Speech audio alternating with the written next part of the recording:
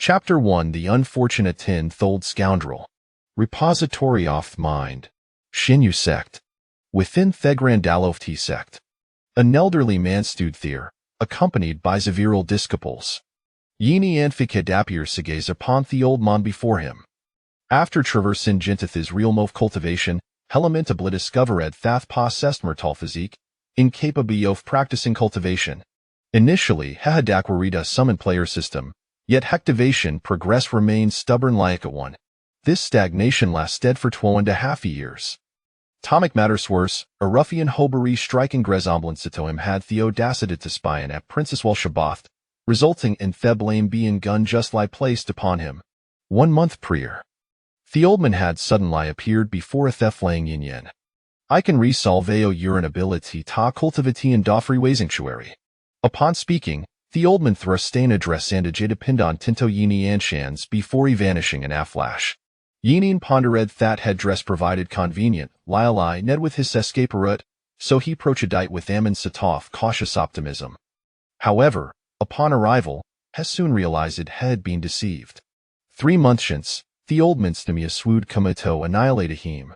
Along the way, he had been bay flea dasto isa Chavis sect was devoid of fana presence.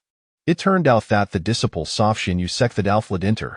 Asimur immortal, washa not being led to histum? Old fool, is the Zerai deo fasistance? Yini Yang gritted his teeth and said, Ario uluring meritity? Youngman, donat besahasti, the old man chuckled, while I may not be able to assist you with our cultivation issues, I can indeed help you evade the empire pursuit, cholangitis centurius note entirely inaccurate. Up in hearing this, Yini and Sanger flared of Enmer. Third Naher had thorough lie altiridis perception of T sect. Theme Tyree sect lackadav in a hinto featherilum biance, bearing no distinction from an ordinary dilapidated hill. Moreover, the building soft he sect thadmos licrumbled. Rather than a sect, it resembled a desolator unitop a mountain. What sort of refuge could such a place provide? In truth, I possess a modicum of divination skills, and it was through the hexagram that telocatidiu, the old man explained. The hexagram indicates how you possess the means to resolve our sex crisis. I am butamra mortal, Yini Yan continued to glare at the old man. Do you perhaps hold main to high regard? I do not know the hexagram released a testis. Then what shall Dido? I do not know. What's the point in summoning my Fiunono thing? I do not know the hexagram released a testis. Do you believe him?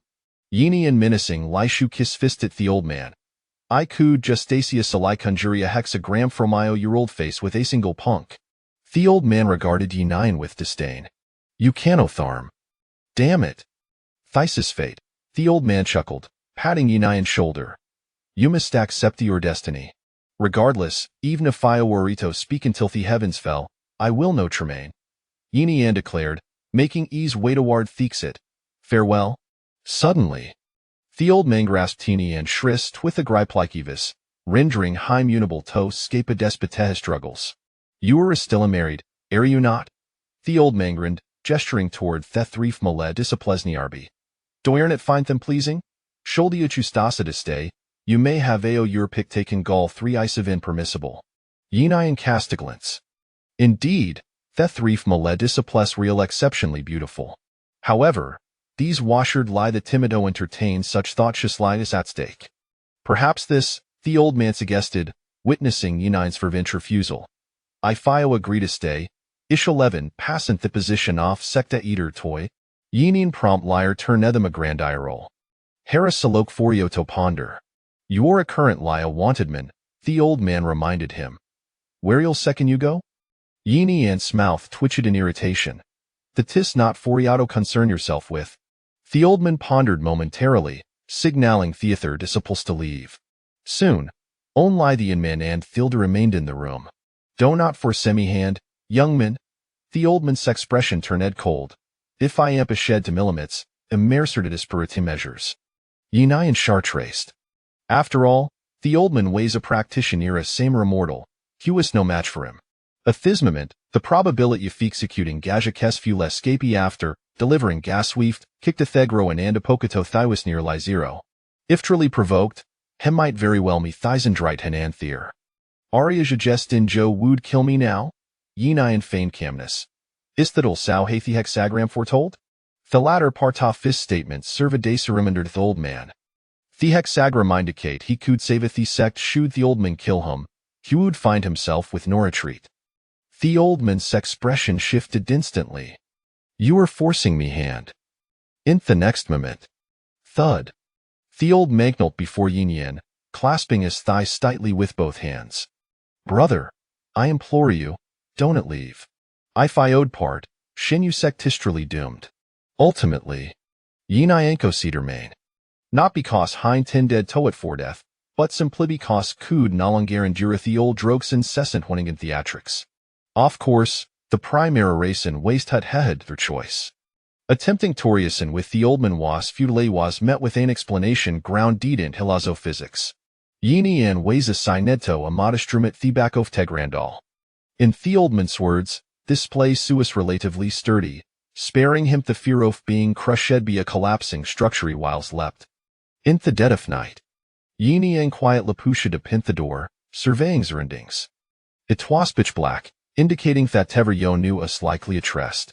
A sins of triumph washed over Yinian. Old comrade, you have grown complacent. You neglected ta station in Yon to keep watch over me Havana, provided me the opportunity to escape? Feigning compliance said during the day, Hekud no make a grand exit, what could I you possibly dato stop me? Farewell. Yini and tu cadvente jeefted darkness on swift limb made highs way down him mountain. Turning back, here I zed twa middle finger stored the summit before continuing his flight. However, after an informed Latour 3 meals, a group of ill-tempered individuals suddenly emerged before him. Without uttering a word, they brandished their weapons sand-charged. Damn it! Yinayan exclaimed, pivoting on his shieldfully. The up-here-ed Toba practitioners. In merriments, they were up in Yinyan. Thupan sin their hands as Lysed through her with heminis anguish, descending upon him.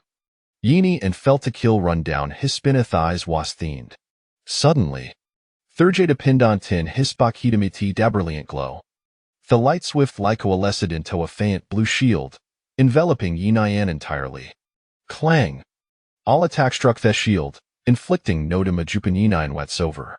Seeing this, Yinian seized the opportunity to escape. Though he was reluctant to return to Shinyu sect, it was present lie the nearest stand safest refuge. The old Drogu was waiting for him to save his sect the could not simply abandon him. With the Baragio fatigue still raining down, Yini and sprintedo the foot off the mountain. Thepper sursimid to hesitate, unwilling to case a hymeny further, and quickly turned back. Yini and made highs way back to Thegrandalofti sect. Indeed. The old man was standing there, arms crossed, grinning at them. Did you enjoy yourself? The old man asked. Was it thrilling? Enjoyable, my foot. Yinin pulled out hej dependent, hurling at the old man's face. Yold fool, you must give me an explanation for today's events. What explanation? The old man received the pendant, feigning ignorance. I do not comprehend what you were. You were pushing, Yinayan shouted. At this point, whether it faced the outside or within, it makes no difference sim I tas well take he my own life. And do can't see the hexagram to vote. It was Merliage twith a fury, the old man muttered. Those pursue endure a spy is from whence young sect. Before Uda sinded the mountain, I left a tray suff spiritual imprint in you, the old man chuckled. Theoretically, they can trick you wherever you go. You've deceived him. Yiniang glared at he old man as if you were Edaman. It's not the first time, the old man shrugged apologetically. It thought you would be accustomed to it by now. Accustomed to your nonsense. Yinian could no longer contain himself. Here this fist stand struck at fire salid toward the old man's face. Yet, mere centimeters from the old man's visage, his fist inexplicably halted. You cannot have in brain eye through me protective a vital energy, the old man smirked, brushing Yinian's fist aside. Do not waste your forts. Yinian plopped down in tow chair, stewing in just frustration. Young man, your temporize indeed by excessive, the old man remarked, taking gassy app beside Hyman winking. Why not reconsider my earlier proposal regarding my 3 level of municipals? Yinayan ignored him, his gazevacant. Before him lay on lie 3 paths to demis. The first wastermain in Chinu sectand await de thin 3 months. The second wastos niakautand bislain bethespi is from Winsyang sect. The third wasto escapiand, bisherluck, evade capture, onlato be apprehended de so wanted fugitive and executed. Theon like consideration occupying is mind was which manner of dithwood betheliast painful, theliast disgraceful. Suddenly, a mechanical voice resonated within Yinian's mind. The summoning player system is no activating. Current progress 51535. Chapter 2 The Summoning Player System. Before Yini and could fully comprehend the situation, the progress richadastic jaringen 100%. The summoning player system has been activated. Yinian weighs in theverjoftiers. After a long wait of 2.5 years, ithid finally commado fruition. Had it activated sooner, I wold nothing been winted, nor wold he have fallen ito theater a plaid be they told man. System? Yinian inquired within his mind, pray tell, what functions do you possess? My function is to co-establish a server thought connects to Blue Star, enabling the hosto summon players to descend into this world through a virtual gaming experience. The experience gained by the players will be converted in the host's cultivation at a certain ratio. The number of players that can be summoned will increase with the elevation of the host's realm, with the current summonable counts standing at 10 individuals. The system can assess the hostini suing gaming announcement sort tasks, with the specifics determined by the host. Yini Ancs sparkled with excitement. The legendary fourth calamity. Regardless of which world dight descend supon, itis dema de cataclysmic terror. Wiley a tremaine sun clear watrion players can attain in 3 months, one than gisertain. The Winsyang sect descend for a calamity. Letalanet have fact that their sect master is merely a stage of foundation establishment. Event those monstrous beings synth Mahayana tribulation transcending, stages would find themselves as a themercy of an unrelenting calamity, seeking Gonlato fin for themselves. How do Isoni opera Tetha summoning Goth players? Yinian promptly asked. The host can recruit players through the official website. Very well, append the official website. Soon, Apple Lebla light screen appeared before Yinian's eyes. However, the website was current lie blank, devoid of fan content. After a moment of contemplation, Yinian began to draft a message. By the way, system, can you upload some captivating videos? Affirmative. In Apparel World. Blue Star. A this moment, Liang Kun weighs intent la focused on Themoniter. In the video, a group of factors Skliddy Nancy and Tatire were battling gay fearsome a beast towering several meters shy. Various Bulsan techniques were unleashed, appearing quite extravagant. As for the actors, the wary and consequential. The fantastical Zener Yan the modeling goth T beast looked astonishing lyrial, completely unlikely product of CG effects. The scene shifted o ancient city. Once again, actors in tradition Algar Brody and various magnificent exotic beasts, traversing the city. In the sky, shadow saw figures riding flying swords flashed be. The screen transition-y diatagain. 2 individuals Skladen dea Estrobesh hovered in midair. One Wasengul feeden flames, while it heather ways entwined in electric currents. In the next moment, the air emanating from both individuals surged toit zenith, colliding violently. Instantaneously, the mountains trembled, and thunder roared. Ultimately, with a stunning display of their ultimate moves, theme tai resincha tered in toe fragments. A fuel and soft text emerged. A third tie Iran Devor culminates in a masterpiece Seth World of Cultivation is officially unveiled. The most authentic cultivation world. Unprecedented freedom. Awaiting. Version 1.1 The Calamity Option USEC commences its explosive via pin beta. Initial open beta participants 10 individuals. Upon finishing the video, Liang Kun's first reaction was disbelief. Given the current technology, it was certainly impossible to create a game of such magnitude.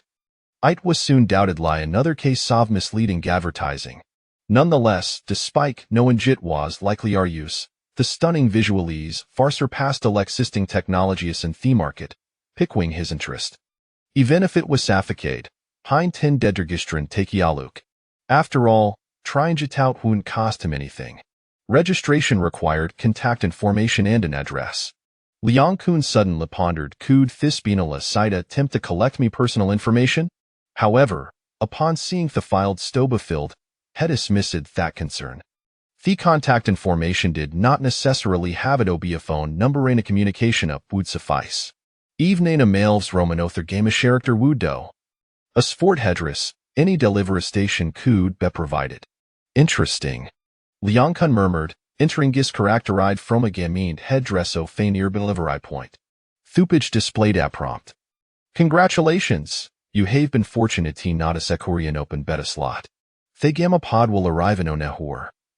Upon hearing the Tightway Sagam pod, a concept existing online imagination, Liang Kun's remaining anticipation evaporated. If the visualies from the previous video were considered groundbreaking technology, then the Gumpod couldn't libe describe as future black technology. Such a thing could not possibly exist. It was likely the creation of Sami Bered Prankster. And Herliter. These black Euronama Tershave Kanedmi gain. Upon seeing the large letters spelling FAILURE on the screen, Liang Kun immediately went to disanger. Suddenly, Theme Likinen his game interface flickered. Curious, Liang Kun clicked in Theakin. The Gammy pod has arrived at the delivery pointy hour registered with. Please proceed to collect it. Retrieve the package, install, and start. Liang Kun, overwhelmed and astonished, laid on in the Gamma pod. Shinyu sect. That night, a torrential downpour ensued. Thunder rumbled amina slyan theski. Boom. Buildings collapsed underfoot. Boom. Rain cascaded through the hole in the roof, splattering onto the ground. Dee-da, dee-da. Yinin pooled the blanket averished. Damn it. Let it be destroyed. The following day.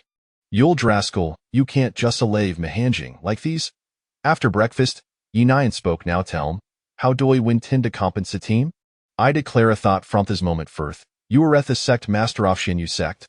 The old man replied with yet most certainty everything, then the sectai years, including me 3 beautiful female disciples. Yini Anch Trokadiskin thoughtfully. These sects resources scood servis ruard sta stimulate players' enthusiasm for the game player sleevelinga would also elevate ironrealm. Upon reflection, it did not seem too shabby. Yet, upon reconsideration, here lies something, miss. The sewer promised to Mephram Thestar thou can they be considered compensation? Yini Yang glared fire Celia the old man I said compensation. Do I understand? What do I intend todo? The old man's expression suddenly shifted, retreating gay fush teps with his hands crossed, rishus diamonelder. Dono tack trecklessly. Yini Ant's face darkened dasherized a damn middle finger at the old man. What does that gesture mean? The old monasked with a puzzled expression. Nothing much, just a compliment to your greatness. Is that so? The old man enlightened, then raised 12 fingers set in Yeni work with tech commendable. Yin yin. A quarter of an year later. Luke and Gathi so-called treasurer before him, Yinine felt a wavy of dare. Aside from a handful of flow-grade spirit stones, there was nothing else. Forget about any divine you epen sore treasures, no divinabro kinsword was present. For a sect, this scood not simply describe it as poverty. To call Shinyu sect destitute would be the greatest insult to the impoverished. He had initial light hot that becoming the sect master wolf was my compensation, but he turned out to be no more than ty promise. Now under the sect ways in such disarray without any cultivation. What else I steer? Yini and precedent sure lither must be zome spirit mineras sorcerer alchemy industry. At least something? The old man immediately shrugged Andres de Shans. The meaning was abundantly clear. Given the current state of affairs, do Oria lighting theory say anything? Yini Anch struggled to restrain himself from thrusting his fist into the old man's face. Since a thedivination indicates a possess the potential to brain eye, the stalemate, you must have a solution, right? The old monasked with keen anticipation why no think it over? Emilia Aikmyrtle what doy? Think you can do? Really nothing? What doy ow think? No tathing. Shall ik kneel for you? Yini and Luke dith the old man in exasperation now tell 'm, how many times must the bo before yo let me off? After a length of pause. Take this. The old man suddenly produced a talisman and tossed it Yin Yin. Chapter 3 The arrival of the first batch of players. What is this? Yin Yen curiously examined the talisman that he had received. It was a teleportation talisman, capable of whisking one away in an instant. The old man grasped Yin Yen's hand. I will infuse a stream of true energy into your body. Whenever you wish to depart, utilize this energy to activate it. You mean to say you will let me go? Yin Yen asked incredulously. You are correct. As a mere mortal, what means do you possess? The old man released Yin Yen's hand with a sigh. This matter is inherently unrelated to you. Forcibly dragging you to your demise serves no purpose. Yin Yen raised an eyebrow, realizing that this old fellow might not be as malevolent as he appeared. Perhaps he truly had no alternative before. If you possess this talisman, why not use it yourself? Yin Yen regarded the old man with suspicion. This is my home. I shall not leave. The old man shook his head, cough, cough. Suddenly, he spat out a mouthful of blood. What is happening? Yin Yen exclaimed in shock. It must be the side effects of the divination. The old man casually wiped his mouth with his sleeve. Peering into the heavens always exacts a price. That moment, a system notification popped up. The first batch of players has entered the game. All right, I shall accept this, Yin Yen said as he stuffed the teleportation talisman and several low-grade spirit stones into his pocket and stepped outside in the plaza of the Xinyu sect. Blinding white light flashed, and 10 players materialized. What the hell? The 10 individuals were momentarily stunned by their surroundings. The scene modeling is astonishingly realistic. The texture of the clothes feels just like real life. Is this really a game? Wow, even the sensation of touch is indistinguishable from that of a living person. Damn, you pervert, go touch yourself instead. Why are you grabbing my chest? Wow, the weeds on the ground can be pulled up. The freedom here is astounding. After a moment of astonishment, the players seemed to have an epiphany and all simultaneously performed the same action. They unfastened their trousers and looked down. What the heck? This is an incredibly immersive game with heightened freedom, instantly igniting the players' enthusiasm. However, before they could fully indulge, Yin Yen and the old man arrived. The NPCs have arrived. They discerned that Yin Yen and the old man were NPCs because neither bore the green health bars atop their heads. The old man wore a bewildered expression. He could tell that these individuals were mere mortals devoid of any cultivation. How could 10 ordinary mortals infiltrate his sect without him noticing? I know you have many questions, Yin Yen whispered, but hold them in for now. Greetings, warriors. Yin Yen addressed the players. I am Yin Yen, the sect leader of the Xinyu sect. The players paid him no heed, engrossed in their own conversations. This guy is the sect leader? He looks so weak. Xinyu sect? What a peculiar sect. Huh, this is a sect. I thought it was some ruins. Yin Yen felt a headache coming on. The fourth calamity was fine everywhere, but managing it was a nightmare. System, do you have any methods to restrain them? Since players depended on the host for existence, the host could suppress them at will. By the way, system, how do players learn skills? Can the cultivation techniques of cultivators be directly utilized by them? Skill learning functionality has not yet been unlocked. Players possess a digitized body and cannot cultivate or learn techniques like cultivators. Can my companion, the old man, take the players to fight monsters? If cultivators participate in battles between players and demon beasts, players will receive no rewards. Yin Yen nodded and looked back at the crowd. Silence. At his command, the 10 players immediately became obedient. Unable to speak or move. 3 months from now, the sect will face an existential crisis, Yin Yen continued. Protect the sect. Strive to enhance your own strength. The players promptly received a system quest. Please proceed to the Eastern Demon Beast Forest to slay demon beasts and elevate your strength to the Chi Refining Level 1. Quest reward. 10 contribution points to the sect. Contribution points were a concept Yin Yen had devised on his journey, as they were desperately impoverished. Moreover, as a leader, painting a bright future was an essential skill. Before long, the players found they could move again. Sect leader, do you have any weapons or equipment? Also, skills and potions? You can't expect us to fight monsters in the nude. If nothing else, at least give us a set of clothes, like what you're wearing. Liang Kuan, a player with the ID Untamed Wild Dog, said as he reached toward the 2 men. He seemed inclined to strip them of their garments. Seeing this, the others quickly mimicked him. This weak sect leader is one thing, but this elder with an ethereal demeanor must have extraordinary attire. It could be an exceptional piece of equipment. Unfortunately, their hands were repelled before they could touch them. Wei Yinyan used his mental suppression, while the old man employed true energy for defense. The players remained undeterred, following the two to the main hall of the sect. With a clang, Yinyan slammed the door shut, leaving the players staring in disbelief. Without the sect leader's permission, entry is prohibited. The 10 stood at the door, beginning to debate. It seems there are no novice weapons. Everything must be resolved by us. Based on my experience, such highly free games typically contain hidden items. I believe we should search first. That makes sense. Perhaps treasures lie beneath these bricks and tiles, just like in Battle Royale. After their discussion, the players commenced their treasure-hunting expedition within the sect. Not long after, Untamed Wild Dog approached a dilapidated house. Finding the door pushable, he gleefully slipped inside. Inside, apart from some everyday household items, there was nothing else. Untamed Wild Dog moved toward a nearby cabinet, convinced that it likely concealed some equipment or quest clues based on his gaming experience. In the main hall of the sect, the old man questioned Yinyan. Where did these people come from?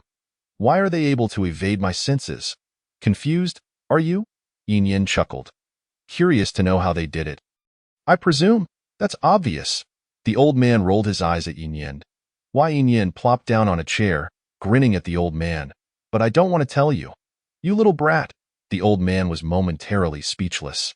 I didn't realize you were so petty. Of course. Who told you to trick me before? At that moment, a male disciple entered, dragging a player behind him. The player was tightly bound and struggling fiercely. Greetings, senior brother. Greetings, sect leader. The disciple saluted with one hand. Now he is the sect leader, the old man reminded, glancing at the player the disciple was holding. What's going on here, sect leader? This fellow appeared out of nowhere. He barged into my room and started rummaging through my belongings. When I tried to stop him, he even tried to strip me. Chapter 4. The player's initial experience of monster hunting. The old man glanced at Yinyan. You brought this person here? You handle it, sect leader. Let me go. The player shouted. I only rummaged through a few cabinets. Who knew this guy was so stingy that he tied me up? Soon after, a female disciple entered, dragging another player. This player was also bound, but wore a woman's outer garment. Sect leader, this guy snuck into my room and stole my clothes while I was away. The female disciple exclaimed angrily. As soon as she finished speaking, several disciples entered, dragging players behind them. The 3 elders of the sect followed, with each elder carrying 3 players. These 3 players, though not bound, bore visible bruises, clearly having been roughed up. The reasons for the players' capture were largely the same. They had all invaded others' rooms to rummage through belongings. The 3 who had been beaten were even more outrageous. They had attempted to attack the 3 elders. Once everyone finished explaining the circumstances, all eyes turned to the old man, who in turn looked at Yinyan. Yinyan clicked his tongue. While he could suppress players, it was impossible to monitor them 24 hours a day. System, can you implement a favorability system or something similar? Yes, but you must establish the consequences for rewards or punishments. The system replied. After pondering for a moment, Yinyan devised a set of rules for the system. Soon, the players received a system notification. You have angered Chunfeng. Chunfeng's favorability -10. If favorability falls below 50, you will enter a state of hostility and will be unable to interact with him or purchase any items from the sect. You have angered Shuangfeiyu. Shuangfeiyu's favorability -30. If favorability falls below 50, you will enter a state of hostility and will be unable to interact with her or purchase any items from the sect. You have provoked the 3rd elder, resulting in a -40 decrease in his favorability. Should his favorability fall below 50, he will enter a state of hostility, rendering any interaction impossible and preventing the purchase of any sect items. The players were immediately thrown into a state of panic.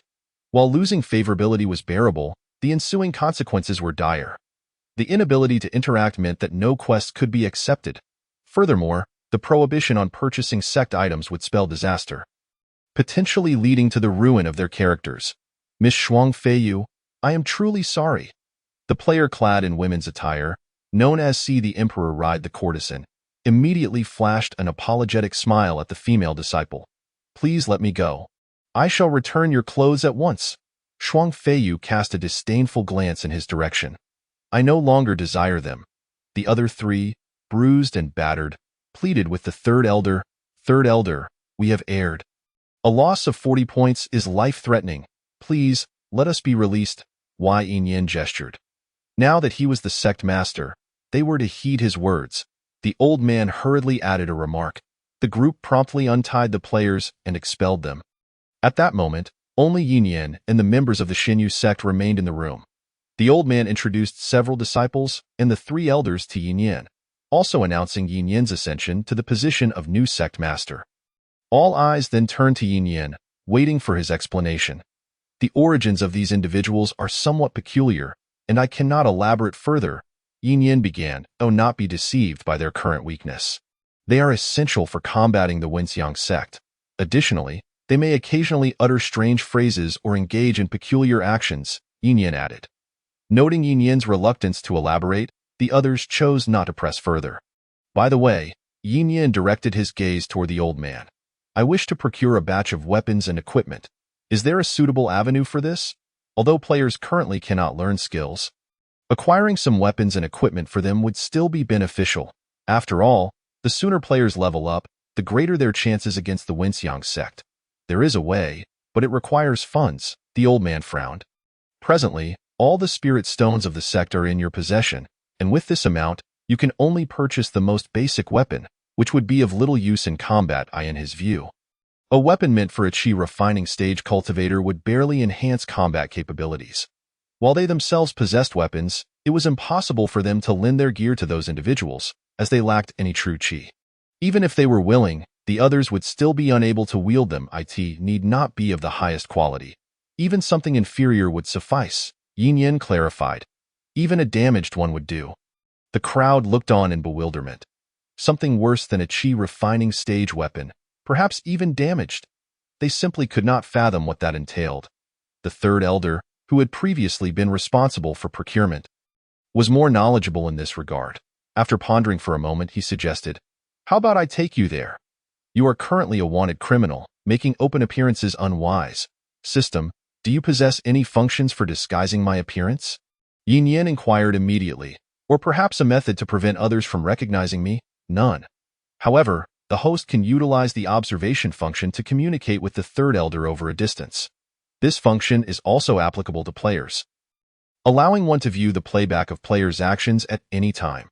This is certainly feasible, third elder. I would greatly appreciate it if you could make the trip. Yin Yin produced spirit stones and handed them to the third elder. "I will contact you when the time comes." "Yes, sect master." The third elder, taken aback, accepted the spirit stones. He simply could not comprehend how his new sect master, a mere mortal without any cultivation, would manage to contact him later.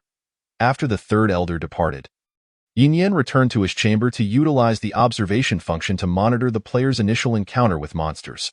Meanwhile, on the other side, after being expelled, the players dared not rummage through the surroundings carelessly. Undeterred, they scoured the ruins for quite some time, only to unearth rotten wood and broken bricks, finding nothing of value. Ultimately, each of the 10 players selected a makeshift wooden stick, while the Emperor ride the courtesan even used Shuang Feiyu's clothing as a makeshift bag. "Stuffing and several bricks, I have formed a team. Everyone, please join," the Untamed Wild Dog gestured. The group promptly activated the team function and joined the Untamed Wild Dog's party. Astonishingly, a single team could accommodate 100 members. The beautiful trial exclaimed. "This implies there will be formidable dungeons ahead." However, such matters were still far off. The wandering swordsman shook his head. "We should focus on leveling up first. 2 hours later, at the outskirts of the Beast Forest. Goodness, this leveling spot is rather far, isn't it?" The Untamed Wild Dog lamented while rubbing his sore thighs. "The worst part is that it feels just like walking in reality. I am actually getting tired. Damn, I'm worse off." The Emperor ride the courtesan groaned. "I've been lugging several bricks all this way. You weaklings." The beautiful trial exclaimed enthusiastically, brandishing the stick in her hand. "Enough talk. I intend to take on 10 all at once." Without further ado, the group ventured into the forest. Shortly thereafter, a beast appeared before their eyes, a chi refining stage creature, the Gale Wolf. Upon noticing the presence of humans, the green light in the Gale Wolf's eyes intensified, Drool dripped from its jaws, plopping onto the ground. Staring at the giant wolf towering over 3 meters, everyone was left dumbfounded. Is this truly a wolf? Surely, it cannot be an elephant? Those sharp fangs and claws glimmered with a terrifying sheen, especially that massive paw, which seemed nearly the size of one's own head. The stench emanating from the Gale wolf's mouth was enough to leave everyone dizzy. The visual impact was overwhelmingly realistic. The players felt as though they were facing not mere game monsters, but a genuine ferocious beast. This creature was not only more intimidating than a tiger, but there was also no cage to separate them. They could feel their hearts racing and breath quickening. They wished to turn and flee, but found their legs dancing uncontrollably, refusing to obey. However, the Gale wolf clearly had no such concerns. Seizing the moment the players were left in shock, it lunged forward. Whoosh, splatter. Blood sprayed everywhere, severed limbs flying. The Gale wolf dispatched one player with each swipe of its paw, swiftly annihilating the terrified players. Duong, duong, duong, clatter. The players' wooden sticks and bundles of bricks lay scattered across the ground. Chapter 5. Another encounter with the Gale wolf. The players' perception of the world turned gray as a prompt appeared on their screens. Would you like to retain your corpse for revival? Yes or no? At the Shinyu Sect's plaza, brilliant white light flashed. The 10 players were resurrected. This scene was witnessed by passing disciples, including Qin Feng. Qin Feng and the others were taken aback. Could this be the legendary teleportation talisman? However, their attention was soon captured by the players' dialogue. The 10 players exchanged glances, their eyes filled with frustration. Damn, we just met and were immediately wiped out.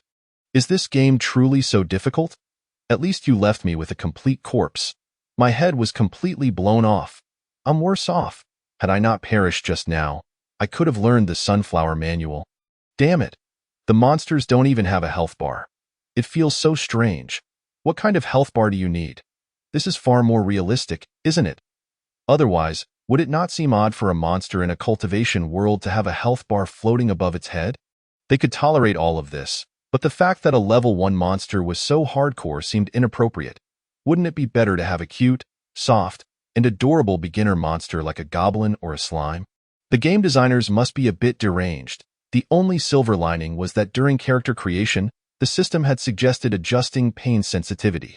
Thus, before engaging in combat, everyone unhesitatingly set their pain sensitivity to 0. They were here to play a game, not to engage in self-torture. Meanwhile, Qin Feng and the others looked on in confusion. The players' words sounded peculiar to them.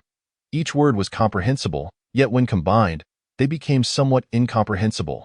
Wiped out? Health bar? Goblin? Slime? What on earth were they babbling about?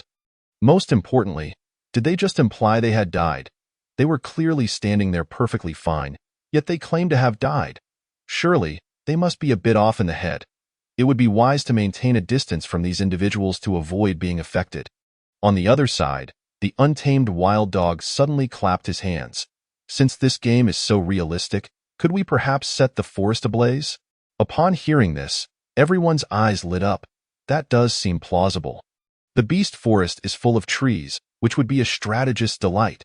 If we set it ablaze, wouldn't all the monsters perish? While the reasoning was sound, the wandering swordsman remarked. However, such an obvious bug should not be permitted by the game developers. Who cares? Let's just try it out, the untamed wild dog replied as he scanned the area, spotting Qin Feng in the distance. I believe that disciple's name is Qin Feng. I'll go ask him. With that, he sprinted over to Qin Feng and the others. Excuse me, do you have any torches or anything? The untamed wild dog inquired eagerly. And perhaps some flammable oil? Qin Feng did not respond but took a couple of steps back instead. Why are you stepping back? The untamed wild dog asked, puzzled. It's nothing. I just slipped a bit. Don't mind me, Qin Feng replied calmly. What do you need those items for? Not long ago, we encountered a formidable great wolf in the beastly forest. The untamed wild dog proposed. I intend to set fire to the forest and incinerate that creature within. However, Qin Feng swiftly doused his enthusiasm with cold water, stating, do not be misled. Even the flames of ordinary fire, let alone those conjured by fire-affiliated cultivators or beastly flames, cannot ignite the trees within. As for the reason, I am equally in the dark. Reluctantly, the untamed wild dog returned to the group. With the plan to set the mountain ablaze thwarted, the others had no choice but to resume their quest to battle monsters, the outskirts of the beastly forest. By the time the players arrived, the Gale Wolf had already departed. The remains it left behind had been nearly consumed, leaving only a few skeletal remnants adorned with shredded flesh. The players opted to reclaim the carcass, and the remains on the ground promptly vanished from sight. "I confess, I was a bit startled earlier," remarked Jian Zhenqiji, as he picked up a previously discarded wooden stick. "This time, I am thoroughly prepared and will undoubtedly trounce that big dog." "By the way, what purpose does reclaiming the carcass serve?" queried the untamed wild dog, perplexed. Previously, upon death, there was no indication of any loss, and now, recovering the carcass yields little of value. Since the game is designed this way, it must hold some significance, replied Zhangjian Tianya. "We probably haven't discovered it yet, as we are still new accounts and haven't met the triggering conditions." As they chatted, they continued their search for the Gale Wolf's trail. Bloodied footprints were visible. Based on their size and shape, they undoubtedly belonged to the previous great wolf. Headed southeast. The untamed wild dog called out. Meanwhile, the satisfied Gale Wolf lay lazily on the ground, relishing the aftermath of its feast. "I am a Gale Wolf, a youthful and joyous prodigy of the beastly forest. Today, while foraging, I fortuitously encountered a few feeble humans. This has been the most effortless hunt of my life. Thanks to them, I am now comfortably sated, at least for the next 3 to 5 days. I need not labor for food. Last night, my family informed me that in a few days, I must visit Xiao Hua's family to propose. Xiao Hua is a captivating flower among another pack, admired by many young Gale Wolves. Just the thought of her enchanting form kept me awake all night in delight. Feeling a bit drowsy now? Perhaps I should take a nap. Wait, what do I see? More feeble prey has delivered itself to me. By the beast god. Is today my birthday? Lo and behold, right here." Jian Zhenqiji charged forward with his stick. "Brothers, let us take it down." The battle was imminent. The Gale Wolf sprang to its feet, lunging towards Jian Zhenqiji to bite. Its enormous maw opened wide, perfectly aligned with Jian Zhenqiji's charge. That gaping mouth could easily accommodate 2 of Jian Zhenqiji's heads. Whether it was due to fear or the foul stench of the wolf's breath, Jian Zhenqiji had no time to evade and was seized by the Gale Wolf. Crack! With a swift shake of its head, a headless corpse was flung away. Team member -1, the others, witnessing this, dared not act recklessly and cautiously maneuvered around the Gale Wolf. "Let us not rush into attack. First, let us ascertain its patterns." The Gale Wolf immediately lunged at the player known as Sponge Baby. Thanks to adequate preparation, Sponge Baby narrowly dodged the wolf's bite. Its speed is not all that remarkable. Sponge Baby began, but before he could finish, the Gale Wolf's claws struck. Thud. Sponge Baby's head soared high, tracing a perfect arc. Team member -2. Seizing the moment while the Gale Wolf was momentarily stunned, player Steel Wing decisively swung his wooden stick. Crack! The stick struck the Gale Wolf's leg, snapping instantly. Steel Wing retreated without hesitation. The Gale Wolf's claws barely missed the spot where he had just stood. Had he hesitated even half a second longer, he might have met the same fate as Sponge Baby. The untamed wild dog and others had also attempted to exploit the Gale Wolf's recovery time. But like Steel Wing, their sticks shattered as well. The Gale Wolf remained unfazed, merely feeling a slight tingling in its jaws. Without weapons, the players found themselves at a disadvantage, forced to evade while devising a strategy. Yet, the Gale Wolf's attacks were exceedingly rapid, demanding their utmost focus to barely survive. This implied that the longer the encounter dragged on, the less favorable it would be for the players at that moment. A player named Gale stood behind the Gale Wolf. His eyes narrowed in an instant. A bold idea sparked in his mind. The soft fur on the wolf's belly was clearly its most vulnerable point. If he could land a strike there, it would surely result in a critical hit. If luck favored him, he might even induce a bleeding state, which would be even more gratifying at that moment. Gale's brain transformed into a supercomputer. Countless formulas whirled through his mind, initiating complex calculations: angle, force, wind direction, humidity, friction. Now is the time. Chapter 6. Remove my thigh bone. Seizing the opportunity while the Gale Wolf was engaged with other players, Gale sprinted forward, charging towards the Gale Wolf. Upon reaching beneath the beast, he thrust his wooden stick forcefully into its belly. However, the anticipated scene of the wolf being pierced did not unfold. The stick merely slid off the wolf's belly upon contact. Propelled by the recoil, Gale continued sliding forward, swiftly arriving beneath the Gale Wolf's head. The Gale Wolf lowered its head. Their gazes locking that it resembled that rainy night when Spider-Man and his girlfriend exchanged glances. Yet, there was no romance to be found. The Gale Wolf was unceremonious, chomping down without hesitation. Gale?'s entire head was instantly engulfed by the wolf's maw. He seemed not yet deceased, his limbs thrashing violently. However, this soon transformed into sporadic twitching, followed by stillness. Gale?' was done for. The other players could no longer contain their laughter. Ha ha ha, you're hilarious. What were you planning? To choke the giant wolf to death? The giant wolf retorted. Hold off on ordering takeout. Someone just slid in. As they became distracted by their banter, the Gale Wolf swiftly took advantage and began to reap the remaining players. At this point, only 3 players remained: the untamed wild dog, Zhang Jiantianya, and Steelwing. Since the battle commenced, they had yet to be attacked by the Gale Wolf. Without weapons, they resorted to using their fists. And to their surprise, they found that their fists were surprisingly effective. Previously, while swinging their sticks, the Gale Wolf had shown no interest, allowing the blows to land without resistance. The outcome was evident. No damage was inflicted. However, against their fists, the Gale Wolf exhibited a noticeable effort to evade. Yet, this scenario did not persist for long. Without the distraction of other players and still unaccustomed to this immersive combat style, they too fell swiftly within a mere 2 minutes. There was no denying it. This game's combat was more punishing than even Dark Souls, akin to a hardcore Contra mode. A single touch could spell doom. In the Xinyu sect, Chun Feng and his 8 disciples sat upon the steps, observing the raucous players. Despite being alive and well, they insisted they had perished, and this was their second time. Truly, as the sect leader had indicated, these individuals often spoke nonsensically. Why had they turned on each other? Should we intervene? Ing Shui, you must never entertain such dangerous thoughts. Qin Feng earnestly cautioned Lan Ing Shui, who had just suggested intervening with the players. Their minds are troubled. Proximity to them could lead to contagion. Not just troubled, Shuang Feiyu interjected, casting a glance at the battered Jian Jinqiji. They are psychologically twisted. One could easily find themselves with a knife in their back. Upon hearing this, Lan Ing Shui and her companion Muyu Shi immediately paled in fear. As ordinary individuals without spiritual roots, they lacked cultivation. If these deranged individuals turned on them, they would be in peril. Fear not, Shuang Feiyu reassured them, I will protect you.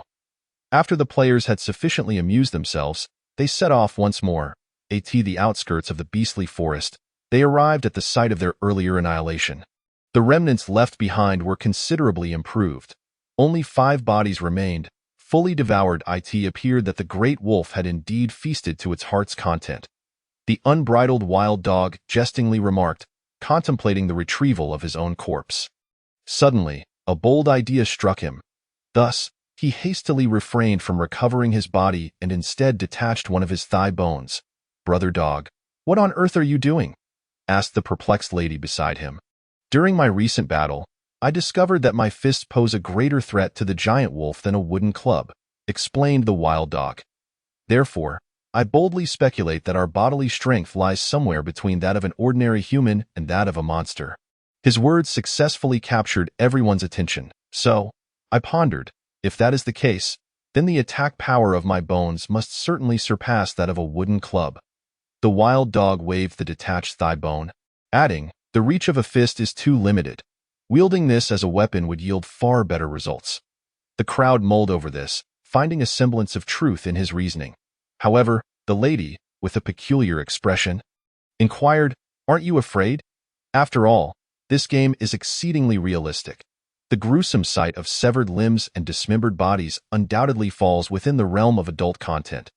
The visual shock it creates is far more intense than the macabre scenes crafted by certain deranged murderers in reality. Were it not for the knowledge that this is merely a game, many would likely be terrified to the point of losing control. Even so, some of the more timid among them chose to avert their gaze from the corpse and dismembered limbs. Truth be told, I too feel a bit unnerved, confessed the wild dog as he casually collected his own corpse. But once I remind myself that it is merely my own bones, the sense of dread diminishes significantly. Just envision the corpses as dropped equipment, and the fear will dissipate. The wild dog's words proved effective. The players adopted his perspective and indeed felt less intimidated. They immediately bent down to begin detaching their thigh bones. "Hey, why are you unfastening my thigh bone? Go and unfasten your own," protested one player. "It's just a thigh bone. Don't be so stingy, dude. I suspect you're just showing off." Soon, one player found himself with an extra thigh bone in hand. With a flick of his wrist, the knee joint connected to his lower leg wobbled comically. One player even removed his vertebrae, keeping it as a backup. The rest were collected by their respective owners. As for the potential losses from the dismembered corpses, the 5 players couldn't be bothered to contemplate such matters. After all, they were all new accounts with nothing to lose. Subsequently, the players followed the trail of blood and arrived at the entrance of a cave. It appeared to be the wolf's den. The specifics within remained obscured, but the space likely wasn't vast. Engaging in battle inside may hinder our performance. It would be best to lure it out. Analyze the wild dog. "Allow me," exclaimed the player known as Simi Ride, stepping forward to the cave's mouth and shouting, "Get out here, you rascal. It can't understand human language. Is this even useful? Who cares? Let's give it a try. I suspect it will emerge upon hearing the commotion." The others, harboring skepticism, awaited around the cave entrance. If all else failed, they would have to risk entering. Though be cautious, they kept their distance from the cave, spreading out to maintain ample maneuvering space. Fortunately, their luck held. Before long, the Gale Wolf appeared. However, this time, the Gale Wolf seemed in no rush to attack. Instead, it gazed at the players with a hint of confusion. "I am the Gale Wolf, a young prodigy of the Beast Forest. Today, the Beast Deity has graced me with 2 waves of ready-made food. Yet now, a 3rd wave has appeared. O Beast Deity, enough for today. Do not bestow any more. I cannot fit it all." The Gale Wolf howled at the players. However, to the players' ears, it transformed into a mere woo. "What a mess. Is it responding to you? Damn it. My name is Lady Random Try, not Messy." "All right. Messy, brother?" The battle commenced. It soon became evident that the wild dog's conjecture was accurate.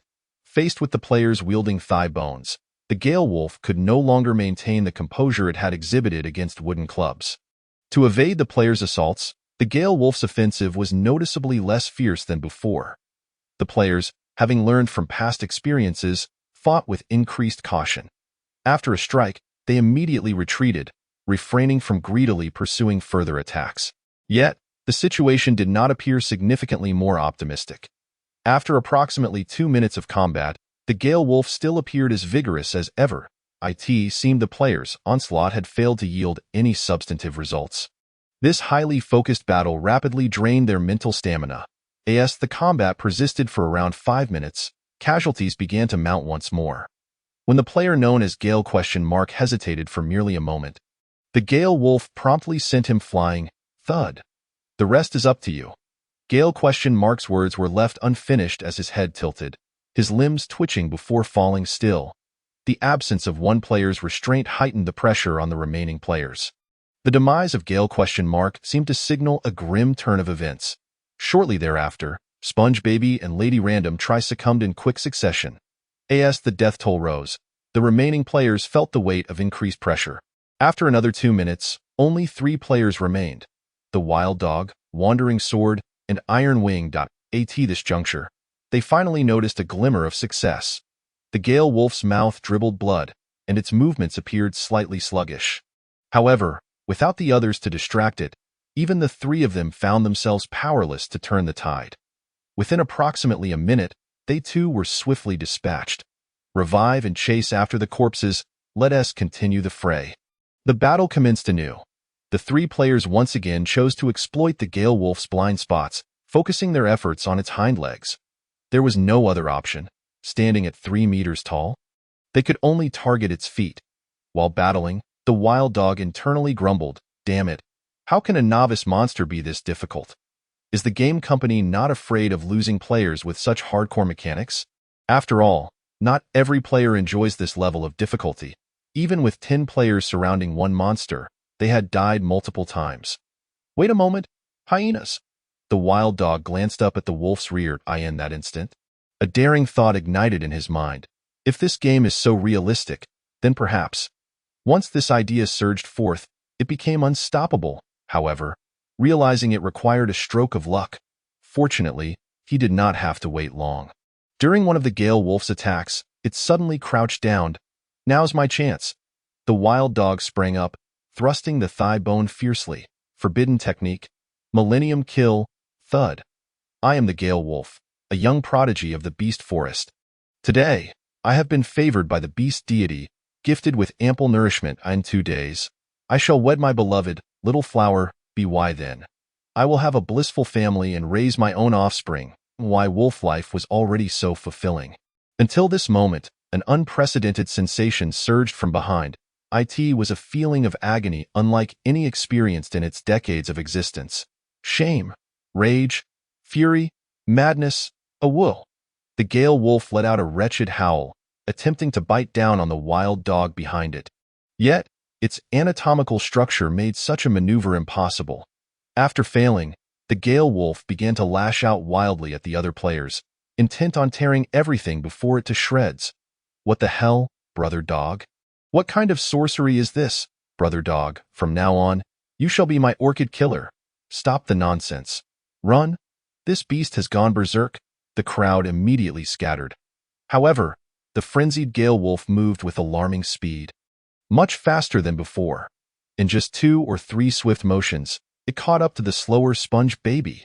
With a single swipe, Sponge Baby's head flew off. Sponge Baby nearly wept. "Why must you always knock my head off? Can't you try a different method?" The wild dog found himself hanging onto the Gale Wolf's back, his body swaying with its frantic pace. The result was that the Gale Wolf's rapid movements caused the wound to reopen, blood gushing forth along with some colorful substances from within, showering the wild dog in a gruesome display. The stench was overwhelming. The wild dog nearly fainted from the odor. Yet, having finally gained the chance to slay the Gale Wolf, he couldn't bear to let it slip away. He endured the relentless torment of the foul substances time and again. At this moment, all he wished to scream was, "Why can't this game disable the sense of smell?" As his injuries worsened, they only served to intensify the Gale Wolf's ferocity. After finishing off Sponge Baby, it resumed its pursuit of other players. "You won't outrun it like this," the wild dog urgently warned. "Climb the trees, hurry." But as he spoke, he inadvertently swallowed a mouthful of the noxious substance. Ugh! Upon receiving the reminder, the multitude of players promptly began to ascend the trees. In moments of peril, individuals often unveil peculiar reservoirs of strength. Those who had never climbed a tree in reality managed to scale it with remarkable agility, reaching heights of 7 to 8 meters before finally pausing. Alas, they sighed in relief, feeling safe at last. Subsequently, they settled on the tree branches, entering a state of rapt observation. Goodness, the tremendous wolf is bleeding profusely from its rear. What a spectacular sight! Not only is it bleeding, but there are also other grotesque things occurring. Does this count as a case of misfortune befalling Dog Brother? Chapter 8. What is this terrifying black technology? The unleashed wild dog, witnessing this group shamelessly reveling in the spectacle, was furious enough to nearly spew invectives. "Here I am, fighting desperately, and you lot are merely spectators, you despicable bunch." Ultimately, however, the wild dog relinquished this notion. The Gale Wolf continued to bleed, too frightened to open its mouth. The Gale Wolf couldn't climb trees, so it could only pace anxiously below. Realizing it was powerless against those perched above, it attempted to bite the unleashed wild dog behind it. Yet, it was painfully evident that this was futile. Once the anger dissipated, the Gale Wolf was swiftly consumed by agony. A few minutes later, with a pitiful moan, the massive body of the Gale Wolf crashed heavily to the ground. The unleashed wild dog immediately rushed to a nearby tree, leaning against the trunk to vomit violently. After another 2 or 3 minutes, The players observed that the Gale Wolf seemed genuinely incapacitated, prompting them to descend from the tree. They retrieved the large thigh bone that had been discarded earlier and paused 3 meters away from the Gale Wolf to observe. At this moment, the Gale Wolf lay limply on the ground, its limbs twitching sporadically, blood oozed from its orifices, and certain areas were grotesquely mangled. Seizing the opportunity to strike while it was down, the players charged forward. 2 players flanked the Gale Wolf, relentlessly pummeling its eyes with their bone clubs. Several others targeted its gaping maw, stabbing vigorously with their makeshift weapons. A few even took over the relentless assault on the already weakened areas. Under the brutal onslaught of the players, the Gale Wolf finally found its release, succumbing to a fate marked by profound humiliation and disgrace, thereby concluding the life of a youthful beast in the forest. Congratulations! You have slain the first-tier beast, Gale Wolf, and gained experience. Simultaneously, the players receive this system notification. However, this game lacks an experience bar, leaving them oblivious to the exact amount of experience gained. The team acquired the following loot: low-grade Spirit Stone Fragment 1. The moment they realized they had obtained something, excitement surged among them. Why had they exerted such effort battling monsters if not for the thrill of this very moment? Based on years of reading novels, they understood that spirit stones served as currency among cultivators, so, had they just looted some coins? Just one fragment? Wasn't that a paltry reward? Regardless of the quantity, it was certainly better than nothing, but with only one fragment. How would they divide it? Dog brother, stop vomiting and come help distribute the loot. The Chaotic Beauty exclaimed, You're the captain. Hurry up and allocate the spoils. I'm coming. The unleashed wild dog approached weakly. I checked. The captain can choose between captain distribution and random distribution. Let us go with random for fairness. Naturally, the group had no objections and promptly began to roll for points. Soon, the results appeared. Unleashed Wild Dog, 79 points. Witness the Imperial Prostitute, 11 points. Chaotic Beauty, 53 points. Sponge Baby, 24 points. Ultimately, the low-grade Spirit Stone Fragment was claimed by the Unleashed Wild Dog, stored in the lower right corner of the character interface as currency. Curiously, it glanced at the description. 10 low-grade Spirit Stone Fragments could be combined to form a complete low-grade Spirit Stone. This item could be extracted in physical form at any time. Randomly, it curiously withdrew the Spirit Stone Fragment. The others immediately gathered around, intrigued. The fragment was no larger than a soybean, glimmering brightly, resembling a diamond at first glance. After their examination, the players turned their attention to the corpse of the Gale Wolf. So, this creature is called the Gale Wolf. What shall we do with its body? Based on my previous gaming experience, submitting this to the sect should yield contribution points or other rewards if all else fails. We could always consume it. I'm feeling a bit peckish myself. Regardless, let us haul it back to the sect. The group tried lifting the body and found it surprisingly light, easily manageable for 5 people. They quickly agreed to form a group of 5, taking turns as they made their way back.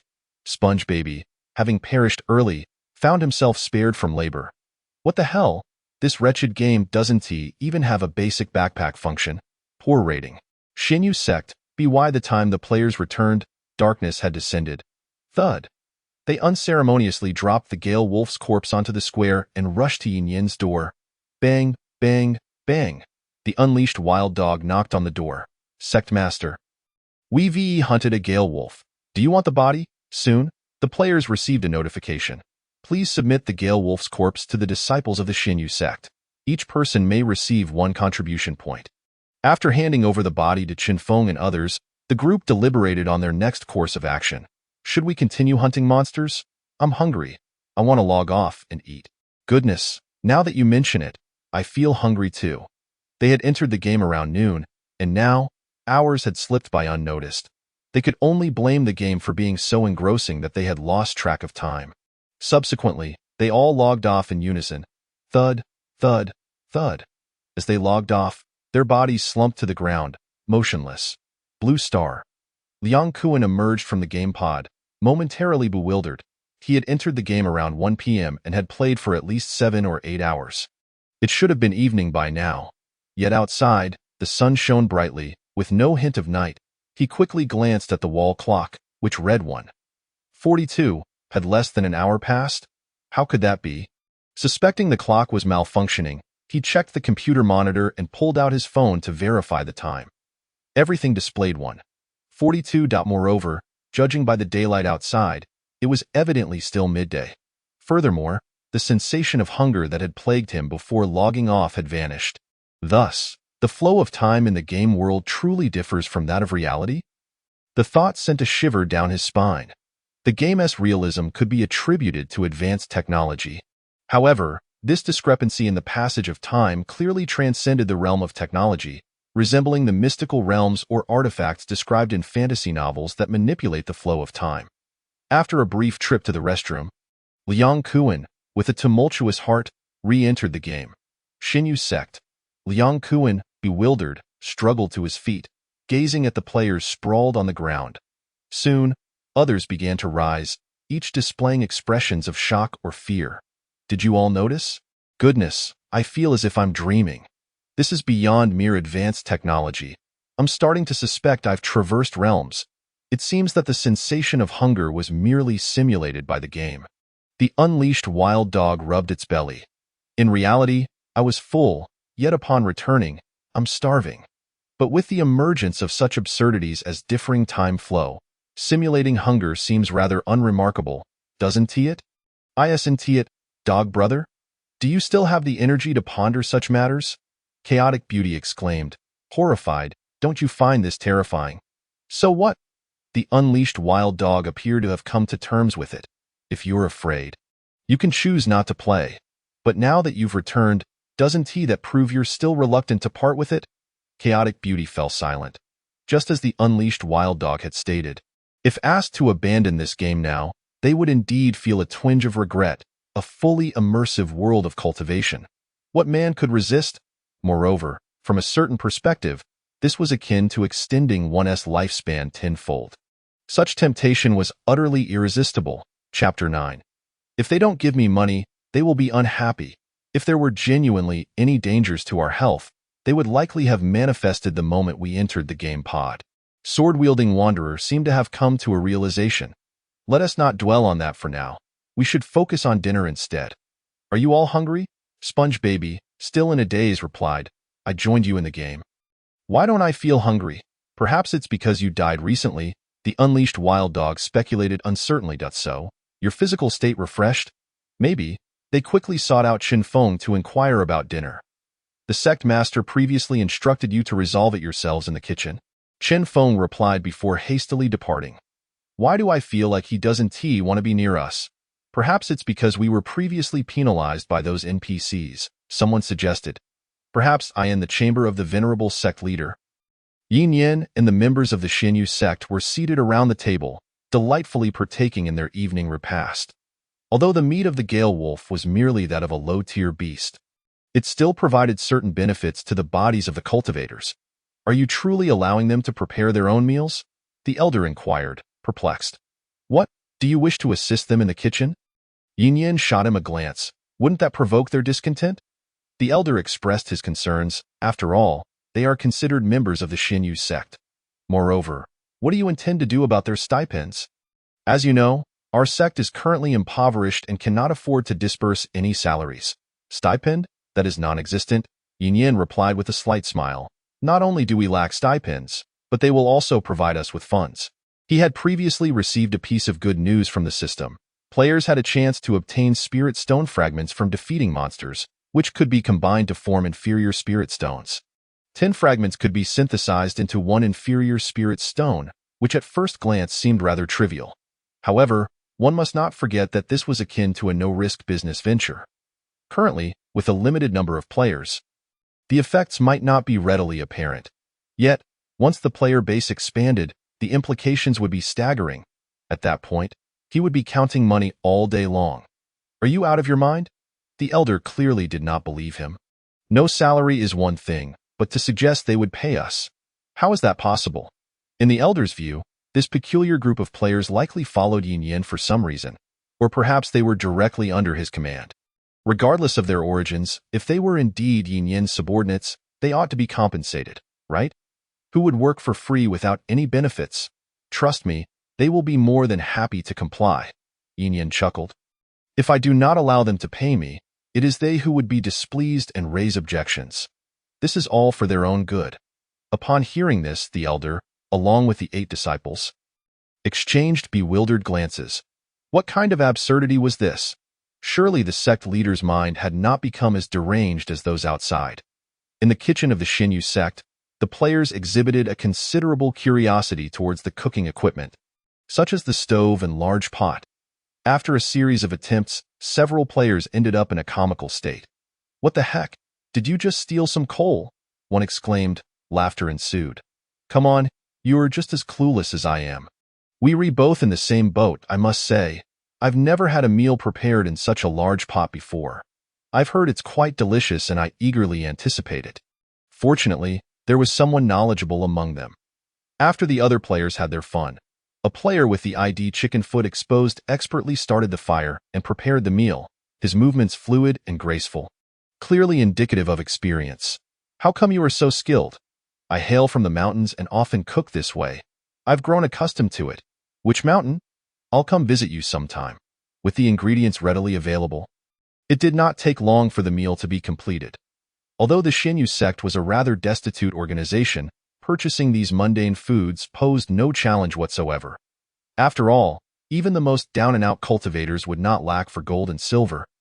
Being mere mortal possessions, soon, the food was served, and everyone began to eat heartily. Wow, chicken brother, your culinary skills are extraordinary. This tastes even better than what a restaurant chef would prepare. It's not that my skills are exceptional. Rather, the ingredients are of high quality. Perhaps they are pure and organic. After satisfying their hunger, the players initially intended to continue battling monsters, but soon realized that it was not feasible as fatigue set in.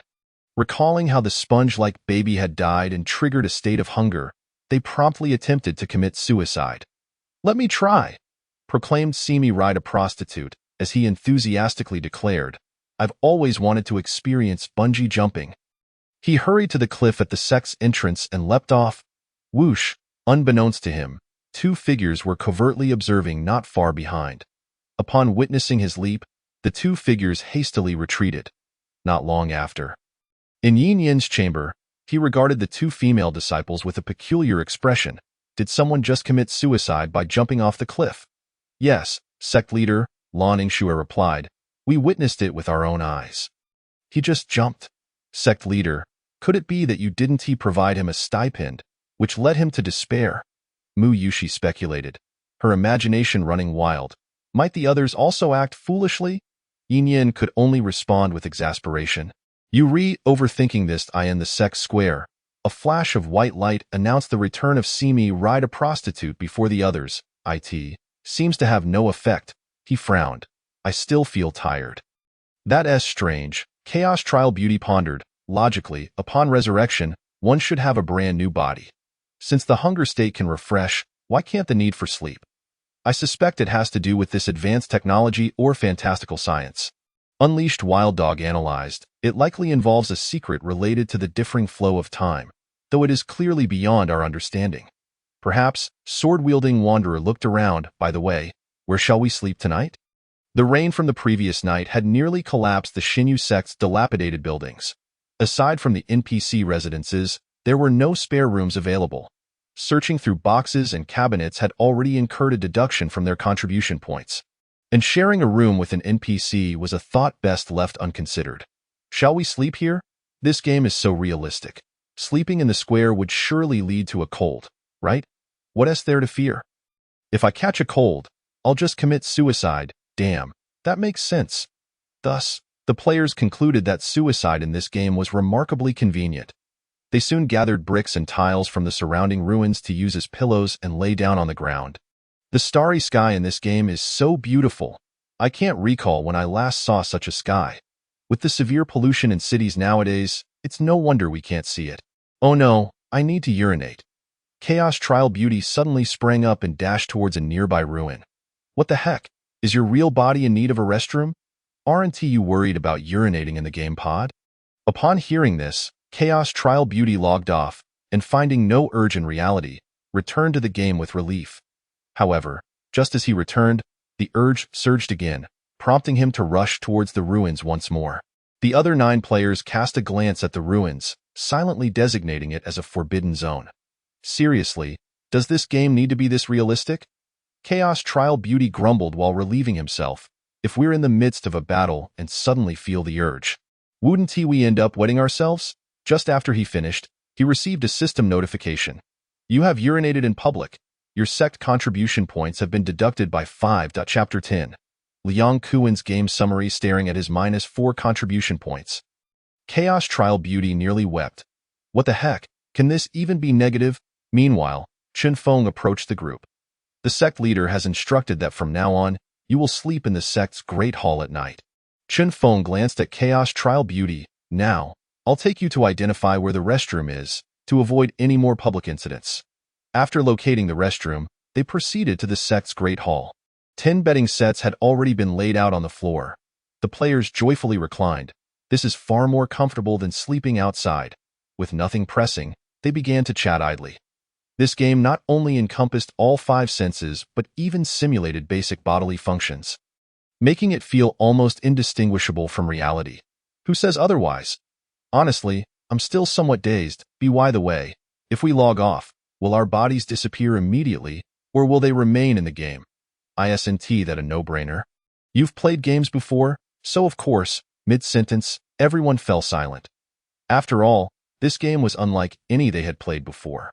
Although they had logged off once, they had been so absorbed in the shock of the differing time flow that no one had thought to consider this issue. I'll try logging off now, Unleashed Wild Dog suggested. You all watch to see what happens to my body when I log off. With that, Unleashed Wild Dog tilted his head and fell silent. The group immediately gathered around him in curiosity. They reached out to check. He still had a pulse. After poking him repeatedly, Unleashed Wild Dog remained unresponsive. It felt just like he had fallen asleep. Approximately 10 minutes later, Unleashed Wild Dog opened his eyes. What happened? Your body remains in the game after logging off. It looks as if you are merely sleeping. Even when poked, you didn't react. And here's a good piece of news. You don't snore while sleeping. Upon hearing the descriptions from the crowd, the untamed wild dog pondered thoughtfully. Stroking his chin, it appeared that after he logged off, his physical form would remain in the game, existing in a state akin to system custody. Presently situated within the sect, he need not worry about attacks from demonic beasts. However, to simply slumber for an entire night seemed rather tedious. Fortunately, the flow of time between the real world and the game world was approximately 1:10. Having been offline for over half an hour, his in-game body would likely be awakening soon. He subsequently shared his thoughts with the others. The air quality in our community is abysmal. I think I shall remain here to breathe some fresh air. I've been suffering from insomnia lately, so I intend to have a good sleep in the game. A couple of hours won't yield much. It's better to rest in the game. To his surprise, none of the others seemed inclined to log off. You all take your time to rest. I shall log off first. Wait a moment. Zhang Jiantianya suddenly grasped his arm. I believe that since this game has implemented a sleep function, it must serve a purpose. I had considered that as well, the untamed wild dog explained. In fact, I wish to test whether there is a difference between logging off to sleep and sleeping within the game. I see, Zhang Jiantianya nodded, refraining from further comment. After exiting the game pod, Liang Kuin settled at his computer desk, relishing a sip of his beloved soda. After a moment of contemplation, he navigated to the official game website. The site remained desolate, save for a few sporadic posts filled with skepticism. This was hardly surprising. The notion of an utterly authentic game world was quite far-fetched, were it not for his personal experience. Even Liang Kuin would find it hard to believe. Moreover, only half a day had elapsed in the real world, insufficient time for any substantial discussion to unfold. Liang Kuin organized his thoughts and began composing a post. To allow such an extraordinary game to languish in obscurity was, in his opinion, tantamount to a crime. Furthermore, the sooner more individuals engaged with the game, the livelier the game world would become. Additionally, a tinge of vanity also played a part. Having encountered such an impressive game, he felt an insatiable urge to boast to the online community.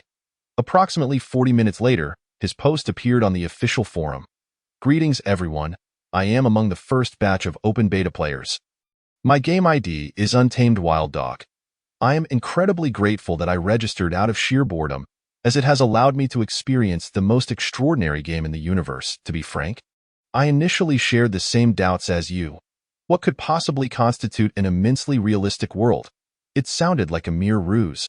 However, the moment I entered the game, I knew I was mistaken.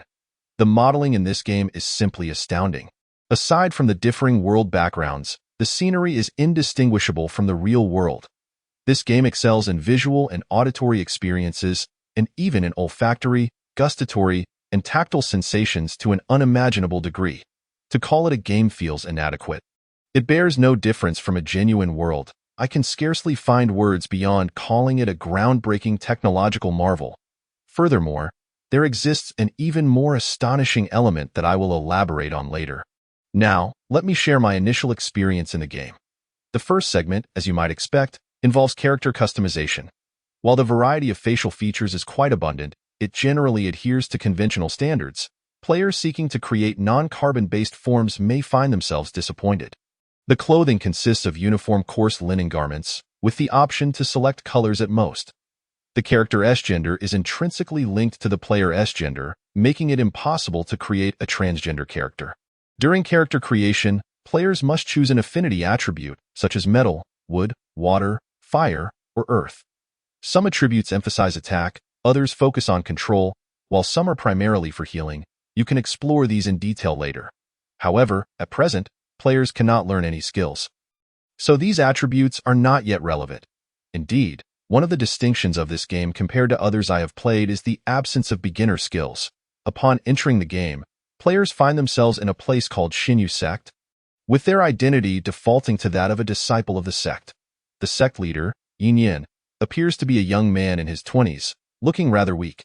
Additionally, there is a retired old leader, 3 elders, 5 male disciples, and 3 female disciples. You read that correctly. In such a large sect, there are merely 13 NPCs in total. What audacity to call it a sect! Furthermore, the sect's premises are in a state of disrepair, with dilapidated structures everywhere. This unfortunate reality forced the first batch of 10 players to sleep on the floor of the sect's main hall. Here, I must caution future players entering the game. Do not explore the sect indiscriminately. Especially refrain from rummaging through NPC homes. Such actions will incur a penalty to the NPC's favorability. If favorability drops below a certain threshold, you will be unable to interact with the NPCs. This means you won't be able to accept any quests or purchase items. Those of you itching to explore should take heed of the Chicken God from the Elder Scrolls series. Upon entering the game, the sect leader will issue a task aimed at enhancing player strength, with rewards and sect contribution points. The function of these contribution points seems to be currently unavailable, but grinding is the way to go. It is known that 3 months into the game, an entity called Wenxiang Sect will come to annihilate Shinyu Sect, which is likely the main storyline in the early stages. The so-called enhancement of strength naturally entails defeating monsters to level up. The leveling points are quite far from the sect. Simply walking there takes nearly an hour, leaving one's legs weary. I strongly urge the developers to expedite the release of a mount system. If you think this is hardcore, you are gravely mistaken, for the true hardcore elements lie ahead. Can you believe that a novice monster has wiped out our initial group of 10 players several times before we finally managed to defeat it? Its health is substantial, it can eliminate players swiftly, and its AI is astoundingly high, making it impossible to exploit any weaknesses. Compared to this game, titles like Dark Souls feel like mere child's play. Moreover, sometimes the game's excessive realism is not necessarily a benefit. The bloodshed when slaying monsters is rampant, with limbs and severed parts flying about. The scenes are even more intense than those in an 18 film. So I advise players with high blood pressure or heart conditions to prepare themselves mentally. Monsters have a chance to drop currency fragments upon death. However, since we only defeated 1 monster today, I cannot comment on the likelihood of obtaining equipment. Regarding death, since we are all starting fresh, there appears to be no penalties at this stage. Players can resurrect immediately. However, resurrection allows players to choose whether to retain their corpses or abandon them. The specific differences or penalties of these choices remain to be seen. Furthermore, there is currently no means of recharging within the game. Everything must be earned through gameplay, coupled with the fact that the game pods are provided free of charge. It is remarkably generous. Now, I shall reveal the astonishing element I previously mentioned. The flow of time in the game world is not the same as in the real world, approximately 10:1. I played from noon until evening within the game, yet only about an hour passed in the real world. I understand that my claims may seem unbelievable, but once the second batch of players receives their open beta slots, they will realize the truth of my words. Additionally, the game even simulates the act of using the restroom, an amusing quirk of the developers. However, I have recently discovered that the game pod can be set to provide reminders. Only when the system alerts players that their real bodies require attention is it necessary to heed nature's call. Otherwise, it is merely a simulation. Thus, players need not worry about embarrassing accidents while gaming. In summary, I have a strong premonition that this game will undoubtedly become a sensation. Given that I am currently unemployed, I intend to pursue a career as a full-time player. My in-game body is on the verge of awakening, so I shall continue grinding. Until we meet again. Chapter 11. Never mind, this matter is not quite appropriate. Beneath his post, the untamed wild dog uploaded numerous game screenshots, all taken during his monster encounters. There were images of the Xinyu sect premises, NPCs like Yin Yin, scenic views along the way, and battles in the beast forest. A total of over 100 images. Regrettably, he had yet to discover a video recording feature. Otherwise, the evidence would be far more convincing. Even so, his post stirred considerable excitement within the forum, although many skeptical netizens could hardly believe this was a game. Their boredom proved irresistible. For instance, some viewers rewatched the promotional video 7 or 8 times in fragments.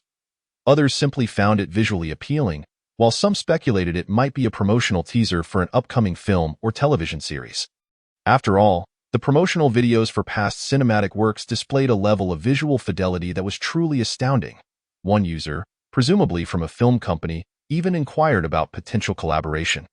With the forum being rather inactive, the Untamed Wild Dog's post instantly captured the attention of the online community. Upon reading the textual descriptions, a shared sentiment resonated among all. A world that encompasses all 5 senses? And the flow of time is different as well? Is this some sort of fantasy novel? As they awaited the uploaded screenshots to be viewed, a profound silence enveloped the group. Each image bore an uncanny resemblance to photographs taken in reality, resembling behind-the-scenes shots from a film crew at first glance. Yet, how could creatures such as these, which evidently do not exist in reality, be mere production stills? Surely, one might attribute this to special effects. A couple of images could be excused, but how does one explain dozens of them? From the grand overall designs to the intricate details, everything appeared astonishingly authentic. Even in some top-tier blockbusters, one might encounter lifelike special effects of fantastical beings. Yet no matter how adeptly crafted, the telltale signs of digital manipulation remain evident. However, the creature depicted in the photographs bore no trace of special effects, as if it had truly been captured in the presence of a genuine beast. Yet, this is manifestly impossible, for such a being does not exist. Some netizens began to waver in their beliefs. Could it be? Is this truly a game? If it were a film or television production, the budget required to achieve such a level of realism in both scenery and creature modeling would undoubtedly reach astronomical figures. Furthermore, if such modeling technology truly existed, it would be far more suited for gaming. After all, no matter how stunning the visuals, the allure of a film diminishes after a few viewings. In terms of longevity and profitability, games far surpass films. If this is indeed a game, its profit potential would be more terrifying than merely printing money. Yet, wouldn't such advanced technology typically be allocated to military applications rather than entertainment?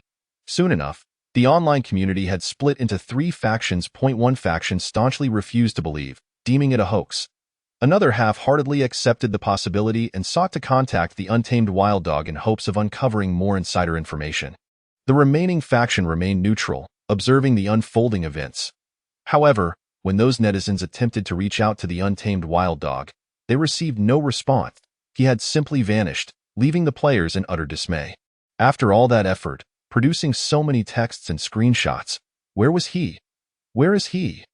This sensation was akin to an old lecturer discovering a teacher's remarkable work, only to have the internet suddenly cut out just as the most thrilling part was about to unfold. Regardless of their stance, all factions promptly registered accounts. After all, it costs nothing to try. Before long, the discourse took a turn. The focus shifted to photographs of the disciples of the Shinyu sect. Particularly striking were the female disciples, whose natural beauty, distinct from mass-produced images, combined with their flowing traditional attire, offered a visual feast steeped in ethereal charm. Many seasoned enthusiasts immediately formed groups to indulge in the spectacle. The previously suspicious ID, seemingly linked to a film company, fervently messaged the untamed wild dog in the backend. "Brother, I am with XX Film Company. Could you possibly inquire if these young ladies have any intentions of entering the entertainment industry? With their looks and charisma, they are bound to become stars." Some female admirers began animated discussions about the male disciples, debating who was more handsome or possessed greater charm. Some even quickly took to the metaphorical highway in their fervor. Thus, what had once been a desolate forum became bustling with activity. The following morning, 10 players simultaneously opened their eyes. "Wow, I haven't slept so soundly in ages," exclaimed one. "I've never felt this invigorated in my life. I feel as though I could single-handedly defeat a Gale Wolf." "Oh please, yesterday you were the one counting your seconds. When did you log back into the game?" Upon rising, the player known as Wandering Swordsman casually inquired. "What were the test results? If converted to game time, I reckon I've slept for 2 or 3 hours," replied the untamed wild dog. "Though I was offline for most of the night, I feel as if I had a full night's rest. There's no sense of fatigue. It seems that sleeping offline doesn't have much impact. However, I agree with what you said earlier. Since the game has this sleeping feature, it's probably best to make use of it." After enjoying a delightful breakfast, the players made their way once more to the Beast Forest. Around 10 in the morning, as a small town on the Empire's frontier, Huey City, while not as prosperous as the imperial capital, nevertheless saw a fair amount of traffic. After all, in the world of cultivation, aside from vast territories, it was the sheer number of inhabitants that counted. The bustling streets were filled with both cultivators and mortals. Coexisting harmoniously, a beast-drawn carriage ambled to a halt in front of a weapons shop. After paying the fare, Elder 3 stepped into the establishment. "Good sir, you have arrived at the right place," a young attendant greeted eagerly. "The weapons produced by our Forging Gold workshop are undoubtedly the finest in all of Huey City." Naturally, Elder 3 did not take the attendant's words seriously, regardless of which equipment store one visited in Huey City. The rhetoric was remarkably similar, and judging by the scant number of patrons inside, the claim of being the best was likely exaggerated. However, a lack of quality was precisely what he sought. Poor business meant lower prices. "I intend to purchase some weapons and equipment," Elder 3 stated. "Do you have anything suitable for disciples in the chi refinement stage? How about this robe?" the attendant suggested, pointing to a garment on the shelf. "It's crafted from high-grade fire silkworm silk and offers excellent resistance against fire-based spells." Elder 3 cast a glance at it. Even to his untrained eye, the craftsmanship of this robe could only be described as rudimentary. The fire silkworm silk appeared dull and lacked luster, clearly an inferior product, reminiscent of a novice's drunken attempt at crafting. However, such subpar items aligned perfectly with his purpose for this visit. The new sect leader had instructed him to purchase inexpensive, flawed goods. The price was also reasonable. He could haggle later and perhaps secure a deal. "This fire silkworm robe appears rather lackluster," Elder 3 began to critique. "While it is meant for chi refinement disciples, such quality might be somewhat embarrassing. Though it may not compare to a master's work, we do sell it at a low price," the attendant responded, seemingly aware of the quality of his wares. Emphasizing their price advantage, "It's only 30 low-grade spirit stones. A standard fire silkworm robe typically costs around 100 spirit stones. While this one was lacking, its production cost was still about 20 low-grade spirit stones. Thus, the price of 30 seemed fair." Hearing this figure, Elder 3 furrowed his brow. Considering the 10 or so low-grade spirit stones in his pocket, his face flushed. "Never mind. This one won't do. I'll look at something else." Chapter 12. Equipment exchange commences. After a thorough inspection, Elder 3 sadly realized he couldn't afford even the cheapest item. Fortunately, the attendant was not foolish enough to utter something like, "You can't possibly afford any of these, can you?" thus avoiding an awkward situation. Even so, Elder 3 felt quite disheartened. Having perused the merchandise, he couldn't simply linger indefinitely, could he? Even if no one said anything, his pride wouldn't allow it. Yet, this forging gold workshop was virtually the cheapest store in Huey City, and he had nowhere else to turn. Just as Elder 3 wore a troubled expression, a voice unexpectedly echoed in his mind. Elder 3, this is Yin Yin, sect leader? Elder 3 instinctively replied, leaving the attendant beside him bewildered.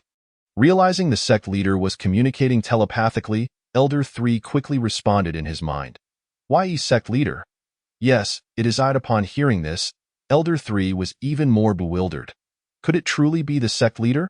Yet this method of telepathy was beyond even their ancestors. How could this new sect leader, apparently an ordinary mortal, manage such a feat? You need not concern yourself with the outside. Ask this attendant if their shop has its own refining room. Yin Yin continued. Elder 3 nearly lost control of himself. Not only could this seemingly unremarkable sect leader send messages over long distances, but they also appeared to have a clear view of the scene before him. Such abilities were beyond any ordinary mortal. Could it be that their new sect leader possessed profound cultivation, so advanced that Elder 3 had failed to perceive it? Yes, that must be it. It was no wonder the previous sect leader chose to pass the position to someone who appeared to lack cultivation. It all made sense now. Elder 3? Noticing Elder 3 lost in thought, Yin Yin gently called out, Oh, I will inquire right away. Soon, Elder 3 turned to the attendant and, following the instructions, began to ask about the refining room. Far away at the Xinyu sect, Yin Yin observed the scene displayed on the virtual screen, feeling a surge of satisfaction. This was simply a cultivation-themed version of a video. The system deserves a thumbs up. Before long, the results came in. Yes, we do have a refining room. The attendant's eyes sparkled as he looked at Elder 3. Are you looking to customize? The prices for custom equipment are far more appealing than those for finished products. This could be a lucrative deal. Elder 3 remained silent, eagerly awaiting Yin Yin's next instruction. Tell him you wish to purchase equipment that has been discarded by apprentices, in the past, while residing in the Imperial City. Yin Yin had worked as a laborer in a weapons forging workshop, performing tasks such as moving items and other physically demanding duties.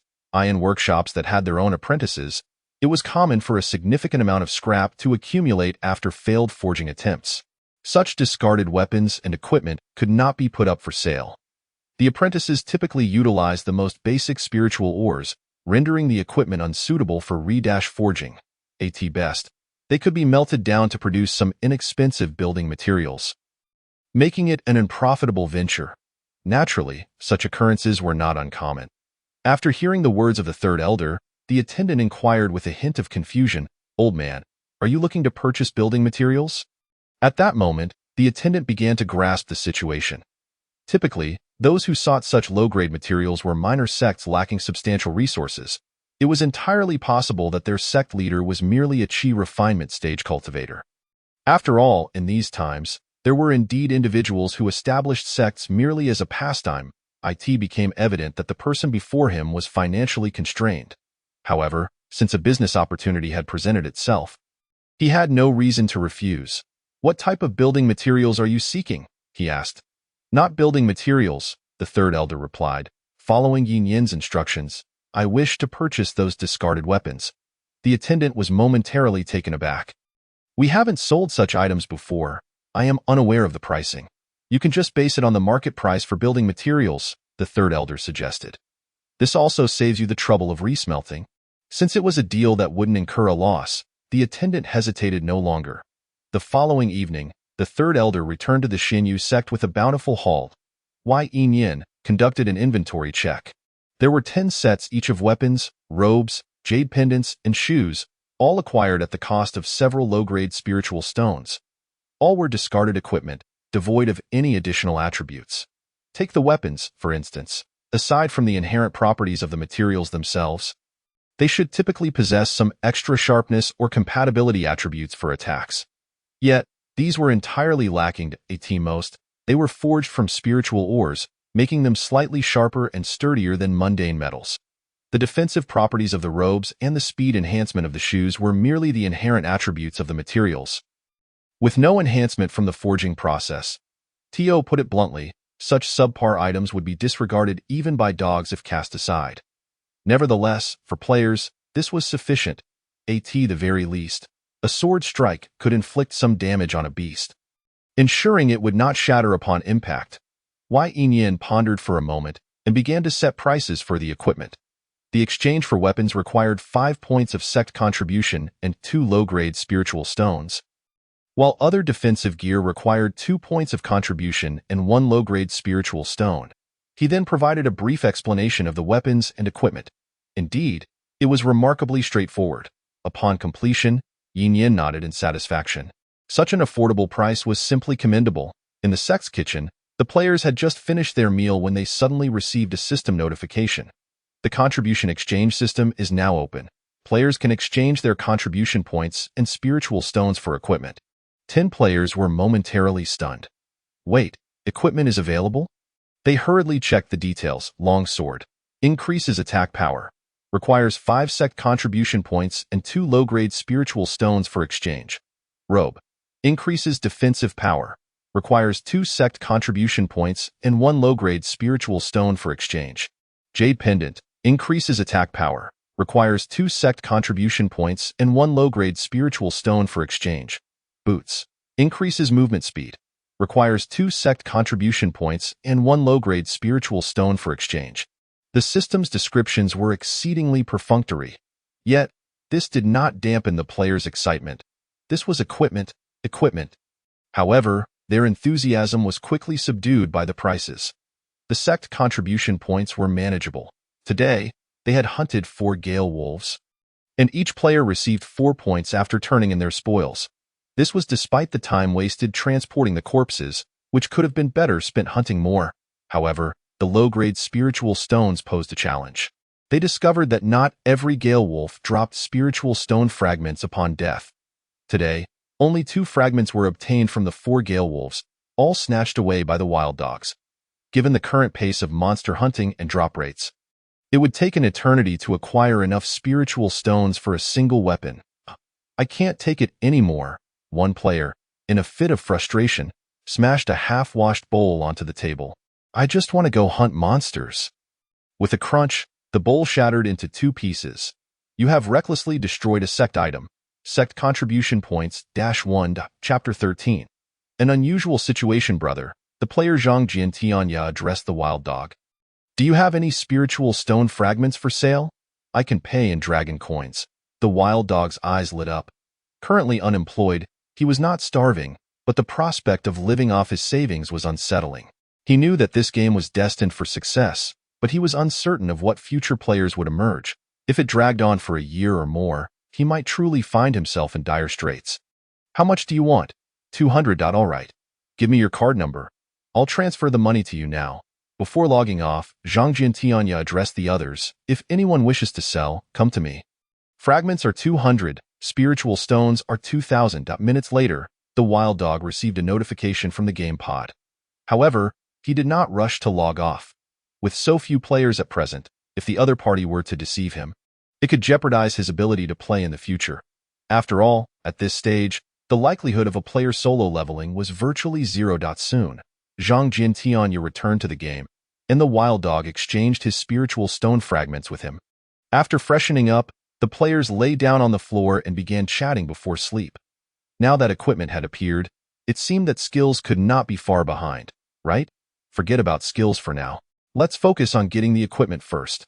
Once I gather enough, I'll take on 10 Gale Wolves single-handedly. Hey, what are you thinking? The wild dog's companion, Zhifeng, asked curiously, are you still reminiscing? With the success of previous experiences, the wild dog had fully transformed into a monster-slaying machine today. The 4 Gale Wolves he faced fell without exception. The price? A thorough soaking in excrement. The sight was decidedly unpleasant. Get lost, the wild dog replied. His face darkened. I was thinking, what a pity it would be for such an amazing game to be overlooked. Even now, forum users still doubt this is a game. The more credible voices are merely half convinced. Shouldn't we do something? Issuing public test slots is the official's responsibility. What can we do? While we can't decide on the issuance of slots, we can certainly help elevate the game's popularity. That seems reasonable. But what can we actually do? Today, I captured a lot of screenshots. I plan to post them on the forum later. I believe that will help convince more people that this is indeed a game. Good idea? I also took quite a few screenshots. I'll join in the fun.it appeared that everyone found the Wild Dog's idea commendable, and they promptly logged off on Blue Star as the Wild Dog opened the forum. His inbox was inundated with messages. Some requested him to share more game insights, others inquired about the contact details of his female disciples, eager to help them debut. There were also requests for him to stream the game and even inquiries about joining him for some questionable activities. With so many messages, he could not respond to each individually and opted to disable private messages. Opening the forum, he began to post, "Hello everyone, I am the Wild Dog. I will periodically update you on my gaming experience.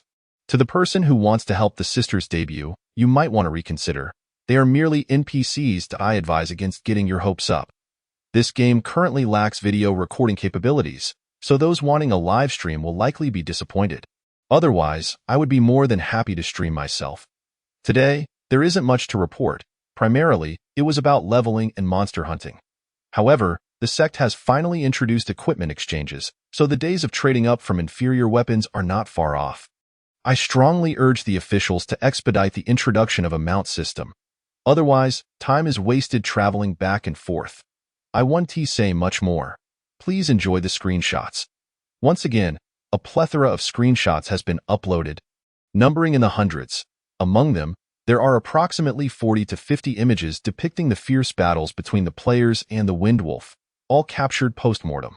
Moreover, this time, the unrestrained Wild Dog has gone all out, with many of the scenes clearly falling within the realm of adult content.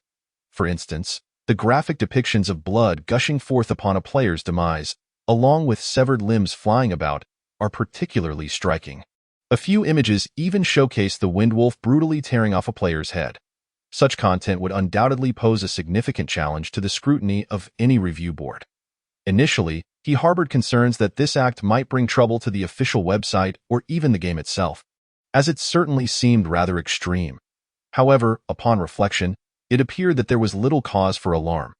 The game pod itself is already laden with cutting-edge technology, and the varying flow rates of time within the game are fantastically surreal.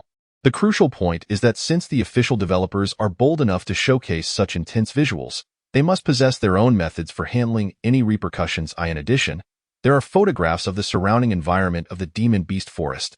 Alongside images of a newfound demon beast, it is indeed fortuitous that they stumbled upon this new creature.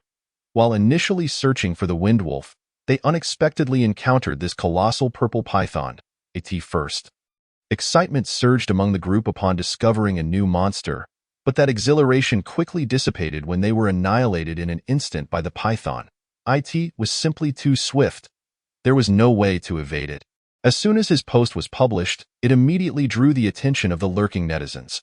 Regardless of their belief in the content, their curiosity was thoroughly piqued, coupled with the serendipitous discovery of the official website by some wild netizens. The number of forum visitors surged more than twofold. The textual portion held little significance, as the focus of the netizens lay entirely on these screenshots. Particularly, the adult-themed images of monster combat ignited a fervor among the masses. Goodness, they can actually publish such screenshots. In comparison, gore films appear utterly mundane. Bewilderingly, if such adult content is permissible, why is the blood depicted as green? What is this adult content with green blood? Why am I seeing pixelation? As discussions ensued, the netizens began to sense something amiss. It seemed that the images everyone was viewing were not entirely uniform. Some individuals saw the graphic adult content, capable of inducing heart palpitations, while others encountered much tamer visuals, resembling blood splatter but still within the bounds of acceptable ratings. Some had all adult elements completely pixelated. The remaining images were even more absurd, not only pixelated but also rendering the demon beasts, blood, and severed limbs in a cartoonish manner.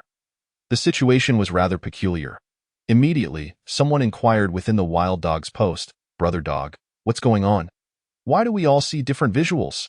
To be honest, the Wild Dog was equally perplexed. After a moment of contemplation, he arrived at a bold hypothesis. If my guess is correct, it must be that the official website has an inbuilt moderation feature.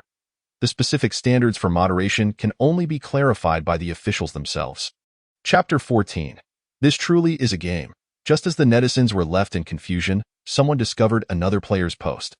The content was similar to that of the Wild Dog, except it included some descriptions of the gaming experience alongside a plethora of screenshots.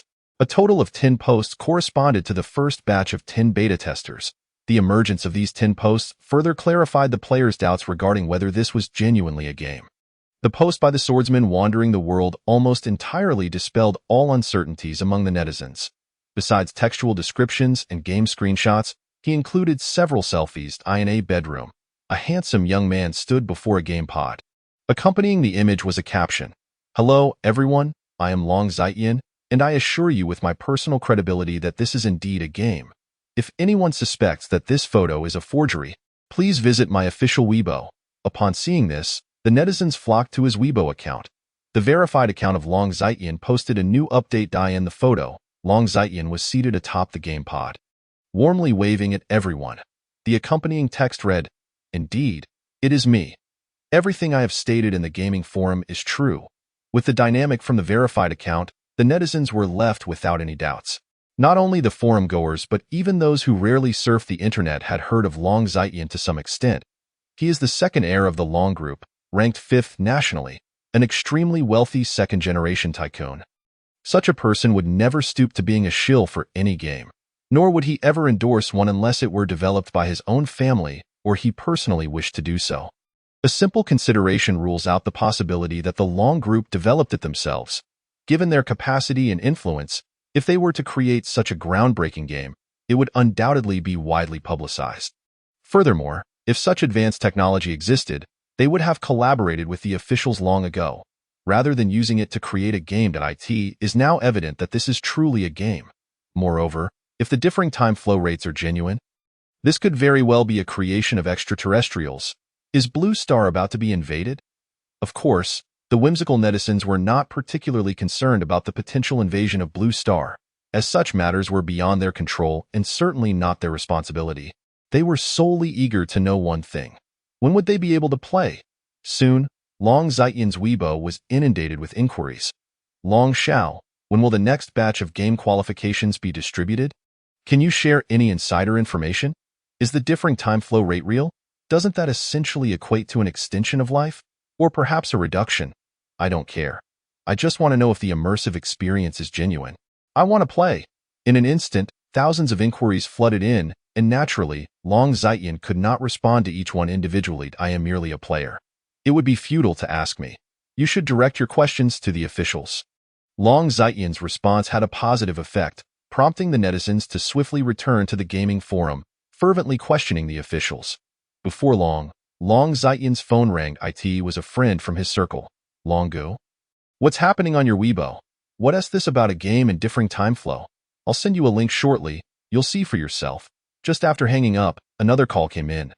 This time it was another friend from his circle who also played the game.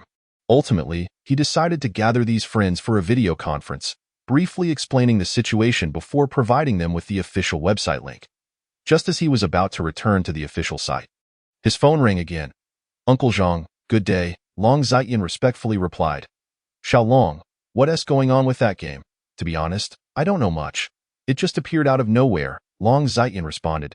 I previously tried to investigate the official website, but I couldn't trace any information about them, or rather, it was impossible to track them down. After a moment of silence, Uncle Zhang spoke. The Long family's computer experts are among the best in the nation, nearly on par with the officials' experts. In fact, just moments ago, Uncle Zhang had already dispatched skilled individuals to conduct the same investigation. The outcome, as Long Zitian had indicated, was that it was entirely untraceable. The experts reported that the algorithms employed by the entity differed radically from any known algorithms on Blue Star, effectively a dimensional assault, leaving them utterly confounded. Can your GamePod be used? That may be impossible. It's bound to your identity, and others cannot use it at all. At most, you can send someone with external equipment to study it. All right, I'll arrange for someone to come over. Please prepare on your END understood.in. The official forum, having confirmed that this is indeed a game, netizens went into a frenzy, simultaneously engaging in rampant discussions beneath the posts of the other 9 players. Besides inquiries regarding game content, the majority sought to know how these players initially secured their beta testing slots. A few wealthy individuals even directly inquired whether they were selling their slots, offering enticing prices. Naturally, they could not respond to each query individually, only agreeing to state, "You need to ask the officials about such matters." In truth, the 9 players were equally bewildered. The swordsman wandering the world turned out to be the super-rich Long Zitian? A wealthy tycoon was right beside them? Incredible! Such a golden opportunity, especially for the wild dog, who was utterly exhilarated. Initially, he had worried that with too few players, he might struggle to make a living through gold farming. But now, that concern evaporated. With Long Zitian around, he had no worries about selling goods. This was his very own fortune-bringing deity. If he could establish a good relationship with the others through this game, it would be a leap towards greater heights. In the Immortal Jade Sect, Yinyan sat on her bed, gazing at the virtual screen before her. The forum was alive with netizens fervently discussing. After a moment of contemplation, Yinyan inquired, "System, why do the players see different game screenshots? Also, what are the conditions for summoning players again? The differing visuals seen by players are due to." Upon hearing the system's response, Yinyan nodded in understanding before proceeding to draft a post. "Greetings, everyone. I am the administrator of the cultivation world. Seeing the enthusiasm of everyone towards the game, our team is profoundly gratified. Allow me to clarify some of your concerns. Firstly, the differing visuals in the game screenshots are attributed to individual factors. Those who can view the original graphics possess a stronger mental resilience, as the system determines that exposure will not adversely affect such players. Conversely, those seeing the harmonious version are individuals with relatively lower psychological tolerance, or those who suffer from conditions such as hypertension or heart disease, thus preventing any potential physical harm. As for the children viewing the cartoonish harmonious version, have you completed your homework before indulging in online play? Doge.jpg. Secondly, let us address the highly anticipated issue of the distribution of the next batch of public test slots. When players engage in combat, the sect leader, Yinyan, can convert a certain percentage of the experience gained into cultivation. With each small advancement in his realm, a new testing slot will be unlocked for players. It is worth mentioning that 3 months into the game, rival sects will attempt to annihilate the Xinyu sect. If, at that time, the sect is destroyed and Yinyan meets his demise, the game will be forced to shut down. Therefore, valiant warriors, strive diligently. Regarding the differing flow of time between the game and reality, there is no need for concern about a shortened lifespan. Not only is there no detriment, but there might even be a slight benefit, the specifics of which will become apparent in due course. The world of cultivation holds more wonders, awaiting your exploration and narration. Chapter 15. Equipment Exchange. Yinyan's post has utterly ignited the online community. Everyone flocked to the posts of the 10 players, urging them fervently, "Brother, stop flooding the forum and get back to the game. Whether we can play depends on you." As for the differing flow of time, they seemed rather unconcerned. After all, such matters are hard to believe unless experienced firsthand. A few players, perhaps overwhelmed by the barrage, retreated back to the game for some peace. In the Dragon family's chamber, a group of technicians connected a device to the gaming pod, attaching a myriad of complex instruments to it. The precise purpose of these devices remained unclear, but they certainly appeared sophisticated. However, Long Zitian held little optimism, suspecting that the algorithms employed by the opposing team were of a level meant for dimensional strikes, likely rendering their efforts futile. Nevertheless, he refrained from voicing his doubts, opting instead to take a shower and grab a bite before returning to the gaming pod. At the Xinyu sect, by the time the players returned, it was already the dead of night. An overwhelming wave of fatigue washed over them, and they ceased all banter, collapsing into slumber. They slept soundly until dawn. Upon awakening, 9 pairs of eyes fixated intently on Long Zitian. To their astonishment, the wealthy one was right beside them. "Tiangu, do you need someone to guard your door? Tiangu, do you need a charm to hang on your thigh? I am exceptionally reliable. Tiangu, are you looking for a sycophant? I am a professional. Get lost, you shameless lot." Long Zitian chuckled as he scolded them. "Enough with the nonsense. After breakfast, let us hastily level up." With the supercharged motivation from having equipment, the players were particularly invigorated. Upon sighting a Gale Wolf, they charged in with fervor, as though confronting a sworn enemy. After a few days, the players discerned a pattern. Firstly, the Gale Wolf, aside from dropping spirit stone fragments, yielded nothing else, leaving many disappointed who had hoped for a piece of equipment. Although the system did not explicitly state that monsters could drop gear, it also did not prohibit it, did it? Secondly, not every Gale Wolf dropped Spirit Stone fragments, with the drop rate hovering around 40 to 50%. Each drop yielded between 1 to 5 fragments, which, when considered collectively, indicated a relatively high drop rate. Lastly, there was an undercurrent of resentment towards the untamed wild dog. This creature seemed to be a reincarnation of a lucky king, snagging at least 5 or 6 out of every 10 fragments. The most aggrieved among them was a player with the ID Sponge Baby. If the wild dog was the epitome of luck, he was undoubtedly the embodiment of misfortune.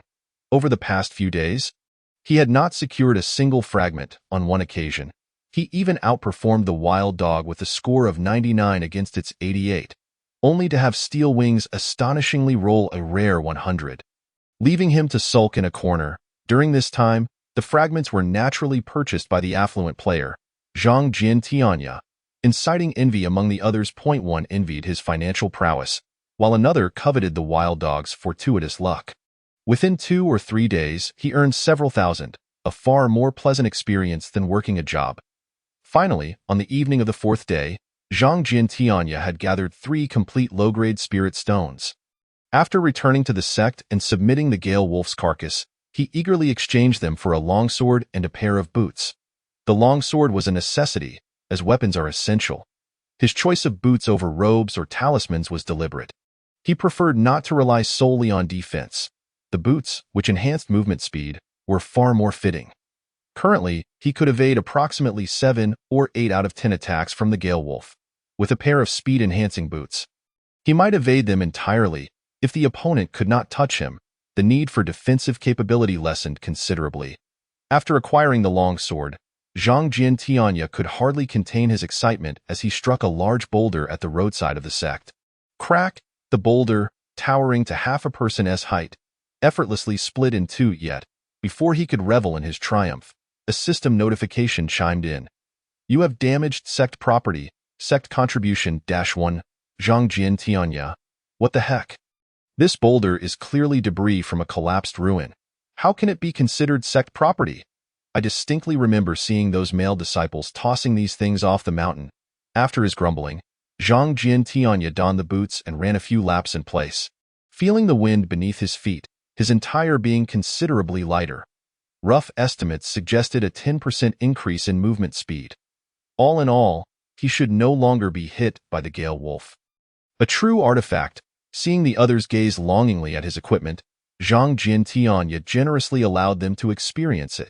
He kindly reminded them not to indiscriminately damage sect property. After trying it out, the others reluctantly returned the gear to Zhang Jin Tianya, simultaneously resolving to grind diligently, hoping to soon acquire their own equipment. In the sect leader's quarters, gazing at the 3 low-grade spirit stones in his hand, Yin Yin felt utterly elated. Indeed, players are the finest laborers. Moreover, the system shockingly did not take a cut, which far surpassed the exploitative systems found in other novels. It certainly deserved a commendation. Now, with the player team equipped, their monster hunting speed would undoubtedly increase. An accelerated hunting rate would enhance the speed of spirit stone acquisition. Once players accumulated sufficient wealth, he could consider procuring a decent batch of equipment. Naturally, the prices would be far more appealing than those currently available. This batch of inexpensive items could be regarded as a gesture of goodwill towards the players. Sigh. Ultimately, I am too kind-hearted and benevolent. In this era, a sect leader as virtuous as I is indeed rare. These players must have accumulated immense fortune over 3 lifetimes to encounter someone like me. The following morning, after breakfast, the players surged towards the beastly forest with great enthusiasm. With their new equipment, their confidence soared. What a trivial Gale Wolf, definitely a single strike for a young child. On the outskirts of the beastly forest, after wandering for a short while, the players encountered a Gale Wolf. Fortunately, while Gale Wolves in the realm of cultivation are indeed wolves, they are not pack animals. Otherwise, the players would have been at a loss. Luring it to a nearby open area, the 10 players commenced their assault. The old strategy. A few players would engage it from the front while Zhang Jin Tianya and 2 others flanked it from behind. With a mixture of excitement and trepidation, Zhang Jin Tianya swung his long sword.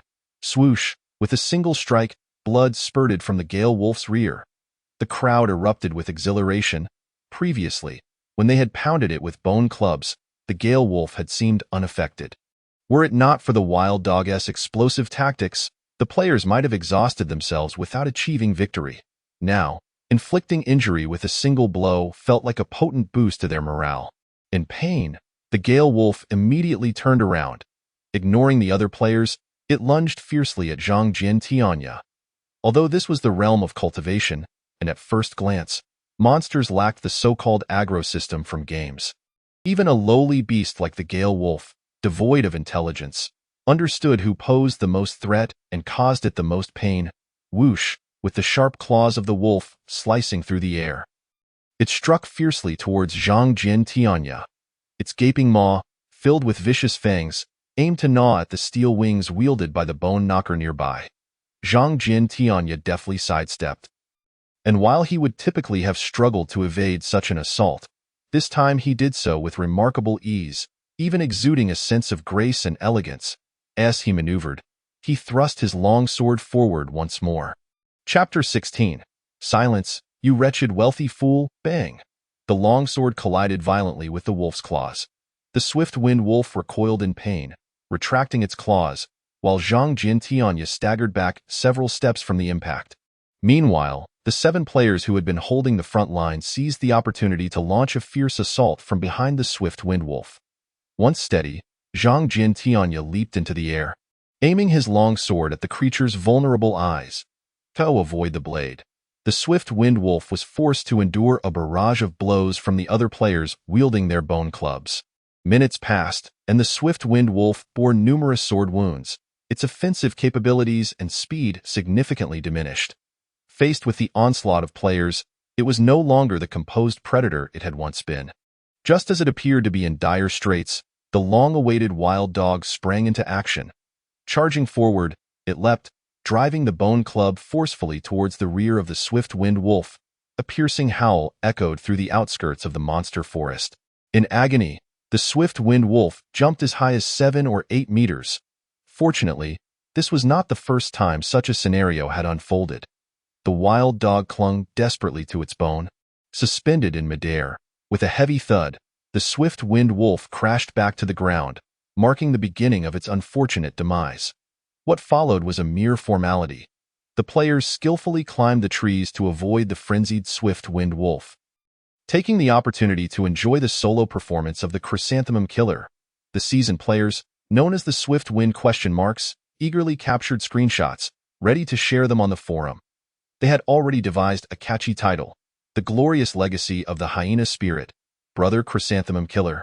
After a frenzied display of acrobatics, the swift-winged wolf lay lifeless on the ground. The players rushed forward, eager to land the finishing blows. Once the deed was done, they estimated that their time to slay a swift-winged wolf had been reduced to under 20 minutes. A remarkable improvement of nearly 1/3 compared to before.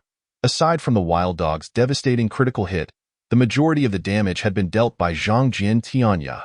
The effectiveness of just one weapon was astounding.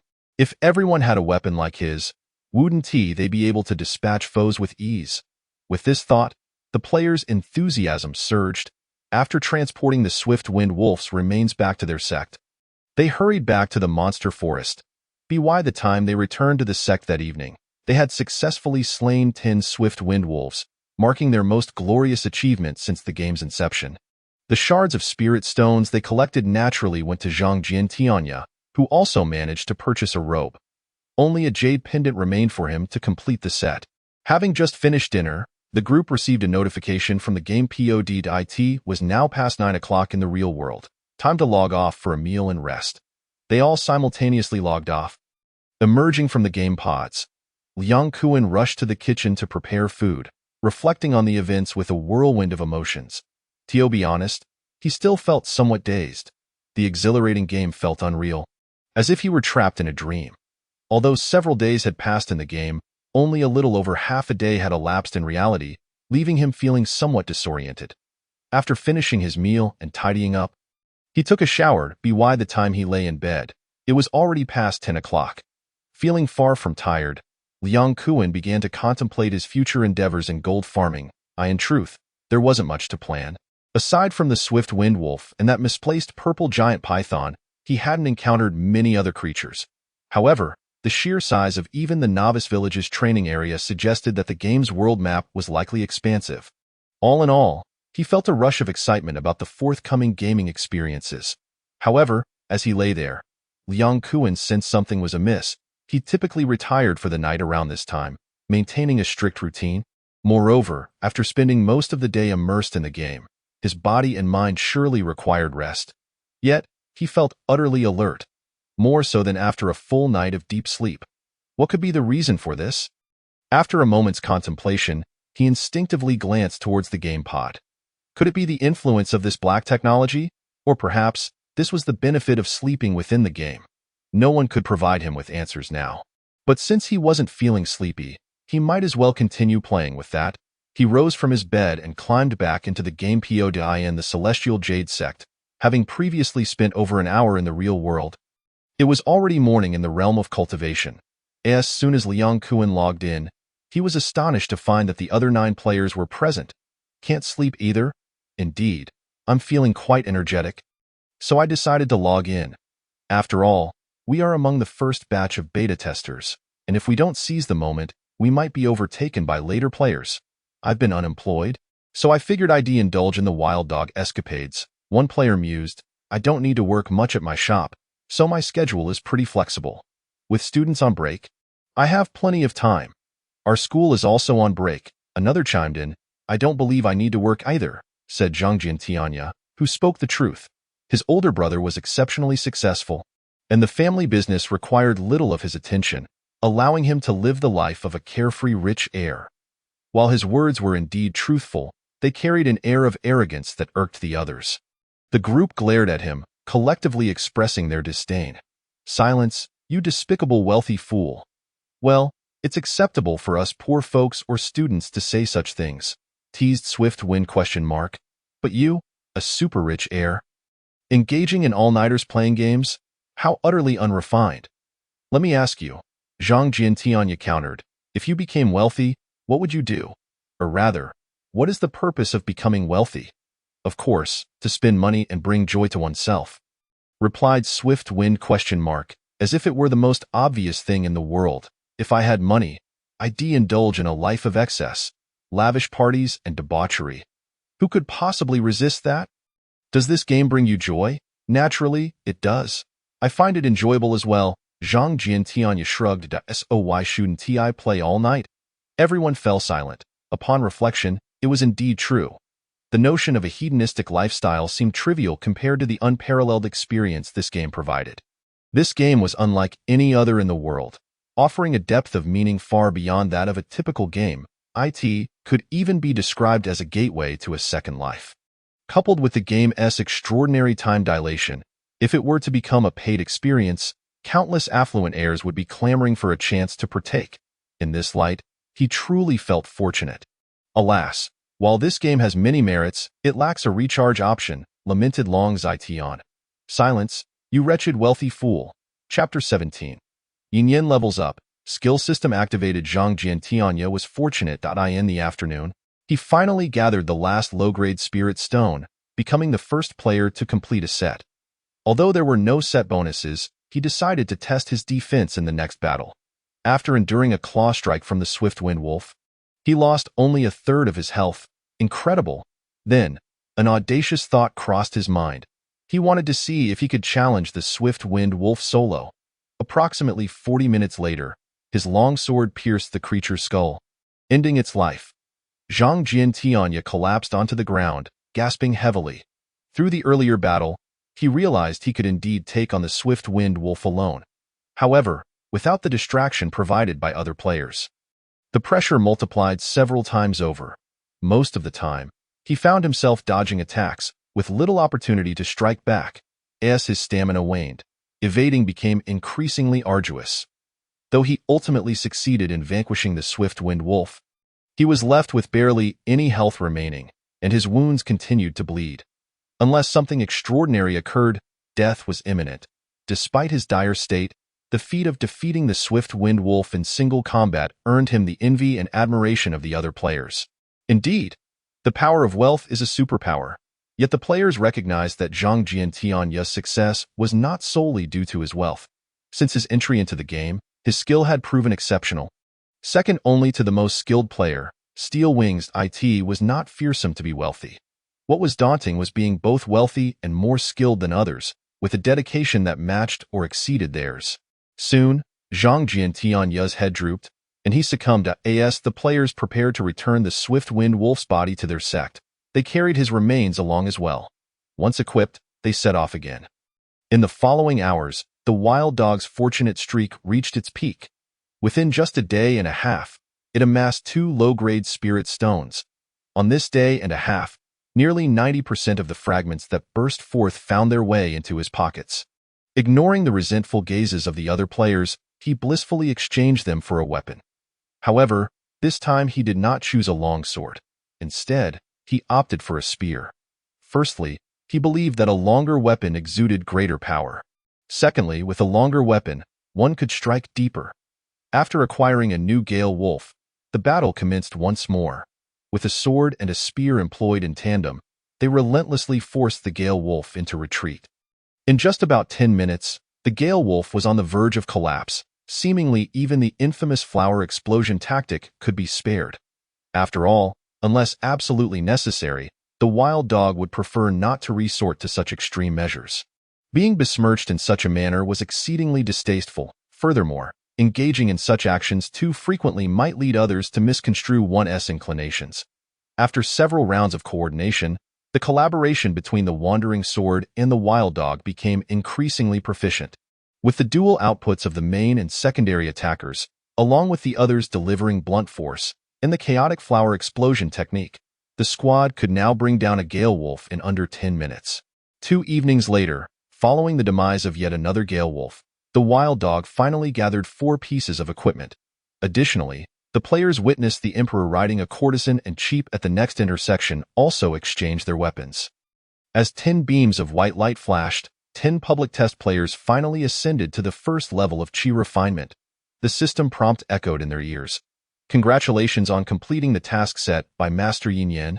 Reward, Sect Contribution 10 IT, was at this moment that the players suddenly recalled that the seemingly feeble Sect Master had indeed issued a leveling task upon their entry into the game, promising 10 points of contribution for reaching the first level of Qi refinement.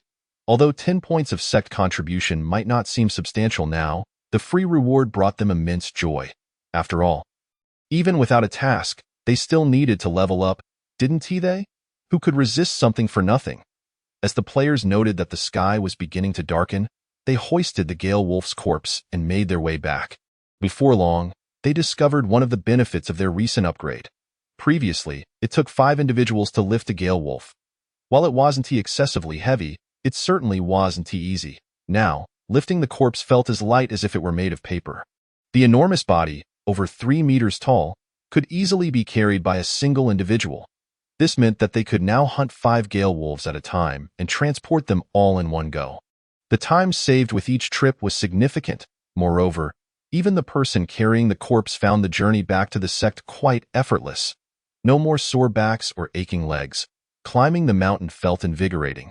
At the Shenyu sect, when the players leveled up, Yin Yin similarly received a system notification. Congratulations, the host has ascended to the first level of Qi refinement. Skill functionality has been activated. The host can summon 10 players. As the system's voice faded, a warm current unexpectedly surged within Yin Yin. IT coursed through his meridians before converging in his dantian. Yin Yin instantly felt a wave of relaxation wash over him. He clenched his fist, filled with vigor. With a few casual swings in the air, he produced a whooshing sound. At that moment, he felt capable of striking down several bulls with a single punch. Wow, is this the sensation of possessing cultivation? Yin Yin felt a surge of excitement. Exhilarating. After the thrill subsided, Yin Yin eagerly examined the skill functionality. So that's how it is. After perusing the details, Yin Yin nodded in realization. In simple terms, since players descended into the realm of cultivation in a data-driven manner, they could not enhance their cultivation through practice as other cultivators did. and thus could not learn cultivation techniques. For players to learn techniques, Yin Yin would first need to acquire the techniques for the system to scan, subsequently converting the technique data into a skill format usable by the players. The first time players learned a skill was free, but subsequent upgrades to skill levels would certainly incur a fee. Naturally, all fees would go into Yin Yin's pocket. Additionally, players had a minuscule chance of obtaining skill books while battling monsters. These skill books, which could not be learned by locals like Yin Yin, could be transformed into appropriate cultivation techniques for practitioners after being scanned by the system. Why Yin Yin contemplated that in the future, merely selling cultivation manuals could make him the wealthiest individual in the realm of cultivation. Moreover, there was another piece of good news that delighted Yin Yin even more. Regardless of the method of acquiring a technique, once players learned it, Yin Yin would automatically learn it as well. Additionally, there would be no need for him to practice. He would instantly be at maximum level. This was simply too delightful, given this. Yin Yin pondered for a moment and inquired, "Is it true that players also cannot refine weapons, equipment, or spatial rings?" Indeed, what Yin Yin referred to were not the subpar items currently wielded by players, but rather authentic cultivator equipment. Yes, host. Should players wish to utilize weapons or spatial rings, they must pay a fee to have them appraised by the system. Once the system converts the data, players will be able to use them normally. Appraisal incurs a fee, doesn't it? Yin Yin quickly asked. Is the appraisal fee the same as the cost for players to purchase equipment, all going to me? Indeed, host. The system will not take any commission. What a truly benevolent system, Yin Yin thought, feeling the urge to commend it. By the way, how much will the appraisal fee be? Please set it yourself, host. Let us go with a moderate price, starting at 20 of the market rate. I'll notify you if there are any changes later. In the short term, players encountering low-grade human-level weapons would be considered fortunate, and the appraisal fees for those top-tier equipment could be determined later. By the way, please handle the new batch of player slots. Just let me know when they arrive. Understood, host. Chapter 18. The Truly Destitute Sect. After instructing the system, Yin Yin set off to find the old sect master. The old sect master resided in the adjacent building, and it took only a few steps to reach him. Speaking of which, Yin Yin had yet to visit the library since coming to the Xinyu sect. He might as well have the old fellow take him there, saving himself the trouble of sifting through the collection. Why Yin Yin had already made up his mind. Regardless of the techniques, he would have the system scan them all. This would not only boost the player's morale but also ensure he could reach maximum level for the corresponding techniques. After all, knowledge is power. Knock, knock, knock. Yin Yin rapped on the door. Soon, a female disciple named Mu Yushi opened it. Greetings, Sect Master. Mu Yushi quickly performed a respectful bow. Yin Yin nodded at her and stepped into the room. This moment, apart from the three elders, everyone else in the Xinyu sect was present. The old Kager was seated by the bed, sharing insights on cultivation with the disciples. A few disciples stood in a circle, listening intently. Yin Yin silently approved of their attitude. Despite the impending calamity in 3 months, they remained dedicated to their cultivation. In truth, the realm of cultivation is not devoid of talent, but those who endure in the long run are often the ones with average aptitude yet unwavering resolve. As for Su Hongwen, Lan Ningxue, and Mu Yushi, the three disciples unable to cultivate, they were merely present out of boredom. Upon seeing Yin Yin arrive, the disciples quickly bowed in greeting. Greetings, Sect Master Mem. Yin Yin nodded in response, then turned his gaze to the old Kager. The others tactfully took their leave, exiting the room. Outside the door, Chen Feng and the others wore worried expressions, deep in thought. Chun, what is going on? Lan Ningxue queried. Puzzled. I just noticed that our new sect master seems to have attained some cultivation, Chen Feng replied, confused. First level of qi refinement, Shuang Feiyu added succinctly. Ah? The three unable to cultivate were left dumbfounded. Although they could not practice, they were aware that something was amiss. Their sect master, Yin Yin, had arrived as a mere mortal and had not been seen cultivating during his stay in the sect. How could he suddenly possess cultivation? This was quite unorthodox. After a moment, Lan Ningxue seemed to have an epiphany, gasping. Could it be the others looked at her in confusion? Think about it. Our old sect master's divination skills are well known, right? Lan Ningxue's eyes began to shine. Since the divination led him to find sect master Yi, He cannot possibly be just an ordinary mortal. Upon hearing this, the others stiffened, as if they had grasped something significant. Regardless of whether one is a genius or a prodigy, it is common knowledge that one cannot possess cultivation without practicing. Lan Engel's eyes sparkled even brighter. So, I suspect our sect master Yi is not an ordinary mortal, but rather a hidden master. Now that he has begun to reveal his cultivation, it may signify that he believes the time has come. Lan Yingshua's eyes gleamed as if they might burst into light. Therefore, I boldly conjecture that in 3 months, it will be the time of the disappearance of the Wenxiang sect. The others collectively gasped, their minds overwhelmed with astonishment. No wonder the old sect master would pass the sect master position to a mortal. Indeed, apart from the reason Lan mentioned, it was difficult to find any other explanation. It all made sense now. Meanwhile, within the room, the old codger stared at Yin Yan, equally dumbfounded. After a long pause, he circled Yin Yan, muttering, "You haven't been possessed, have you?" "No, even if someone were to take over, it wouldn't be someone like you. Dio, you really think I wouldn't dare to beat you?" Yin Yan gritted his teeth and shook his fist at the old salted fish. "Oh, you can't hit me," the old salted fish casually retorted. "Why, Yin Yan? Forget it. I won't stoop to the level of a shameless person like you. Let's get serious." The old salted fish, his face filled with curiosity, asked, "How on earth did you acquire such cultivation? You are inherently incapable of cultivating, and I've never seen you practice. How did you suddenly gain such abilities? This is quite unorthodox for a cultivator." Yin Yan suddenly chuckled mischievously. "Want to know?" "Duh." The old salted fish rolled his eyes. "Really want to know? What do you think?"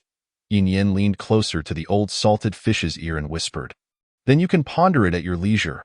The old salted fish thought to himself, "This kid holds grudges too easily and is rather petty. Whoever provokes him in the future is sure to be in for a rough time."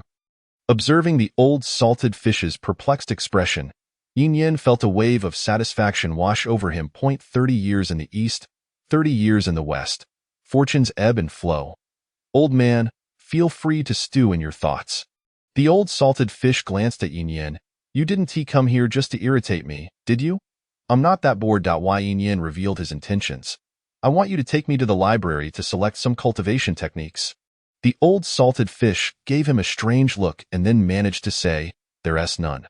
Perhaps feeling a bit embarrassed, the old man's face turned a rare shade of red. Yin Yan was left utterly baffled. "What do you mean there's none?" "It means literally that," the old man shrugged. "There's no library." Why? Yin Yan looked confused. "Then what did the disciples of your sect cultivate before?"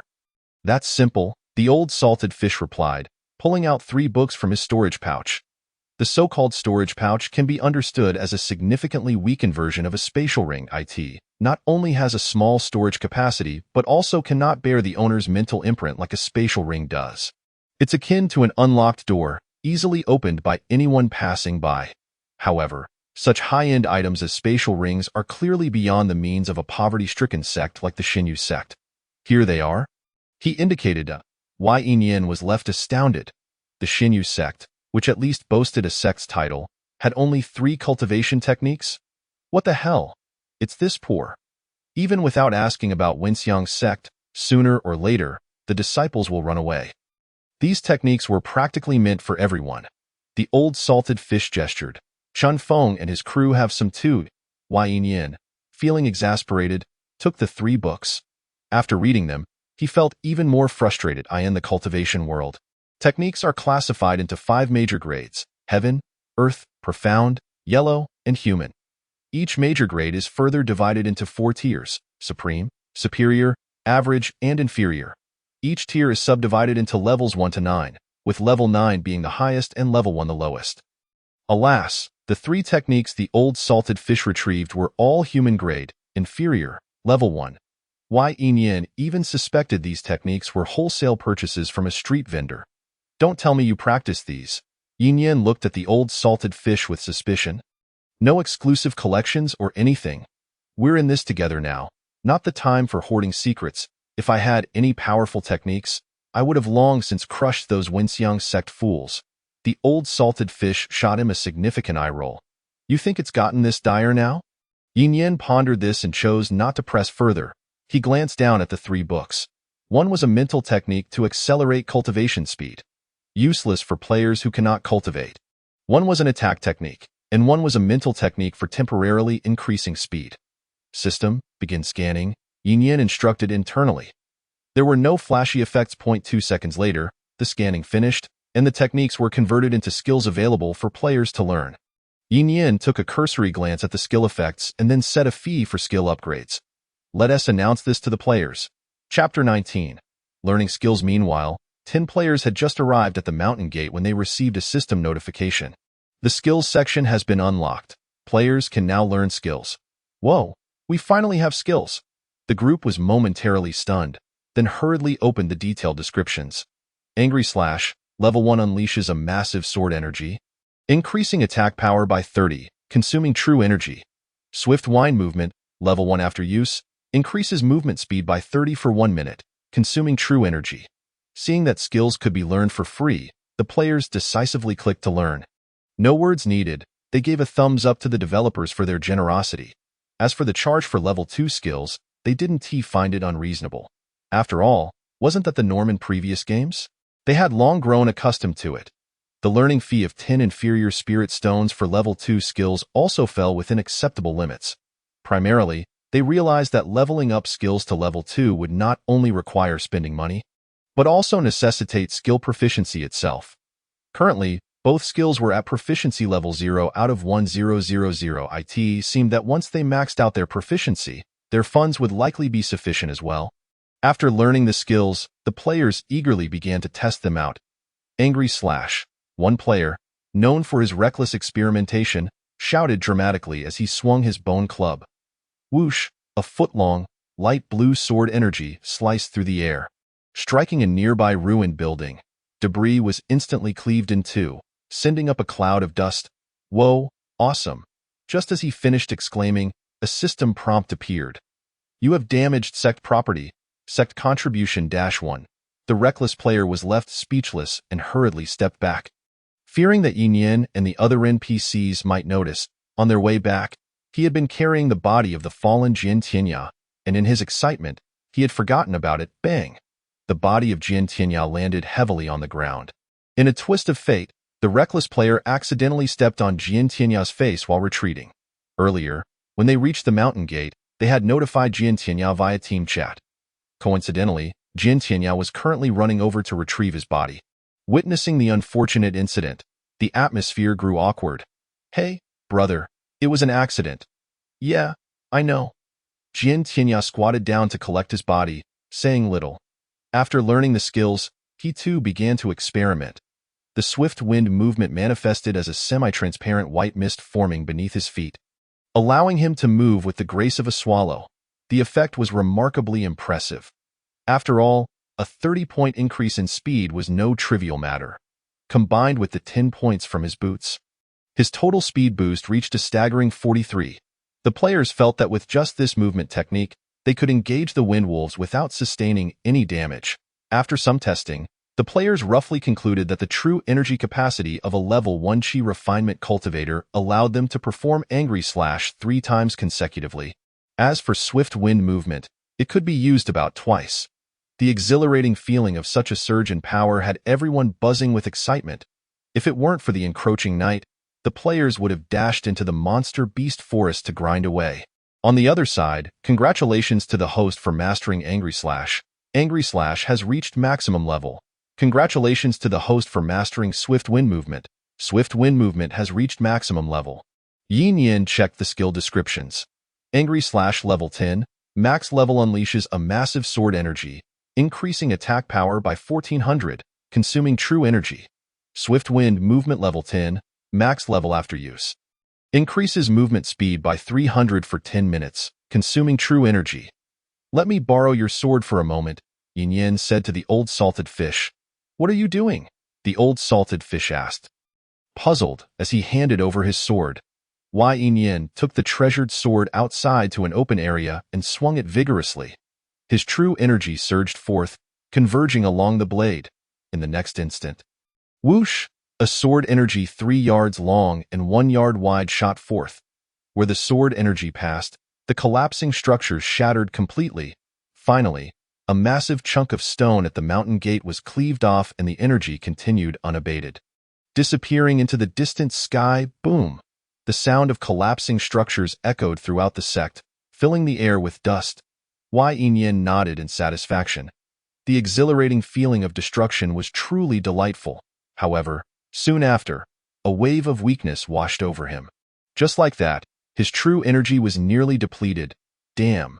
This skill is impressive but consumes energy excessively. But the drawbacks of overexertion were far from just energy consumption. At that moment, Yin felt dizzy, nearly collapsing to the ground. Wow. The spectacle left the players completely stunned. Judging by form and appearance, the skill Yin used seemed similar to the Angry Slash they had just learned. Yet the momentum and power were on an entirely different scale. Is this really Angry Slash? Why is its power so impressive? It must be due to the high level of the NPC or the skill itself. This is incredible. When will my Angry Slash be this awesome? However, the most shocked of all was the old salted fish. Go exaggerate slightly. His jaw nearly hit the ground in sheer astonishment, his eyes bulging out in disbelief. At first glance, it bears a striking resemblance to Tom Cat. Perhaps to others, Yin's Furious Slash merely appears somewhat impressive and imposing. Yet, the true extent of its power remains nebulous. The old salted fish, having cultivated for so many years, is acutely aware of what this signifies. The sword chi, as solid as a door panel, is a hallmark of having achieved great perfection. How could this young lad, after merely skimming through a few martial arts texts, attain such mastery? It defies belief. With Yin's sudden elevation in cultivation and the ability to reach great perfection at a mere glance, the old salted fish's worldview crumbled in that instant. His gaze upon Yin was akin to that of a man who had just encountered a ghost. "What on earth are you?" After a long pause, he exclaimed, "What on earth is going on with you?" The old man clutched Yin's arm tightly. "Are you a cultivation prodigy? Was your previous inability to cultivate merely an act?" But that couldn't be right. Such a charade would be implausible and unnecessary at this level. Yin weakly pushed the old man's hand away. "Curious, are we?" Upon uttering these words, the old man felt a wave of foreboding wash over him. "Indeed, don't ask," Yin chuckled, returning the sword to him. "Asking is merely stifling." The old man's face turned dark. Yin staggered back toward his room. Observing his retreating silhouette, the old salted fish recognized the signs of excessive expenditure of true chi. To unleash a great perfection Furious Slash at the first level of chi refining was merely a testament to the overexertion of true chi. However, this young man's reserve of true chi was undoubtedly beyond the foundational level. The reason for his minimal description was that the old salted fish himself had not cultivated the Furious Slash to great perfection, thus he was unaware of how much true chi it consumed.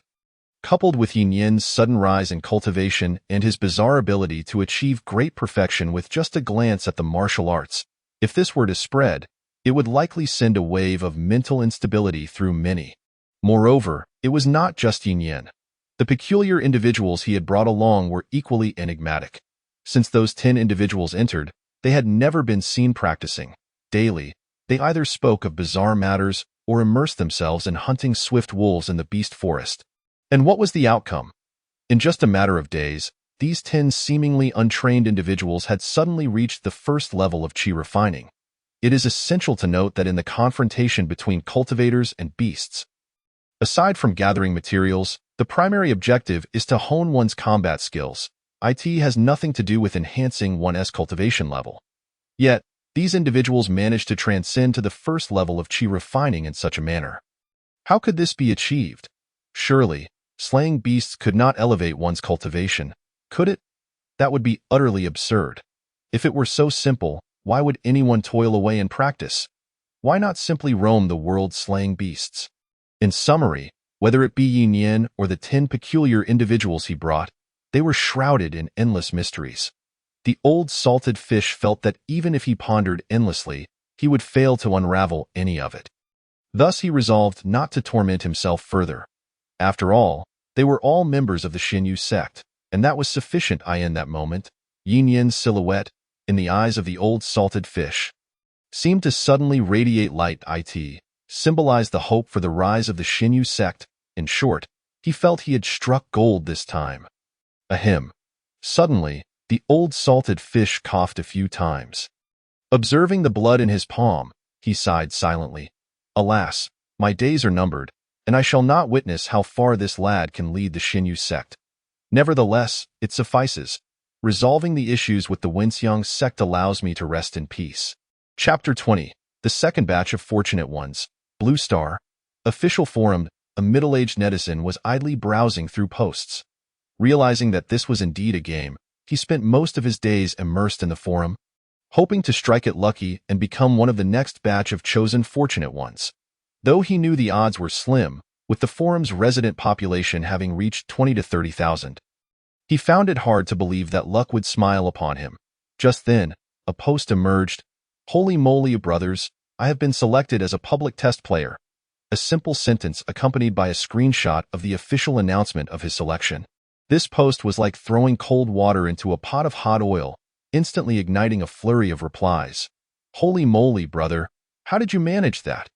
I've tried all those incense-bathing methods, and they were useless.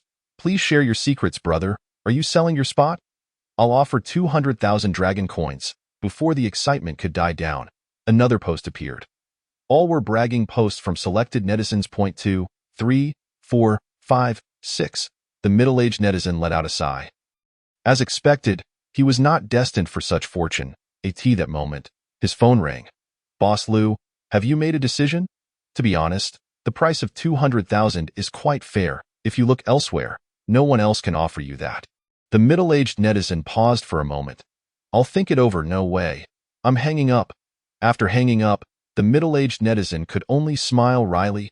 Business had been poor these past 2 years, compounded by malicious competition, leading to the closure of his small restaurant. Additionally, family medical expenses had drained his finances, plunging him into a midlife economic crisis. The transfer price of 200,000 was simply too steep for him to bear. Yet the hospital was pressing for payment, leaving him with little time. After a deep sigh, the middle-aged netizen thought, it's truly difficult. I'll have to sell at this price. Just as he prepared to browse the trading site for new buyers, a notification sound suddenly echoed in his ear. The middle-aged netizen hurriedly looked at the screen. Congratulations, you have been awarded a spot in the next batch of public test players. The gaming pod will soon arrive. Please stay alert for its delivery. A wave of ecstasy surged within the middle-aged netizen.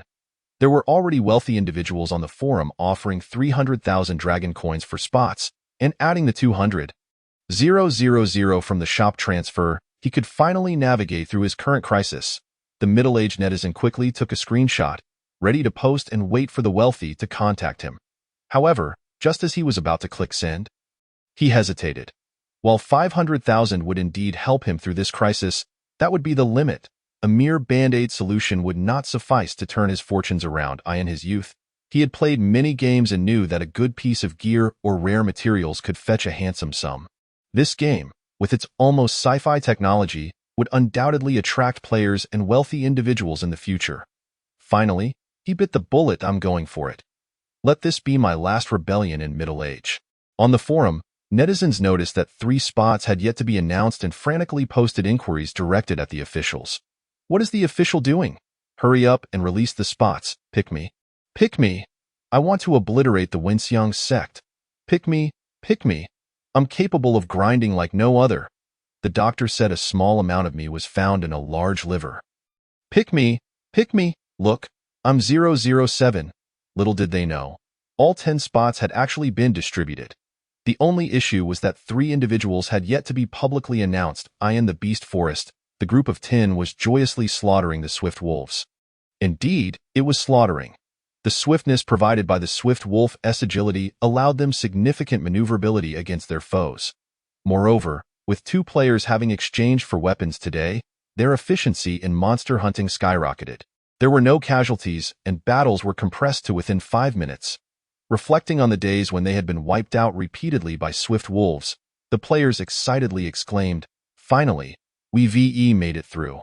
Furthermore, they discovered that even after leveling up, they could still withstand 5 attacks from the swift wolves without the need for talismans or protective gear. Those who had exchanged for defensive gear could even endure 10 attacks. Due to the absence of precise damage data, the extent of their power increase remained unclear. Nevertheless, now a simple blow from a bone club against a swift wolf caused it to yelp in pain. There was even an instance where a strike from the steel wing nearly incapacitated a swift wolf. Such occurrences would have been inconceivable in previous games they had played. After all, in those games, leveling up typically only allowed players to equip better gear and learn a few skills with negligible enhancements to their combat prowess. However, considering this was set in a world of cultivation, it felt fitting. After all, doesn't he achieving a higher realm directly enhance one's combat strength? For instance, a golden core master need not employ any techniques. A mere slap could obliterate a multitude of chi refining practitioners. In summary, grinding is the way to go. The only regret is that now, when hunting swift wolves, the experience gained seems to have diminished. Previously, while each swift wolf slain yielded modest experience, at least there was a visible progression. But now, even after slaying 2 or 3 at once, the experience bar barely budged. Perhaps it was due to the diminished level gap between himself and the swift wolves after his upgrade. Resulting in less experienced IT, seems the time has come to seek out some higher-tier beasts. For instance, the enormous purple python they encountered previously? After some deliberation, a few individuals concluded that this endeavor was indeed feasible. However, it soon became evident that their previous encounter with the purple giant python was likely a mere stroke of luck. After toiling for 2 or 3 hours, aside from dealing with several tempest wolves they encountered, they had not laid eyes on a single long serpent. Glancing at the sky, the group had no choice but to return to their sect with the carcass of the tempest wolf. Logically speaking, it was still merely evening, and they could have continued their efforts for another hour or 2. In fact, they had previously attempted this notion and found that, for reasons unknown, as the sun began to set, these tempest wolves, as if under the influence of a blue pill, exhibited a remarkable surge in combat prowess. Even the fully armed Jiang Tianya found himself unable to match their speed. With a single swipe of a claw, he was down for the count. Thus, after dusk, players refrained from returning to grind levels. Although they could respawn indefinitely, recklessly courting death was simply foolish. At the Xinyu sect, a burst of white light flashed, heralding the arrival of a new batch of 10 players.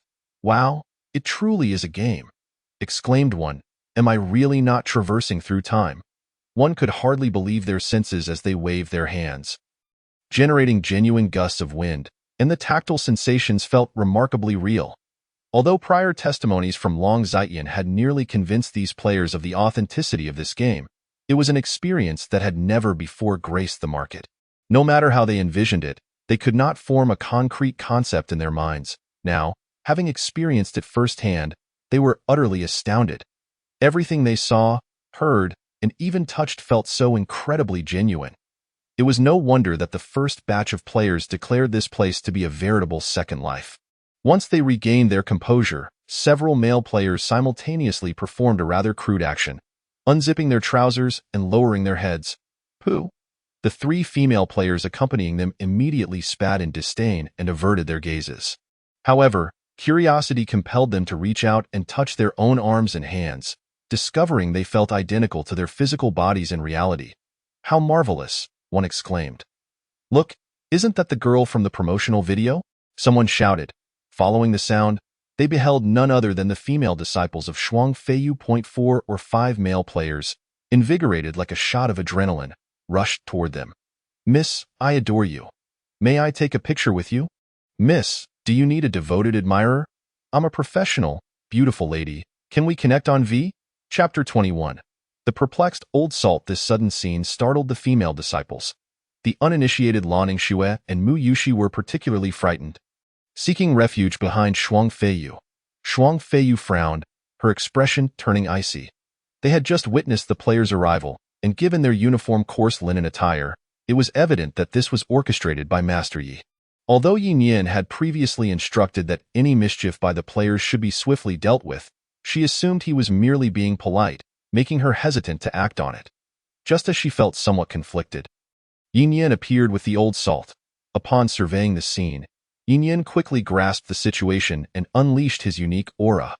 The male players stood frozen in place as if their meridians had been sealed. Shuang Feiyu hurriedly led Lan and Mu to a safe distance, watching from afar. Though she felt somewhat displeased, her curiosity about these peculiar individuals was undeniable. While the bewildered players were still trying to make sense of the situation, a system notification rang in their ears. You have angered Shuang Feiyu.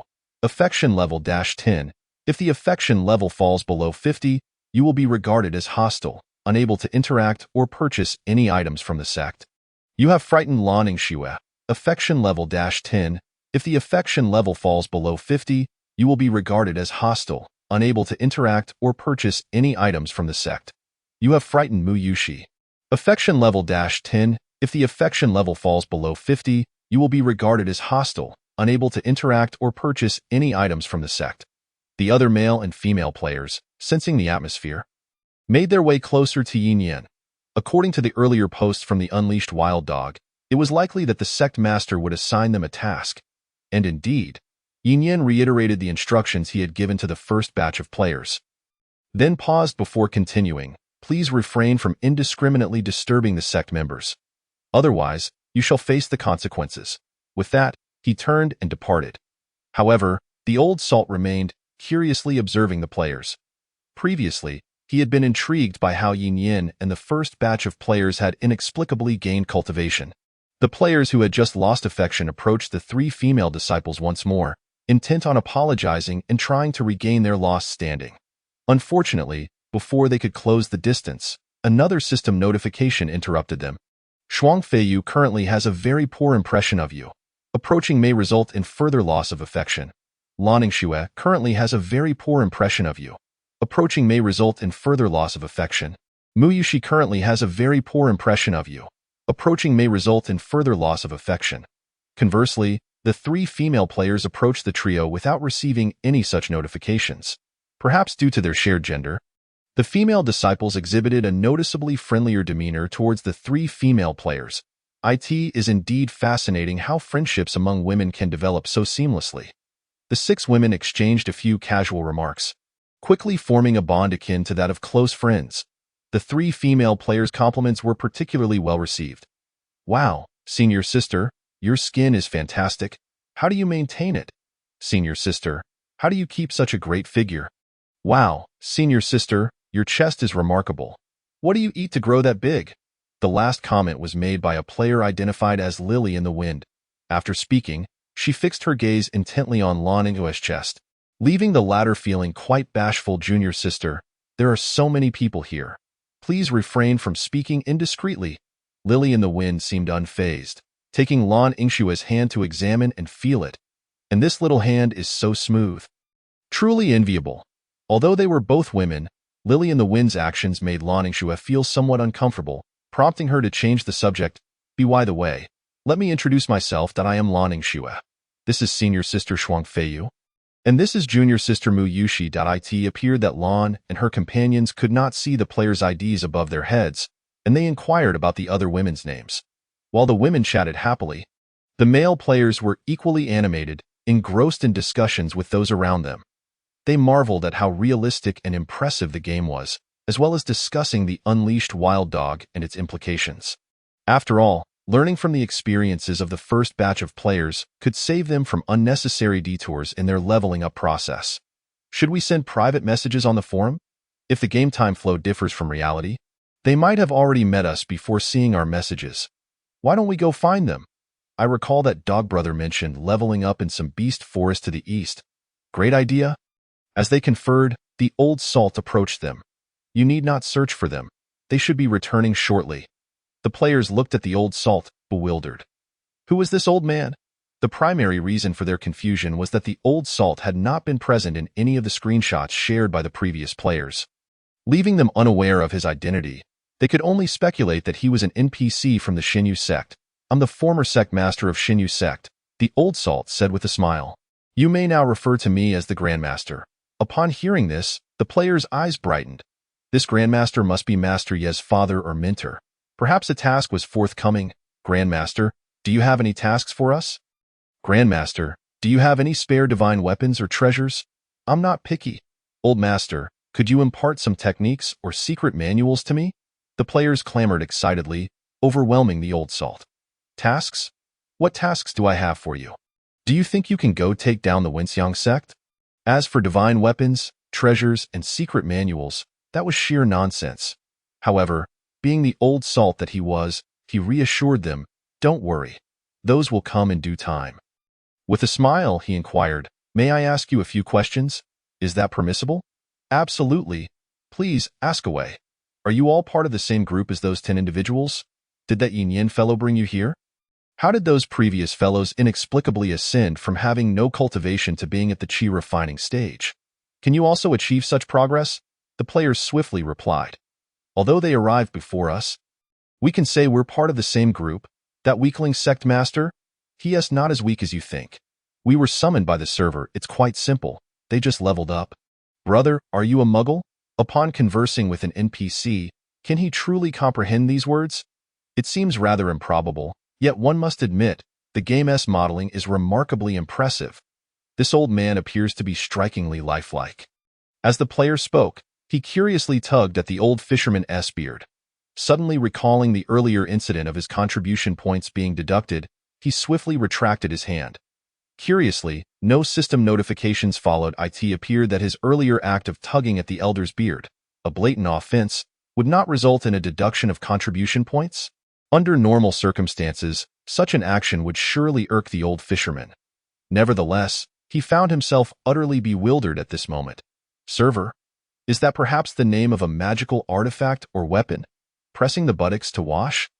Do these individuals possess some peculiar proclivities? Moreover, what does it mean to be akin to a real person? Am I, this old man, not real? In summary, while he could grasp each individual statement made by the players, their collective meaning eluded him. Indeed, as my friend Yin Yin remarked, these fellows have a penchant for uttering nonsensical ramblings. The old fisherman shook his head in lamentation. Alas, these young men seem rather spirited. It is a pity their intellect appears somewhat lacking. Chapter 22. A meeting of new and old players. Esteemed Grandmaster, do you have any tasks for us? One player implored eagerly. Tasks? The old fisherman paused momentarily. Such matters should be directed to your Grandmaster Yin Yin. I have no tasks for you. Go pester that lad. What shall we do then? Feel free to amuse yourselves, the old fisherman replied as he turned to retreat to his dwelling. Oh, and do refrain from damaging the sect's facilities. The players glanced around, finding the scene identical to the photographs posted on the forum. Apart from a few intact structures in the distance, the entire sect appeared no different from a long-abandoned ruin. Seriously, old fisherman. With this state, what else is there to damage? Since the old fisherman had mentioned that the first batch of players would return shortly, the players had no choice but to wait in the sect. The earlier deduction of contribution points reminded them of the forum post's warning against rummaging through NPC rooms, leading them to abandon their exploratory intentions. Surely, they could not rummage through the debris of those ruins for amusement? Primarily, they believed that even if there were treasures hidden within, the first batch of players would have already plundered them clean. Alas, those who know players best are always the players themselves. Yet the waiting period was not entirely dull. The sheer realism of the game, with its fully immersive sensory experience, was enough to engage them for quite a while. For instance, one player was crouched down, inspecting a wild herb. "Brother, what is so fascinating about that grass?" Another player inquired curiously. By the way, your choice of appearance is quite unique. What inspired the middle-aged uncle look? I'm not sure. My character creation leaned heavily towards middle-aged styles, he replied mid-sentence. Both suddenly froze. Realizing the familiarity of each other's voices. Boss? Xiaozhong? What the heck? Upon further discussion, they discovered they were indeed acquaintances. The middle-aged man was the very online friend who had faced a midlife crisis when his restaurant closed, while Xiao Zhang was the waiter who had worked at his establishment. Their conversation successfully drew in another player, Xiao Li, who had also been a waiter at the restaurant. The trio soon ceased to ponder the game and simply sat on the ground reminiscing. A player known as Adventure King, after savoring the atmosphere for a while, began to wander about. As he strolled, he found himself at the foot of the mountain gate. In reality, he was an extreme sports enthusiast, but after sustaining a few injuries, his family forbade him from pursuing such activities, leaving him quite dejected. Gazing at the precipice beneath him, Adventure King felt a surge of excitement. He bent his legs and leaped into the abyss. Experiencing the rapid retreat of the scenery and the roaring wind by his ears, a singular thought consumed him. What exhilaration! Meanwhile, the reckless wild dog and his companions arrived at the mountain's base, bearing 10 wind wolves. Just then, a shadow plummeted from the sky. Hearing the commotion, the reckless beauty swiftly looked up, then, bang!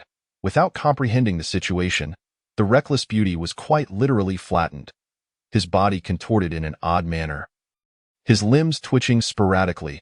Fortunately, he had recently ascended to the first level of chi refinement. Otherwise, this impact could have shattered him. Nevertheless, his current condition was hardly optimistic.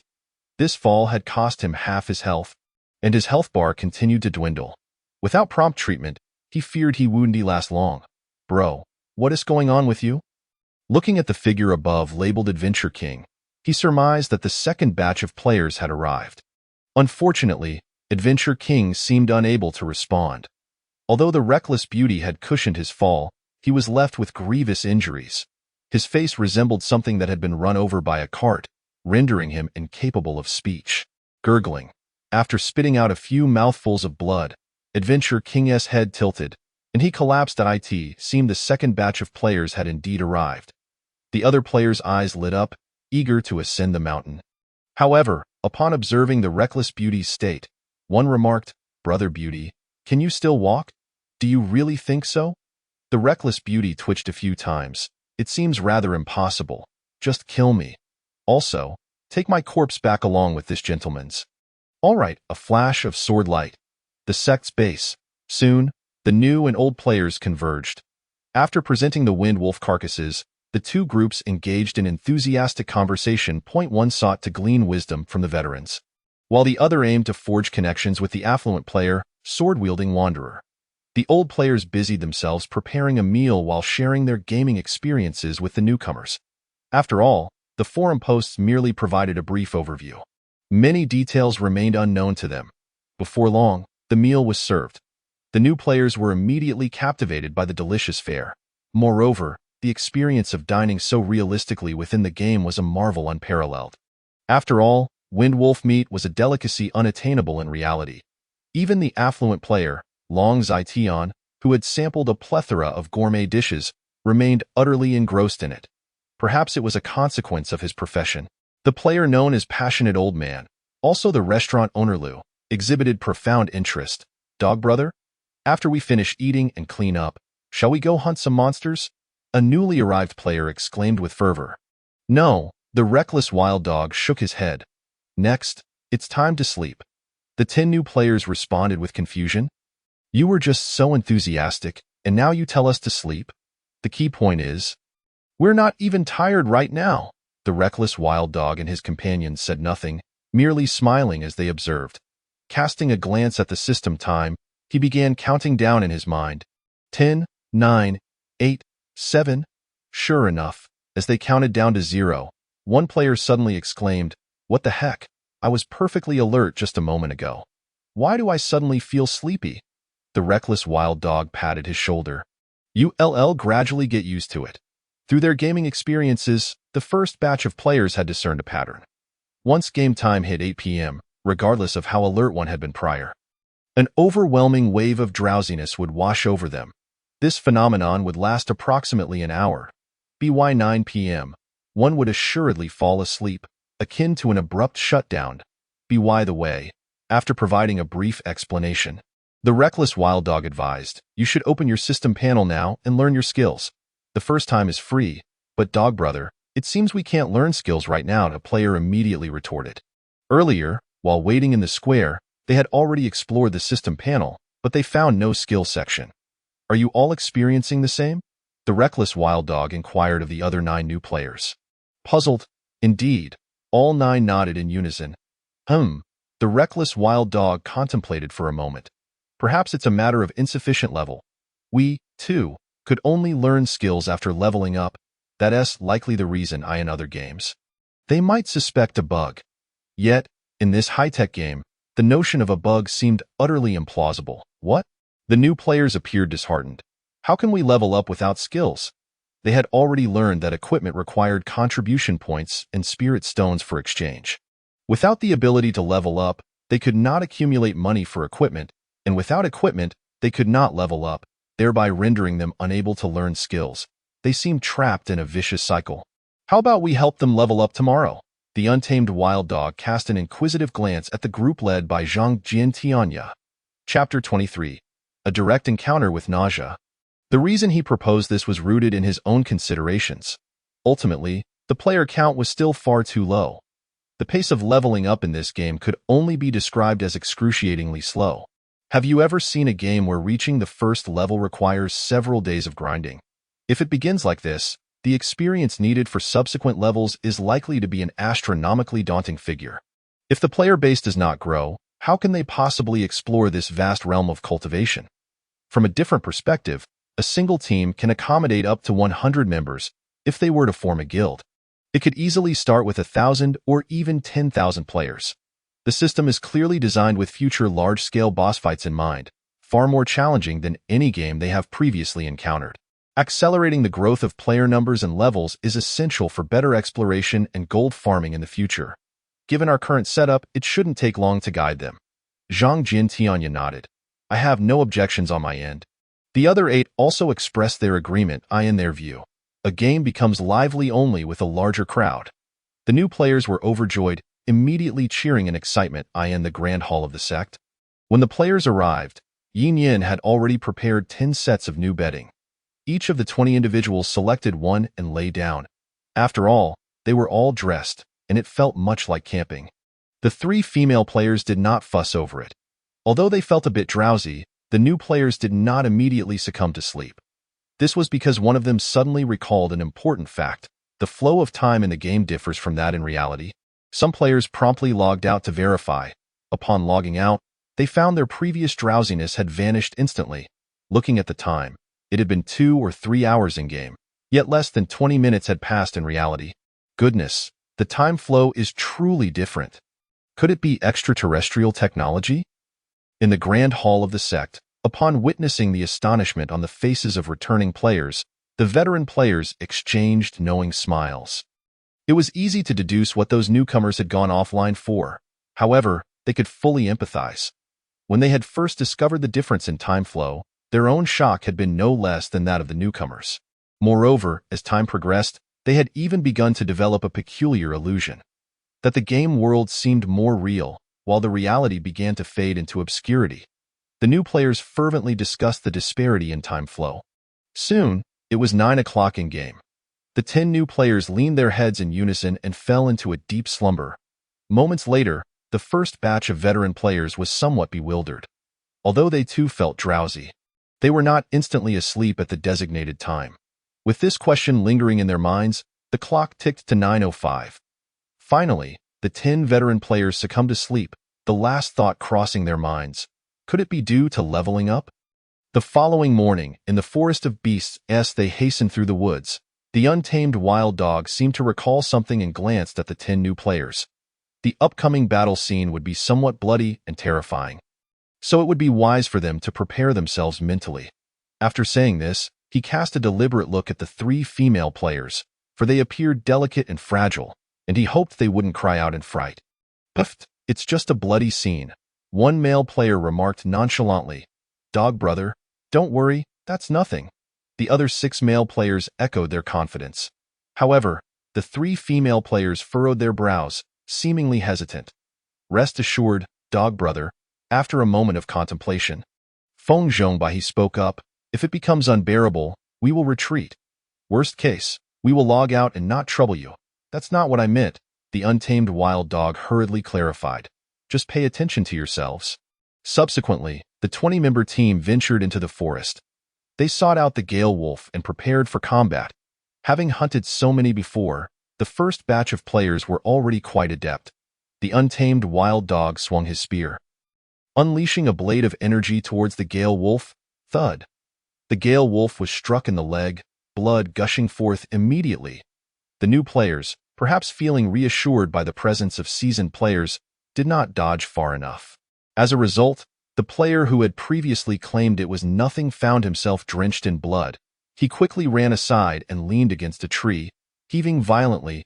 Ugh, at that moment, he realized that viewing photos on the forum was an entirely different experience from the visceral reality. The sense of bloodiness and pressure was far beyond what static images could convey. Not long after, a few other new players joined him nearby, sharing in his discomfort.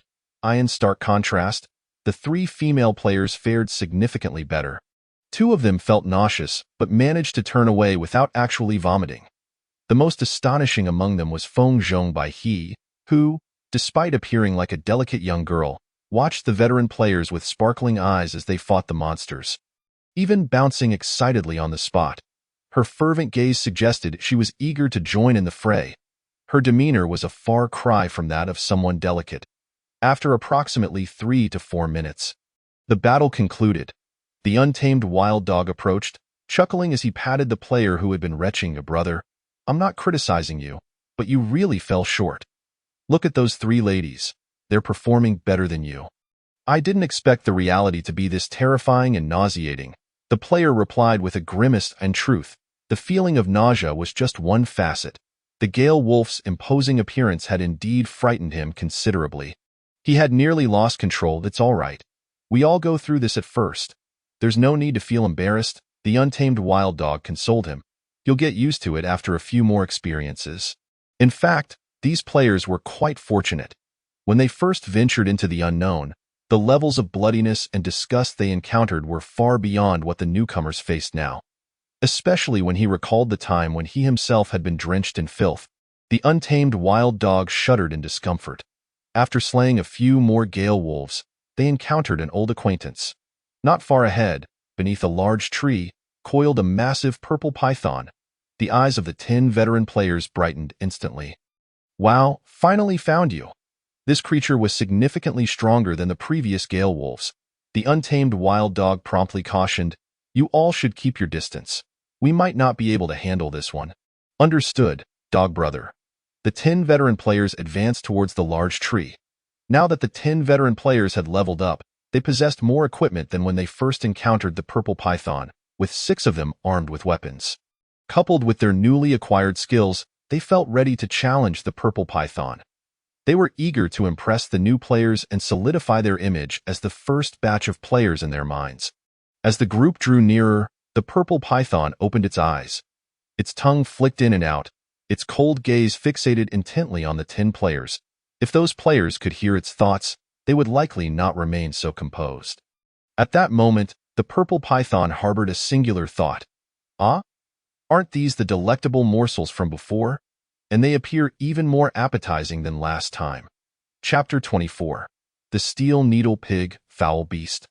Taste my furious slash. With a dramatic shout, the battle commenced. In the blink of an eye, 6 furious slashes struck the purple python. Then, pfft. As soon as the blades of energy made contact with the python's body, they dissipated without effect. The players were left in a state of shock. What in the world? If this were a Gale Wolf, it would have been felled by now. This creature seems utterly unfazed. Just as they were lost in confusion, the purple python made its move. Whoosh! The purple figure darted past in a flash, and the 10 veteran players vanished from sight. The girth of the python's belly made the outcome abundantly clear. Their attempt to show off had backfired. The remaining 10 newcomers fared little better, quickly following in their predecessor's footsteps. After satisfying its hunger, the purple python slowly slithered deeper into the forest. The Shinyu sect. A flash of white light illuminated the scene. 20 pairs of eyes exchanged silent glances, each reflecting a shared sentiment. Goodness, isn't that creature a bit too ferocious? A level 2 monster is this formidable. How are we supposed to level up? Back when they faced the Gale Wolf with bare hands, they could rely on continuous respawns to wear it down. Yet, the speed of the python left them no room for reaction. How could they possibly proceed? With these questions in mind, they sought out a disciple of the Shinyu sect. The purple python you're referring to about this thick, with a black pattern on its forehead. Upon hearing their description, Disciple Chen Feng regarded them with a strange expression. Yes, that sounds about right. The untamed wild dog quickly interjected, that is a level 3 Qi refinement purple python. Chen Feng's expression grew increasingly peculiar. You are merely at the first level of qi refining. Returning alive is already an extraordinary stroke of luck. The others immediately understood, realizing it was indeed the third level of qi refining. No wonder a mere glance had left them all utterly overwhelmed. Chen Feng shook his head at the remark, choosing to remain silent. You are all standing right here, yet you claim to have been devoured by the purple python. These fellows certainly continue their penchant for nonsensical chatter. The awkwardly exuberant senior brother, a wild dog unchained, inquired, could you elaborate on the peculiarities of the beast forest? For instance, what types exist at what levels? No need for explanations, Chen Feng replied, producing a book and handing it to him. This illustrated guide contains all the depictions. Take your time to peruse it. Such illustrated bestiaries could easily be procured from any shop, typically intended for novice cultivators. Over the years, Chen Feng had memorized its contents, rendering it unnecessary for him to keep. Thank you, Senior Brother Chen. The group expressed their gratitude, departing joyfully with the guide. After some time spent in research, they discovered that their current target was a beast at the second level of qi refining. Known as the steel-spined boar. The steel-spined boar was roughly the size of a wild boar, yet its body was adorned with sharp spines reaching over 2 feet in length, reminiscent of a porcupine. Not only was it powerful and swift, but its spines could also be launched to inflict significant damage. Moreover, the spines were venomous. Being struck would lead to considerable complications. The habitat of this beast was not far from that of the Gale wolf, separated only by the territory of the purple python. However, the guide noted that the activity range of these lower-tier beasts was merely a rough estimate. Encroachments into territories by beasts were not uncommon. A lesson the purple python had taught them quite well. At the outskirts of the beast forest, 20 players searched for 2 hours before finally locating the domain of the steel-spined boar. Observing the groups of 3 to 5 boars in the distance, the players felt a pang of frustration. What the hell? These creatures are social. The 10 seasoned players exchanged glances and stealthily approached the nearest trio of steel-spined boars. At a distance of around 3 zhong, one of the grazing boars lifted its head, sensing the intrusion of the bipedal creatures into its territory, and immediately emitted a warning growl. Naturally, the players could not retreat at this point and promptly unleashed a wave of furious slashes. Bang, bang, bang. The 3 boars staggered back a few steps, yet it seemed no substantial damage was inflicted, only inciting their ferocity. In the blink of an eye, the 3 boars lunged forward, charging toward the group. The signature skill of the steel-spined boar. Charge. Within moments, several veteran players were sent flying. Thud, thud, thud. Several figures crashed heavily to the ground. Among them, those without protective gear found their health bars dwindling perilously low. It was only a matter of time before they would succumb to bleeding out. The assault of the steel-spined boar was nothing short of terrifying. Only the likes of Zhang Jian Tianya, with their keen reflexes, managed to evade the onslaught by employing the Gale movement technique. Indeed, they merely barely escaped. Had they been the slightest bit slower or lacked their swift boots, they would have been unable to dodge. However, the Gale movement technique could only be sustained for a minute. Maintaining such speed indefinitely was impossible. Yet, it seemed the steel-spined boars had no intention of granting even that minute to the players. Upon witnessing that Zhang Jin Tianya and his companions had evaded their attack, the boars immediately crouched down. In the next instant, whoosh, whoosh, whoosh, dozens of glistening spikes shot toward the group. Even with the aid of their boots and the Gale movement technique, they could not evade. Peefed, peefed, peefed. Zhang Jin Tianya and his companions were instantly transformed into pincushions. The damage from this barrage of spikes was not excessively high, each player losing approximately 1/5 of their health. However, the ensuing poison status left them in utter despair. At this moment, the group was engulfed in a sickly green hue, their health bars visibly plummeting. After about 5 seconds, Zhang Jian Tianya's head tilted, and he collapsed. From the onset of the conflict to its conclusion, the entire ordeal had lasted less than half a minute, and the veteran players had been utterly annihilated once more. The 10 novice players nearby were left in a state of bewilderment, their minds consumed by a singular thought. Is it our turn now? Unexpectedly, the steel-spined boars displayed no interest in the 10 distant novices, not even casting a glance their way. instead turning around to resume grazing. After a while, confirming that the boars would not return, the 10 new players nervously dragged the corpses of the veteran players back, waiting for their comrades to respawn. An hour later, the 10 veteran players returned, their faces etched with frustration. After recovering their remains, they gazed at the distant steel-spined boars with exasperation. Damn it! How do we deal with such vicious creatures? The wild dog Unchained glanced at the new players with astonishment. After we perished. You weren't attacked? No, the group replied hastily. They didn't even spare us a glance. Brother Dog, have you made any new discoveries? The eager player beside him inquired. The recent gaming experiences had led him to believe that the wild dog Unchained often noticed details that others missed. Clearly belonging to the ranks of strategy experts, do you remember? The wild dog Unchained responded. Previously, they only reacted when we approached within about 10 meters. I suspect their alert range is precisely that. And their vision seems rather poor.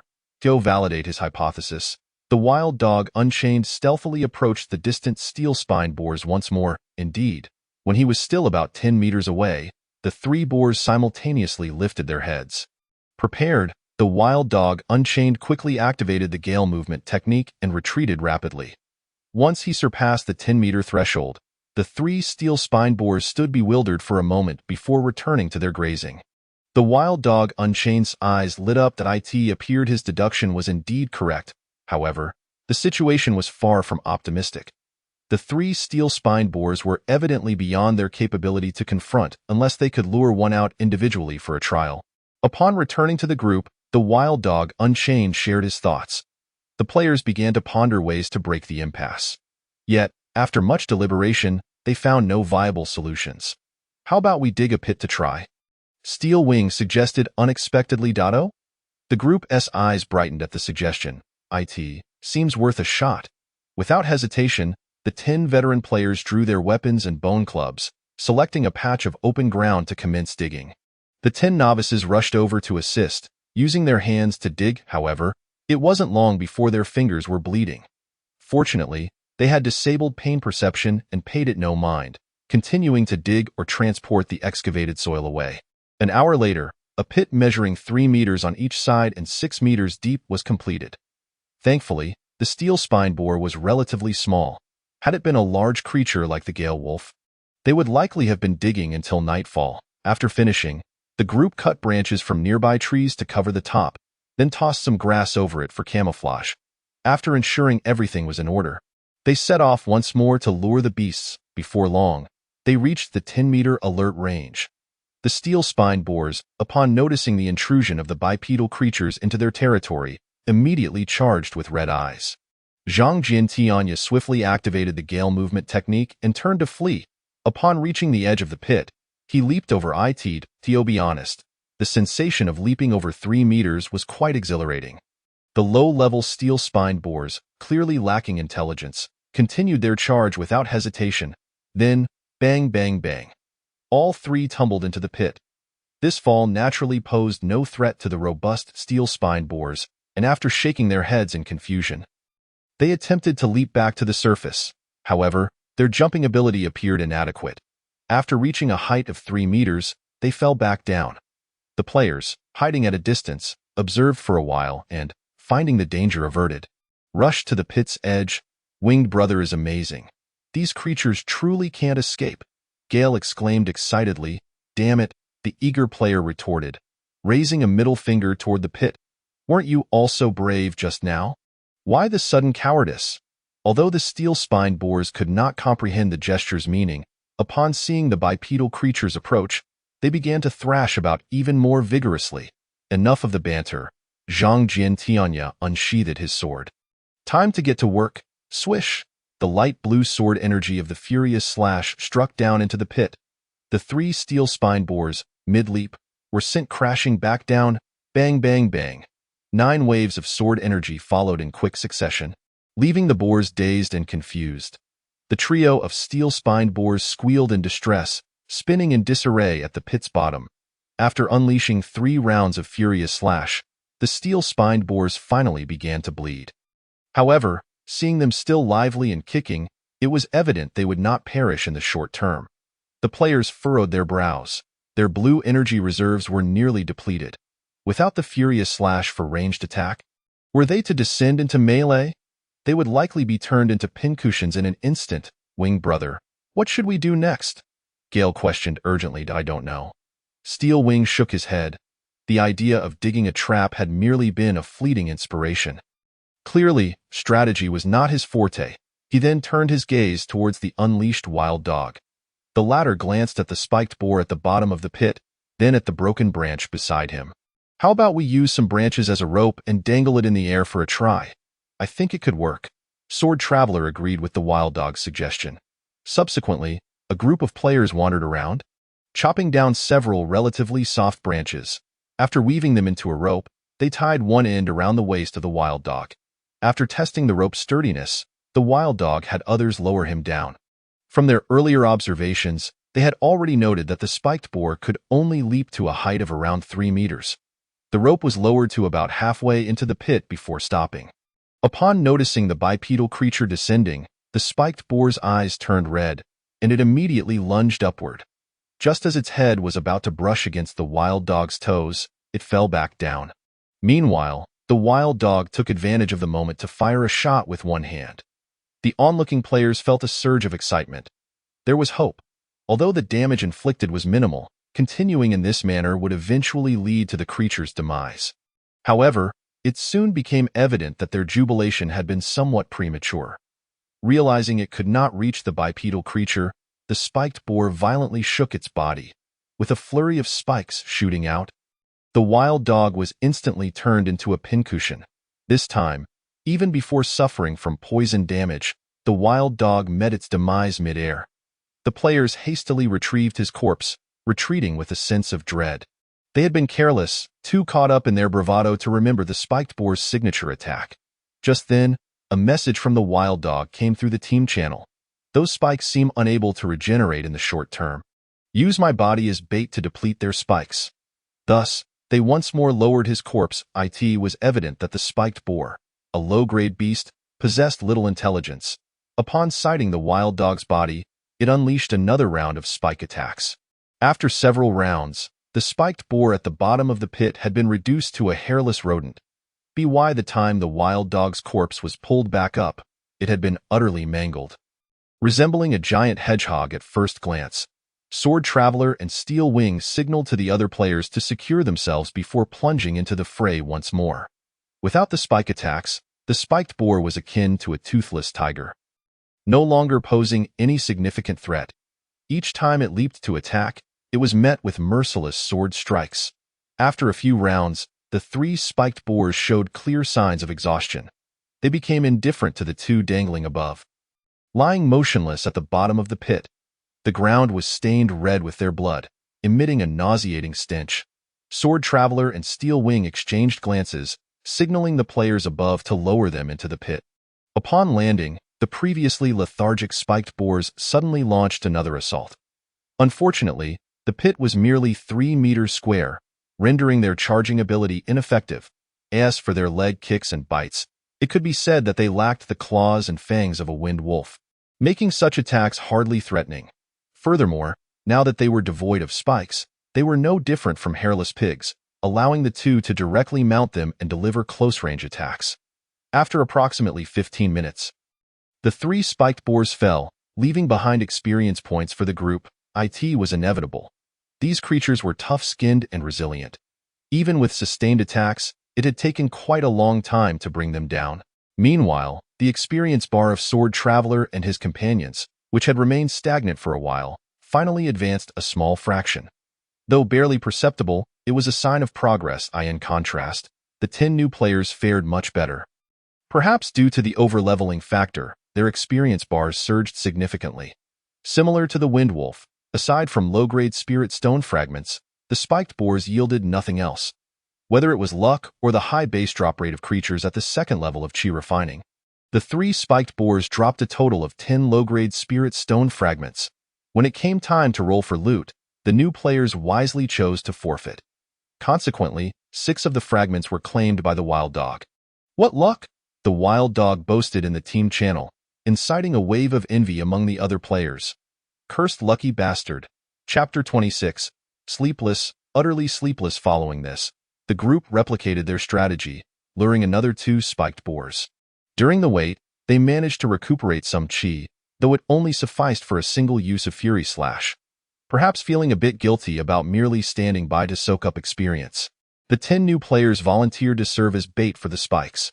Sword Traveler and his companions had no objections and promptly tied one of the new players down. Once the spikes of the 2 spiked boars were exhausted, they had him lowered into the pit. Other players pondered that since they could only send 2 individuals down to fight at a time, and with 1 person above handling the rope, it left too many waiting around. They decided to move aside and continue digging the pit.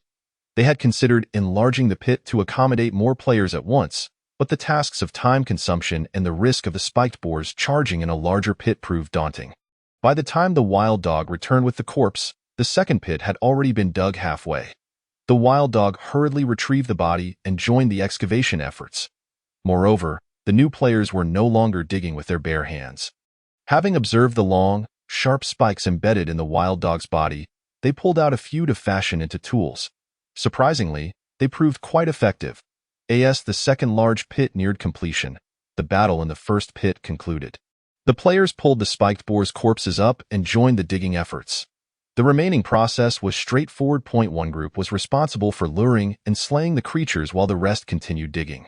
By evening, the players had successfully hunted 11 spiked boars and excavated 3 large pits.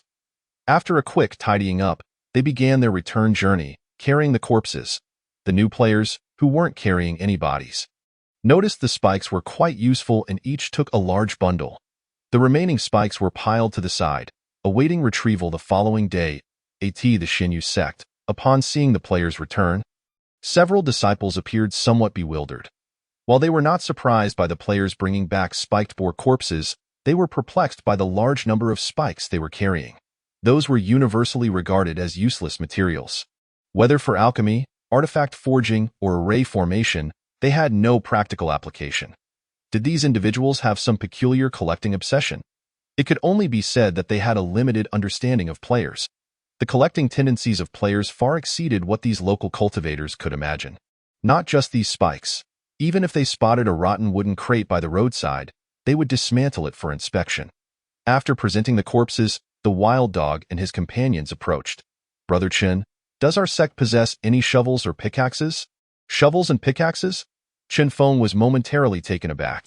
"We do have a few. What do you need them for?" In his view, now that the first batch of players had gained cultivation, they could be considered cultivators. Why would a cultivator come asking for tools like shovels and pickaxes? Surely they were not planning to dig a pit. However, Chen Feng did not dwell on it too much in his view. These players were somewhat peculiar in their thinking. Overthinking would only burden himself with unnecessary worries. Moreover, since the items in question were of little value and did not require reporting to the elders or the sect leader, he simply led the players to retrieve them. Nevertheless, the sect could not possibly possess many of these items, amounting to merely 2 picks and 5 shovels. These were procured during their earlier efforts to clear the debris from the collapsed structures of the sect. Speaking of which, they had initially intended to continue the cleanup, as the sect was in a state of disarray, looking quite unseemly. However, after the arrival of these somewhat dim-witted individuals, their sect leader Yi instructed them not to bother with the cleanup anymore. As a result, those picks and shovels had scarcely been utilized before being tossed into the storage, gathering dust. The following day, in the Beast Forest, the routine remained unchanged. Some players engaged in combat, while others dug pits. With the new tools at their disposal, the digging progressed at a swifter pace. The male players, perhaps feeling that it was inappropriate for a group of grown men to allow a few delicate maidens to dig, insisted that they refrain from participating. The 3 female players, feeling it was unbecoming to do nothing and merely leech off experience, decided instead to assist in transporting the excavated earth. 3 days later, flashes of white light signaled that the second batch of newcomers had finally reached the first level of chi refinement. However, the older players still lacked sufficient experience and were unable to level up for the time being. The steel needle boar had a significantly higher drop rate and quantity compared to the Gale Wolf, and the first batch of veteran players now possessed weapons, with their other gear nearly complete. Watching the live stream, Yin Yin mistakenly believed that upon the newcomers leveling up, she too could ascend. Yet such was not the case. It seemed she would have to wait until the first batch of players reached the second level of Qi refinement before she could level up. After murmuring this to herself, Yin leisurely continued to watch the live stream from afar. Meanwhile, after the new players leveled up, they discovered they could indeed learn skills and eagerly clicked to acquire them. Fortunately, the skill Anger Slash, although released as sword energy, could still be performed without a weapon, albeit without the weapon's damage enhancement. With 20 individuals, each unleashing 3 rounds of sword energy that amounted to 60 strikes. Even though the 10 new players' Anger Slash was somewhat less effective due to the absence of weapon enhancement, it was still quite formidable. After luring 4 steel needle bores into the pit, the 60 strikes cascaded downward. Boom! Blue light surged forth, stirring up clouds of dust. Once the dust settled, the 4 steel needle bores at the bottom of the pit lay still, their bodies riddled with wounds, and their spikes obliterated. Several players quickly descended into the pit and dispatched them in under 5 minutes. Unfortunately, this method could only be employed once in a short span, and the players would need to revert to the old routine thereafter. As dusk approached, the players returned to the sect, bearing yet another batch of corpses. During dinner, a new player suddenly inquired, "Dog brother, have you all been online this whole time?" Considering the elapsed real-world time. The first batch of players had now played for over a day and night. With such a playstyle, were they not concerned about sudden collapse? The group of wild dogs was momentarily taken aback, realizing they indeed had not logged off in quite some time. "Today, it's up to you to clean up," they hastily remarked after hastily consuming their meal before logging off to check in Blue Star. After emerging from the game pod, Liang Kuan stretched his limbs. Although he had been lying in the pod for over a day and night, he felt no discomfort whatsoever. In fact, he felt remarkably invigorated. During his school days, he had experienced all-night gaming sessions, and while he might not feel sleepy the next morning, his body and mind would still bear some fatigue. It was the kind of alertness accompanied by exhaustion that required a long recovery period. However, now, both his body and mind felt utterly refreshed, brimming with energy. He even felt pleasantly warm and comfortable. This sensation surpassed that of an entire night of deep sleep. Contemplating this, he glanced at the game pod. Could it be due to this high-tech gaming pod? While he played inside, was his body actually in a state of rest? Or perhaps, akin to the gaming novels he had read in his youth? Was his body simply in a state of slumber while gaming? At first glance, this notion seemed absurd. Yet upon further reflection, the game pod itself was indeed a marvel of technology, capable of producing the extraordinary effect of differing game time and real time. In this light, his current situation did not seem so far-fetched after all. Nevertheless, these were merely his speculations. For safety's sake, Liang Kuan decided to lie down on his bed and see if he could fall asleep. Time passed slowly. Liang Kuan tossed and turned in bed, unable to find rest. Not only was he not tired, but he felt even more alert. Chapter 27. The arrival of the third batch of players. Meanwhile, Long Ziyan, after leaving the game pod, experienced sensations similar to Liang Kuan's. He, too, felt no hint of fatigue whatsoever. For safety's sake, he summoned the family doctor. After a thorough examination, there were no issues to report. Both his body and mind were in an exceptionally perfect state. Long Ziyan glanced at the game pod beside him, arriving at thoughts akin to Liang Kuan's. Ultimately, he attributed this illogical and miraculous effect to the high-tech nature of the game pod. A technician arranged by Uncle Zhang stood nearby, monitoring various instruments, yet their expressions suggested they had made little progress.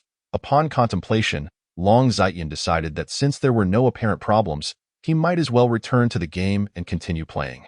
After all, the game pod had a monitoring function. Should any abnormalities arise in his body, it would issue a warning. However, thus far, apart from reminders to eat and use the restroom in reality, no other functions had been discovered. At the Xinyu sect, around 7 in the morning, the first batch of veteran players gradually returned to the game. After exchanging experiences, they found that everyone was in a similar situation. Ultimately, apart from marveling at the black technology, there was little else to discuss. Finally, after 18 days in the game world, both the new and old players ascended to the second level of Qi refinement. However, since Yin had not released any new tasks during this time, no rewards were obtained. Fortunately, the players were no longer concerned about the meager contributions to the sect, enveloped instead in the joy of leveling up, through their recent training and the high drop rates of the Steel Needle Boars. More than half of the second batch of players had exchanged for weapons, and a few fortunate ones had even acquired some defensive gear. Among them, the members of the Wandering with Swords group, who frequently utilize skills, had finally maxed out their proficiency in Anger Slash. Anger Slash, Level 2 releases a massive wave of sword energy, increasing attack power by 69, consuming true chi. The learning cost for the Level 2 Anger Slash was a staggering 10 low-grade Spirit Stones. Unlike the luck of Wild Dog, who had an abundance of Spirit Stones, the leader of Wandering with Swords could only gather 7 low-grade Spirit Stones due to the division of fragments among over 20 players. Fortunately, he had the financial means. After a pleasant trade with Wild Dog, he successfully learned the Level 2 Anger Slash. The Level 2 Anger Slash not only boasted increased attack power but also appeared significantly larger than its Level 1 counterpart. After testing it, he discovered he could now unleash 4 consecutive strikes. The damage of the Level 1 Anger Slash was 130, totaling 390 for 3 strikes. Now, the Level 2 version dealt 169 damage, summing up to 676 for 4 strikes. This represented a remarkable overall damage increase of 73. He was exceedingly satisfied with this enhancement. Additionally, Wild Dog, along with the other players, also learned the Level 2 skill. The remaining veteran players either lacked sufficient Spirit Stones or were just short of maxing out their proficiency. In summary, the current team's combat strength had improved significantly compared to before, and no longer limited to just the Steel Needle Boars. They were even contemplating challenging the 3rd-level Chi Refinement Purple Python. On the other hand, with the players leveling up, Yin Yin also reached the 2nd level of Chi Refinement. However, this time the system did not unlock any new functions. It merely increased her summoning quota by 10. This indicated that during the Chi Refinement period, each minor level up granted an additional 10 slots for summoning.as for the new batch of players. Yin Yin left the allocation of slots to the system. During this time, she did not solely watch the players battle monsters but also engaged in conversations with the old salty fish and the elders about various legends and the distribution of powers within the cultivation realm. After all, she could not remain at the Xinyu sect forever, and as the players' levels rose, they would eventually venture out together to explore the maps. Preparing in advance was not a bad idea. The following morning, the players once again immersed themselves in leveling up in the Beast Forest. After several attempts, they discovered that even without traps, they could now directly slay the Steel Needle Boars. Apart from the Needle Barrage, the players could almost completely evade the other attacks from the Steel Needle Boars. Although there were inevitable casualties during the process, they ultimately found that this method was even more efficient than the pit kills. As players, they were least afraid of casualties, as everything served the purpose of leveling efficiency. Moreover, this bold and unyielding manner of confronting monsters is evidently far more exhilarating than the treacherous ambushes. In summary, the players are utterly consumed by fervor as they slay their foes. Even when pierced by steel needles, they continue to laugh heartily and jest with one another, ultimately meeting their demise in a state of toxic green. Particularly striking is the character Fengzhong Baihe, a petite girl who exhibits an intensity and recklessness that starkly contrasts with her appearance. Even after being impaled in the abdomen, her innards trailing behind her, she attacks relentlessly, her expression betraying a hint of enjoyment. This display causes the few male players who had harbored a modicum of interest in her to instinctively shrink back, pondering the potential consequences should they ever become romantically involved with such a fierce individual. On another note, that afternoon, the 3rd batch of 10 fortunate players descended upon the Xinyu Sect Square. Like their predecessors, these 10 were profoundly astonished by the game. After all, the sensation of reality could only be truly comprehended through personal experience. Soon, they were informed that other players would return that evening, prompting them to wait within the sect. Among them, several curious souls attempted to engage with Yin Yin and a few disciples, eager to discover what would transpire if they killed an NPC. Unsurprisingly, they were penalized with a loss of sect contribution points, leaving them to lament their folly on the sidelines. A handful of lecherous individuals attempted to flirt with the 3 female disciples, only to share the same fate, regretting their actions as they sat on the ground. Others wandered the sect, exploring and savoring the authenticity that the game offered. Yet, one female player, known as Xiao Kaifeng, stood motionless since entering the game. Overwhelmed by the game's realism, she was astonished to find herself standing. In reality, she was a paraplegic girl, confined to a wheelchair. Her passion for crafting had led her to become a blogger, yet her ordinary appearance and reluctance to use beauty filters, coupled with her aversion to risque content, meant her following was modest. Fortunately, those who remained were genuine fans, and her exceptional handcrafted items, such as embroidery, garnered a fair number of buyers, allowing her to sustain her livelihood. Standing in the sect square, her eyes gradually welled with tears. She could scarcely remember the last time she stood or the sensations that accompanied it. After a long pause, filled with anticipation and trepidation, Xiao Kaifeng took her first step within the game. In reality, she had not walked in 4 or 5 years. Yet, at that moment, her step felt so natural, devoid of the clumsiness typically associated with someone unaccustomed to walking. With exhilaration coursing through her, she took a second step, then a third, eventually breaking into a run, dashing through the entire sect. Her pent-up emotions flowed freely with her tears. The other players were momentarily taken aback by this scene. I must admit, the game is indeed remarkably realistic and impressive, yet isn't her reaction somewhat exaggerated? However, as they were still unfamiliar with one another and reeling from the game's impact, none ventured to pry. Only when she could run no longer did Xiao Kaifeng collapse onto the ground, gasping for breath without regard for her appearance. After resting for a while, she inquired about the disciples from Shuang Feiyu and then approached Yin Yan. Knock, knock, knock. Yin Yan opened the door, puzzled as he regarded Xiao Kaifeng. Sect Master, may I leave the sect? She asked timidly. Leave the sect? Yin Yan was taken aback. Do you wish to betray the sect? What's going on? Is she planning to defect? In truth, Yin Yan had contemplated the notion of defection during his idle moments. Given his understanding of players, such actions were not beyond the realm of possibility, and the likelihood was rather high. In fact, he harbored no fear of players defecting.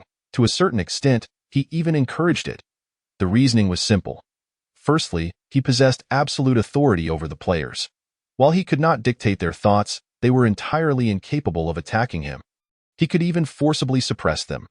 Thus, regardless of whether players chose to defect, it posed no threat to him. As for the second point, although he could not control their minds, he could issue tasks through the system. If he desired players to accomplish certain tasks or gather rare resources, it could all be orchestrated through a simple task. Hence, no matter where players roamed, they would remain fundamentally bound to him. Unless they ceased playing the game altogether, defection was hardly a concern. Moreover, as players gradually recognized the advantages of the game, he believed that when he attempted to expel them, they would beg him not to. He chuckled to himself. As for why he somewhat encouraged defection, with an increasing player base, there would soon be insufficient space for everyone to sleep. The Xinyu sect was limited in size and would eventually become overcrowded. Dispersing them to other sects would allow them to engage with the local practitioners, which was a win-win situation. Sect Master, please don't misunderstand, Xiao Kaifeng exclaimed, startled, as she waved her hands in a flurry. I am not attempting to betray the sect. I merely wish to explore, to wander beyond the confines of the sect. Oh, I see. Yin Yan nodded. That is certainly permissible. You may go wherever you wish without needing to report to me. However, do you not intend to level up? Those senior brothers and sisters will likely take you on expeditions. If you venture alone, it will be quite challenging to defeat the monsters. I have no interest in fighting. Xiao Kaifeng replied. I simply wish to explore this world. Feel free then, Yin Yan responded. Is there anything else? No, Xiao Kaifeng replied softly. May I leave now? Yin Yan waved his hand, signaling her to go. Thank you. Sect Master, she expressed her gratitude and hurried away. However, she felt a twinge of confusion. Why did it seem as though the sect master's expression reflected disappointment upon learning she did not intend to betray the sect? Perhaps I misinterpreted it. The sect was largely in ruins, offering little of interest.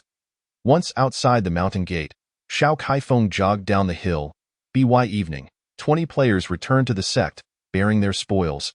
After submitting the monster corpses, they eagerly engaged with the newly arrived players, sharing their experiences while preparing and enjoying a meal together. As night fell, they noticed the absence of one player. Earlier this afternoon, I saw a girl named Xiao Kaifeng. She seemed to have gone down the mountain, remarked a new player. Fortunately, the others merely expressed mild surprise, not delving further. After all, each player had their own style of play. How one chose to enjoy the game was of little concern to others. After a brief chat, Zhang Tianya interjected, "Hey, wild dog, it seems it's time for you to shave." Huh. The wild dog instinctively touched his chin, realizing his stubble had indeed grown quite long. The others exchanged glances, discovering many players were similarly affected. Although they had experienced deaths along the way, their facial hair had continued to grow from the moment of their demise, meaning there was no reset upon resurrection. Lacking razors, the players resorted to using their weapons to blindly shave. Speaking of which, Fengzhong Baihe tugged at her coarse linen attire. "It seems I haven't bathed in these few days in the game."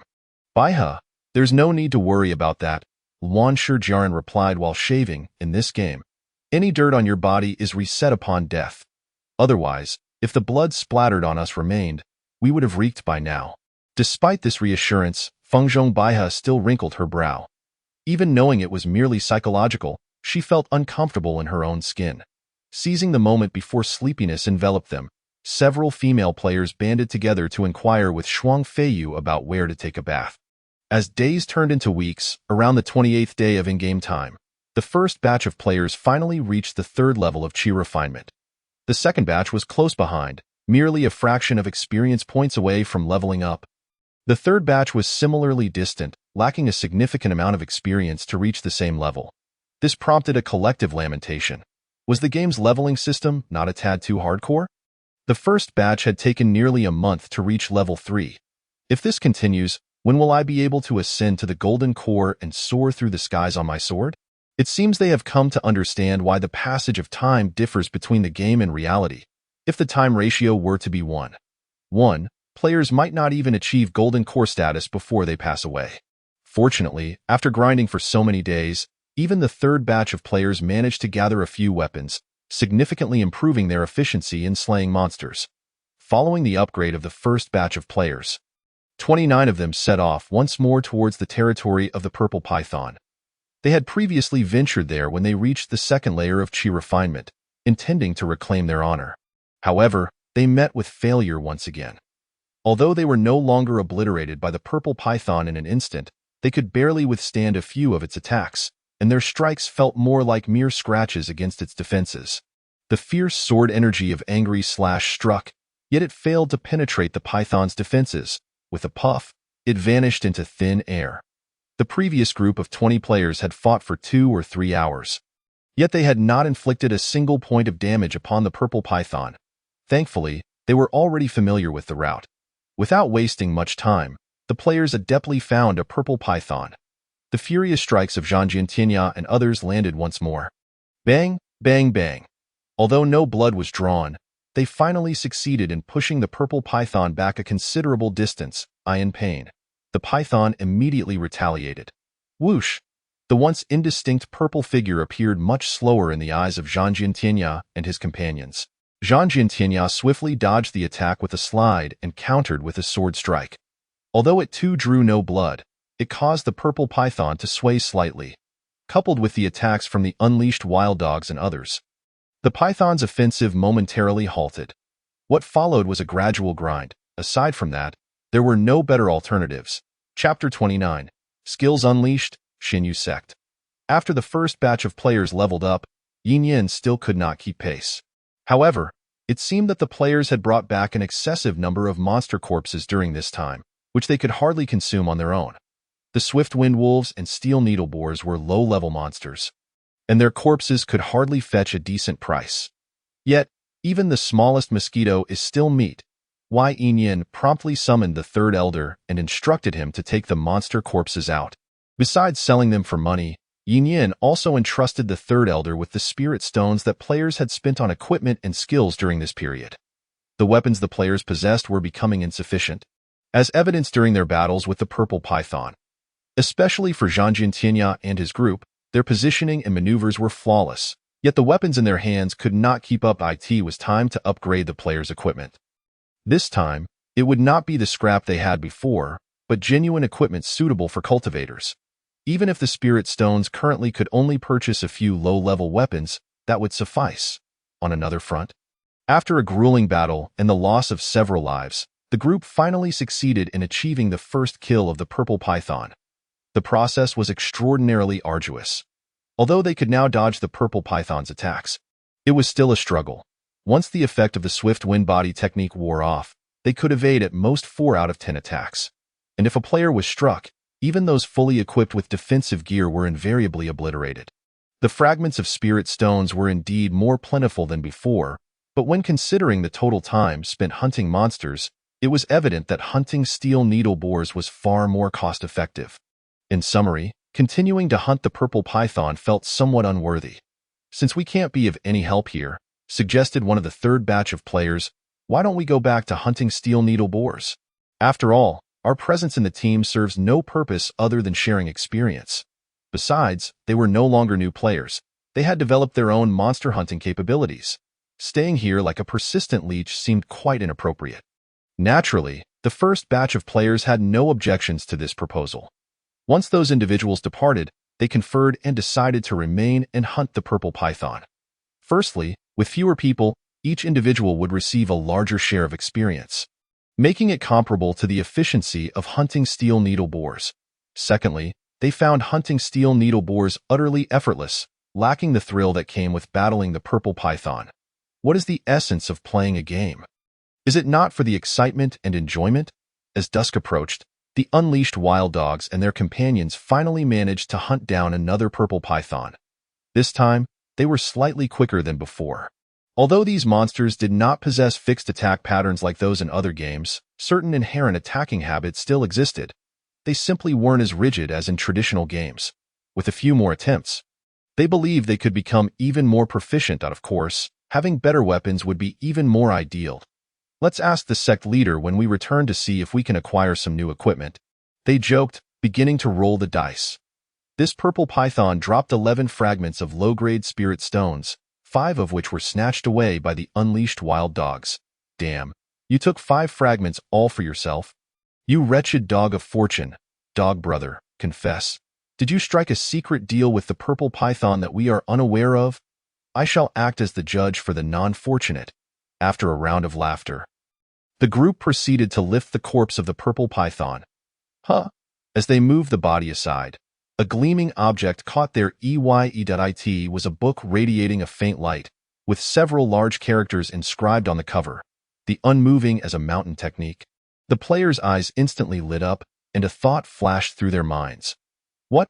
Is this a skill book drop? As the team leader, the unleashed wild dogs hurriedly picked up the book and shared its attributes. The unmoving as a mountain technique, human-level mid-grade 9th tier technique, consumes true energy to enhance defense for a certain duration. Wow, it really is a skill book. So monsters can drop skill books in this game. Incredible, no further explanation required. After the excitement, the matter of distributing the skill book arose. The unleashed wild dogs faced 2 options. The first was rolling for it. However, being a skill book, this method seemed somewhat unfair to those who did not win. The second option was an internal auction. This meant that everyone would take turns offering bids, with the highest offer winning. However, Zhang Jintianya quickly proposed a third option, which was expected. How about 20,000 dragon coins each? Can I acquire this skill book? The other 9 players had nothing to say and happily provided their account numbers. While the game was undeniably enjoyable, life still needed to be lived, of course. The fewer players there were now, the more reasonable the price was. If more players joined in the future, the price would undoubtedly rise. After the transfer was completed, Zhang Jintianya took the skill book and immediately chose to learn it. The skill book transformed into shimmering light, merging into his body. Congratulations, you have learned the skill Unmoving as a mountain. Zhang Jintianya quickly checked the detailed description. Unmoving as a mountain technique, level 1 human-level mid-grade 9th tier technique. Consumes true energy, enhancing defense by 30 for 10 minutes. Current proficiency, 01000. By now, it was nearly evening, and the group hoisted the purple python's corpse on their way back, on the return journey. Zhang Jintianya tested the technique. If he solely used Unmoving as a mountain, his current true energy could sustain 2 consecutive uses. With the addition of Angry Slash and Swift Wind Body technique, he would need to carefully plan his true energy allocation in practical combat. On another front, after witnessing the skill drop during the livestream, Yin Yin was somewhat surprised. It appeared these fellows had quite a bit of luck.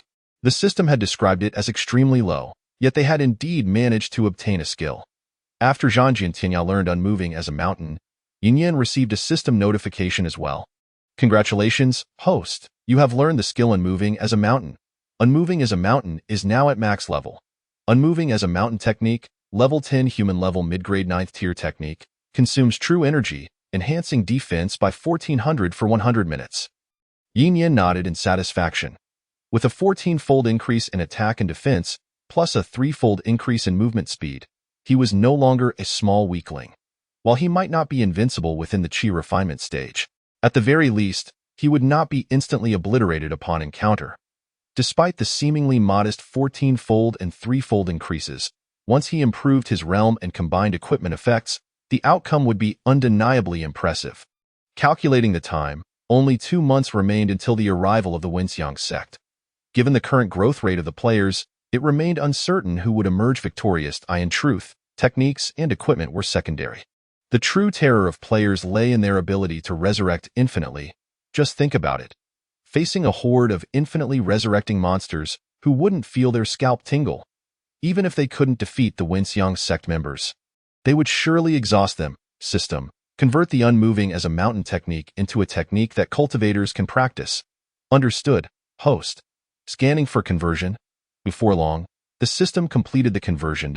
Yin Yin fetched paper and pen to transcribe it. Chapter 30.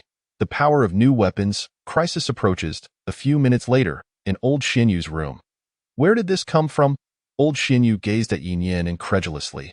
This lad, who rarely ventured out, somehow managed to acquire a technique? It couldn't have just fallen from the sky, could it? It fell from the sky while I was sleeping. Yin Yin casually concocted an excuse. Take it and make more copies to distribute. The old salted fish was well aware that Yin Yin was spouting nonsense, so he decided not to press the matter further. This young lad had not uttered a single word of truth. Soon, the old salted fish summoned several elders and disciples, assigning each of them the task of transcribing a copy to take back for their cultivation. With this material in hand, they would possess a greater chance of success when confronting the Wenxiang sect. Although these players were shrouded in mystery, the old salted fish never truly expected to rely on them to challenge the Wenxiang sect. He had to admit that these players were indeed quite extraordinary. Within a mere month, the first batch had elevated themselves from mere mortals with no cultivation to the 3rd level of Qi refining. Such a pace of advancement would qualify as genius anywhere. Yet, time remained too short for the Xinyu sect.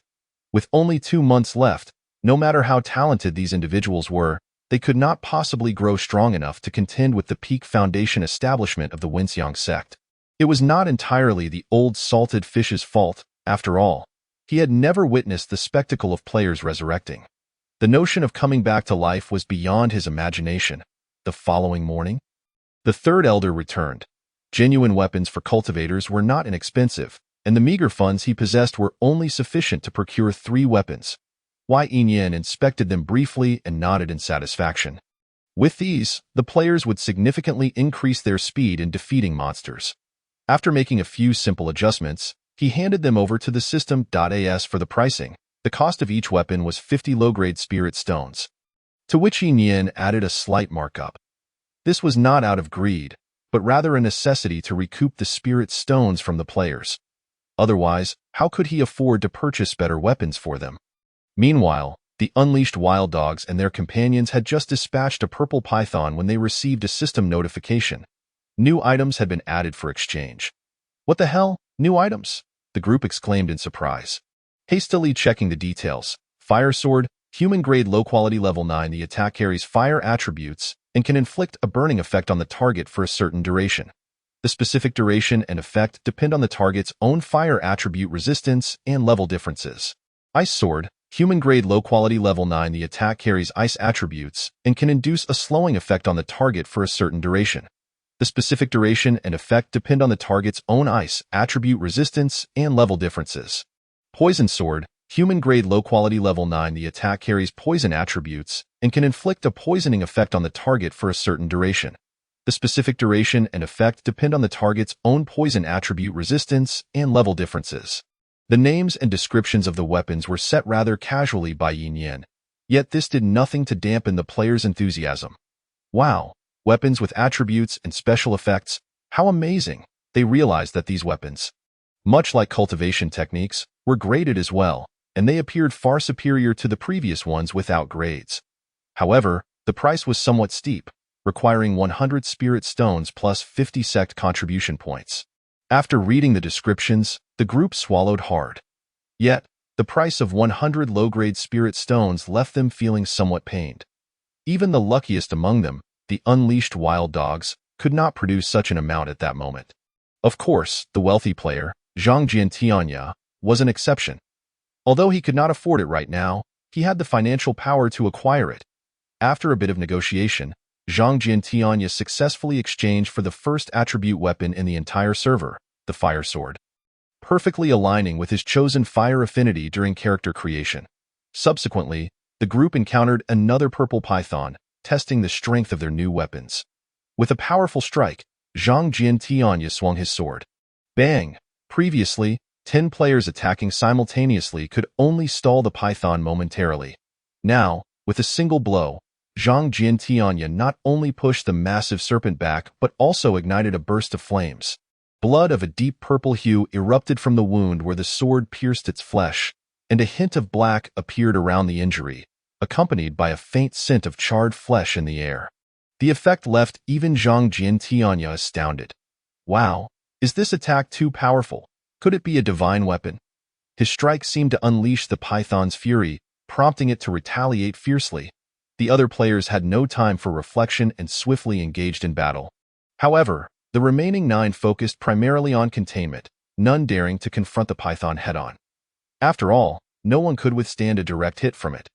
Even Zhang Jiantianya, who had activated the unmovable mountain stance, could only endure 2 strikes at most. Fortunately, the fire sword proved remarkably effective. After receiving several blows from Zhang Jiantianya, the python's ferocity visibly waned. Moreover, over the past 2 days, the group had roughly pinpointed the python's so-called vital spot. After several more rounds of attacks, the python finally succumbed, transforming into experience points for the players' IN total. Their monster hunting speed had improved by at least 1/4. Although they could not see the specific damage numbers of the fire sword, the players had formed a general consensus. It was simply extraordinary. If their party managed to exchange for the remaining 2 weapons and fought the python again, they could practically slice through it like cutting vegetables. Unfortunately, no skill books had dropped. Such items were not likely to appear so easily. What were they thinking? All right, enough chatter. Let's continue luring monsters. The players quickly returned to their leveling endeavors. Unbeknownst to them, a looming danger was silently approaching. After the disciples of the Xinyu sect had fled in fear, some were recruited by the Wenxiang sect. The ambushers Yin Yan had encountered earlier were former disciples of the Xinyu sect turned traitors. Perhaps out of guilt, when they had surrounded Yin Yan, they had not fought with their full strength. Additionally, thanks to the protective shield activated by the old salted fish's jade pendant, Yin Yan had successfully escaped.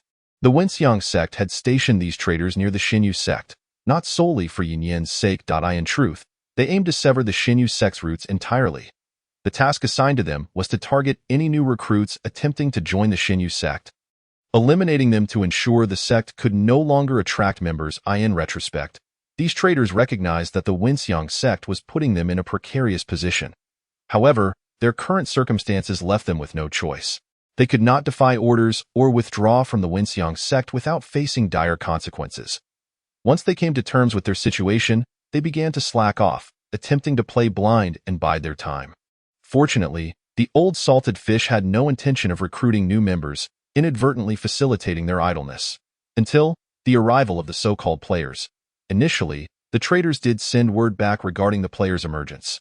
Yet, for reasons unknown, perhaps they deemed 10 players insignificant, the Wenxiang sect had not reacted. With no directives from the Wenxiang sect, the traitors enjoyed their peace, continuing to loaf around. Just moments ago, however, the Wenxiang sect finally sent a message. They were to recruit the new disciples of the Xinyu sect, and if they refused, they were to be eliminated. Chapter 31. What the hell? The health bar is visible. On the outskirts of the monster beast forest, after an arduous battle, a purple python was finally on the brink of defeat. Suddenly, an attack came from the side, putting an end to the python's life. The result was that the players' experience bars did not increase, nor did they receive any spirit stone fragments. This outcome was clearly intolerable for the players. What the hell? Who had the audacity to steal our kill? Everyone turned around, glaring fiercely at the figure that had emerged. I am Li Shuang. The cultivator seemed unaware of the gravity of the situation and bowed to the crowd. Greetings, fellow friends. As he spoke, the remaining traders approached, also bowing in greeting. There were about 20 of them, with cultivation levels ranging from the 1st to the 5th level of qi refining. Was it you who just stole our monster? The player named Luan Shijiaoren exclaimed, pointing his sword at Li Shuang, his face filled with displeasure. Li Shuang was momentarily taken aback. What is going on? I merely saw a player nearly struck by the purple python and, wishing to recruit, I intervened to assist. Why do these individuals appear so angry? This friend, you must be mistaken. Misunderstand your grandfather, was met with 10 beams of sword light. The players certainly noted the traitors, but that did not factor into their considerations. They were only aware that these individuals had caused them to lose experience in spirit stones, so they had to retaliate. After all, these individuals were not NPCs of the sect, and they had no fear of losing favor. However, they were currently out of mana, relying solely on ordinary attacks. Moreover, Li Shuang, being at the 5th level of qi refining, easily deflected their strikes. The players felt a chill run down their spines. What the hell? This guy looks even more formidable than the python. Everyone, please listen to me. Li Shuang quickly gestured. I was once a disciple of the Xinyu sect, just like you. But staying with that sect clearly offers no future. In comparison, the Wenxiang sect is evidently a better choice for you all. After speaking, he deliberately waved the weapon in his hand and adjusted his Taoist robe as if to convey a message to the players. Did you see that? The quality of such weapons and robes is certainly not something a destitute sect like the Xinyu sect could provide. Join the Wenxiang sect, and I assure you, the benefits will be abundant. One can only remark that he is utterly oblivious to the nature of players. For at this moment, in the eyes of the players, a crimson health bar has suddenly appeared above his head. Goodness, a health bar has lit up. The player known as Luan Shijiaoren exclaimed in astonishment. As the other players heard this and glanced over, their eyes immediately sparkled with excitement. Not only Li Shuang, but those accompanying him also had their health bars illuminated. At this juncture, Li Shuang and his companions were no longer perceived as mere cultivators vying for monsters, but rather as a bona fide boss. Since entering the game, while they had dispatched numerous creatures, they were merely ordinary wild monsters. Encountering a boss was a first, and bosses often represented greater experience, superior equipment, and more formidable skills. It was only at this moment that Li Shuang began to realize something was amiss. The way these individuals were looking at him seemed increasingly sinister. It felt akin to a group of long-suffering wolves, having spotted an exquisite beauty. Ladies and gentlemen, I believe there may be a misunderstanding. Before he could finish, the player's attacks commenced. Bang, bang, bang. The mana he had just recovered was instantly transformed into a furious strike. However, this time the players had learned their lesson, understanding that Li Shuang might be a tough opponent. The furious strike was directed at those standing behind him. As for whether the other targets were stronger or weaker than Li Shuang, it hardly mattered. They would strike nonetheless. In fact, they were indeed caught off guard. 5 attacks struck 5 disciples who were barely at the 3rd level of qi refining, sending them flying. Upon landing, they violently spat out blood and collapsed on the ground, motionless. Although they were not dead yet, the health bars above their heads had already plummeted by a significant margin. Seeing that their attempt to negotiate had failed, Li Shuang and his companions had no choice but to retaliate. Crackle! In an instant, the sounds of battle erupted, and the situation spun entirely out of control. Among the players, the most unfortunate was the player known as Jifeng Wenhao. With a single furious strike from Li Shuang, Jifeng Wenhao met his demise. Fortunately, the furious strike was a single target attack, allowing the other 9 to escape unscathed. Subsequently, with their targets clear, they charged towards the few immobilized disciples. When battling a boss, one must first eliminate the minor foes. Within a few breaths, those disciples were slain by the players.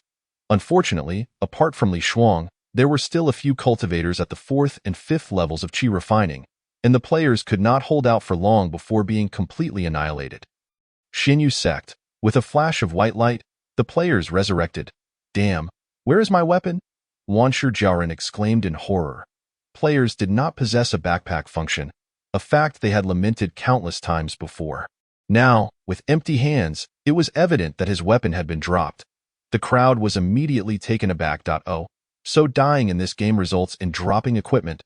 They dared not delay and hurried towards the demon beast forest. Wanshi Jiaoren prayed fervently, please don't let it be picked up. Please don't let it be picked up. As fate would have it, he had overthought the situation, at the outskirts of the demon beast forest. When they returned, Wanshi Jiaoren's sword lay securely beside his corpse, while the other disciples had vanished without a trace. Dog brother, what are you pondering? After reclaiming his body, Wanshi Jiaoren noticed the wild dog in contemplation and curiously inquired. I am considering what those individuals said earlier. The wild dog replied, from their words, it seems they were also disciples of the Xinyu sect before, but for some unknown reason, they joined the Wenxiang sect. Now that you mention it, I recall, Wanshi Jiaoren responded immediately, didn't he that weak sect leader say that Wenxiang sect would come knocking in 3 months? Furthermore, the official website administrator seemed to indicate that if the Xinyu sect were destroyed and that weak sect leader perished, the server would shut down or something. Jifeng Wenhao interjected. So, is this turning into a home defense game? Moreover, the wild dog continued, when I killed that minor creature earlier, my experience bar moved. Does that mean we gain experience from killing cultivators as well? The others hurriedly checked and found that their experience bars had indeed increased, albeit not as significantly as that of the purple python. Well, it appears that slaying cultivators truly grants experience. With this thought, the group's excitement began to swell. Indeed, just because we cannot attack our own sect's NPCs doesn't mean we can't target others. As players, who among them had not entertained thoughts of slaying NPCs, this was far more exhilarating than dispatching monsters. As for the previous claim that those individuals were too formidable, that was inconsequential. As long as the opponent's health bar lit up, they were fair game. After further discussion, the players lost interest in leveling up and promptly returned to their sect. Chapter 32. The Nature of Catastrophe. Xinyu Sect. The location of the Wenxiang sect. Upon hearing the players' intent, Yinyan appeared momentarily taken aback. I do know that. What do you intend to do? Sect leader, we feel that passively enduring attacks is unacceptable, the wild dog replied hastily. Thus, we plan to infiltrate and see if we can gather some insider information, so we can be prepared when Wenxiang sect comes to our doorstep. The wild dog thought to himself, I can't exactly tell you that we are drawn by the splendid equipment those individuals possess and hope to see if we can score some loot. Can I? Even if I did, as an NPC, you wouldn't comprehend. However, given your current strength, you might not be a match for them. Yinyan paused momentarily. Are you truly planning to go? To be frank, Yinyan was reluctant for the players to stir up trouble. It would be far better for them to focus on leveling up and enhancing their strength. Going over now would merely be sending themselves to their doom. For the sect, we are willing to face death. The group declared immediately. I am heartened by your loyalty, Yinyan replied. The Wenxiang sect's outpost is located. Yinyan knew that given the players' nature, they would not rest until they had their fill of excitement. Rather than let them flounder about like headless chickens, it was better to directly inform them of the location, thus saving time. When they eventually discovered they were outmatched, they would naturally return to training. 3 days later, outside the Wenxiang sect's outpost.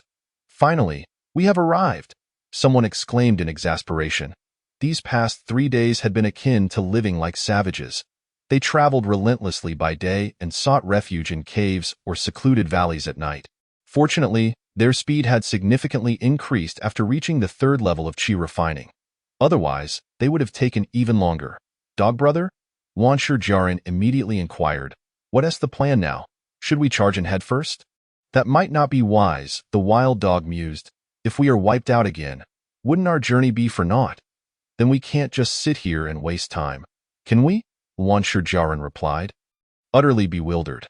Not yet, the wild dog pointed into the distance. Look, those individuals will surely venture out as well.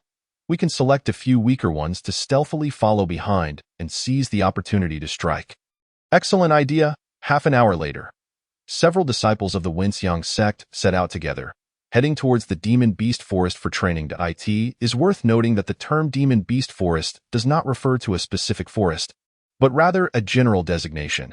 During their time in the game, these players had also gleaned some information from Chunfeng and the other disciples. The so-called Demon Beast Forest is a vast expanse of forest that spans several nations. As for its exact size, even Chunfeng and the others were unsure. However, one thing was certain.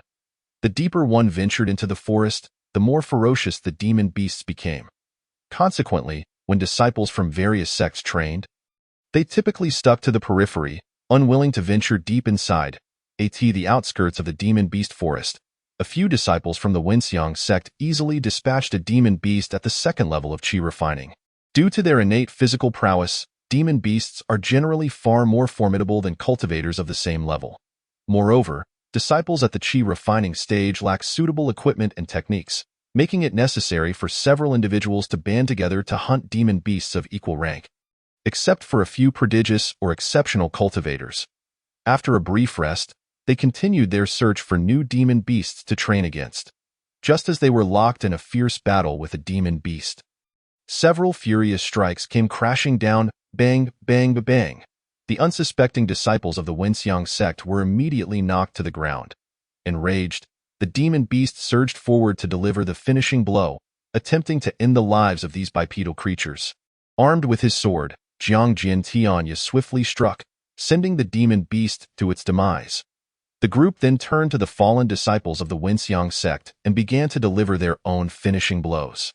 Slash, slash, slash. With a few decisive strikes, the disciples collapsed. In their dying moments, they could not comprehend who they had offended. It seems our luck is rather poor, Jifeng Wenhao remarked as he rummaged through the corpses. Not a single piece of equipment dropped. It's not that easy to obtain drops, the wild dog observed, glancing at his experience bar. The experience from the demon beast and the Wenxiang sect disciples combined did not seem insignificant. Primarily, it was no longer necessary for them to laboriously hunt monsters. As long as they claimed the final kill, they could still earn experience and spirit stones. In this light, it appeared to be a viable method of leveling up. The untamed wild dog immediately articulated its thoughts. Wow, this might actually work. The enchanting figure's eyes sparkled. Not only can we seek revenge, but we can also level up.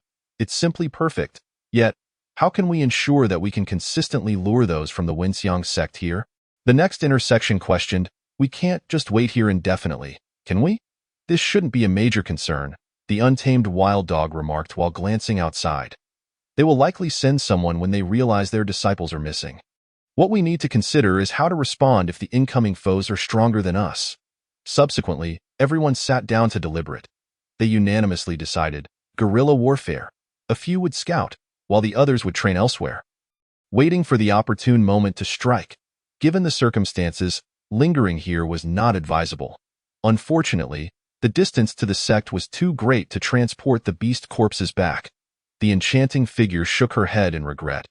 Although the contribution received for submitting beast corpses was minimal, even the smallest morsel is still sustenance. Leaving them here feels like a tremendous waste. Wait, the corpses?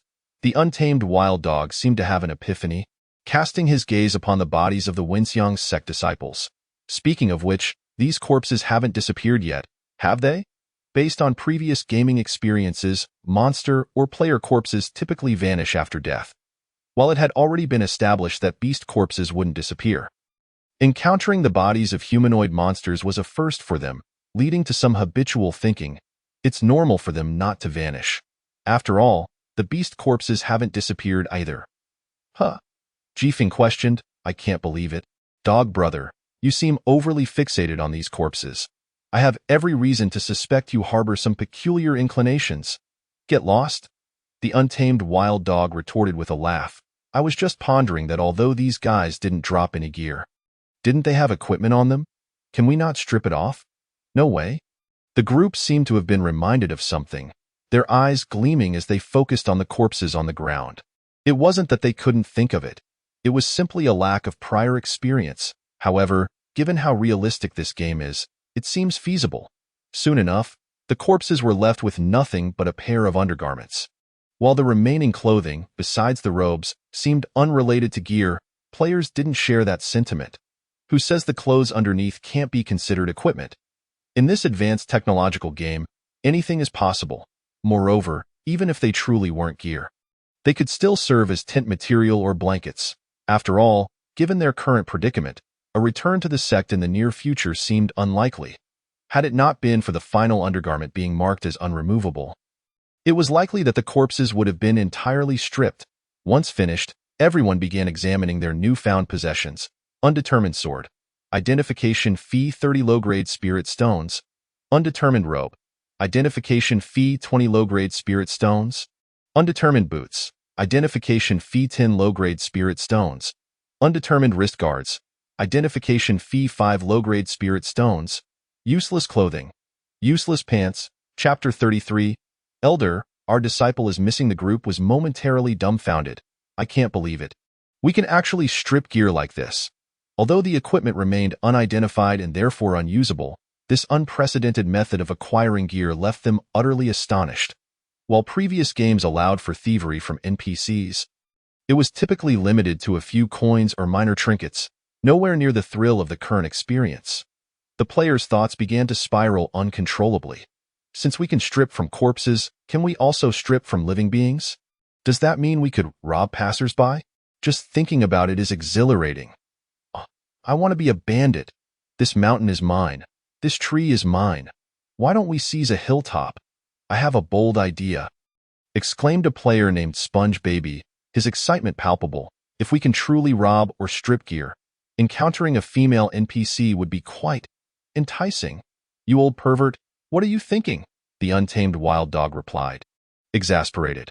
How could the game developers allow such a setting? Clearly, it wouldn't pass the review. Not necessarily, Sponge Baby countered. In our previous monster battles, which one would pass the review? We're dealing with alien technology here. Who cares about passing reviews? That's a point, the untamed wild dog replied, smacking his lips. But I advise against getting your hopes up. You won't be able to strip the pants off those male NPCs. Who cares? If we encounter one, let's just give it a shot. The group then relocated, commencing the handling of the strip gear. They consumed spirit stones and clicked to identify. Clear Wine Sword, human level low grade 9th rank attack, carries wind attribute, enhancing the user's attack speed. Fireblade, human level low grade 9th rank attack, carries fire attribute, inflicting burn damage on the target for a certain duration, dependent on the target's fire resistance and level difference. Cloud Piercing Boots, human level low grade 9th rank, increases the wearer's movement speed. Finally, the players took stock. 5 corpses provided them with 5 sets of equipment, over half of which were of a certain quality. Since they would inevitably strip the gear from Wenxiang sect disciples later, they decided that whoever paid for the identification would claim the gear. Subsequently, the swordsman embarked on an upgrade, refreshing his own equipment. Afterward, a few players ventured outside to scout while the others continued to lure monsters for training. Although the monsters here differed from the previous swift wind wolves and steel needle boars, their strength was largely similar, especially the fully armed swordsman, who could even single-handedly challenge a third-layer chi refinement fierce tiger. The entire process was executed with almost no injuries, taking less than 10 minutes. This made him reflect. This trip was worthwhile. Before long, a message arrived in the team channel. More Wenxiang sect members had appeared. The group quickly regrouped and stealthily approached in a certain part of the forest. Several disciples from the Wenxiang sect had just dispatched a beast, chatting casually as they tidied the battlefield. Strange, didn't those few junior brothers say they went out to train? Why haven't we seen them? Perhaps they're in another location. Besides, aside from our sect, no one else comes to this area. We'll likely encounter them on our way back. That's true. By the way, Chun Shixiang, your cloud-piercing sword technique seems increasingly proficient. I believe you're on the verge of a breakthrough? Yes, it should happen within the next couple of days. Soon, the disciples located another beast and engaged in battle. Their cultivation levels hovered around the 3rd layer of chi refinement, and with a group of 7 or 8, they decided to challenge a 4th layer Xuanhao. The Xuanhao resembled a goat but bore a single horn and was covered in a layer of dark blue scales, indicating its defensive prowess. The Xuanhao's greatest weakness was its lack of speed, which emboldened their decision to challenge it. Of course, This so-called lack of speed was only in comparison to other fourth-layer beasts. It was far superior to any third-layer beast. Ultimately, this battle drained a significant amount of their energy. 3 of them lost their combat effectiveness early on and withdrew to recuperate, just as they were about to deliver the final blow to the nearly defeated Xuanhao. An unexpected turn of events occurred. Swish, swish, swish. Several sword energies suddenly emerged. Not only did they slay the Xuanhao, but they also sent the remaining disciples flying. Who? Once they regained their footing, the 5 Wenxiang sect disciples quickly looked over. They saw a few individuals clad in Wenxiang sect robes, accompanied by several others whose sect affiliations were indiscernible, approaching with unwelcoming expressions. Fellow disciples, what does this mean? One of the Wenxiang sect disciples inquired with a stern expression. And you all look somewhat unfamiliar. As he spoke, the 5 disciples of Wenxiang sect tightened their grips on their weapons. The situation appeared increasingly suspicious. The sect had strictly prohibited internal conflict, and to this day, no one dared to breach this rule, particularly not a few third-layer qi refinement individuals. Moreover, they held no grievances with the newcomers. There was no reason for them to attack. His words caused the untamed wild dog and others to pause in surprise. How could this fellow mistake us for members of the Wenxiang sect? However, upon noticing the embroidered insignia on their chests, they quickly understood. It makes sense now. Yet, the players had no intention of responding. They brandished their weapons and charged into battle. In the recent confrontation, the disciples of Wenxiang sect had already been significantly drained from their earlier battle with the demonic beasts, coupled with the previous ambush by the players. Their conditions were quite dire. Faced with players who were nearly at full strength, the outcome was, of course, predictable. After several rounds of attacks, these 5 individuals, along with 3 others who were recuperating nearby, succumbed to defeat. Their physical capabilities paled in comparison to the formidable purple python of the 3rd level of qi refinement. Subsequently, the players skillfully stripped them of their equipment, followed by a thorough appraisal. With such an abundance of gear, the question of distribution was no longer a concern. The 10 seasoned players outfitted themselves from head to toe in superior quality equipment, representing a significant upgrade. The surplus gear was casually draped on their bodies. Awaiting the return to their sect for proper allocation, as before, they disposed of the bodies of the Wenxiang sect disciples, offering them to the demonic beasts to obliterate any evidence of the skirmish. As dusk fell, the 10 players exited the demonic beast forest, preparing to spend the night there. Their dinner consisted of the flesh of the slain beasts. Remarkably, they had stumbled upon a fire starter among the belongings of the deceased disciples, and a collection of low-grade spirit stones, totaling around 20 to 30, was evenly divided among them. While feasting on roasted meat, they could not help but express their astonishment. Having dispatched merely 2 groups of NPCs, they had dramatically upgraded their gear. Truly, it was a case of killing and looting. That night, at the Wenxiang sect's encampment, the outer elder furrowed his brow upon hearing the disciples' report. The terrors that lurked within the demonic beast forest at night were well known. It was inconceivable for a few disciples, merely at the 3rd level of qi refinement, to remain within the forest. Their continued absence strongly suggested that something had gone awry. Zhang Hao, he called to his trusted disciple beside him. Yes, master. Tomorrow, take some people to the demonic beast forest and investigate the situation. Understood. The following morning, Zhang Hao, accompanied by several disciples of Wenxiang sect, arrived at the outskirts of the demonic beast forest. Given the cultivation levels of the missing disciples, they quickly located the scene of the incident. After all, the areas where 3rd level qi refinement disciples practiced were quite limited, making the search straightforward. Zhang Hao meticulously examined the site, his brow furrowing deeper. Did you find something, senior brother Zhang? One accompanying disciple inquired hastily. There are signs of a battle here, Zhang Hao murmured, but they are merely traces left by demonic beasts, along with indications of other cultivators. Are you suggesting they were attacked by someone? The disciple gasped in shock. It appears so. Zhang Hao nodded. Although the assailants attempted to erase their tracks, it is evident that they were unskilled. Their efforts were insufficient. Of course, it is also possible that this was done deliberately. What puzzled Zhang Hao was the identity of those responsible for such actions. On their way, he had gathered information regarding the missing disciples. These individuals typically kept to themselves, spending their days training within the sect or venturing out for practice. Their backgrounds were unblemished, and there were no known grievances against anyone. Who would bother to target such inconspicuous novices? While it was common for conflicts to erupt in the cultivation world, senseless killings without reason were rare.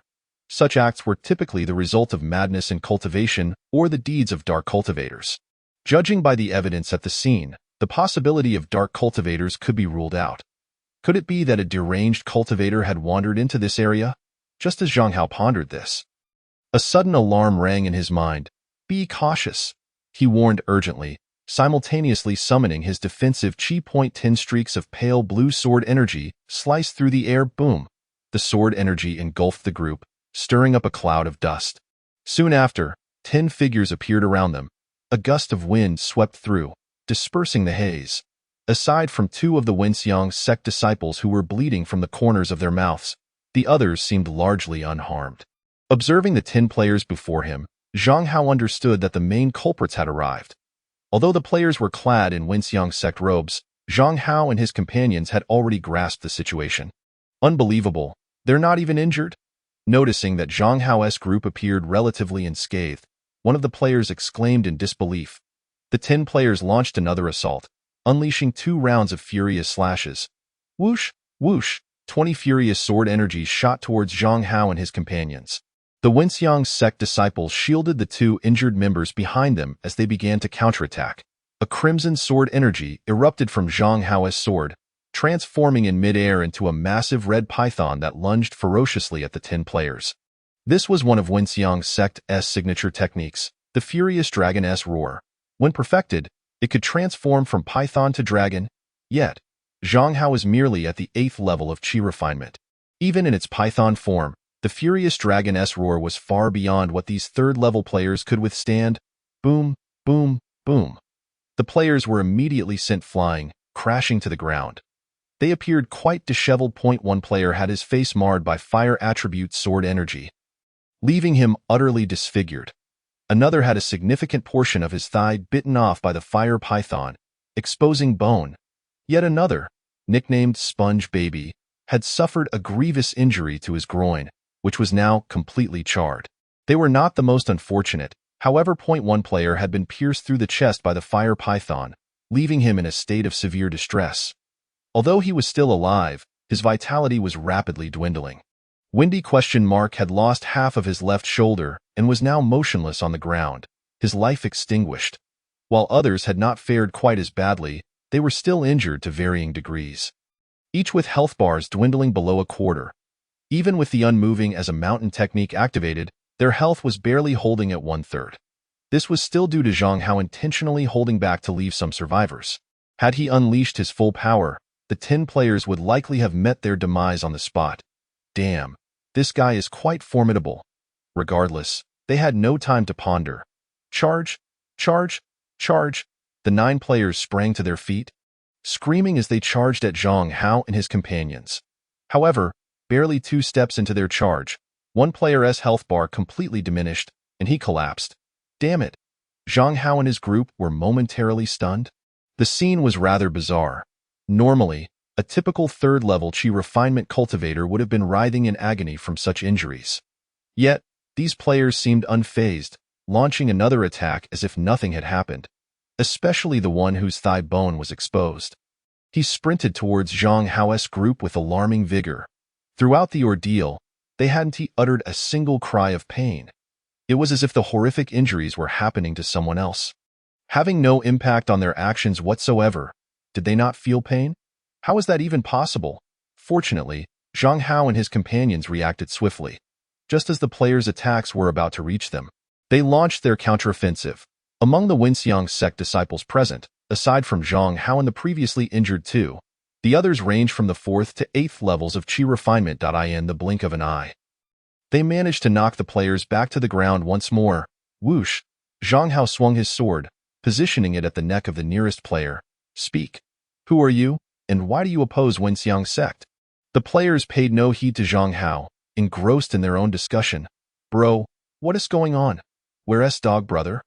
One player exclaimed, noticing that Dog Brother seemed to have perished. Oh, His body is lying over there. Brothers, it seems we can't win this fight. This boss is a bit too fierce. Should we call for reinforcements? Zhang Hao's forehead twitched with anger, clearly exasperated. Pfft.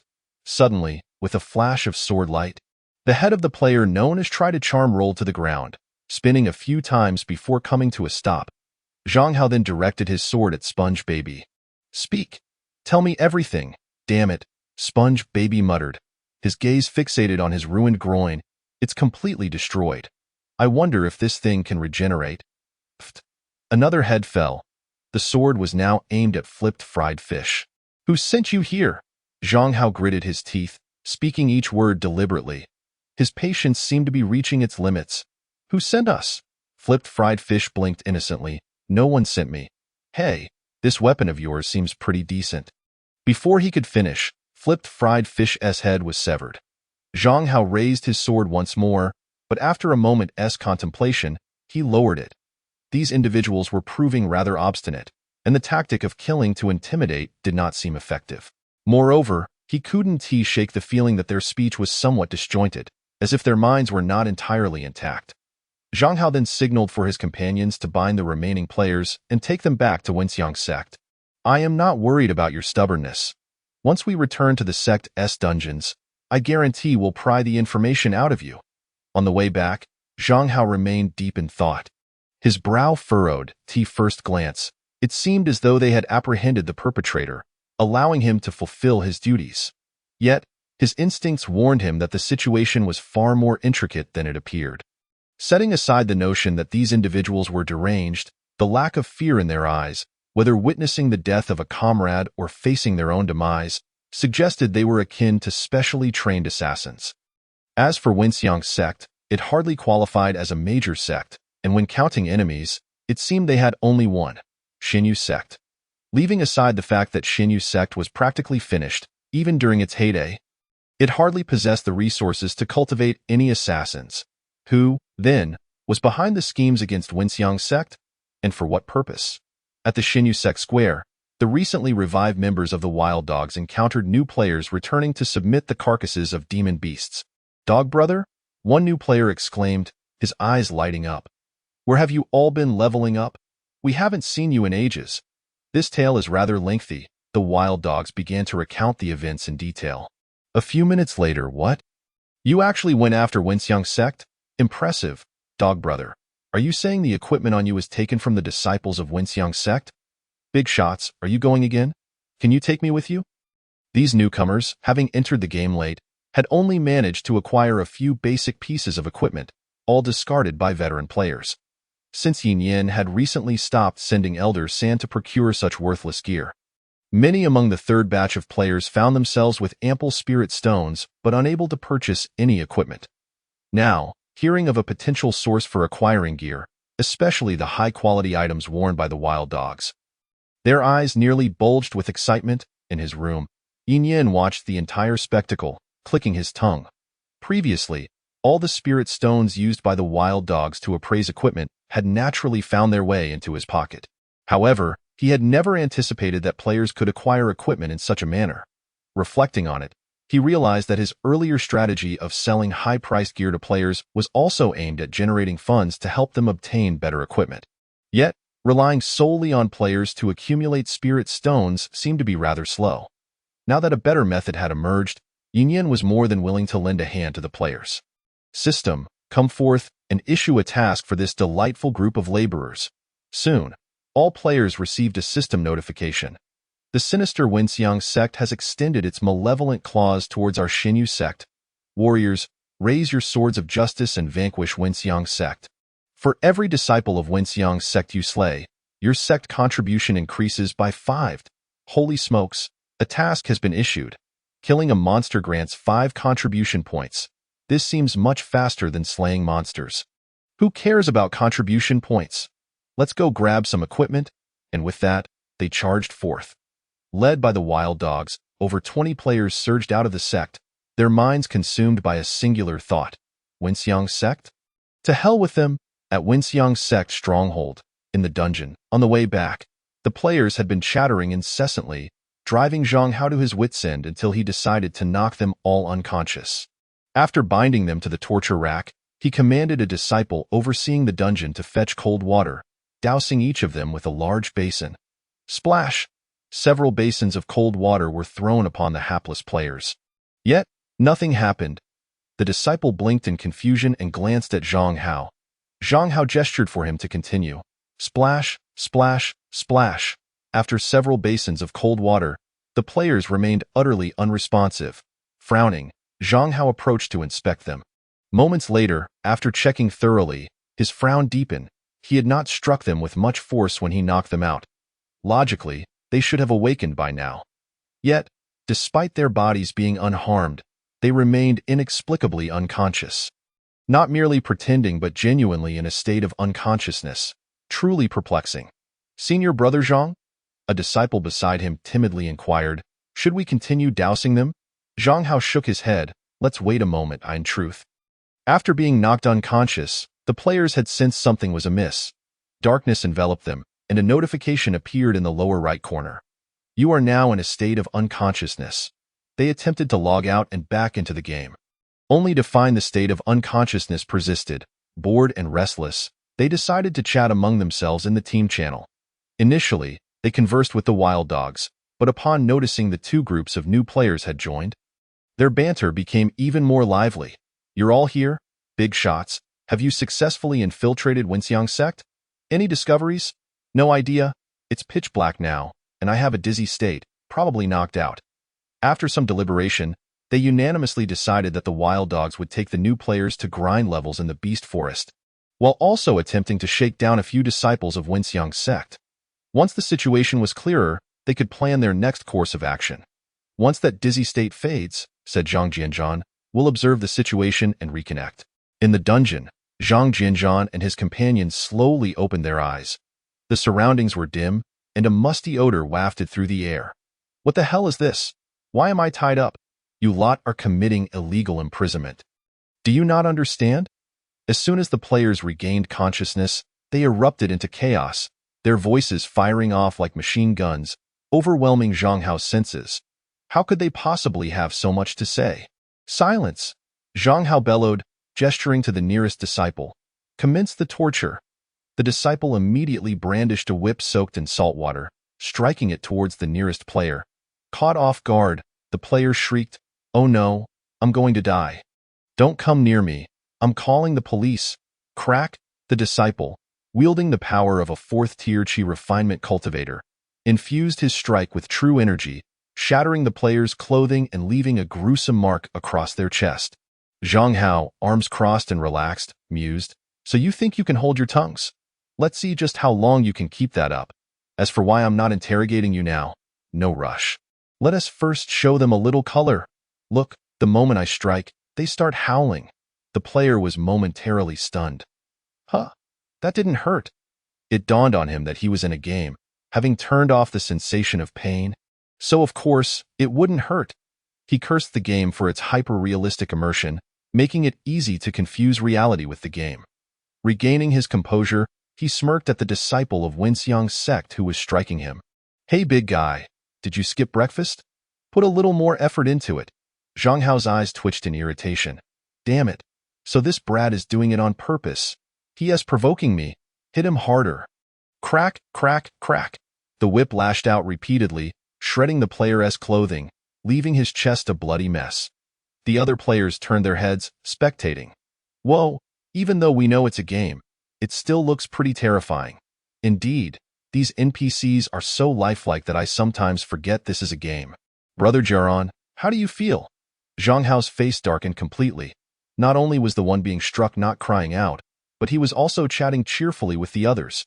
The rest of them were doing the same, essentially ignoring his presence. Keep hitting them, hit them harder. This time, it wasn't only Jiaran who took a beating. Zhang Jianzhan and the others also began to feel the sting of the whip. Crack, crack, crack. Half an hour later, every player was left bloodied and battered, no part of them untouched. They resembled walking blood bags, utterly unrecognizable as humans. Their health bars were nearing depletion. Under normal circumstances, any ordinary cultivator would have long since passed out. However, this method was evidently ineffective against players, as long as their health bars remained. They were determined not to fall silent. The result was that these players appeared spirited, while the disciples wielding the whips were panting heavily. "Hey big guy, are you tired? Want to take a break before continuing? Take a break. We're about to die here. Speaking of which, I'm sick of roast meat. I need to switch up my diet when we get back. By the way, that outfit you're wearing, big brother, it looks pretty good. Can you sell it to me?" The few disciples, with trembling hands gripping their whips, were not fatigued but rather terrified at a figure, resembling a blood-soaked gourd, engaged you in light-hearted banter, inquiring if you were afraid. What manner of monsters were these individuals? No matter how hard they were struck, they appeared utterly impervious to pain.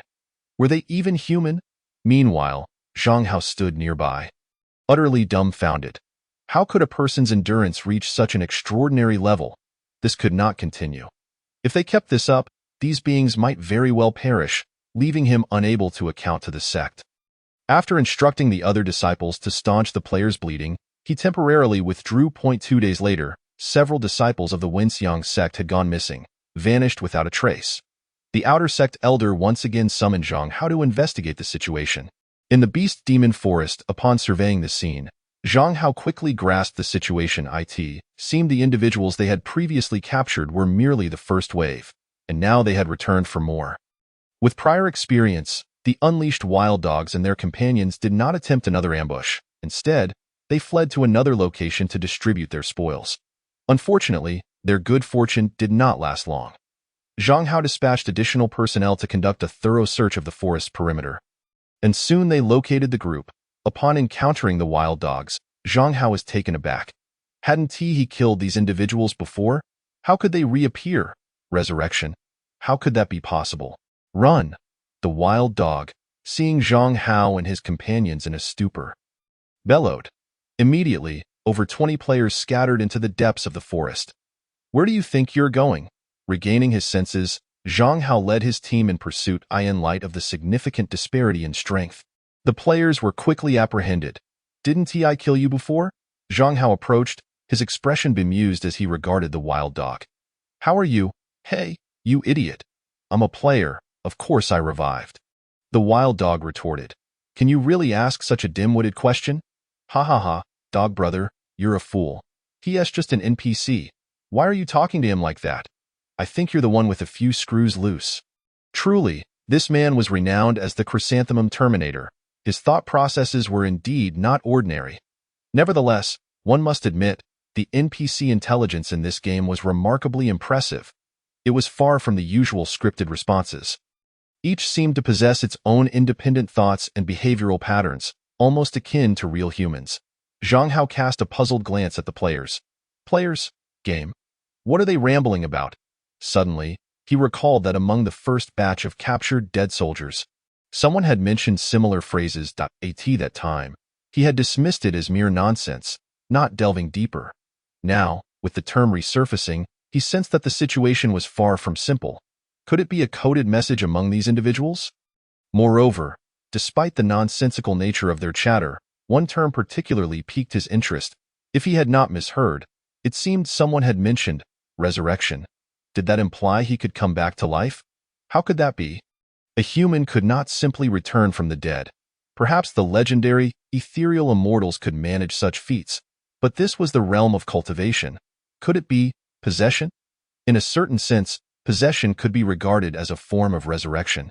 However, upon observing these players, Zhang Hao swiftly dismissed this possibility. The occurrence of possession was exceedingly rare. It might not manifest for centuries, let alone the prospect of several individuals being possessed simultaneously, right before his eyes. Moreover, if a powerful figure truly sought to possess someone, they would not choose to target a person clearly lacking in mental acuity. Despite the myriad questions swirling in his mind, one thing Zhang Hao was certain of: these peculiar individuals harbored a significant secret.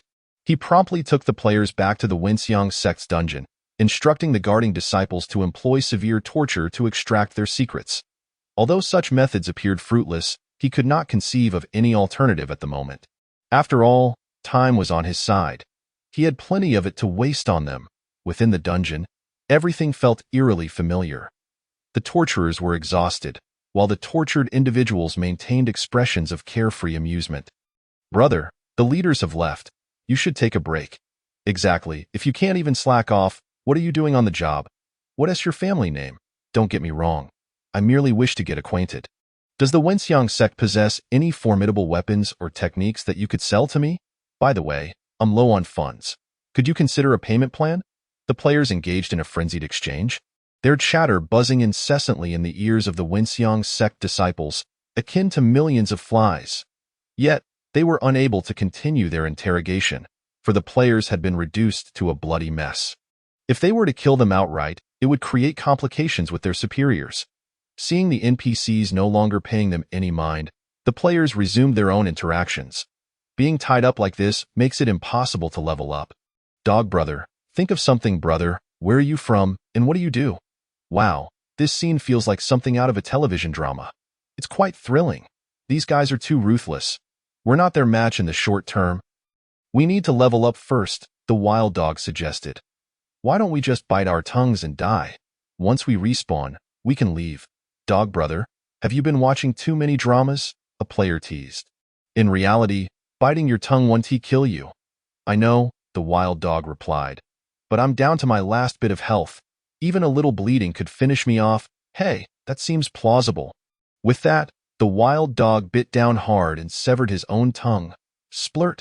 Chapter 37. The player's grand discovery: blood mixed with a portion of his tongue was spat onto the ground. Then, the already scant health he had dwindled further. The other players, emulating his actions, soon began to spew blood in a frenzy. One player seemed to want to say something, but, having bitten his tongue off, could only emit a series of unintelligible sounds. Fortunately, there was still the team chat channel. Ha ha ha, dog brother, your blood-splattered face looks like you're on your period. It's hilarious. Shut up. Your appearance isn't any better. Ha ha ha, this collective blood loss from players is too amusing. I must post it on the forum. These players, already on the brink of death, soon succumbed to their continuous bleeding. The Xinyu sect, after respawning, the players convened to discuss their situation. Through their previous acts of murder and looting, they had gathered sufficient weapons for nearly all the third batch of players. It appeared that the Wenxiang sect was rather formidable. Confronting them directly seemed unwise.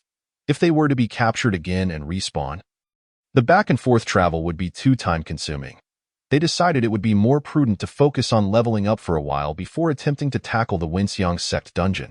After reaching a consensus, they dedicated themselves to leveling up in the Wenxiang sect dungeon. The disciples were utterly flabbergasted.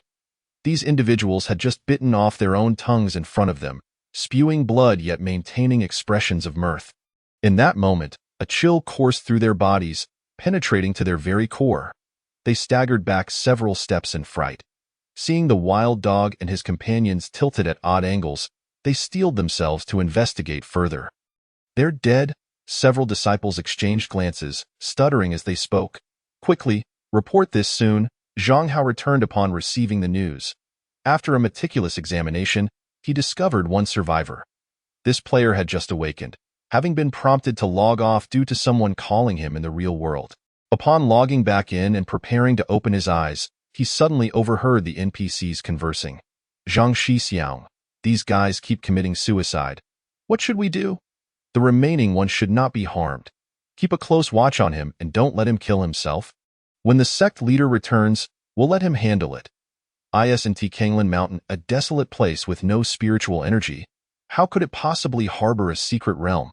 Is a secret realm just like that? Until it's discovered, who knows where it might be? Minutes later, the player opened the team channel and began to share his findings. Brothers, I've made a significant discovery. Before long, this player relayed what he had overheard. At the Xinyu sect, upon hearing the player's account, everyone was instantly invigorated. A secret realm? Could it be a new dungeon? I knew it. The Wenxiang sect dungeon is so challenging that we can't conquer it right now. It turns out there's a new dungeon waiting for us behind it. This could very well be the new main quest. Let us go find that weak sect leader. Thus, a throng of players flocked to seek out Yinyan. After listening to their accounts, Yinyan exchanged a glance with the old salted fish. After all, he was new to this place and unfamiliar with the surrounding geography. Kanglan Mountain was not far. Merely 300 miles to the east, the old salted fish stroked his beard, exclaiming, I never expected a secret realm to appear in such a desolate place. Why? Yin Yan's mind raced. Soon enough, the players received a notification. The malevolent Wenxiang sect seemed to have discovered something. Brave warriors, venture forth to investigate. The task rewards were commensurate with the importance of the intelligence gathered. The players' eyes gleamed with excitement. Indeed, it is a main quest. Without hesitation, they dashed out of the sect and headed eastward. Inside, the old salted fish muttered, "I can't believe the Wenxiang sect is off exploring a secret realm." Then, his eyes brightened, and he slapped his thigh. Perhaps this is an opportunity to turn the tide. Yin Yan inquired, "How so?" "The secret realm is fraught with uncertainties. No one knows what lies within." The old salted fish elucidated. "Some secret realms can be explored smoothly, allowing adventurers to return laden with treasures, while others may lead to a fate from which one never returns. Moreover, apart from the dangers inherent to the realm itself, one must remain vigilant against ambushes from others. After all, your discovery of a secret realm signifies that others may also find it." He recounted, "Once, while exploring a secret realm, I stumbled upon a formidable weapon, only to be ambushed and robbed by an old rogue. Had I not been severely weakened from earlier explorations, I could have easily bested him. Damn it! If not for that incident, the disciples of our sect would not have scattered, nor would the old fool of Wenxiang sect have the gall to threaten us with annihilation 3 months hence." The old salted fish continued to vent his frustrations about the Wenxiang sect for a good 10 minutes, leaving Yin Yan to wonder if his throat was on the verge of smoking. "By the way, this brings to mind a question I've always had." Yin Yan shifted the topic. "Why did Wenxiang sect say they would strike 3 months from now? If they are as formidable as you claim, shouldn't they have come after you immediately after stealing your weapon?" "That's because that old fool needs time to refine the weapon. If he uses it before it's fully refined, its power will be limited." The old salted fish explained, "It likely takes 3 months for the refinement, and they are deliberately spreading rumors to sow discord within our sect. Now that they have succeeded, all our disciples have fled." As he spoke, the old salted fish seemed poised to launch into another tirade against Wenxiang's sect. "All right, enough of that. Calm down," Yin Yan reassured him. "The departure of these disciples may not be a bad thing. Such individuals, even without the Wenxiang sect's meddling, would likely flee in times of crisis. Keeping them around serves little purpose. Besides, there are still Qinfeng and a few others left. Quality trumps quantity, I understand that. But it still irks me," sighed the old salted fish. "You mentioned turning the tide. What did you mean by that?" Realizing they had strayed off topic, Yin Yan quickly inquired, "Do you have a plan?" "Not a concrete one." The old salted fish shook his head. "What I meant was that we could stealthily follow them to see what unfolds within the secret realm. If Wenxiang's sect suffers losses, we could seize the opportunity." To be honest, Yin Yan regarded the old salted fish with seriousness. In a direct confrontation, who is more formidable, you or the Wenxiang sect's leader? What are your chances? Of course, it's stop boasting and speak honestly. Initially, it would have been a 50-50 chance, the old salted fish admitted, realizing his exaggeration had failed. Considering the time elapsed, even if he hasn't fully refined that weapon, it can still unleash a portion of its power. However, with the defensive technique you provided me, I might have a fighting chance. Now, it's uncertain who would prevail. Even if I am outmatched, he wouldn't easily defeat me. Understanding dawned upon Yin Yan as he nodded in acknowledgement. "Enough of this chatter," the old salted fish urged.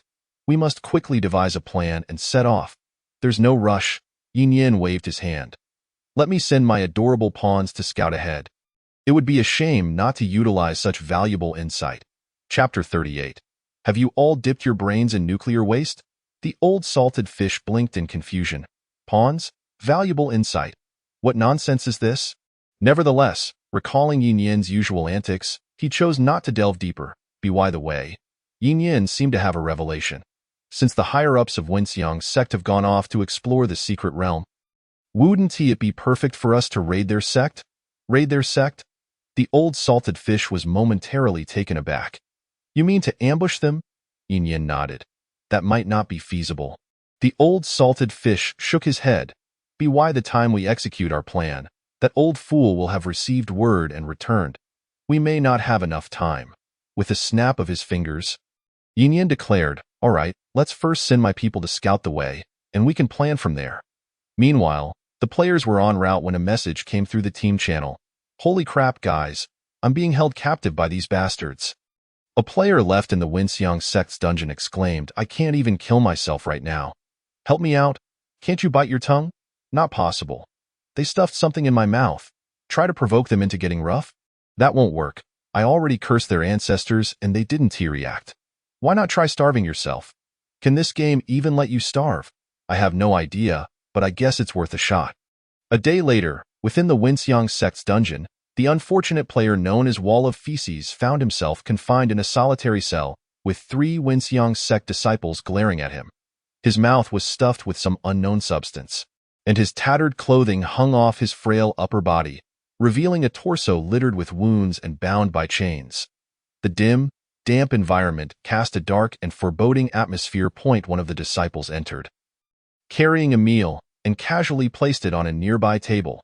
Upon seeing the food, Wall of Feces' stomach betrayed him with an embarrassing growl. The delivering disciple feigned ignorance and left, having previously delivered meals to Wall of Feces, who resolutely refused to eat, displaying commendable defiance.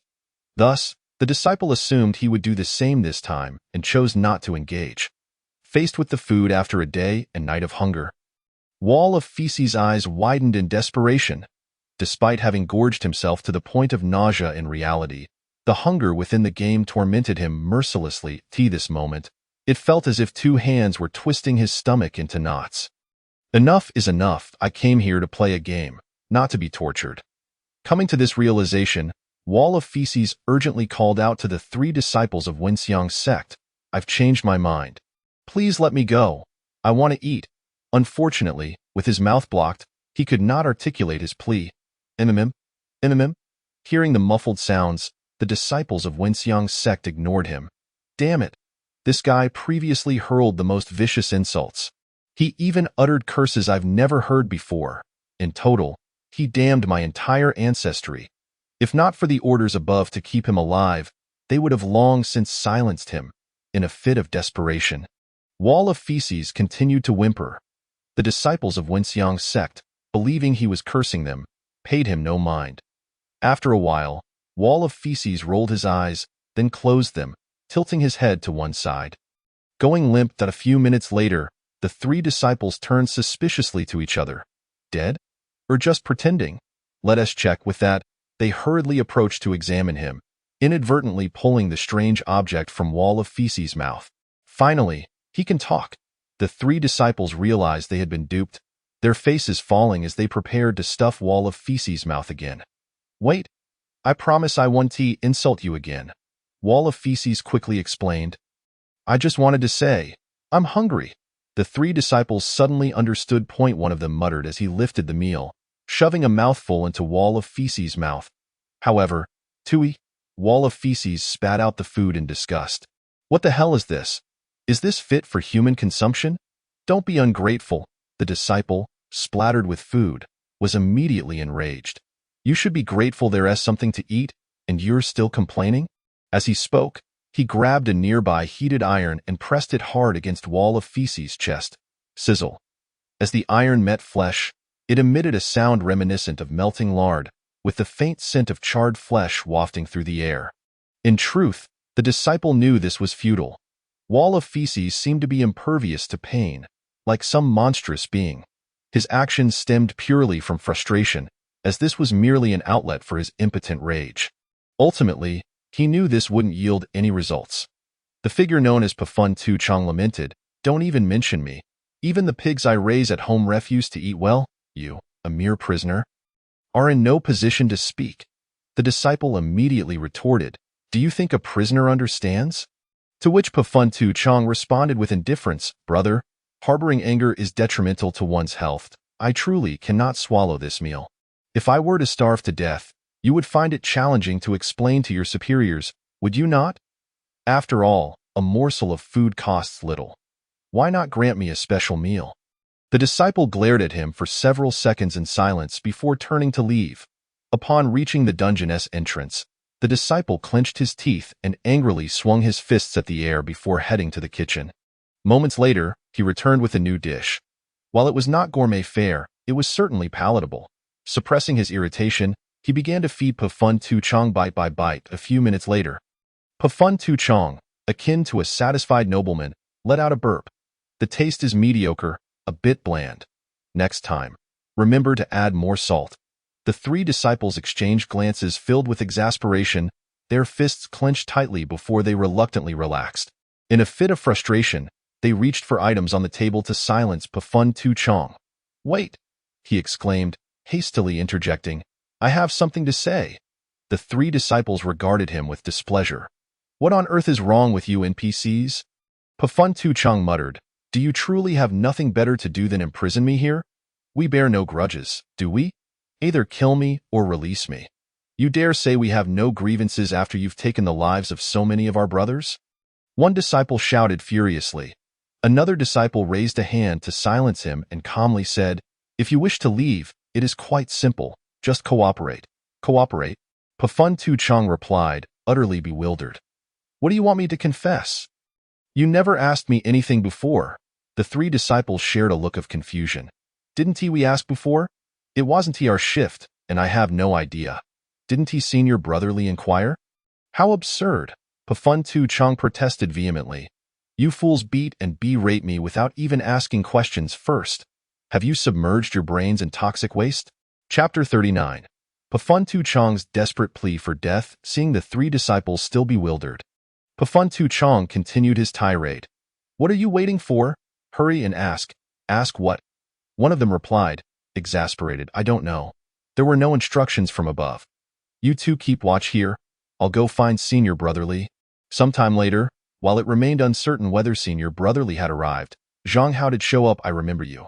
You were the one in charge before," Pafun Tu-Chong said, eager to expedite the process. "What do you want to ask? Make it quick. I'm pressed for time." Zhang Hao regarded him skeptically. "You were stubbornly silent before. What has changed now? Speak. Who sent you?" he demanded, though Zhang Hao proceeded to inquire. "How many of you are there, and where are you located?" "Who sent me? No one sent me," Pafun Tu-Chong replied, perplexed.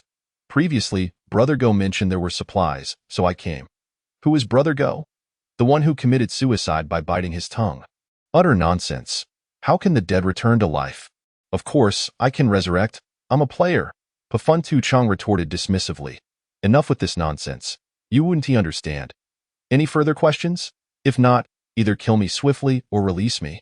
"I truly have pressing matters." Zhang Hao ignored his pleas, instead contemplating. "Player. Pressing matters. Again, these two terms. It appears this so-called player is likely the name of their organization. An NPC seems to denote some coded language." Moments later, Zhang Hao turned back to Pafun Tu-Chong. "Where is the base of this organization you call players, and who is pulling the strings behind the scenes?" "Of course, our base is at Xinyu Sect. That's where we originated," Pafun Tu-Chong stated without hesitation. Showing no signs of fear. As for the puppet master, that would be the supervisor of the Salted Fish Sect. "You mean to say you are sent by the Xinyu Sect?" "Let us just say that." Zhang Hao's expression darkened. "The Xinyu Sect is incapable of nurturing such loyal warriors like you. Kid, do you not realize that this is merely wasting everyone's time? Do you truly think I wouldn't dare to kill you?" Zhang Hao glared at Pafun Tu-Chong. "Our seventh elder will return in a few days. If you persist in your obstinacy, prepare to experience the agony of soul extraction." "You three continue to watch him," Zhang Hao ordered, striding towards the exit. Meanwhile, he began to count silently. 3.2.1. "Wait." Hearing Pafun Tu-Chong's cry, Zhang Hao smiled as expected. No one could face soul extraction with composure. Although Zhang Hao had never undergone such an experience, he had witnessed it once when a powerful cultivator performed it on someone else. Just recalling that scene sent chills down his spine. In any case, it was undoubtedly worse than death, of course. The mention of a seventh elder possessing soul extraction was merely a fabrication. He was taking a gamble, betting on whether the other party would believe him or dare to doubt him. It seemed he had won this wager. "Ah, so you are rather perceptive," Zhang Hao remarked with a smile, raising 3 fingers. "Rest assured, as long as you cooperate, I swear by my Dao heart that I can spare your life." For cultivators, swearing by one's Dao heart was no trivial matter. If one failed to fulfill their vow, they would suffer a backlash far worse than death. However, Zhang Hao only promised to spare Pafun Tuchang's life. After all, rendering him crippled and severing his cultivation could still be considered sparing his life, could it not? Wait, as Pafun Tuchang prepared to speak, Zhang Hao quickly interjected. I need you to swear by your Dao heart that every word you speak from now on is the truth. I can swear, but don't you need to release me first? Release him.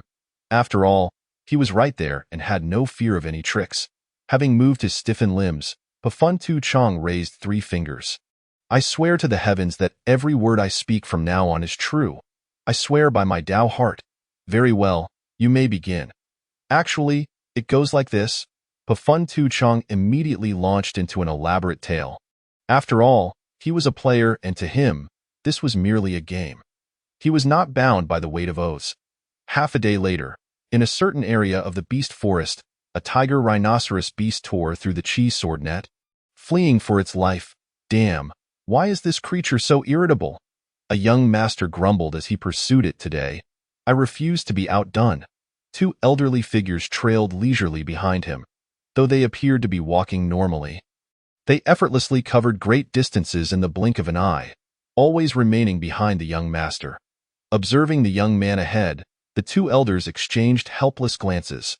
While a tiger-rhinoceros was not overly unattractive, it certainly bore no resemblance to anything beautiful. They could not fathom why their young master found it amusing to capture one for sport. Fortunately, it was merely a 9th-layer chi beast, so they need not worry about the young master's safety. As the young master continued his pursuit of the fleeing tiger-rhinoceros, he felt a pang of regret. Despite its seemingly cumbersome appearance, it was far swifter than even first-layer foundation establishment beasts.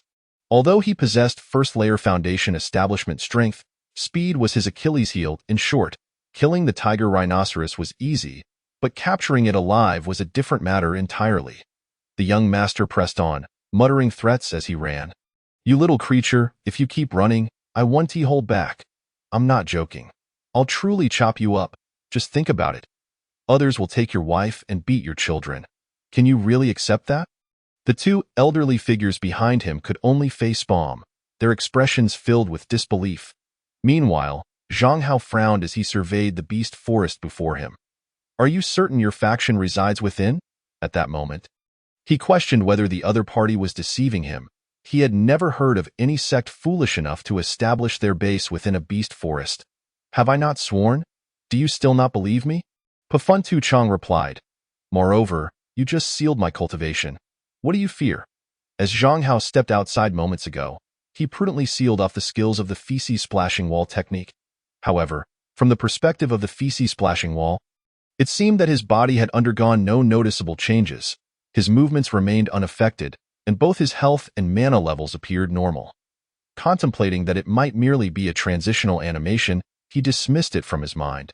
Thus, the group ventured deeper into the forest. An hour and a half later, Zhang Hao's unease intensified. They were now approaching the territory of an 8th-layer chi refinement beast, and proceeding further could prove perilous. Although he himself was at the 8th layer of chi refinement, fellow cultivators of the same level, unless equipped with extraordinary techniques and gear, would stand no chance against such beasts, with only himself at the 8th layer. Encountering an 8th-layer beast could spell disaster. In truth, he was not the only one harboring doubts. The feces splashing wall was equally anxious. His initial intention had been to fabricate a lie to lead these NPCs into the beast forest, hoping to encounter a ferocious beast to facilitate his suicide. Yet, throughout their journey, the beasts had evaded the NPCs from a distance. Those that did not flee had met their demise at the edge of a sword. What the hell?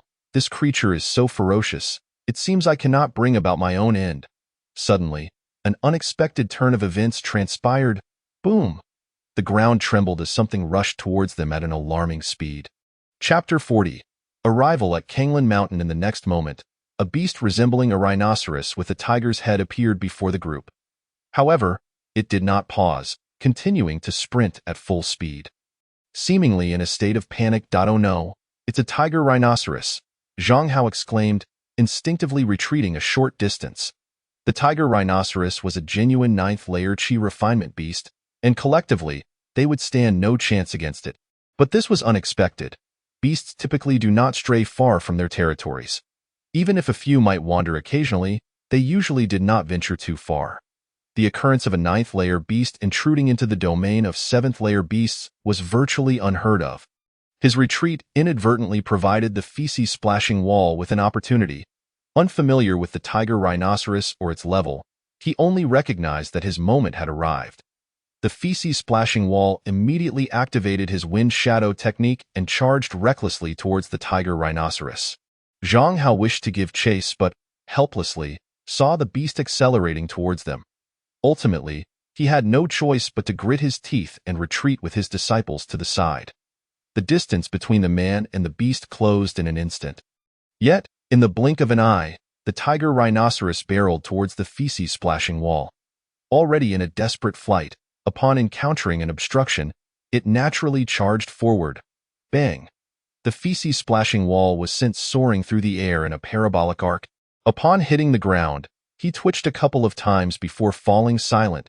It was evident that the feces-splashing wall had been effortlessly slain. Before his death, a smile finally graced his face as he fervently expressed gratitude to the heavens. At last, I am free. After colliding with the feces-splashing wall, the tiger rhinoceros continued running at full speed, disregarding Zhang Hao and his companions. You beast, where are you running? Accompanied by this cry, a flash of sword light surged from behind the tiger rhinoceros. Thud! The massive body of the tiger rhinoceros was instantly cleaved in two. Thud, thud. The two halves of its corpse plummeted to the ground, lifeless. Soon after, three figures approached. Leading them was a young nobleman whose attire exuded a powerful aura of spiritual energy, unmistakably indicative of a super-rich individual. Flanking him on either side were two elderly men, simply clad in long robes, devoid of any visible energy fluctuations, appearing at first glance to be mere commoners. Yet, Zhang Hao recognized that these two elders were far from ordinary. The young nobleman had already reached the first layer of foundation establishment, and with his lavish equipment that even Zhang Hao could only dream of. It was improbable that his attendants were mere mortals. The reason he could not perceive their energy was likely due to the vast difference in cultivation levels. How could someone die like this? Upon seeing the corpse of the feces-splashing wall, the young nobleman gasped in shock. Noticing the embroidered insignia on the robe, which had been stripped from a corpse of the Wenxiang sect, he instinctively associated Zhang Hao and his companions with the deceased. Though it was an accident, the young nobleman felt a tinge of embarrassment for having caused an innocent person's demise. He stepped forward, prepared to say something, but Zhang Hao and his companions turned and fled. Quickly vanishing from sight as they ran, Zhang Hao experienced a surge of dread. I've indeed fallen into a trap. Those individuals who just appeared are likely members of the so-called Players Organization. The guards for a first-layer foundation establishment nobleman could not be weak. They would certainly be at least fifth or sixth-layer foundation establishment, and that was just the visible members. Who could guarantee that there were not even more formidable individuals among those unseen? This so-called Players Organization appeared to be far more complex and terrifying than he had initially imagined. This matter is beyond my control now. I must report to the elders, grateful for his swift escape. Zhang Hao quickened his pace on the other side. The young nobleman was left bewildered by Zhang Hao's sudden flight. Do I look that frightening? He touched his face, murmuring to himself, I merely wanted to offer an apology. Why did they flee upon seeing me?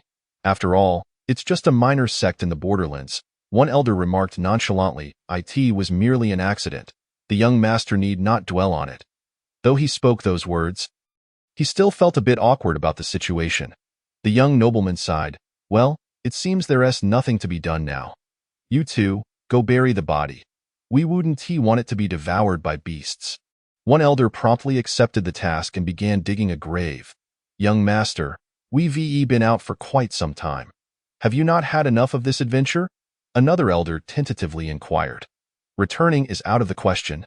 The young nobleman, like a cat whose tail had been stepped on, immediately erupted. You know full well that woman is a veritable tigress. Marrying such a woman, would I ever enjoy a peaceful life again? I would rather die outside. my body left to the wilderness, then return. The elder's mouth twitched slightly, not daring to speak further. He understood his young master's temperament all too well. If he continued to press the issue, he might find himself mysteriously missing. If something were to happen to the young nobleman while away, he could not bear the responsibility. What a pity about this tiger rhinoceros, the young nobleman lamented. Gazing at the corpse, I had intended to capture it as a pet, yet unexpectedly, it was so fierce that it killed someone. Truly unfortunate. Let us move on and explore elsewhere. It's my first time in the Borderlands, and I intend to have a splendid time. Speaking of which, it's been quite a while. I wonder how that lad is faring. Fate will bring those meant to meet together, one elder replied. Though I would like to see him, perhaps it's for the best that we do not cross paths. The young nobleman shrugged. Staying within the Empire is inherently unsafe for him. After burying the feces-splashing wall, the three made their way toward the forest's edge. The next day, the untamed wild dogs and their companions arrived at Kanglen Mountain. Finally, we arrived. Although the journey was no longer tiring, traversing on foot was a tremendous waste of time. When will this game introduce a mount system? Never mind the mounts. Where on earth is that secret realm? As a barren mountain devoid of spiritual energy, Kanglen Mountain harbored no beasts. The players wandered for half the day without encountering a single trace of animal fur. Naturally, they also did not run into any members of the Wenxiang sect. With nightfall approaching, the players had no choice but to find a clear area and prepare for the night. The following day, as Kanglen Mountain was vast, the players decided to split up in search of the secret realm. Perhaps feeling bored, they began to chat animatedly in the team channel as they searched. Damn, this mountain is so expansive. How many days will it take to find anything? More than that, I'm more concerned about food. Our rations are running low, and there are no beasts in this mountain. Who knows what the developers were thinking?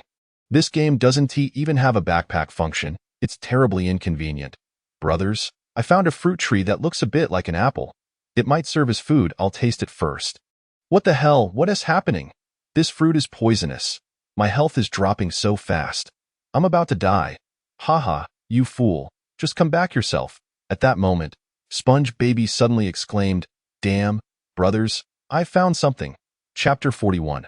The Underground Arena. Before long, under Sponge Baby's guidance, they arrived at a certain location in the mountain. It was a flat area of roughly several dozen zhong, at the center of which floated a faint light gate, resembling a typical teleportation portal from other games. Everyone's hearts raced with excitement. This must be the entrance to the secret realm, right? They were elated. After playing for so many days, they had finally encountered a dungeon.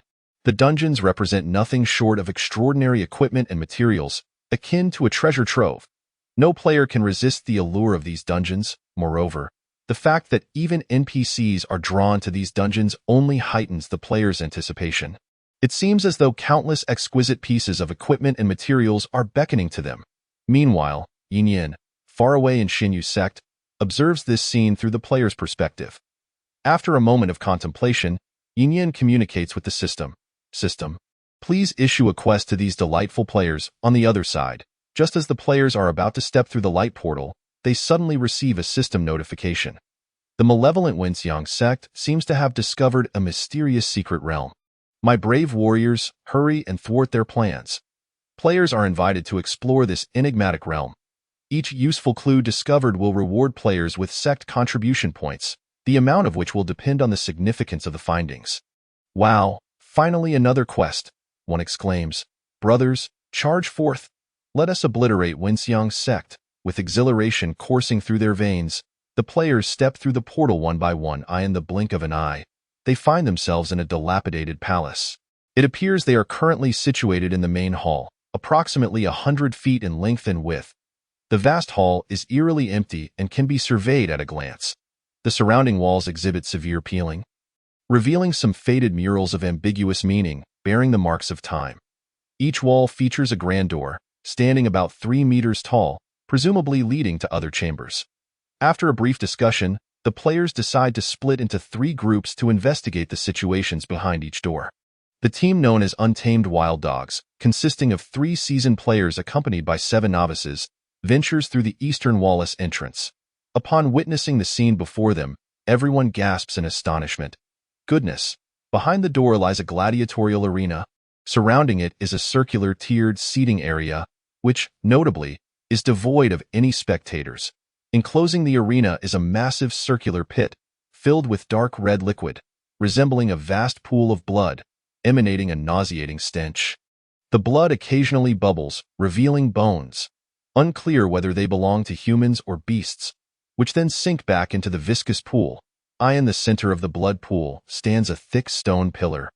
Supporting a circular arena that spans 100 feet in diameter. 4 stone pathways extend from the arena's edges, leading to the 4 cardinal directions beneath the seating area. What is that horrid smell? Ugh! It's so overpowering that I can hardly keep my eyes open.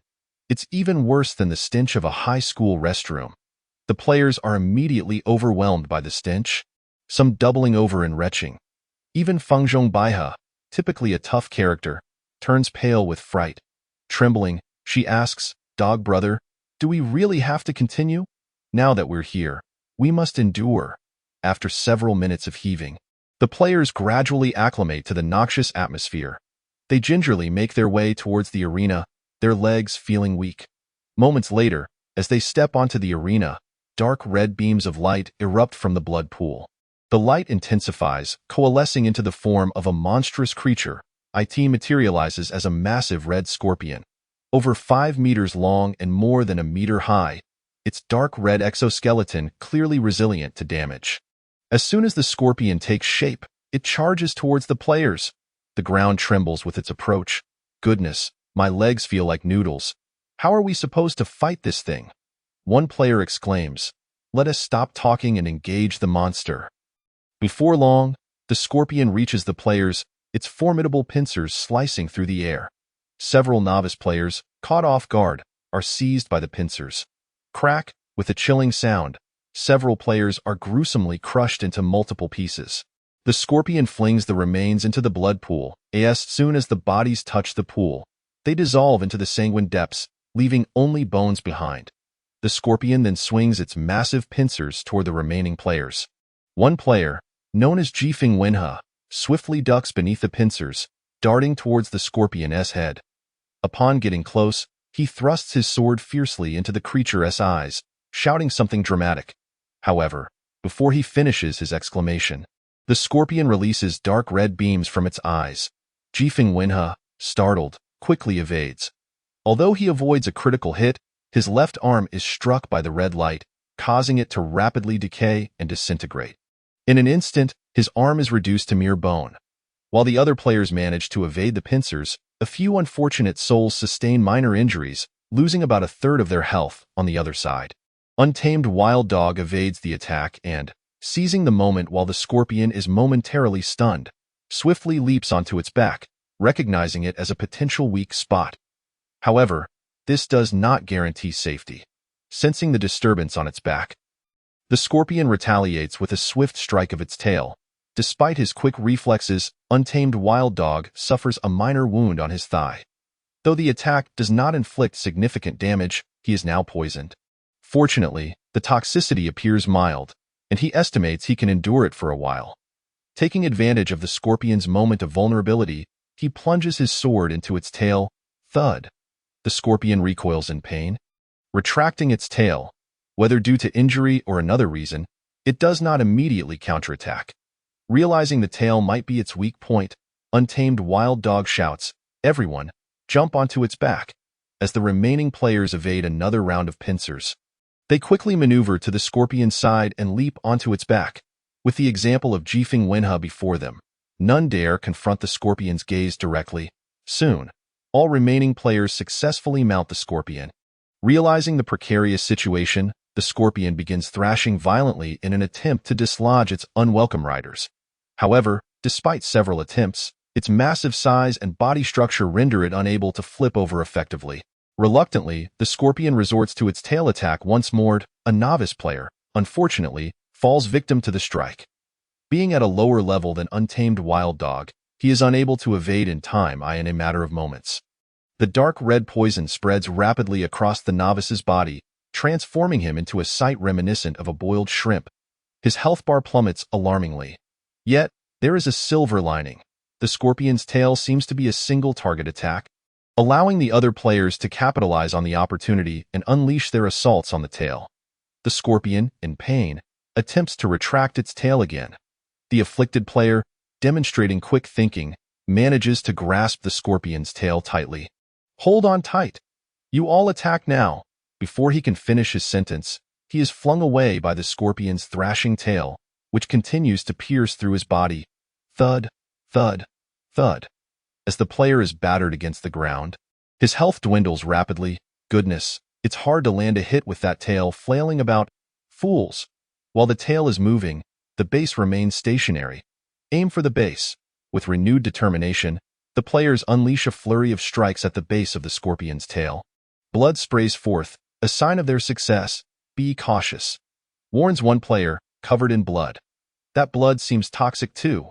Before long, the previously wounded player succumbs to his injuries, having been thrown to his demise. Yet, through their combined efforts, the players inflict numerous wounds upon the base of the scorpion's tail. Long last. As the untamed wild dog swung down with a blade, the tail of the enormous scorpion, as thick as a human thigh, was severed at its base. A spray of dark red blood erupted violently from the wound. The severed tail fell to the ground, writhing for a moment before falling still. Without its tail, the giant scorpion could no longer reach its back with its massive pincers and was forced to thrash its body in a desperate attempt to regain control. However, this only caused the players to lose their footing without providing any substantial advantage. This is untenable. It's thrashing too violently. I can barely stand. Get down. If we crouch, we'll be safe. To my surprise, it actually worked. Fortunately, the scorpion was large enough that a group of players huddled atop it did not appear overly crowded. Subsequently, each player grasped their sword with one hand and began to stab at the scorpion's carapace on its back. The player known as Fast Wind unleashed a surge of energy and executed a furious slash. Demon, taste my wrath.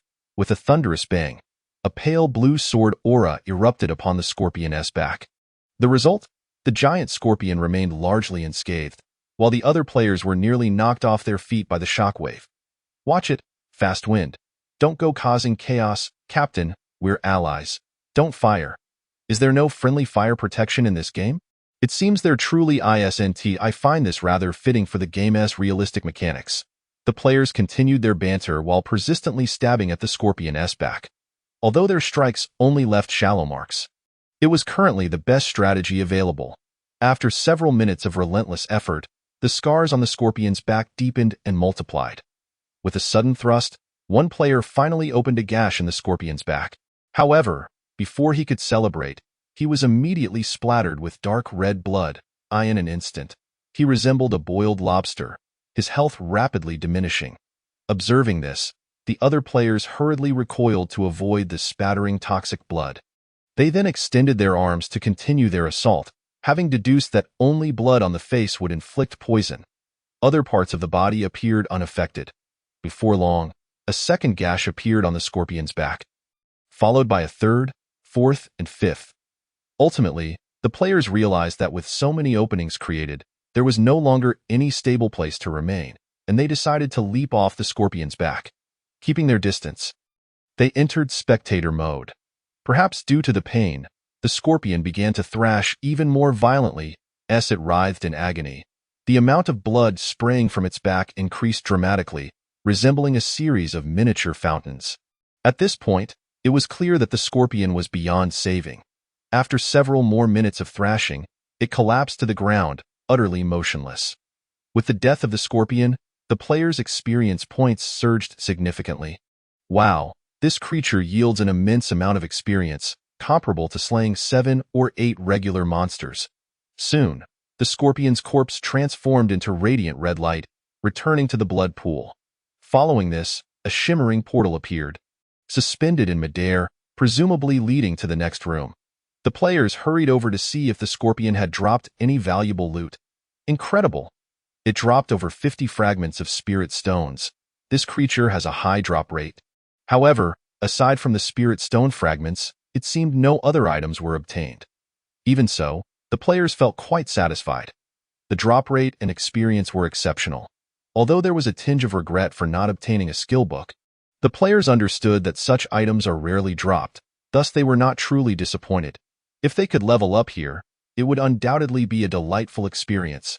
As for the few casualties, it is not uncommon for players to perish in battles. Is it? Moreover, with increased familiarity, casualties would only decrease. Suddenly, the untamed wild dog appeared to notice something and glanced at one of the players. Dog brother? It seems there's something beneath your feet.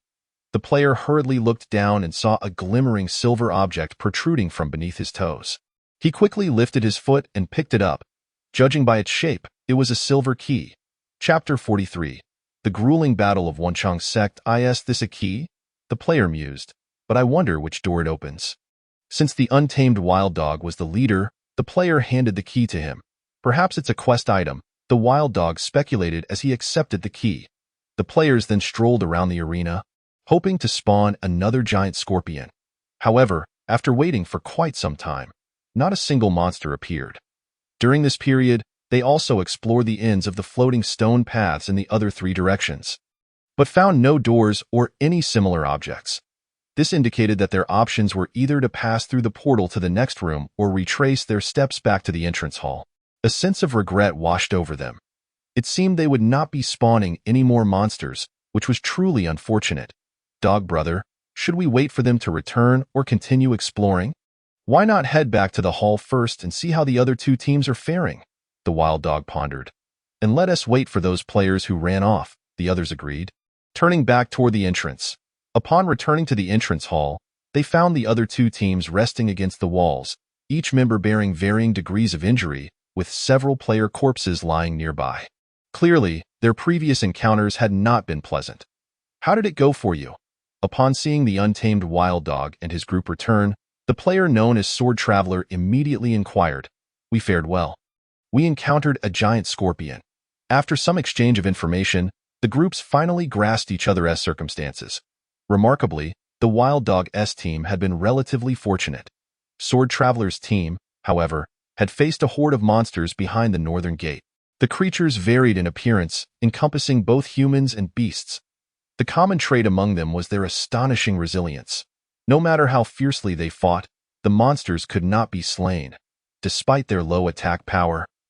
Even newly equipped players could withstand multiple hits. The critical issue was that no matter how the players attacked, those creatures could not be killed. Even when limbs and heads were severed, they would immediately regenerate. Then they relentlessly pursued the players, launching a fierce onslaught. Eventually, the group led by Zhang Jintianya realized they had no alternative but to retreat. Fortunately, the monsters seemed disinclined to impede their departure. Otherwise, they might have found themselves on the path of the dead by now. The situation was similarly dire for another team. Behind the door lay a long corridor. While the corridor was devoid of monsters, it was riddled with traps. In some areas, stepping on the floor would trigger immediate explosions, while in others, various hidden mechanisms would spring into action. Additionally, certain sections would unleash bizarrely shaped creatures upon stepping on them, reminiscent of a game of Monopoly. The most frustrating aspect was that even if they had previously triggered a dangerous floor, stepping on it again would activate a new round of peril. Ultimately, this group of players found it impossible to proceed and had no choice but to retreat with the corpses of their fallen comrades. At this point, it seemed that only the room of the wild dogs was passable. The group sat on the ground, waiting for a while. When the other players returned with their dead, they collectively entered the beast-fighting arena room. After passing through the light portal, they arrived in a new chamber. However, this room presented no further monsters or traps. Judging by the marks on the ground, it appeared a battle had taken place here previously. Yet, there were no signs of monsters or corpses of human cultivators, leaving the specifics shrouded in mystery.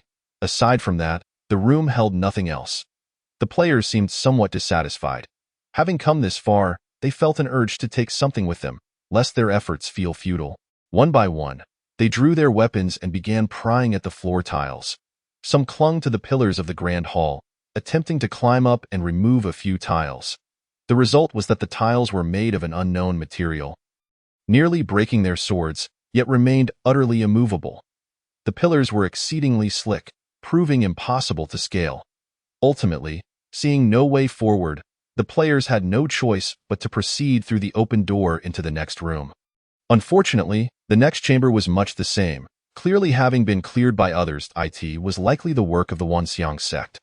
Subsequently, the players explored several more rooms, encountering similar conditions. No monsters and no rewards.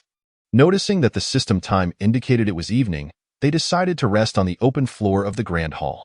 The next day, after a modest meal of dried provisions, the players resumed their exploration. Meanwhile, in a certain area of the underground palace, there existed an enormous chamber, roughly 300 feet in diameter. Several elders from the Wanxiang sect, accompanied by elite disciples at the Foundation establishment stage, were collaboratively manipulating a massive formation. At the center of this formation, the sect master was engaged in combat with a fearsome beast towering 7 or 8 feet tall. The creature defied easy classification. At first glance, it appeared to be a colossal mass of flesh. Two thick flesh columns extended from its lower body, supporting enormous feet resembling fans, which upheld its massive frame. Its skin, layered like that of a Shar-Pei, bore no scales or armor. The top of the flesh mass was oval-shaped, presumably serving as the beast's head.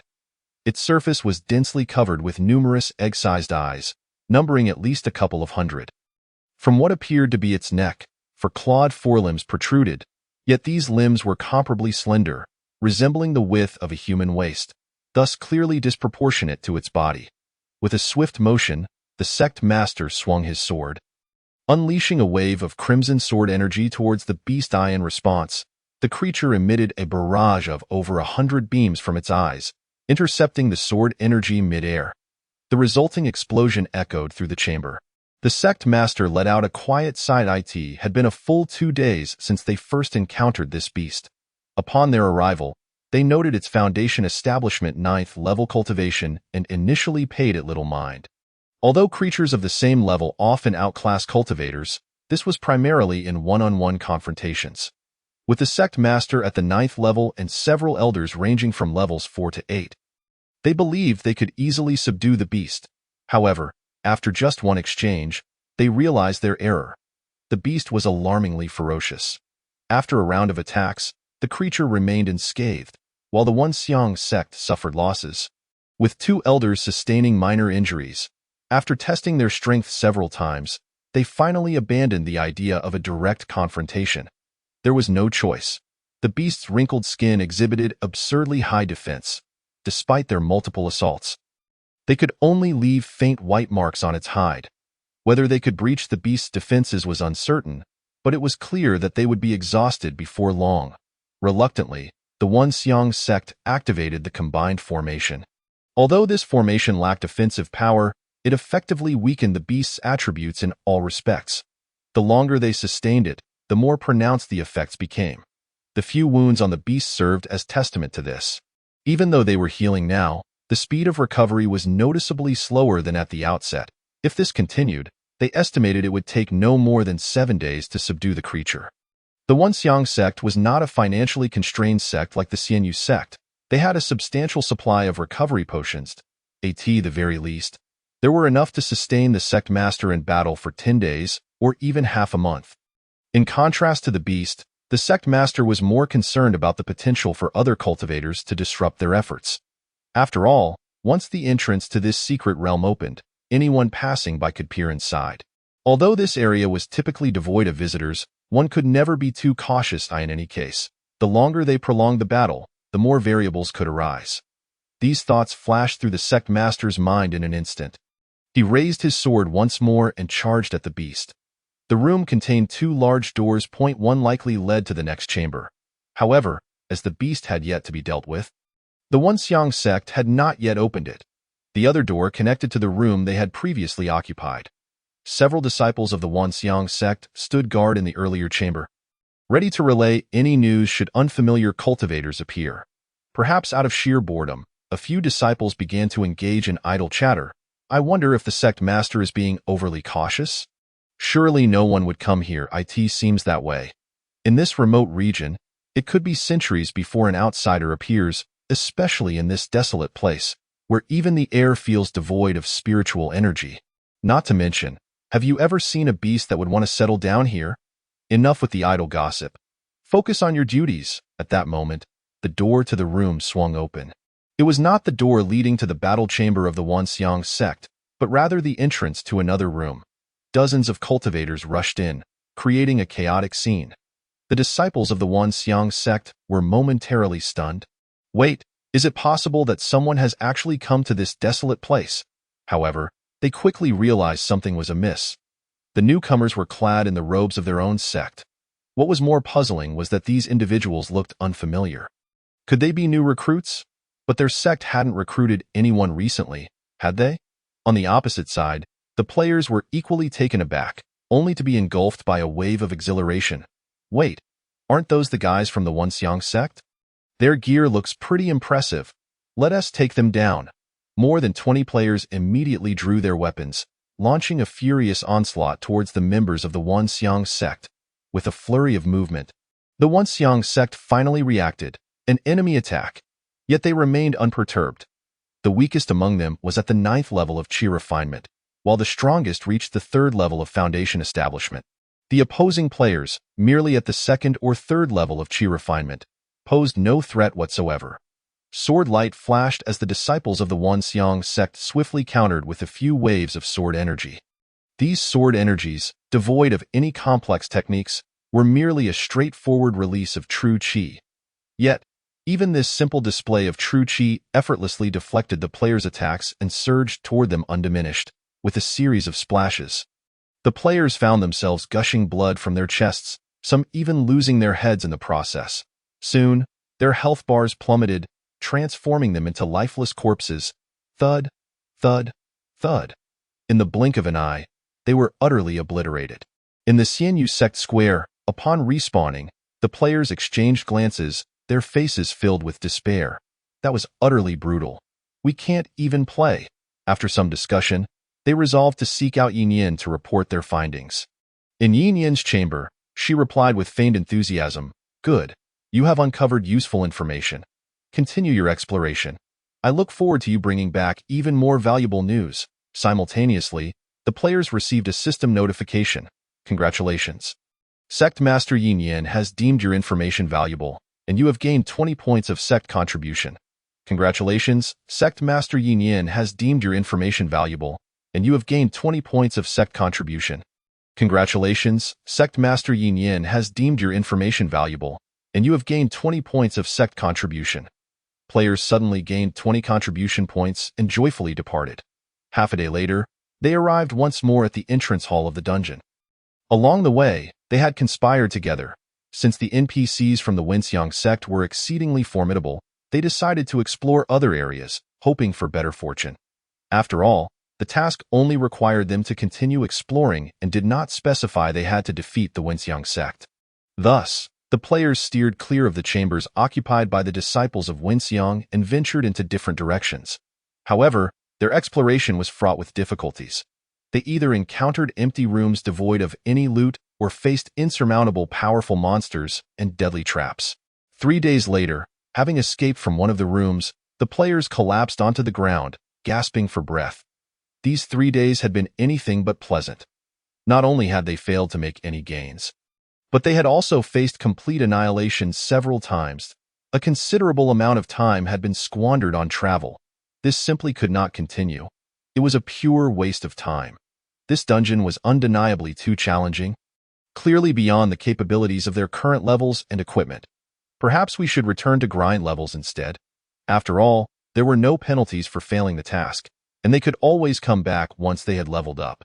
Gradually, more and more players began to concur with the idea of returning to level up.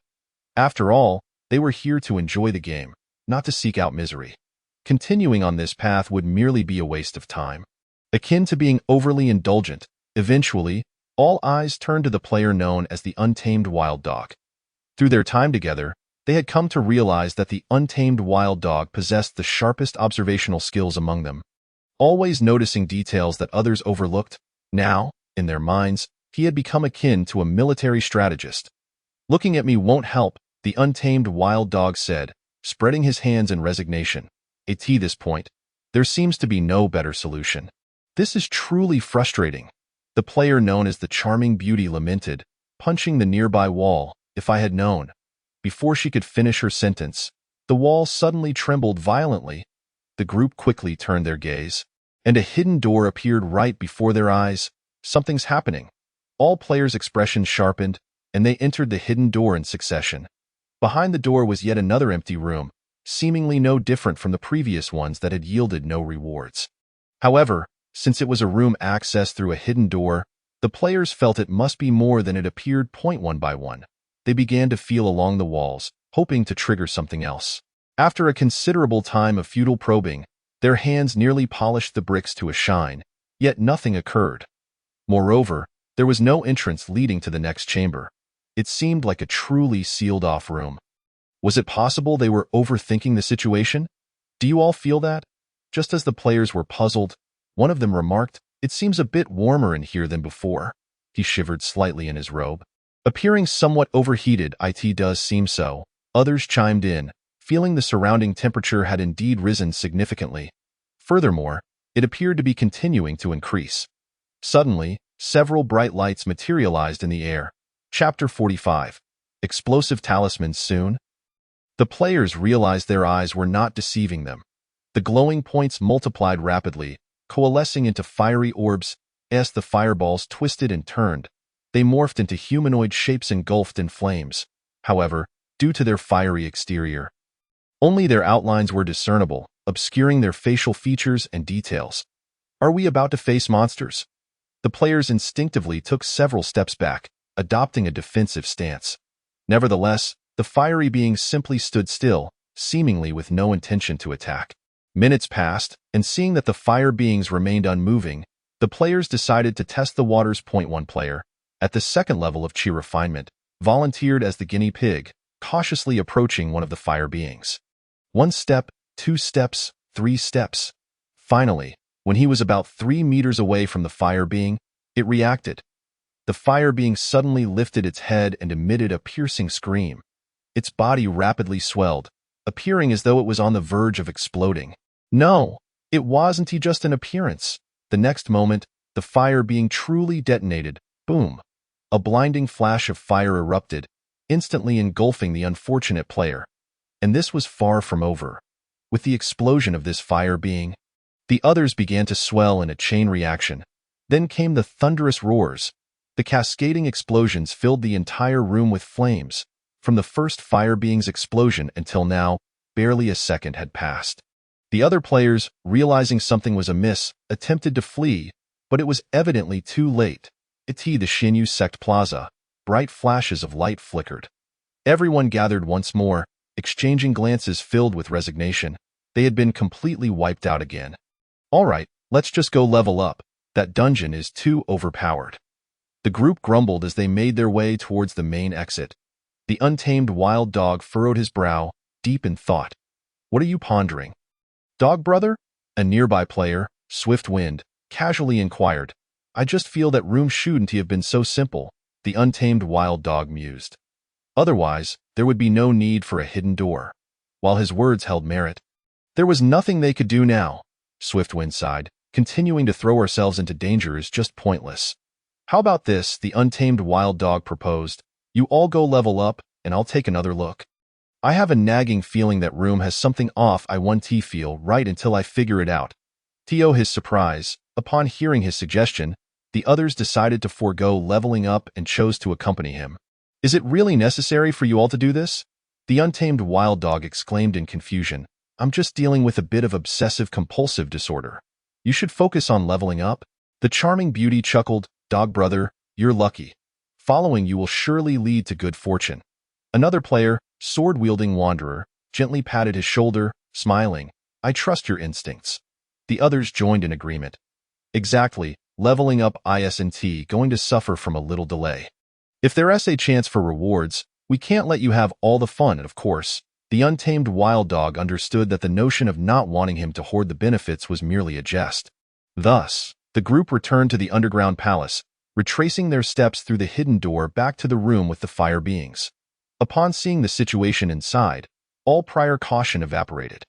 The fire beings had vanished after their explosions, leaving no experience or spirit stone fragments behind. However, On the ground lay something resembling a piece of yellow paper. Upon closer inspection, it resembled the talismans used by Taoists in ghost stories. As soon as the untamed wild dog picked up the talisman, he received a system notification. Congratulations, you have obtained an explosive talisman. Would you like to use it? The system indicated that this item was called an explosive talisman and inquired whether he wished to use it now. Since the others were unaware of his system notification, the untamed wild dog hurriedly explained. Furthermore, it seemed this item didn't require distribution. Anyone who picked it up could use it. The other players' eyes lit up, eagerly urging the untamed wild dog to test its power. Should I just go for it? Stop hesitating, hurry. The untamed wild dog promptly concentrated and activated the talisman in the next moment. His mana bar decreased slightly, akin to using a skill that a wave of warmth surged within him, flowing down his arm and into his hand. As he infused his energy into the talisman, it began to glow with a red light. Within a breath, the talisman shone brightly like a small light bulb, almost too hot to hold. Without hesitation, the untamed wild dog hurled the talisman forward. It transformed into a streak of light, crashing into the opposite wall. Boom! Accompanied by a deafening explosion, flames once again engulfed the entire room. The players were once more left in a state of bewilderment as they faced annihilation yet again. The Xinyu sect. Upon reviving, the players were not disheartened. Rather, they were filled with exhilaration. Wow, that thing packs quite a punch. If we could use it against those Wenxiang sect bastards, it would be absolutely effective. However, the fire beings had already exploded, and it seemed that the Game's monsters did not respawn, leaving them unable to acquire more. Who cares? Let us just see what happens next. Half a day later, with a mix of trepidation, the group returned to the room where the fire beings had once been. Just as the previous player had mentioned, it appeared that the Game's monsters did not respawn, and they were uncertain whether the fire beings would appear again. Sure enough, upon entering, they discovered the room was still empty, with no new fire beings in sight. A wave of disappointment washed over them. It seemed they had indeed been overthinking the situation. After all, considering the Game's consistently hardcore nature, it was unlikely they would be afforded such fortune. Just as they were preparing to leave in regret, a familiar scene unfolded. The air once again shimmered with those bright lights.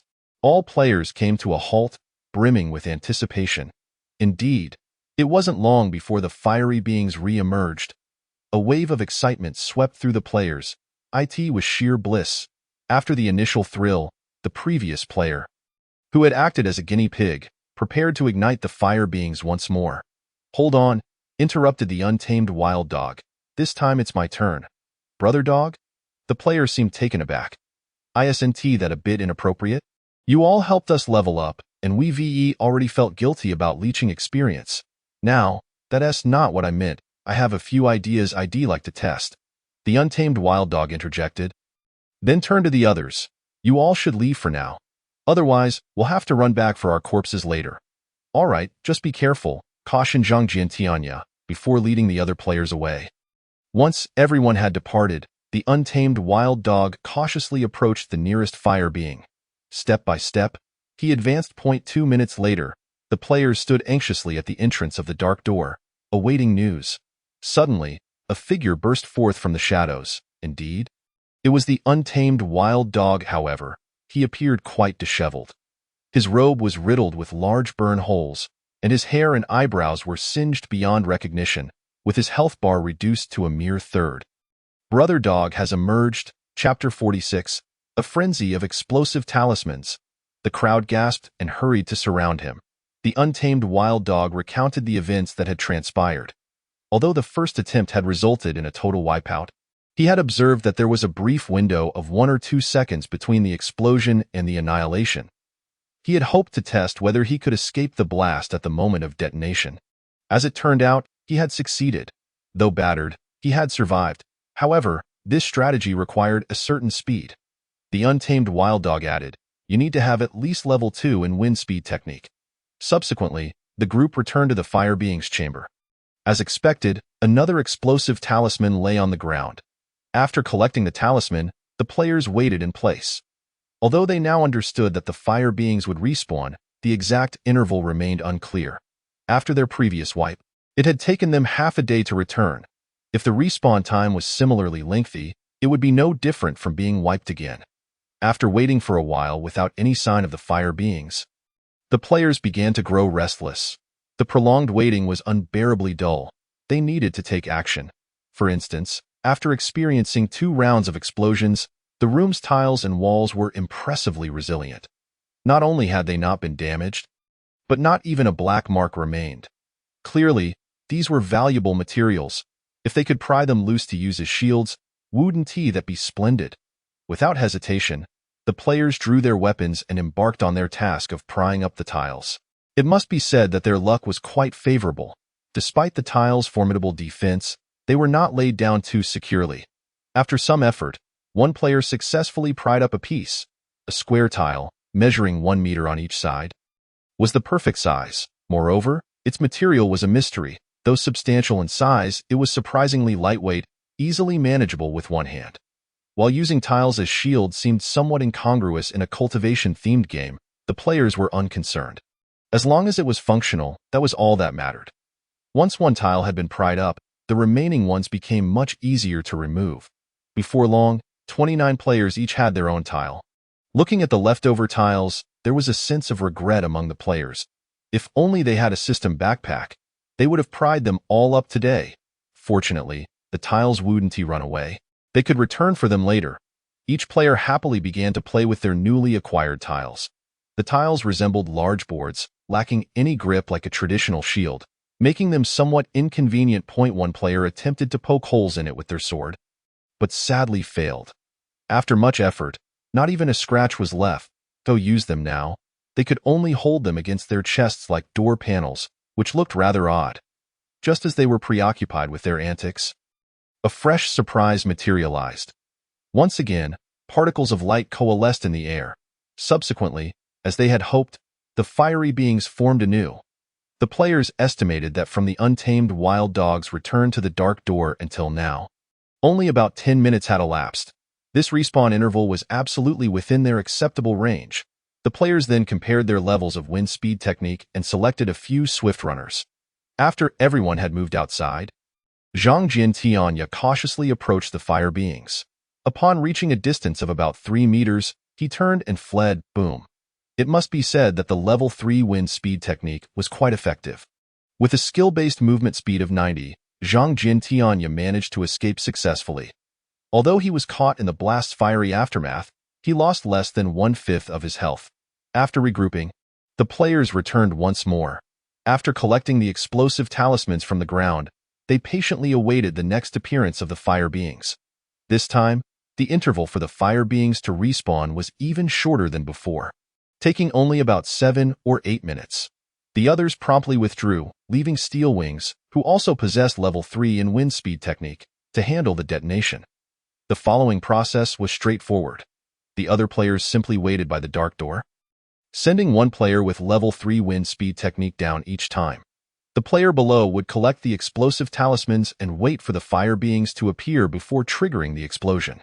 Meanwhile, the players waiting outside were not idle. Each practiced their wind speed technique to improve their skill proficiency. Though it felt somewhat like a last-minute effort, enhancing their skill proficiency was certainly not a bad idea.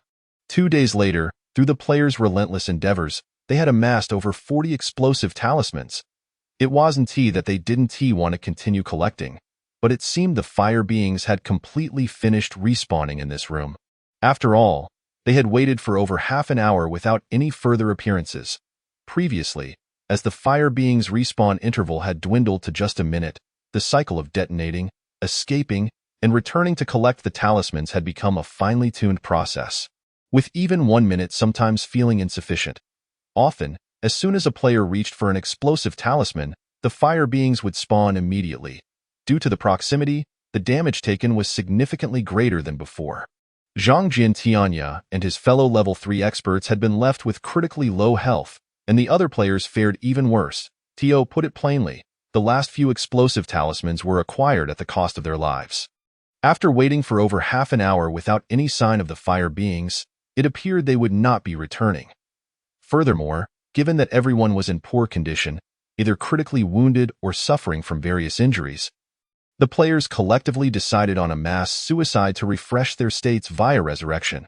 They would also take advantage of the travel time after resurrection to check if the fire beings had truly ceased to respawn. The players then drew their weapons and simultaneously took their own lives. Thankfully, everyone had disabled their pain perception, allowing them to act decisively without the risk of failed suicides. After resurrection, the players hurried back without delay. As expected, when they re-entered the fire being's chamber, there were still no fire beings to be found. It appeared they would not be respawning again. The untamed wild dog murmured, "But it seems we have enough now." After distributing the 40-plus explosive talismans, the group made their way back to the room where the disciples of Winxiang's sect resided. However, this time the players had learned their lesson. They did not all rush in at once, but instead planned to execute a suicide-style attack. Meanwhile, inside the room, the disciples of Winxiang's sect had been quite tense ever since they had eliminated the players days prior. They had feared that some external cultivators had discovered their hideout and hurriedly reported it. Upon learning that only a few weaklings at the second and third levels of Qi refining had appeared, the elder maintaining the formation paid little mind to it, instructing the disciples to continue their guard. After a day passed without any further appearances, the disciples of Winxiang's sect relaxed their vigilance. They figured it was merely some idle cultivators who had inadvertently stumbled upon the secret realm. As for the clothing they wore, it was likely scavenged from their fallen comrades. The Winxiang sect had also brought along some low-level Qi refining disciples to expose them to the world. But they had all perished in the previous battle. 2 more days passed without incident, and the disciples ceased to ponder the matter. Now, they stood idly at the door, fulfilling their duty as sentinels. Suddenly, the door leading to the outside chamber swung open once more.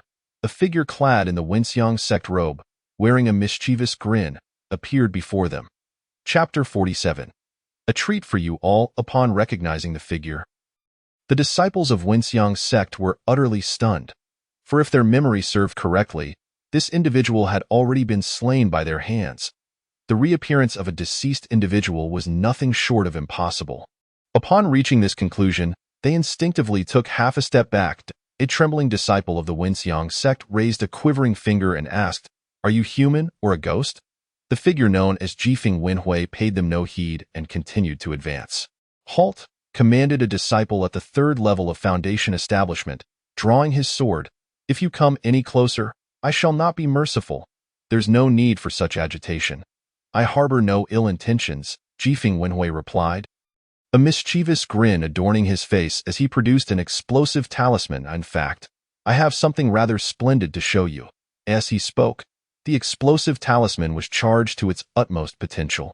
Then, employing the swift movement technique of Jifeng, he dashed towards the crowd, striving to close the distance. Upon witnessing the approach of someone wielding a glowing object, the disciples of Winxiang's sect immediately retaliated.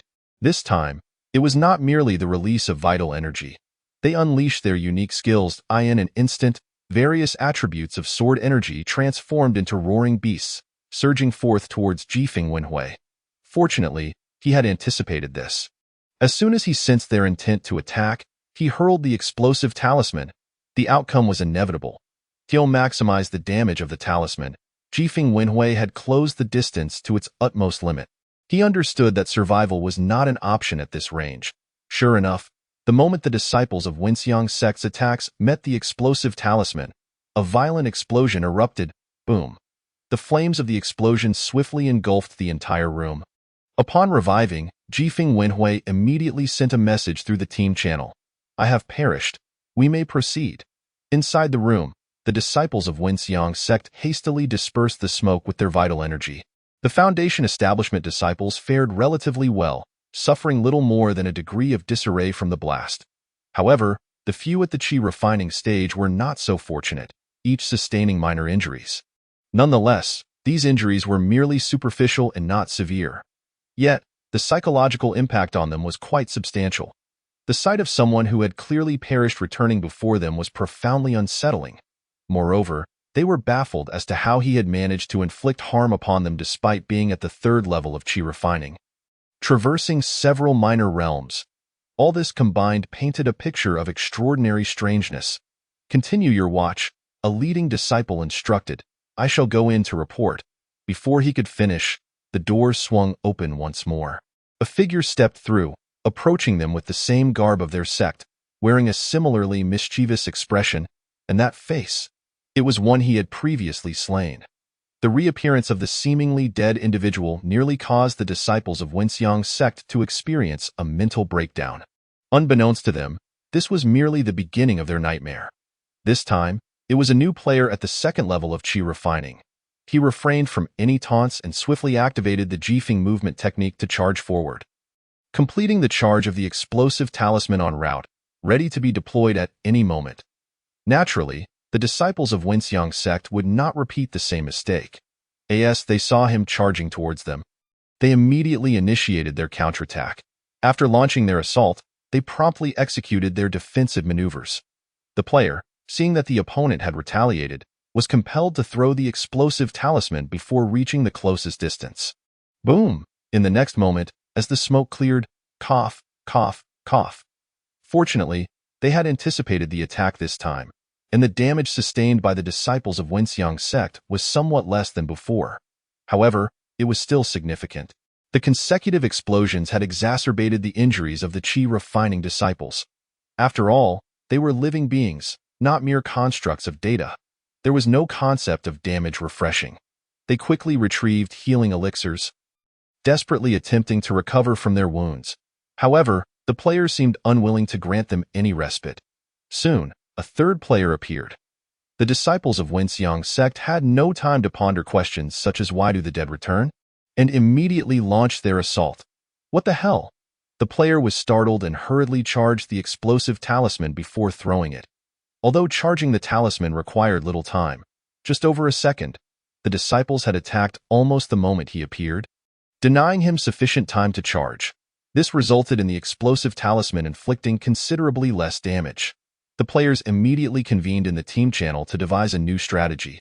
They decided to charge the explosive talisman in advance and toss it the moment they entered. This approach also afforded the players ample time to escape, a fortunate turn of events. The ensuing process became straightforward. The players charged the talisman 1 second before entering, immediately throwing the charged explosive talisman upon entry, then turning to flee. It resembled the old gaming tactic of repeatedly dodging at the doorway to lure monsters. After several rounds of attacks, the players emerged relatively unscathed, while the casualties on the side of Wenxiang's sect escalated sharply. Ultimately, the disciples of Wenxiang's sect were not the rigid monsters typical of traditional games. Realizing the situation, they took the initiative to counterattack. Several Foundation establishment disciples raced into the adjacent players' room, pursuing them mercilessly. In a matter of seconds, the players were once again annihilated. Perhaps sensing the absurdity of the situation, after dispatching the players, the disciples incinerated all the players' corpses with fire attacks, leaving not a single trace behind. Having completed this, 2 Foundation establishment disciples remained on guard in the players' room while the others returned to their previous quarters. Half a day passed. Upon returning to the room to collect their loot, the players found it occupied by NPCs and turned to flee. They dashed towards different rooms to avoid being overwhelmed. The 2 Foundation establishment disciples immediately pursued in one direction, in the team channel. One NPC called out, "An NPC is chasing us. We estimate we won't last long. Hurry." Understood. The remaining players seized the opportunity to turn back, activating explosive talismans for another barrage. When the 2 Foundation establishment disciples returned after dispatching the players, they realized they had fallen for a feigned retreat. Terrified, they refrained from pursuing further, settling instead to guard the room where the players had previously been. The players attempted several times, but found that the NPCs refused to be lured away, prompting them to employ psychological attacks. They gathered at the entrance of the previous room, bombarding the 2 disciples of Wenxiang's sect with a torrent of insults. "Hey, come chase Grandpa. How's your mother doing lately? Your wife is fantastic." The 2 disciples of Wenxiang's sect were infuriated. Several times, they nearly drew their swords, only to restrain themselves. However, they underestimated the potency of the players' verbal onslaught. Their mouths fired off insults like a machine gun, unleashing every conceivable curse or derogatory remark they could muster, mercilessly targeting the disciples' families and ancestors. In the end, it was clear that none were spared from the onslaught of insults. As the saying goes, to endure is to invite more rage. To step back is to stoke the fire of wrath. Unable to bear it any longer, they resolve to strike back. Chapter 48. New skill, possess player. At this moment, they could no longer afford to consider anything else. Their minds were solely focused on eliminating this insufferable group. The feigned retreat strategy was once again set in motion. Although the pursued players did not last long before meeting their demise, the remaining players finally breached the room occupied by the remaining disciples of Wenxiang sect. This time, the players abandoned any semblance of sequential assault, charging in masse.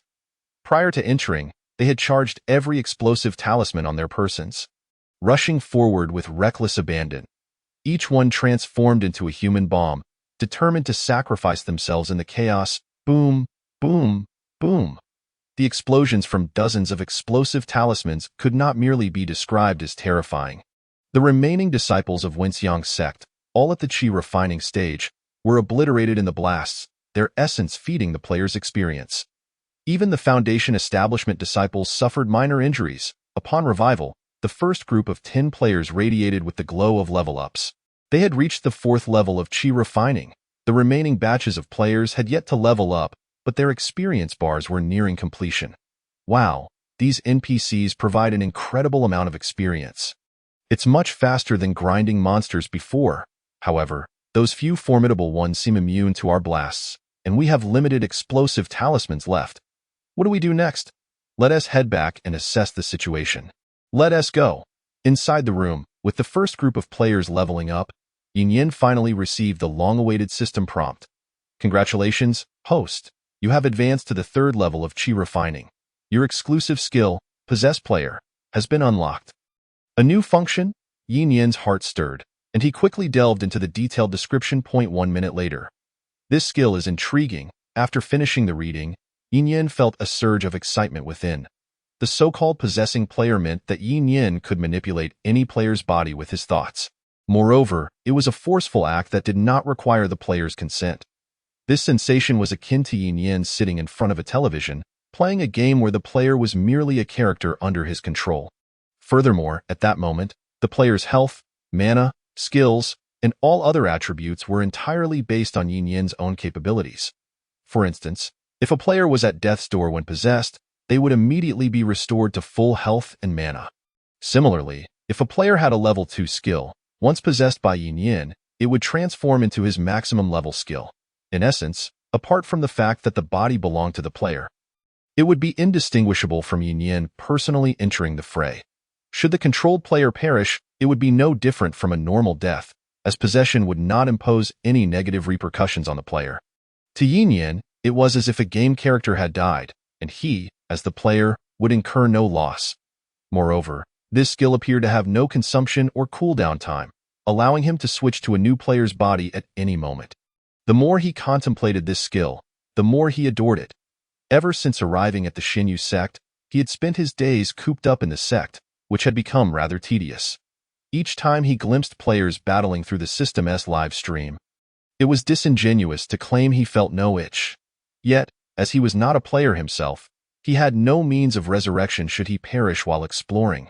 With this skill, he could venture forth with confidence and abandon, entirely free from the worry of his own demise. A cultivator lacking practical combat experience was ultimately just a flower in a greenhouse. This skill would serve as an excellent opportunity for him to hone his combat abilities. In the underground palace, upon returning, the players discovered that the 2 Foundation establishment disciples had already vacated the room. Upon checking the adjacent room, they found only a few disciples from the Wenxiang sect remaining. In truth, those Qi refining disciples had perished, prompting the 2 Foundation establishment disciples to leave. Currently, 5 Wenxiang sect disciples remained, their cultivation levels ranging from the 1st to the 4th layer of Foundation establishment. Witnessing the reappearance of those vile and sinister beings, the 5 Wenxiang sect disciples immediately launched an attack. Fortunately, the players had pre-charged their explosive talismans, which they hastily threw away in fright before turning to flee. Boom, boom, boom. The final round of explosive talismans inflicted further damage upon the Foundation establishment disciples, causing even the 4th layer disciple to have blood trickle from the corner of his mouth. To be frank, they were now somewhat intimidated. The primary concern was the uncertainty of how many explosive talismans their opponents possessed, and thus they hesitated to act recklessly. They resorted to consuming medicine and recuperating, seizing every moment to recover from their injuries. Outside, after running for a while, the players realized that the NPCs had not pursued them, emboldening them to sneak back. Peering through the large door, they noticed that their adversaries remained stationary, prompting them to hastily retreat. Goodness, are these fellows too formidable? They didn't perish from that explosion? Now that we've exhausted our explosive talismans, what should we do next? Perhaps we should wander around like before and see if we can stumble upon a hidden room or something. Just as the group was deliberating their next course of action, Jifeng Wen'o suddenly received a system prompt. The sect leader Yin Yin wishes to borrow your body. Do you agree? The options presented were yes. Sure, and why not? Leaving no room for refusal. What on earth is happening? Jifeng Wen'o exclaimed. Forget about that, just agree quickly.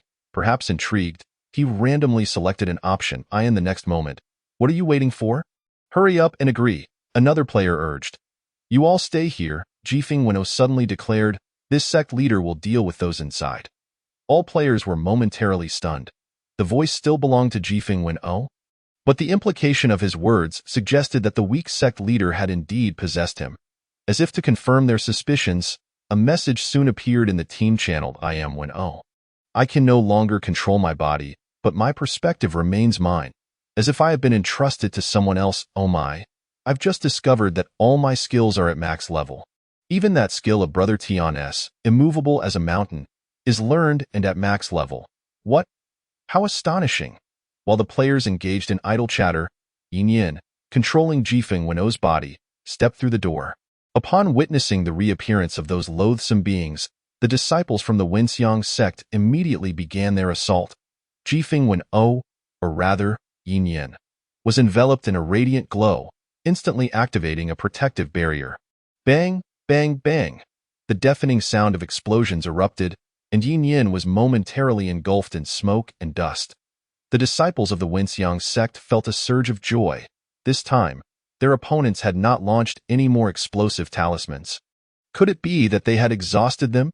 However, before they could revel in their good fortune, a blade of energy, as large as a door, shot forth from the smoke, hurtling towards one of the first-layer Foundation establishment disciples. Thanks to the system, Yin Yin could perceive the exact cultivation levels of these practitioners. Naturally, he would target the weakest. Boom! The colossal blade of energy instantly obliterated the disciple. Chapter 49. The Qi Refining Body, comparable to Foundation establishment. Although Anger Slash was a single target attack, the residual energy from the explosion compelled the other Foundation establishment disciples to evade. At that moment, they were utterly astounded. Their opponent was evidently only at the fourth layer of Qi refining. Yet the energy fluctuations from that attack caused their hearts to tremble. But how could this be? How could someone at the fourth layer of Qi refining possess strength rivaling that of a Foundation establishment cultivator? Was it some kind of heavenly grade technique? That seemed implausible. If they had a heavenly grade technique, they would have used it long ago. Moreover, while the previous attack was indeed powerful, its characteristics suggested it was still the Xinyu sect's Anger Slash, right? They had little time to speculate further. Boom! The Foundation establishment disciple struck by Yin Yin's Anger Slash was violently thrown back, crashing against the wall behind him. Thud! He then crumpled to the ground, having spat out several mouthfuls of blood, and fell utterly still. Why Yin Yin's Anger Slash had unexpectedly slain him in an instant. Not only the disciples of the Wenxiang sect, but even Yin Yin himself was momentarily dumbfounded. Initially, he had contemplated utilizing the player's body to consecutively unleash Anger Slash to exhaust these Wenxiang sect disciples. To be candid, he had his own reservations. From watching players battle through the live stream earlier, he knew that players experienced a significant boost in attributes upon leveling up. Even if their equipment and skill levels remained unchanged, their combat prowess would still be enhanced. However, upon possessing a player, he still retained his own cultivation level. Currently, he was only at the third layer of Qi refining. Without the aid of various max-level skills, it would have been impossible for him to entertain any thoughts of confronting these Foundation establishment cultivators. Yet, this Anger Slash had obliterated his opponent. Wasn't he that absurd? However, Yin Yin was aware that this was not the time for such reflections. He focused intently on the battle once more. Whoosh! Another blade of energy, as large as a door, was hurled toward the second-layer disciple. Simultaneously, the attacks from the 4 Wenxiang sect members struck Yin Yin. Bang, bang, bang. The continuous explosions resounded, yet they could not penetrate that translucent barrier on the other side. While Yin Yin battled the Wenxiang sect disciples, a group of players stood at a distance, wide-eyed in astonishment, particularly when they witnessed Yin Yin eliminate an enemy that had previously withstood their explosive attacks in a single blow. The players collectively erupted in excitement. Wow, this weak sect leader is so formidable. I remember, during our first wave of training when we had just learned our skills, a similar door-sized blade of energy was unleashed. It seemed to be the anger slash we learned. Exactly. Didn't T10 just mention that his anger slash was max level? Oh my goodness, is a max level anger slash really that powerful? The damage is simply explosive. While they engaged in light-hearted banter, the second-layer disciple from the Wenxiang sect also fell. Yin Yin had only unleashed 4 anger slashes, transforming him into experience points. Yin Yin glanced at his mana bar. After casting 5 anger slashes, it had barely decreased. Roughly estimating, he still had enough mana left to cast dozens more anger slashes. He recalled that when he was at the second layer of Qi refining, a single max-level anger slash had completely drained his Qi. Clearly, his enhanced strength after leveling up was several times greater than that of the players. With a flick of his sword, he unleashed yet another anger slash. In order to test her defensive capabilities, Yin Yin was so disinclined to evade that she stood her ground, transforming into a formidable artillery piece, unleashing successive strikes of her furious slash. 1 minute later, Yin Yin had almost effortlessly annihilated several disciples of the Wenxiang sect. At this point, apart from a disciple at the 4th stage of Foundation establishment, it could be said that the Wenxiang sect had suffered total annihilation. This remaining disciple was now thoroughly terrified. Before his very eyes, a mere 4th stage Qi refinement practitioner had slaughtered his fellow disciples with an overwhelming ferocity. Even though Yin Yin had not directed a single attack at him previously, he was now utterly devoid of any will to fight. No, this is impossible. The disciple, his face a mask of horror, mumbled as he retreated. Swish! A massive furious slash, accompanied by a sound that pierced the air, hurtled towards him. Bang! In that moment, devoid of any fighting spirit, he failed to execute a proper evasion and was slammed against the wall behind him. However, this attack served to awaken him. He realized that the damage he had sustained was not as severe as he had anticipated, and that the enemy before him was not as invincible as he had thought. Die! The disciple roared, channeling his energy to unleash a flame. The flames morphed in midair into a roaring dragon. Charging towards Yin Yin, bang! The fire dragon collided fiercely with the furious slash in the air. The sword energy desperately attempted to surge forward, but the fire dragon fiercely intercepted it, beginning to tear apart the sword's essence. Yet, within moments, the colossal sword energy was completely shredded and dissipated by the fire dragon. Undeterred, the fire dragon continued to roar and charge at Yin Yin. Unfazed, Yin Yin unleashed a second furious slash, followed by a third, 4th, and 5th. Each furious slash connected seamlessly, resembling an enormous azure sword at first glance. This time, no matter how the fire dragon roared and tore, it was utterly futile. The azure giant sword composed of furious slashes effortlessly disintegrated the fire dragon and continued its trajectory towards the disciple. With gritted teeth, the disciple resolved to confront it, unleashing fire energy in rapid succession. The fire-based true energy coalesced into a crimson dragon, rivaling the size of the giant sword. Boom, boom, boom. The explosive sounds rang out continuously, and smoke soon engulfed the entire room. And no matter how hard the players squinted, they could see nothing through the haze. 2 minutes later, the explosions finally ceased. As the smoke cleared, the protective shield around Yin Yin vanished, leaving a charred patch on her chest. The blood bar atop her head dwindled to about a quarter. Opposite her, the disciple of the Wenxiang sect, now at the 4th stage of Foundation establishment, knelt on one knee, trembling uncontrollably. He struggled to lift his head, his gaze filled with terror as he stared at Yin Yin. In that moment, He was utterly despondent at this point in the battle. His true energy was completely depleted. No, it wasn't merely depleted, it was overdrawn. Just moments ago, in response to Yin Yan's final furious slash, he had forced his body to exert itself even after his true energy had run dry, barely managing to summon enough energy to unleash a fire dragon. Cultivators are not like players. Players possess a data-driven physique. Even if their blue energy is exhausted, they experience no adverse effects, merely being temporarily unable to use skills. However, for cultivators, overextending true energy is far more severe than sustaining injuries. If fortune favors them, they might recover after a brief respite. Yet, if luck is against them, it could even damage their foundational essence. Unless in a desperate life-or-death situation, no cultivator would dare to recklessly overdraw their true energy. But unfortunately for him, he had just found himself in such a dire moment. Why? The disciple lamented, "You are merely at the 4th stage of chi refinement. How can you be so powerful?" Mid-sentence, he coughed up a mouthful of blood. Last. He could no longer muster the strength to remain upright and collapsed to the ground. Why Yin Yan, indifferent to him, unleashed yet another furious slash. The disciple could only watch helplessly as the massive sword energy drew ever closer, closer still, until he was completely engulfed. Chapter 50. The encounter outside the door. The newly minted 2nd stage chi refinement players were flashing with white light. Wow, I leveled up. These NPC monsters grant such high experience. Shoo, the weak chicken sect master is coming out. As they conversed, the windstorm ? Returned to the player's room. Sect master, please use my body. I want to experience that incredible feeling too. Sect master, pick me, pick me. I'm more obedient than him. Sect master, come on, let me help you in any way you need. Enough. It's me, windstorm ? Said with a face full of exasperation. The weak chicken sect master has left. What? He's gone already? I haven't had my fill yet. ? How are you feeling now? The untamed wild dog inquired. Any lingering effects or anything? None whatsoever, windstorm ? Replied, albeit dejectedly, but my skills reverted to their previous levels.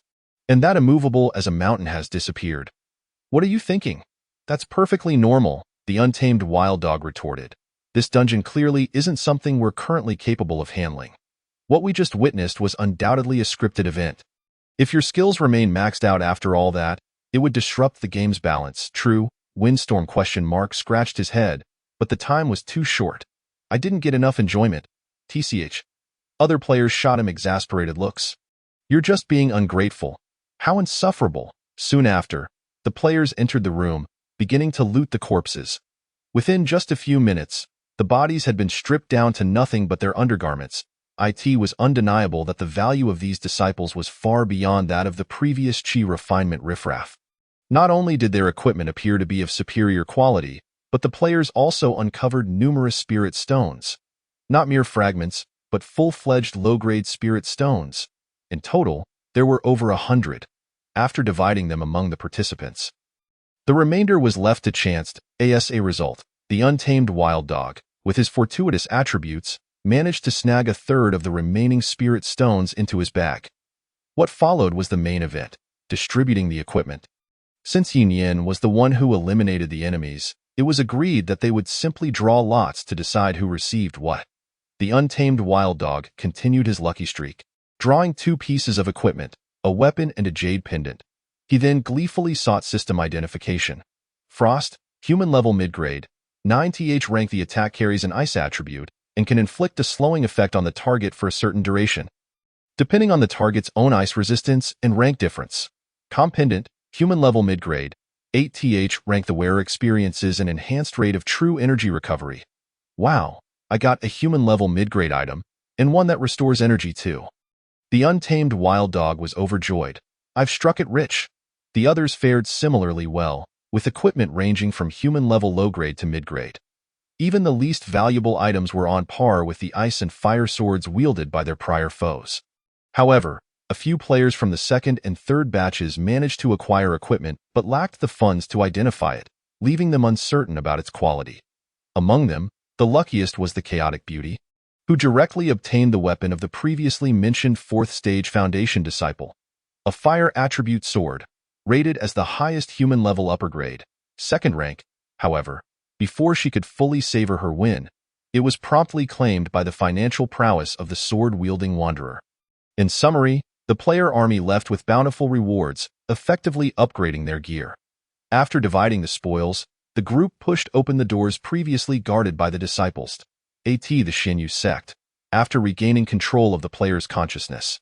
Yin Yin inspected her Dantian. According to the system's explanation, while controlling the body of Windstorm his account's attributes mirrored her own.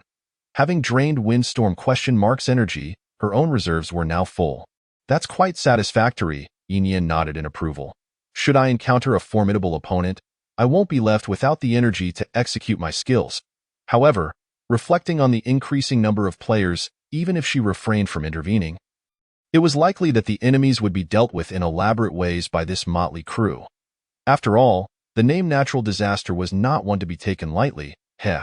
Speaking of which, since her recent upgrade, it seemed she could summon 10 more players. System, please select 10 more recruits on the official site, Yin Yin commanded. Just like before, pick those with ample real-world time available.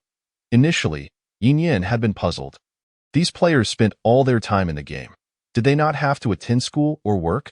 Later, during a lull, I inquired with the system and discovered that it had selected individuals who had an abundance of time in the real world. For instance, there were the unemployed akin to wild dogs running amok, those who, like wandering swordsmen, had no need for work, as well as teachers and students on holiday. It seems this selection was specifically made to cope with the crisis of Xinyu sect, targeting those who could leisurely immerse themselves in the game in the depths of the secret realm. Under the pressure of the Grand Formation, the state of the gigantic demon beast was deteriorating rapidly. Each attack from the sect master of Winxiang sect left a bloody mark upon it. At this rate, it would not be long before it was completely eradicated. Just as they were reveling in their success, they noticed the large door of the room had swung open. A large group of individuals clad in the robes of Winxiang sect burst in, chattering excitedly. However, each appeared unfamiliar, clearly not members of Winxiang sect. Especially upon seeing the weapons and equipment that evidently belonged to foundation-building disciples, they understood the situation. The intruders were enemies. The disciples stationed outside were likely in grave danger. What on earth is this? How can they be so hideous? What are those old men doing just sitting there? Are you blind? These fellows are clearly the scions of Winxiang sect. Just take care of them. However, the sect master of Winxiang sect was preoccupied with battling the monstrous beast, and the elders and elite disciples were engaged in maintaining the formation, unable to spare any hands to deal with these players. Fortunately, there were still some foundation-building disciples at the 5th and 6th levels available to suppress the formation. Upon realizing the intruders were foes, they immediately launched an assault on the players. Bang, bang, bang. The onslaught of techniques sent the player army scattering in disarray. Those unfortunate enough to be directly hit by the techniques met their demise on the spot, while the luckier ones were flung away by the residual force, though they were all left severely injured. Luan Shijiaren, who was among the fortunate, was blasted away by the residual force and fortuitously landed at the entrance to the next room. Not daring to ponder too long, he pushed open the door and scrambled inside. A few disciples responsible for suppressing the formation conferred and decided to send someone to investigate the situation. A mere Qi refinement stage disciple was hardly worth their attention, mainly because they were uncertain of what lay behind the door and feared this lowly disciple might attract a formidable beast or other troubles, complicating matters for Winxiang sect. Although their sect master would eventually deal with the beast, they still needed to exercise extreme caution during the confrontation. A slight miscalculation could lead to disastrous consequences. Before departing, Brother Zhang received reminders from the others. Be exceedingly careful. Brother Zhang clasped his fists in acknowledgement and swiftly pursued Luan Shijiaren. Chapter 51. The eerie room. Meanwhile, as Luan Shijiaren stepped across the threshold, he plunged into a sea of white mist. The surroundings were engulfed in a dense fog, visibility barely extending a meter. He attempted to retreat a few steps, only to be horrified to find the entrance had vanished. He recalled that he had walked less than a couple of meters after entering, and he had not wandered aimlessly, making misdirection improbable. Yet where the door should have been, there was now nothing but emptiness. He tried to backtrack further, but found he could still move. By his earlier estimation, he should have returned to the room occupied by Winxiang's sect's members by now. Just as confusion clouded his mind, the team chat chimed in. It turned out other players, having respawned, noticed Luan Shijiren was still alive and hastily messaged him. "Brother Jiren, we've all respawned. How's it going on your end? I suspect I might be seeing ghosts." Luan Shijiren replied, his face a mask of distress as he recounted his predicament.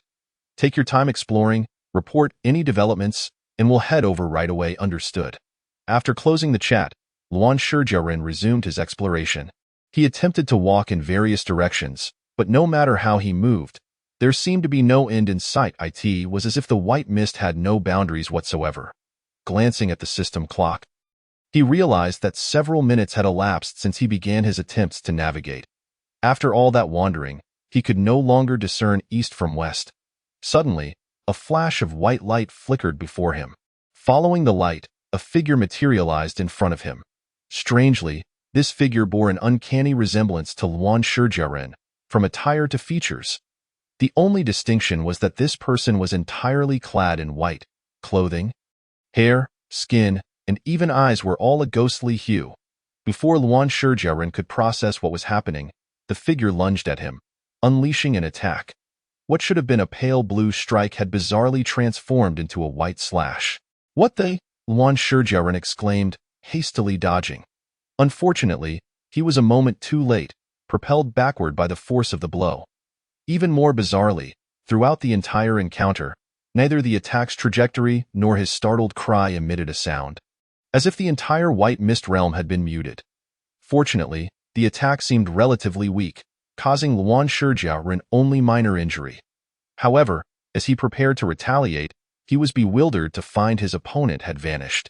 No, not vanished, rather, they blended seamlessly into the surrounding environment, much like a chameleon. Minutes later, in the team chat, "Brothers, I've grasped the overall situation. Within this white mist, a creature resembling my own reflection spawns. I cannot see its precise health points, so I'm unsure if they are identical to mine. Its attack style mirrors mine, employing the same swift movement and strikes, making it feel as though I am battling myself. However, this creature is entirely white, and once it merges into the mist, it becomes nearly invisible, ambushing me unexpectedly, forcing me into a defensive position. The good news is its attack power seems somewhat low. Or perhaps its health is significantly reduced, as after exchanging blows, it loses more health than I do. Damn it, the creature even strikes below the belt. How shameless." After that, Luan Shijiren fell silent, likely engrossed in the battle. Meanwhile, the other players continued their journey, contemplating strategies to counter the foe on the other side. After several days of grueling combat, the demon beast was finally nearing its end. Its body was riddled with numerous bloody wounds. Its slender legs around its head severed. Most of its multitude of eyes had been destroyed, while its belly bore several gaping wounds, oozing putrid pus and what appeared to be fragments of internal organs. Its massive form swayed precariously, seemingly on the verge of collapse. "Demon, meet your demise!" The sect master of Winxiang's sect bellowed, unleashing one final, fierce attack. With a whoosh, the sword light flashed, a new, lengthy wound appeared on the beast's head, from which greenish blood gushed forth profusely. At last, the beast, massive as a mountain, toppled over in the expectant gazes of the Winxiang sect members. Boom! The tremendous weight caused the floor to tremble violently. The sect master immediately sheathed his sword and hastily consumed medicinal pills. Although the previous battle had appeared smooth sailing, only he knew the immense pressure he had faced. Each attack and defense felt like walking a tightrope. A slight misstep could have turned him into a corpse. The elders and elite disciples maintaining the formation were no better off. Although they had not directly confronted the beast, the toll of sustaining the formation had left them utterly exhausted. If it were merely the depletion of vital energy, they could recover with some pills. The truly fatal aspect was the drain on their mental energy. At that moment, they felt as if their heads were empty, as if their brains had been hollowed out. Fortunately, it was all over. With a bit of proper rest, it would not be a significant issue. Just as everyone began to recuperate, a sudden and shocking turn of events unfolded.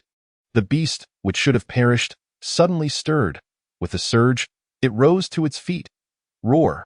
The demon beast emitted a piercing shriek and charged toward the members of Wenxiang's sect. Boom! As it ran, the ground trembled violently once more. Enveloping its form was a strange red glow. Oh no, the beast has gone berserk. The glimmering red light emanating from the creature's body is a clear indication of a beast's rampage, a fact even the most novice cultivators in the qi refinement stage are well aware of. However, such rampages are a rarity, often occurring only once in decades. The disciples of Wenxiang's sect found themselves lamenting their misfortune as they hastily retreated. Fortunately, the duration of a beast's rampage is not overly long, and once the time has elapsed, it will enter a weakened state. The current condition of this beast is roughly equivalent to a human's fleeting moment of vitality before death.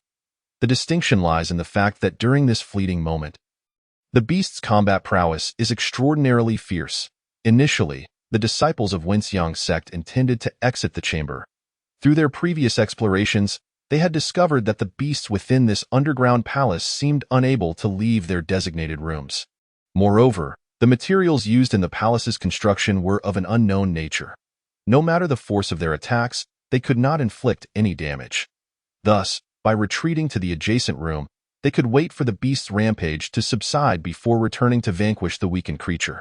However, as they reached the doorway, they were startled to find several strands of red light resembling spider webs had inexplicably appeared on the grand door.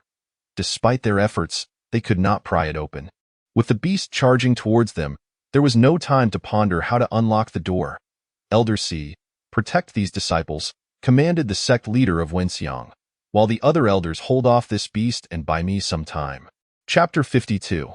The illusion array. Consequently, the sect leader withdrew to the side, preparing to unleash a powerful technique.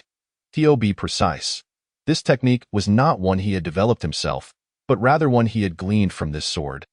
After stealthily ambushing the old salted fish and seizing the sword, he had returned to the sect to focus on refining it. Although he had yet to fully master it, he could now harness a portion of its formidable power. He soon realized that the sword's potency exceeded his expectations. During the refinement process, he unexpectedly comprehended this powerful technique. Upon its use, it would augment his combat capabilities significantly for a limited time. Currently at the peak of the foundation establishment stage, while he could not reach the level of Golden Core, he would be unmatched below that tier. Alas, due to incomplete refinement, the technique remained in a semi-finished state. A drawback was that it required a somewhat lengthy preparation time of approximately 10 breaths. In a confrontation between experts, a single breath could determine victory or defeat, making this technique evidently less suited for actual combat. Another drawback, similar to the beast's rampage, was that after use, he would enter a state of weakness, reducing his combat effectiveness by at least 30%. Under the present circumstances, he truly did not wish to employ this technique. As secret realms are far from safe havens, one could never know when a formidable foe might emerge to launch a surprise attack. Although 10 breaths may seem brief for the three elders, it felt like an eternity. Previously, the sect leader had been walking a tightrope against the non-rampaging beast, and their cultivation levels were far inferior to his. Moreover, the rampaging beast's combat prowess had surged, placing them under even greater pressure than before. Fortunately, the rampaging beast was not particularly clever, relying solely on instinct to fight, granting them a chance to maneuver. However, even so, they were nearing their limits at last.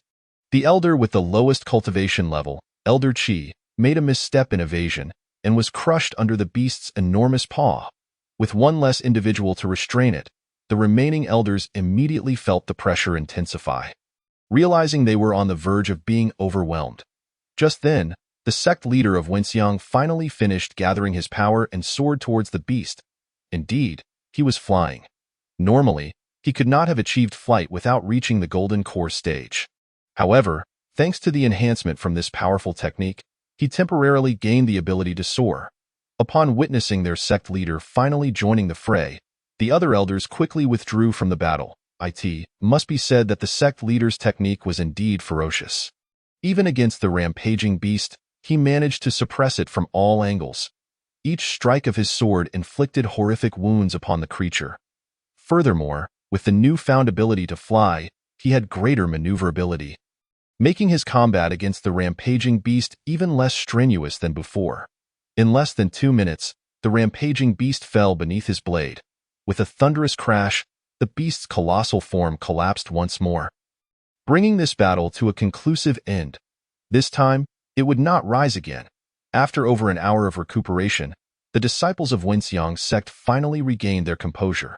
Sect leader, Elder Heir, expressed his concern. Zhang Ran has been inside for quite some time. Could something have happened? Zhang Ran was the same brother who had rushed in to pursue the unruly maiden, and he was also Elder Heir's eldest disciple. Naturally, Elder Heir was worried about the prolonged absence of his disciple. Elder Heir, do not fret unduly, the sect leader of Wenxiang reassured him. The secret realm is full of uncertainties. Anything is possible. Perhaps he has encountered some fortuitous event? His words were not merely for comfort. In truth, it is not uncommon for cultivators to experience fortuitous encounters within secret realms. For instance, a cultivator might discover precious materials that lead to an instantaneous breakthrough in their cultivation.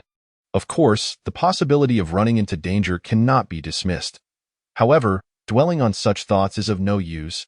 If one wishes to know the truth, it is best to investigate personally, including the sect leader. The remaining 20 or so members of Wenxiang's sect crossed the grand door and entered the next chamber. Much like before, as they stepped through the threshold, they plunged into an endless expanse of white mist. The difference this time was that, upon entering, they were horrified to discover that everyone around them had vanished. Elder Heir? The sect leader of Wenxiang tentatively called out. After calling out, he realized that not only was there no response, but he could not even produce a sound. It was as if he had suddenly turned mute. The sect leader attempted to retreat a few steps, hoping to return to the previous room. However, after backing away a considerable distance, he found no trace of the grand door. Furrowing his brow, the sect leader pondered, by distance alone, he should have exited by now. Could it be? Suddenly, a thought struck him, and he ventured in different directions, walking a distance each time. Ultimately, he discovered that no matter which way he went, he could not escape, and he finally confirmed his earlier suspicion. They had likely encountered an illusion array. This was not good news. At first glance, illusion arrays might seem weak, merely creating illusions that do not cause harm. In reality, illusion arrays are among the most dangerous types of formations. While the illusions themselves do not inflict direct damage to cultivators, any attacks received within the illusion are very real. If a cultivator is harmed or even killed within the illusion array, it would be as if they had truly perished. Moreover, these illusions do not merely blind the victim. They directly affect the sea of consciousness. If a cultivator can no longer see, they might still discern their enemy's location through sound or spiritual perception. However, if the illusion directly impacts the sea of consciousness, it means that everything perceived is a fabrication. All are mere phantoms. For instance, a cultivator may believe they have been battling an enemy for ages, when in reality they are simply flailing at thin air. Or worse, striking their comrades. Yet, when it comes to formations, the members of Wenxiang's sect, from the sect leader down to the disciples, possess no understanding whatsoever, unless they are fortunate enough to locate and destroy the array's core. Their fate is likely grim. Sighing in resignation, the sect leader of Wenxiang lamented, "I can only proceed step by step." The other elders and disciples of Wenxiang's sect found themselves in a similar predicament. Upon realizing their companions had vanished, they floundered like headless flies, groping around in the mist. Before long, each individual encountered a mirrored adversary, compelled to engage in battle. Meanwhile, upon reviving, the players discovered a disheartening reality. The floor they had pried up from the fireman's chamber had entirely disappeared upon resurrection. Fortunately, they did not dwell on this issue for long. After a half-day of effort, the player army returned once more. They found only the corpses of the beasts remaining in the chamber, while the descendants of Wenxiang's sect were nowhere to be seen. Where did those brats run off to? They must have finished off the monsters and gone to another room. Speaking of the massive beast corpses, they were sure to yield considerable contribution points. However, transporting them back could prove challenging. Who cares about that? Let's first see if there's anything good to loot. A throng of players hurriedly rushed towards the scene, fervently scouring the area surrounding the corpse.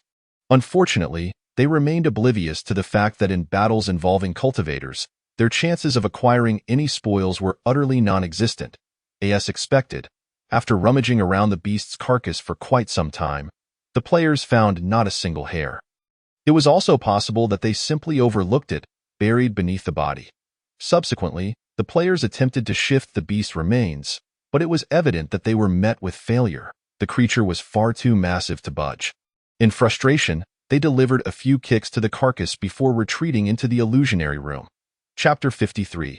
A jade pendant. The players' experiences upon entering mirrored those of their predecessors, swiftly devolving into a chaotic frenzy as they battled their own mirrored doppelgangers.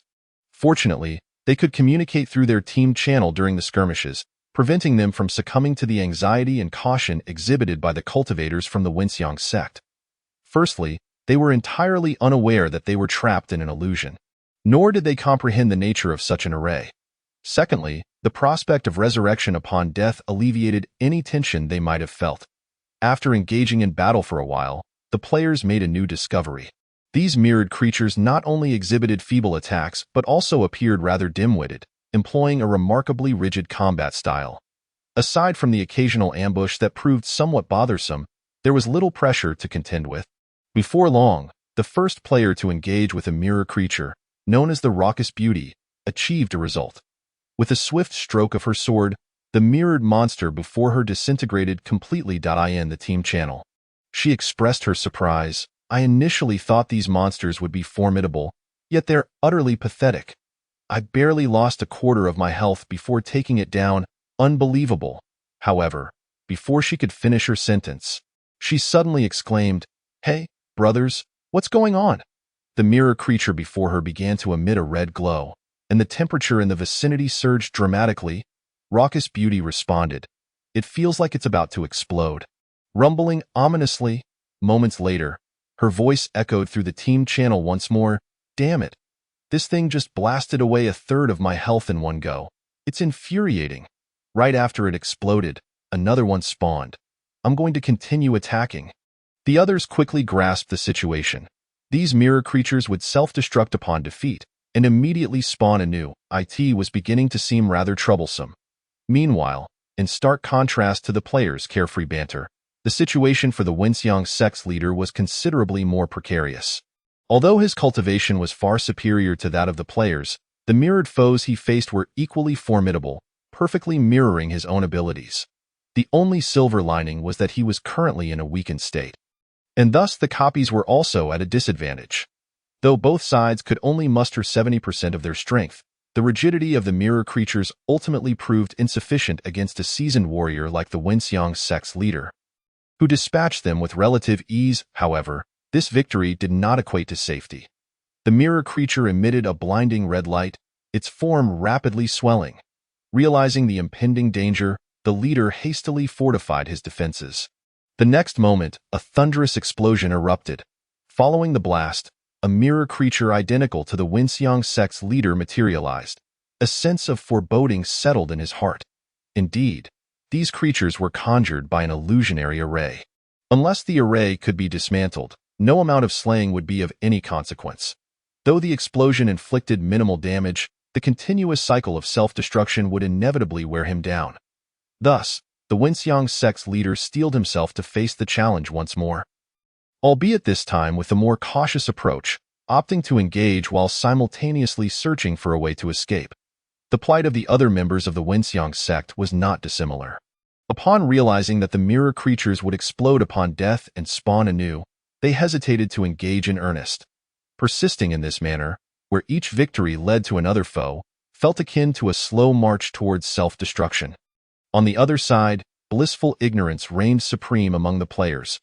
Unfettered by their lack of understanding regarding the intricacies of the array, they attacked the monsters without a hint of trepidation. After perishing several times due to the combined assaults of the creatures and their self-detonations, they eagerly returned to continue their onslaught. 2 days later, in the team channel, a player remarked, "This mindless monster slaying is becoming rather dull. The worst part is, these things yield no drops, not even experience, dog brother. Please offer some advice. We can't keep going like this. I believe the fog here has thinned slightly, replied a player known as the Unleashed Wild Dog. What about you guys? Now that you mention it, I think it has indeed lightened up a bit, another player observed. Visibility seems to have improved. I can easily counter the monster's ambushes now. Then let us keep slaying, suggested the Unleashed Wild Dog. I suspect that once we eliminate a certain number of these creatures, the fog will dissipate completely. All right, we'll follow your lead. The unfolding events seem to confirm the Unleashed Wild Dog's hypothesis. As the tally of mirror creatures slain increased, the surrounding fog gradually receded, and the silhouettes of other players became discernible. Elated, the players continued their fight against the mirrored foes while moving toward their fellow adventurers, at last. With the demise of the final batch of mirror creatures, the fog vanished entirely. The players quickly surveyed their surroundings.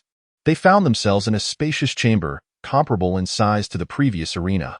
Positioned at one end of the room, near the wall, they struggled to orient themselves after their previous escapades. Wait a minute. I've been running around in this room the entire time. I swear I must have covered several kilometers. Same here. Could it be an illusion? A spell? Stop talking nonsense. Over there seems to be the Winxiang sect members. As expected, following the players' gestures, they observed the Winxiang sect members glancing in their direction. However, the expressions on their faces were far from friendly. In truth, their hostility was palpable. The leader of the Winxiang sect had just discovered that one of their elite disciples, who had pursued the raucous beauty, was now a lifeless corpse. Such elite disciples were painstakingly nurtured, akin to treasures of the sect, embodying their hopes and aspirations. The sudden emergence of these players had resulted in the demise of one of their prized disciples. They were to be condemned. With swift and decisive strikes, the Winxiang sect's leader dispatched the players, annihilating them in an instant. After eliminating the players, the Winxiang sect members began to search the chamber. There were no visible doors leading to the outside, indicating that the illusionary array remained intact. However, the room was not overly large, and locating the array's core should not prove overly difficult. Indeed, it was not long before the Winxiang sect made a new discovery, a jade pendant lying on the floor. Its color closely matched that of the flooring, which had caused it to go unnoticed initially. The leader of the Winxiang sect bent down to pick up the pendant. It was approximately the size of a palm. Circular in shape and devoid of any discernible aura, appearing to be an ordinary jade pendant. Etched upon its surface were a myriad of intricate symbols, though their meanings eluded interpretation. The leader attempted to channel a modicum of true energy into the pendant, but it yielded no response. Subsequently, the members of the Winxiang sect formed a circle, pooling their collective wisdom to study the pendant. Chapter 54. The Array Spirit. Meanwhile, the players watched in confusion as the Winxiang sect members huddled together. From the players' perspective, the Winxiang sect's leader had displayed remarkable prowess in his earlier attacks. However, all his strikes had landed on thin AI. It was as if an enemy, consumed by rage, glared at them before turning to unleash fury upon the empty space beside them. The players were left bewildered, wondering if the sect members were blind to their presence. Who cares if they're blind or not? This is the perfect opportunity for a sneak attack. Let's go for it. Are you out of your mind? We couldn't even take down the gatekeeper. These guys clearly appear to be boss level. Dog brother, say something. I don't know. The Unleashed Wild Dog replied, exasperated. This place feels incredibly eerie. It seems like the white mist is reappearing. Upon his remark, the other players noticed that indeed, the white mist had begun to materialize once more. However, it was still faint, barely noticeable unless one looked closely. Simultaneously, the Winxiang sect members appeared to be engaged in some sort of operation, as the jade pendant suddenly emitted a beam of light. It then broke free from their grasp, soaring into the air. As the beam twisted and morphed, it transformed into a colossal sphere of light. Perhaps due to the overwhelming brightness, the spectators instinctively shielded their eyes. The next moment, as the brilliance subsided, a towering figure, over 3 meters tall, manifested within the chamber. Similar to those mirror monsters encountered previously, the giant is entirely enveloped in a color of stark white. However, its head is devoid of any facial features or hair. Resembling merely a large, fleshy orb. At that moment, a voice echoed through the room. The gears of fate have commenced their relentless turning. The voice was ethereal and indistinct, making it impossible to discern its source. "Embrace your punishment, ignorant blasphemer." As these words reverberated, the surrounding white mist thickened instantaneously. From within the fog emerged monstrous apparitions, charging towards two factions of individuals. Meanwhile, the white giant finally sprang into motion. There were no extravagant maneuvers. A colossal white fist descended with tremendous force upon the members of the Wenxiang sect. The Wenxiang sect, refusing to be complacent, immediately retaliated. In the blink of an eye, the white fist collided with their sword energies. Upon contact, the fist was engulfed by the sword aura, which subsequently struck the giant itself. As the sword energies dissipated, several chunks of the giant's form were severed, rendering it nearly shattered. However, before the Wenxiang sect could celebrate, the giant's body instantaneously restored itself to its original state. With both fists raised, it struck again towards the crowd. Much like before, the entire process occurred in utter silence, as if the world had been muted. The Wenxiang sect had no choice but to counterattack once more. The outcome was akin to before. The sword energies effortlessly cleaved through the giant's fists, slicing into its form. A flicker of seriousness crossed the eyes of the Wenxiang sect's leader. The giant's restoration speed had noticeably quickened. Although it appeared incapable of posing any real threat, if this continued, they would inevitably be worn down. To make matters worse, the mirror monsters had also surged forward. Soon, the mirror monsters were entangled with the Wenxiang sect members. These mirror monsters, replicating their strength, proved to be a formidable challenge, leaving the Wenxiang sect no time to concern themselves with the white giant. With the obstruction of sword energy removed, two massive white fists came crashing down amidst the Wenxiang sect members. Like the mirror monsters, the force of the white fists was not overwhelmingly powerful, resulting in minimal harm to the Wenxiang sect. However, the issue was that these fists struck down alongside the mirror monsters. After several rounds of attacks, the mirror monsters began to glow, entering self-detonation mode. While the damage from the white fist was not severe, it was still enough to injure the Wenxiang sect. Coupled with the self-detonation damage from the mirror monsters, the members of Wenxiang sect found themselves in a dire predicament. In contrast, the players fared much better. The white giant seemed to adhere to the principle of proximity, refraining from attacking them. They only needed to contend with their own mirror monsters. These weak adversaries posed little threat to the players. In no time, they dispatched the mirror monsters before them. After sustaining a bit of damage from a monster's self-detonation, they immediately engaged with the newly spawned mirror monsters. The previously ethereal voice resounded once more.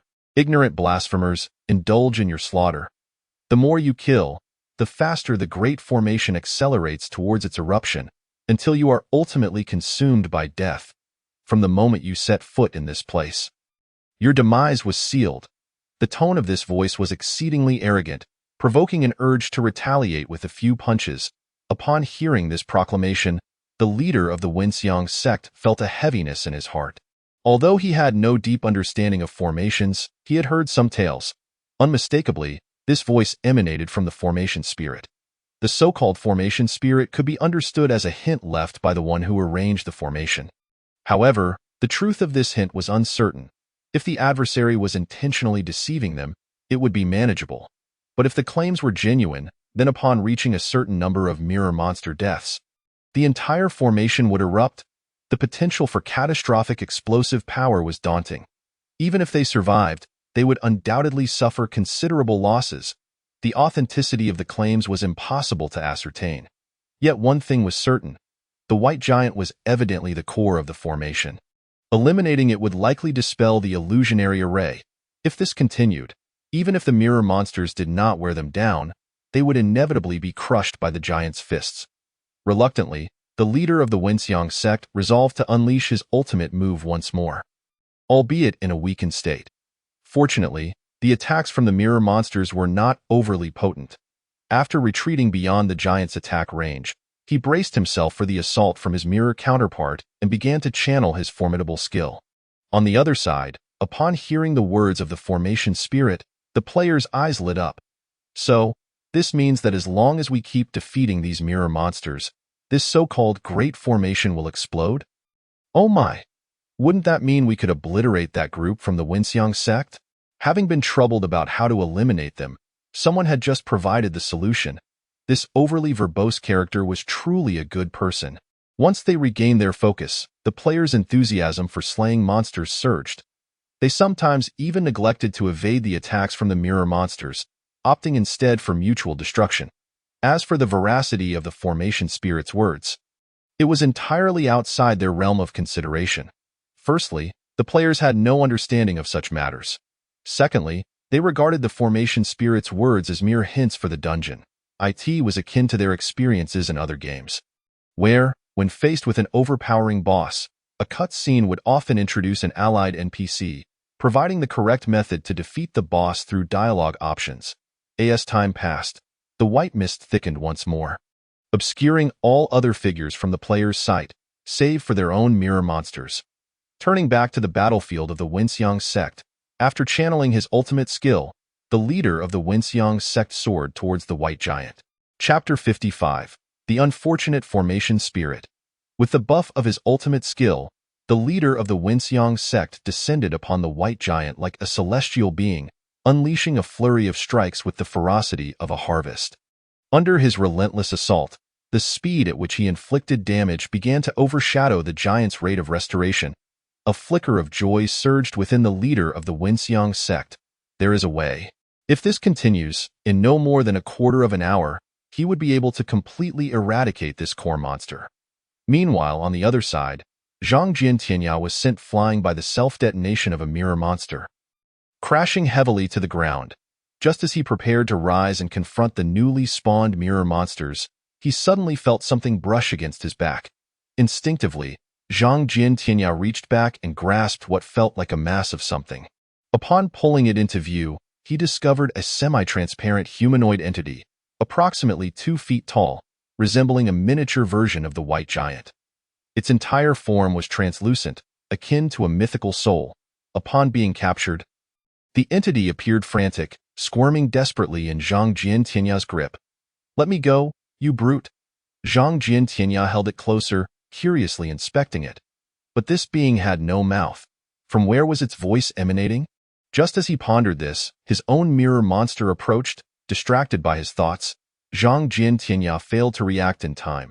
He hastily drew his sword, lunging at the mirror monster. However, it was evidently too late. As soon as he lifted his arm, the mirror monster's sword tip was already poised before him. Suddenly, the mirror monster froze in its tracks, then, in a swift motion, it vanished into the white mist. Zhang Jiantianya was left utterly bewildered. What in the world? In the next moment, the mirror monster reappeared behind him, the sword tip directed towards his back. Zhang Jiantianya took a hit, quickly retaliating with a counterattack. The mirror monster endured the blow but vanished once more. When it reappeared, it was now to Zhang Jiantianya's left side. A peculiar occurrence unfolded yet again. Just as the mirror monster's sword seemed set to pierce Zhang Jiantianya, it halted once more and disappeared. Zhang Jiantianya's eyes brightened, and a daring hypothesis formed in his mind. The previous 2 attacks had ceased just as they were about to strike him. More specifically, they paused when aimed at the semi-transparent entity he was holding. Could it be that these mirror monsters were afraid of the object in his grasp? Whether or not that was the case, he could ascertain it through trial. When the mirror monster reappeared, Zhang Jiantianya swung the semi-transparent object at it. Indeed, the mirror monster appeared to be terrified, retreating before Zhang Jiantianya could approach. After a while, it ceased to show itself entirely. This was the first time he had encountered such a situation since entering this room. With his mirror monster nowhere to be found and surrounded by the eerie white mist, Zhang Jiantianya felt like a headless fly, left with nothing to do. He decided to bring the semi-transparent object before him once more and inquired, "What exactly are you?" Unfortunately, just like before, although he opened his mouth, no sound emerged. Surprisingly, the entity responded, "You insignificant ant, before you stands the great formation spirit." It crossed its arms, speaking with a tone of disdain. "Release me at once, or you shall regret it." "Oh?" Zhang Jiantianya's eyes gleamed with curiosity. "You can hear me?" "Of course." The spirit of the formation retained its insufferable tone. Within this illusionary array, the Great Spirit is omnipotent. Now, enlighten me on how to dismantle this so-called illusionary array? Zhao Jiantianya replied, if you provide me with a solution, I shall grant you your freedom. The spirit of the formation merely tilted its head, ignoring Zhao Jiantianya, as if to convey, are you jesting? Zhao Jiantianya frowned slightly and prodded the spirit with the tip of his sword. Cease this at once. The spirit of the formation appeared to be in great agony, bellowing, do you even comprehend what you are doing? Zhao Jiantianya chuckled, you're of no use to me anyway. Why not just end you? No.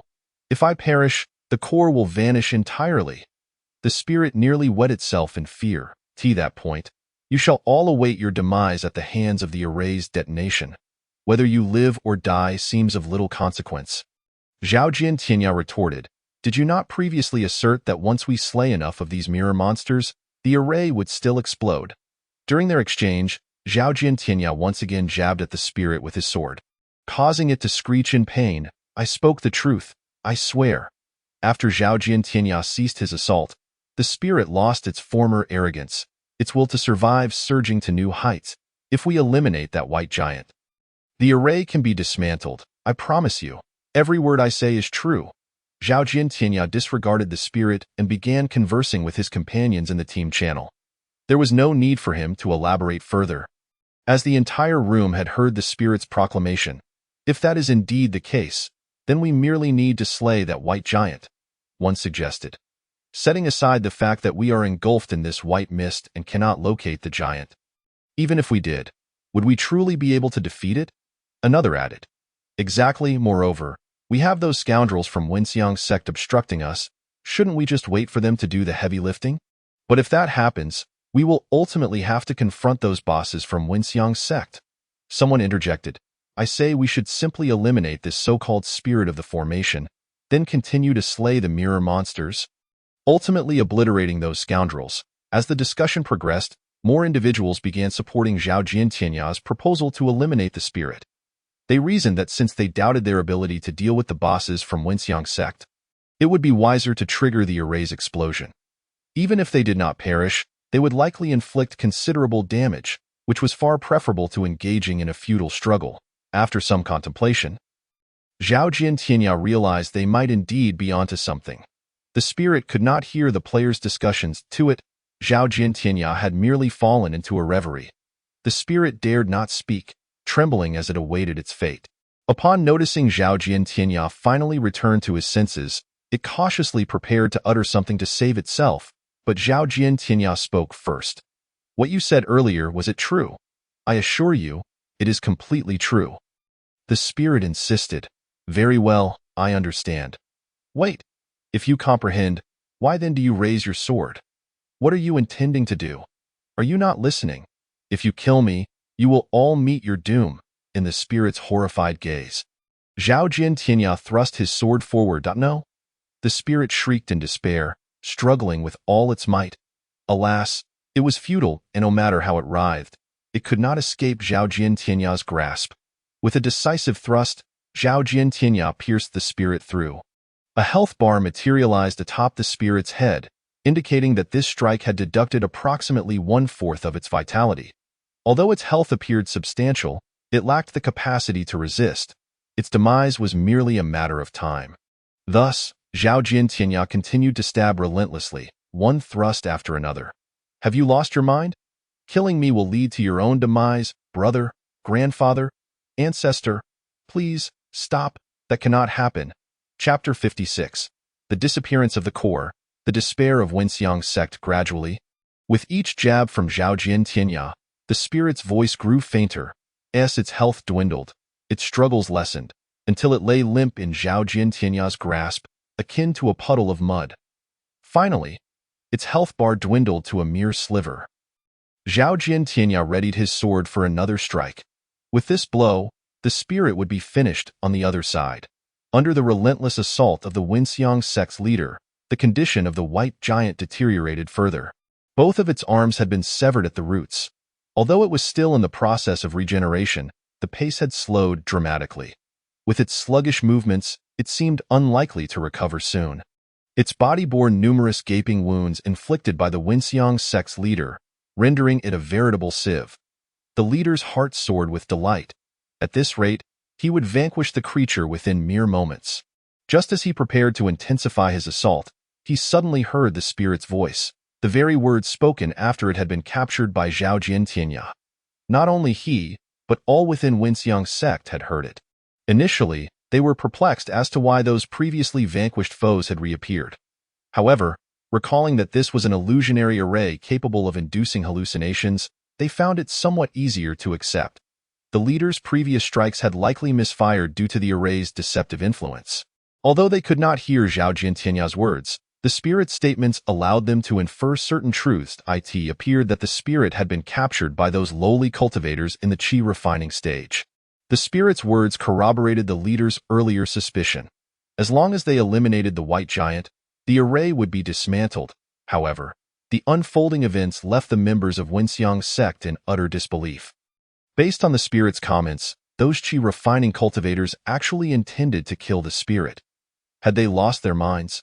Did they not comprehend that if the spirit perished, the core would vanish? At that point, only two fates awaited everyone. First, to be consumed by the endless mirror monsters. Second, to be obliterated by the array's explosion. Though they could not ascertain the veracity of the spirit's claims, no one dared gamble with their lives. What were those qi refining cultivators thinking? Did they not realize that death meant the end of everything? Regrettably, the pervasive white mist made it impossible for Winxiang's sect to intervene against the players. The leader, summoning all his strength, began to race against time, striving to eliminate the core monster before the spirit was slain, at last.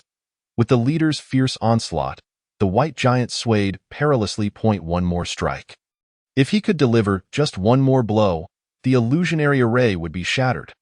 The leader's sword shot forth like lightning towards the white giant.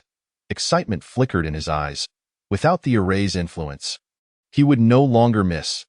Once he dispatched this core monster, the time of reckoning for those players would come. Alas, he found his joy premature. As fate would have it, just as his sword was about to make contact with the core monster's form, it vanished. The giant's body transformed into a sphere of white light, swiftly reverting to the shape of a jade pendant. He could only watch in disbelief as the pendant crumbled to dust before his eyes.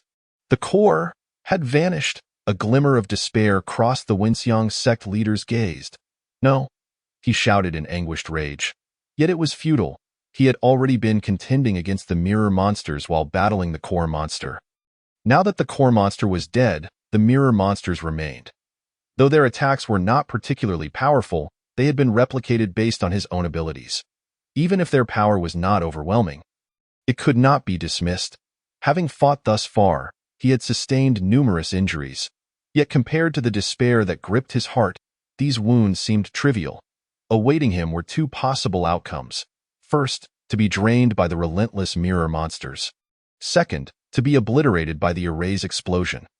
While survival was not guaranteed, the formidable power of the array's explosion would be anything but negligible. Even if he escaped death, he would undoubtedly suffer greatly. Ultimately, continuing to fight was tantamount to a slow suicide. In that moment, all members of Winxiang's sect lost their will to fight. In stark contrast to Winxiang's sect's despair, the atmosphere among the players was jubilant. They were fully committed to slaying monsters until the array detonated, obliterating the scoundrels from Winxiang's sect. One could only surmise that even the original architect of the array could not have anticipated such a turn of events.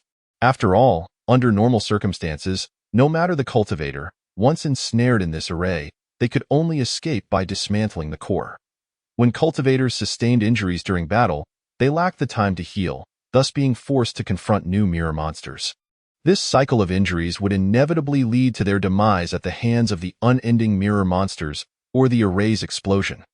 Once a cultivator stepped into this array, unless their cultivation was sufficiently high to violently dismantle the array, it was a death sentence.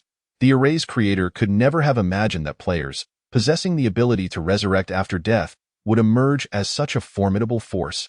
Wasn't that simply absurd? After a player successfully dealt with several mirrored monsters, they were swiftly obliterated by a self-destruct from one of the creatures, leaving them with an empty health bar. Upon resurrection, they hurried back, eagerly rejoining the fray of monster slaying. The other players mirrored this pattern, repeatedly engaging in the same cycle. Gradually, as the number of fallen mirrored monsters increased, the Grand Formation underwent a transformation once more. The original white mist began to emit faint strands of yellow light. And after fully transforming into yellow fog, it slowly shifted to red, eventually revealing hints of purple. Throughout this process, the colors of the mirrored monsters changed in tandem with the mist. 2 days later, the fog had completely transformed from purple to black, plunging the entire room into an eternal night. In such darkness, the mirrored monsters could not even attempt a sneak attack, even if they boldly approached the players. The latter would struggle to discern their presence. Counterattacks could only be made after sustaining hits. Once the mirrored monsters fully turned black, both their speed and attack power surged dramatically, rendering the battles increasingly arduous. Now, players could barely defeat one or two before being left with just a sliver of health. When the third mirrored monster appeared, it was no surprise that they met their demise. Fortunately, after the fog had turned completely black, the frequency of the mirrored monster's respawn decreased. Players now had to wait around 5 to 6 minutes for the next monster to appear after vanquishing one. For the players, this felt rather sluggish. However, for the members of Wenxiang's sect, it was undoubtedly a monumental stroke of luck. Although it provided only a brief respite, they could at least consume some medicine and tend to their wounds. Finally gaining a moment to breathe, the number of black mirrored monsters dwindled. Their respawn rate slowed down even further. At last, after Zhang Jian Tianya defeated their mirrored monster, only a sliver of health remained atop their head. Soon, they would be blown to bits again and have to spend ages retrieving their corpse. Zhang Jian Tianya lamented, "When will this game unlock the mount system? Running around is such a waste of time." A second later, they noticed something was amiss. The mirrored monster that was supposed to self-destruct had not exploded, but with visibility at 0, they were increasingly bewildered about what was happening. After a few more seconds, the anticipated explosion still failed to occur. Where had the mirrored monster gone? Chapter 57, Departure. The team from Wenxiang's sect shared the same concern. The mirrored monsters, which had been persistently ambushing them, seemed to have vanished without a trace. Falling silent, just as everyone began to ponder this mystery, the black mist shifted once again. The darkness in front of them appeared to be torn open by invisible hands, revealing hazy rays of light streaming through the fissures. As these beams of light emerged, the ground began to tremble slightly. Initially, it was merely a gentle rocking, but as the cracks and light multiplied, the tremors escalated into violent vibrations. A thunderous roar reverberated in everyone's ears. Indeed, they could finally hear sounds again. The Grand Elder, the Second Elder, the sect leader of Wenxiang called out loudly, "Can you hear me?" "Yes, I can hear you. This formation is about to explode. All elders and disciples, gather around me. Wait, is there an earthquake? I think I heard those Wenxiang sect fellows say the formation is about to blow. Is it really going to explode? Wow, those bosses should provide a substantial amount of experience points." "Forget about the experience. I'm more interested in the equipment they drop." In an instant, the voices of both sides rose and fell, but soon they were drowned out by the intense rumbling. As the ground shook more violently, the temperature in the room soared rapidly. In mere moments, everyone felt as if they might burst into flames. Finally, the last remnants of darkness were torn asunder. Countless beams of light converged, forming I am not as preoccupied as you might think. I am merely curious if this contraption can eventually be used as a steed for us, as it would undoubtedly enhance our leveling efficiency significantly. After instructing the Second Elder to operate the flying vessel, the old salted fish made his way directly to the power chamber. A few players, driven by curiosity, followed closely behind. The so-called power chamber was, in reality, akin to a basement. The room was modest in size, with a jar-like container occupying the center of the floor. The old salted fish retrieved a low-grade spirit stone and tossed it inside. Chapter 58. Then let the fish perish and the net tear. With the inclusion of the spirit stone, intricate patterns began to emerge from the base of the container. These web-like designs spread forth, illuminating complex runes along their path. Soon, the patterns and runes faded into obscurity, as if nothing had transpired at all. Having completed these actions, the old salted fish proceeded towards the door. Great Master of the Supreme Sect. "What are you up to?" inquired one of the players trailing behind, filled with curiosity. "This flying vessel is powered by spirit stones," the old salted fish explained. "Without them, it cannot ascend." The players nodded in understanding, realizing that it was merely a matter of refueling. Intrigued, they began to explore every nook and cranny of the flying vessel.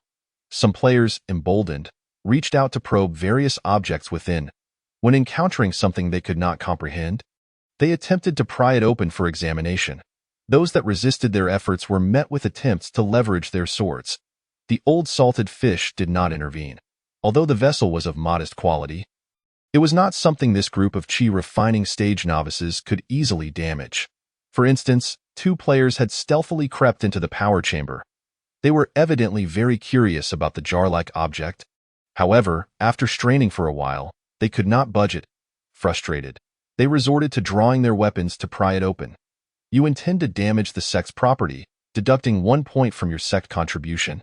The system's warning prompted the 2 players to immediately behave themselves, refraining from further tampering. Point 1 cannot deny that the speed of the flying vessel was indeed remarkable. What would ordinarily take players half a day to traverse was accomplished in a mere 10 minutes. Upon landing, the players immediately expressed their desires. "Great Master of the Supreme Sect, can this contraption serve as our mount in the future?" The old salted fish was taken aback by their inquiry.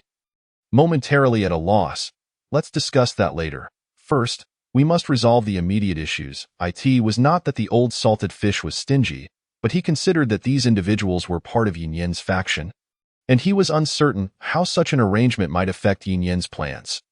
The specifics would need to be deliberated upon with Yin Yan once they returned in the underground palace. The master of the Wenxiang sect and the 3 elders stood in silence, gazing at the remnants of corpses strewn about. Aside from the 4 of them, all other elders and elite disciples had perished in the recent explosion. Regardless of whether they were elders or elite disciples, all had been painstakingly nurtured by the sect, embodying the hopes of Wenxiang's sect. Yet now, all those hopes lay in ruins. The upper echelons of Wenxiang's sect were all but decimated, a grievous blow to the sect that would take at least 100 years to recover from. However, they soon found themselves bereft of time to mourn. Though they had survived, each of them bore severe injuries, their lives hanging by a thread. Now, continuing their exploration was out of the question. If they did not attend to their wounds promptly, returning to the sect would be impossible. The 4 hastily consumed various healing elixirs, then began to recuperate on the spot. As the master of Wenxiang's sect tended to his injuries, he realized that his condition was far worse than he had anticipated. Several meridians were nearly severed, and even his dantian bore a slight crack. This constituted a super severe injury, one that jeopardized his very foundation. If subsequent treatment was not adequately administered, his cultivation would be irreparably damaged. At that point, even if he managed to retain his life, he would likely spend the rest of his days bedridden. A quarter of an hour later, the master of Wenxiang's sect, accompanied by the 3 elders, hastened towards the exit of the secret realm. Though they had only partially recovered, it was sufficient to return to the sect. Since those chi refining stage individuals had discovered this place, it was entirely possible that even stronger foes might appear. It was unwise to linger here. Departing was the prudent course. Upon stepping out of the secret realm, the master of Wenxiang's sect and the 3 elders were momentarily stunned, nearly overwhelmed by disbelief. For they distinctly beheld the very individuals who had perished in the explosion now standing before them, alive and seemingly unscathed. They, along with the elders, had narrowly escaped death from the explosion. Yet how could these mere chi refining stage scoundrels have survived? Surely, they should have been irretrievably lost. Yet the truth was that not only had these individuals returned, they appeared to be in perfect health, resurrected from death. How could that be possible? In that instant, the master of Wenxiang's sect's worldview shattered completely. Just then, the old salted fish emerged from behind the players, accompanied by the 3 elders. "It is you." Upon seeing the old salted fish, the master of Wenxiang's sect's heart sank. They were of the same realm. Although he had gained some strength by seizing that sword, He was now weakened from using his ultimate techniques and severely injured, making his chances of victory exceedingly slim. "Indeed, it is I," replied the old salted fish with a refined demeanor. "Old man, today is your day of reckoning. Be sure to convey my regards to your ancestors when you descend. Do not underestimate me." The master of Wenxiang sect seethed with anger, drawing his sword and preparing for a fight. However, the moment he activated his true energy, he coughed up a mouthful of blood. "Oh dear, has it really been that long?" The old salted fish unsheathed his own sword, unleashing a furious strike towards the master of Wenxiang sect. "You shall remain here." Though the old salted fish's furious strike appeared less grand than Yin Yan's, his peak foundational cultivation provided considerable power that surpassed Yin Yan's capabilities. The furious strike sliced through the air, carving deep furrows into the ground as its overwhelming force compelled the players to instinctively retreat several steps. It was not out of fear. Rather, the gust generated made it difficult for them to maintain their footing. Witnessing the impending furious strike, the master of Wenxiang's sect clenched his fists tightly. If this continued, his demise was inevitable. Since death was certain, he resolved to perish together with his opponent. Gritting his teeth, he summoned every ounce of true energy within him. Boom! In the next instant, he was engulfed by the sword chi of the furious strike. This furious strike served as a signal, sounding the clarion call for battle. The three elders of Wenxiang sect immediately darted towards the three elders of Xinyu sect, their blades flashing in a whirlwind of combat. Various flamboyant sword techniques soaring through the air. Bang! A hapless player, caught off guard, was struck by a flying blade of sword chi. His body was instantly reduced to a scattered mess, unable to be reassembled even with a spoon. The other players gasped in alarm, hastily retreating to a safe distance. When deities engage in combat, it is far wiser to spectate from a distance. Meanwhile, as the dust from the furious strike settled, the figure of the master of Wenxiang sect emerged once more.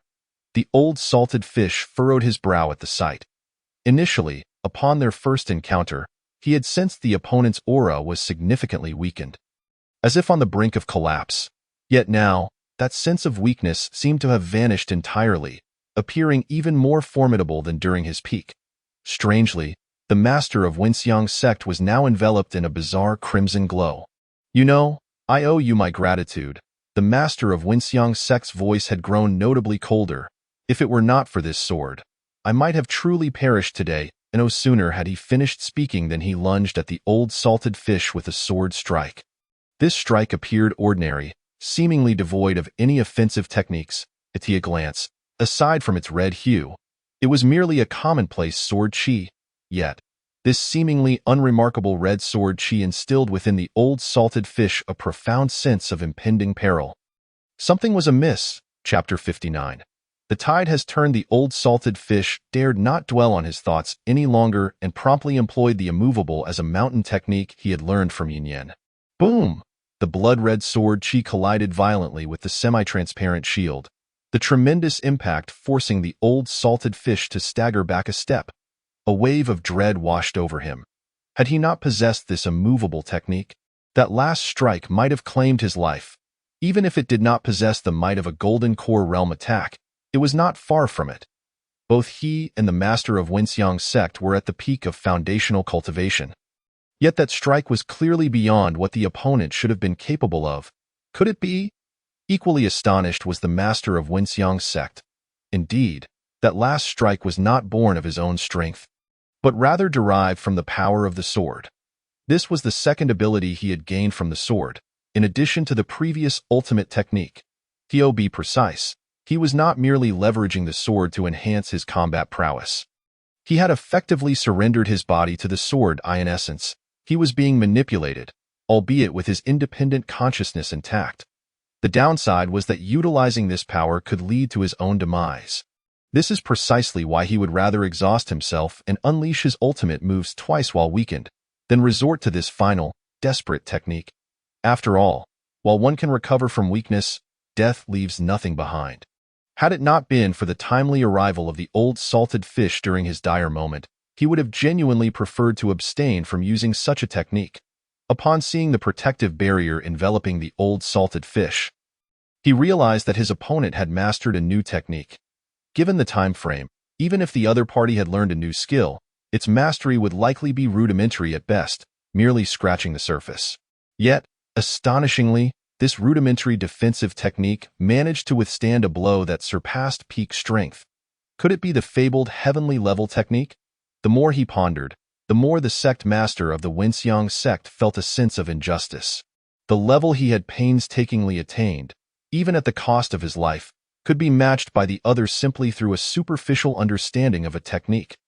How cruelly unfair was the heavens! In his discontent, the Wenxiang sect master unleashed wave after wave of crimson sword energy. The old salted fish, not daring to slacken his efforts, immediately retaliated. The red sword energy and blue fury slashes clashed and quickly canceled each other out.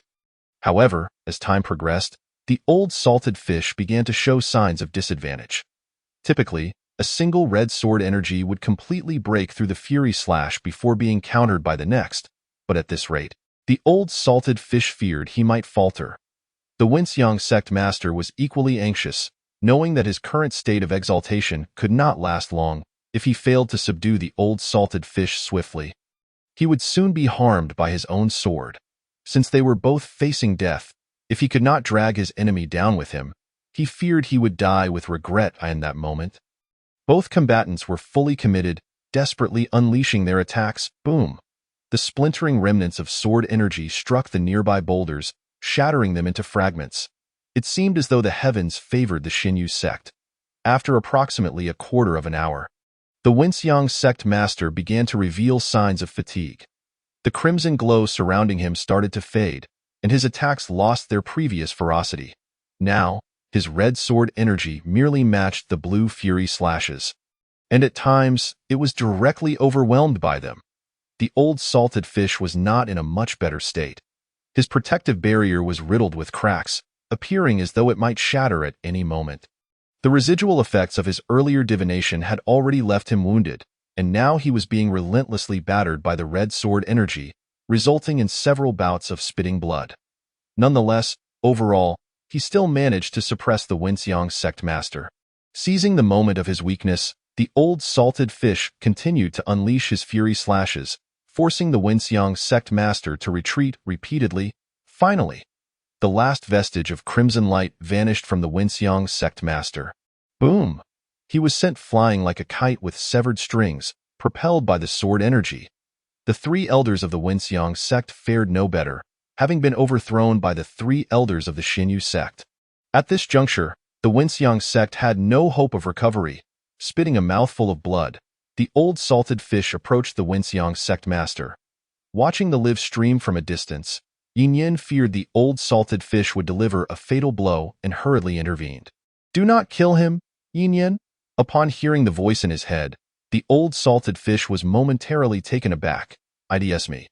Why? Yin Yin quickly replied, "Do not harm the four of them. Leave the final strike to my designated targets." Although surprised that Yin Yin's voice could resonate in his mind, the old salted fish did not delve deeper into the matter. He immediately instructed the other three elders to stand down and await Yin Yin's next command. In the next moment, all players received a quest notification. "Warriors, the clarion call of victory has sounded. Use the weapons in your hands to play the burial song for the wicked." There was no need for elaboration. The quest notification undoubtedly conveyed Yin Yin's intent. Although the somewhat juvenile phrasing initially embarrassed Yin Yin, he eventually became accustomed to it. After all, the players believed it was a system-generated message, entirely unrelated to him. Heh. The players instantly became invigorated. Damn, the plot twist has finally concluded. It's time to reap experience and loot. Charge. Let us obliterate these bastards. A throng of players, armed and dangerous, charged ferociously towards the four members of the Wenxiang sect. Witnessing a group of Qi refinement stage individuals behaving so audaciously, the Wenxiang sect master and his three elders were infuriated, spitting blood in response. What blatant arrogance! What utter audacity! Yet, no matter how resentful they felt within, it was all in vain at this moment. Not only could they not retaliate against the players, even moving a finger had become a luxury. In fact, due to the earlier anger-induced blood spitting, their already diminished health bars had dwindled further. Crackling, the players' attacks rained down upon the four nearly defeated NPCs. The Winxiang sect master had never endured such humiliation. Summoning the last of his strength, he aimed a strike at the nearest player. This blow contained no true energy. It was purely a physical attack. Yet, it was not something mere chi refinement stage players could withstand. The swift wind, known as ?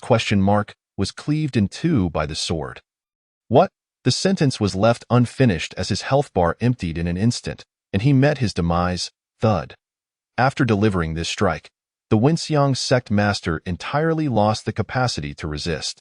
His sword clattered to the ground, and he slumped lifelessly. The sudden turn of events startled several players, who quickly retreated several paces.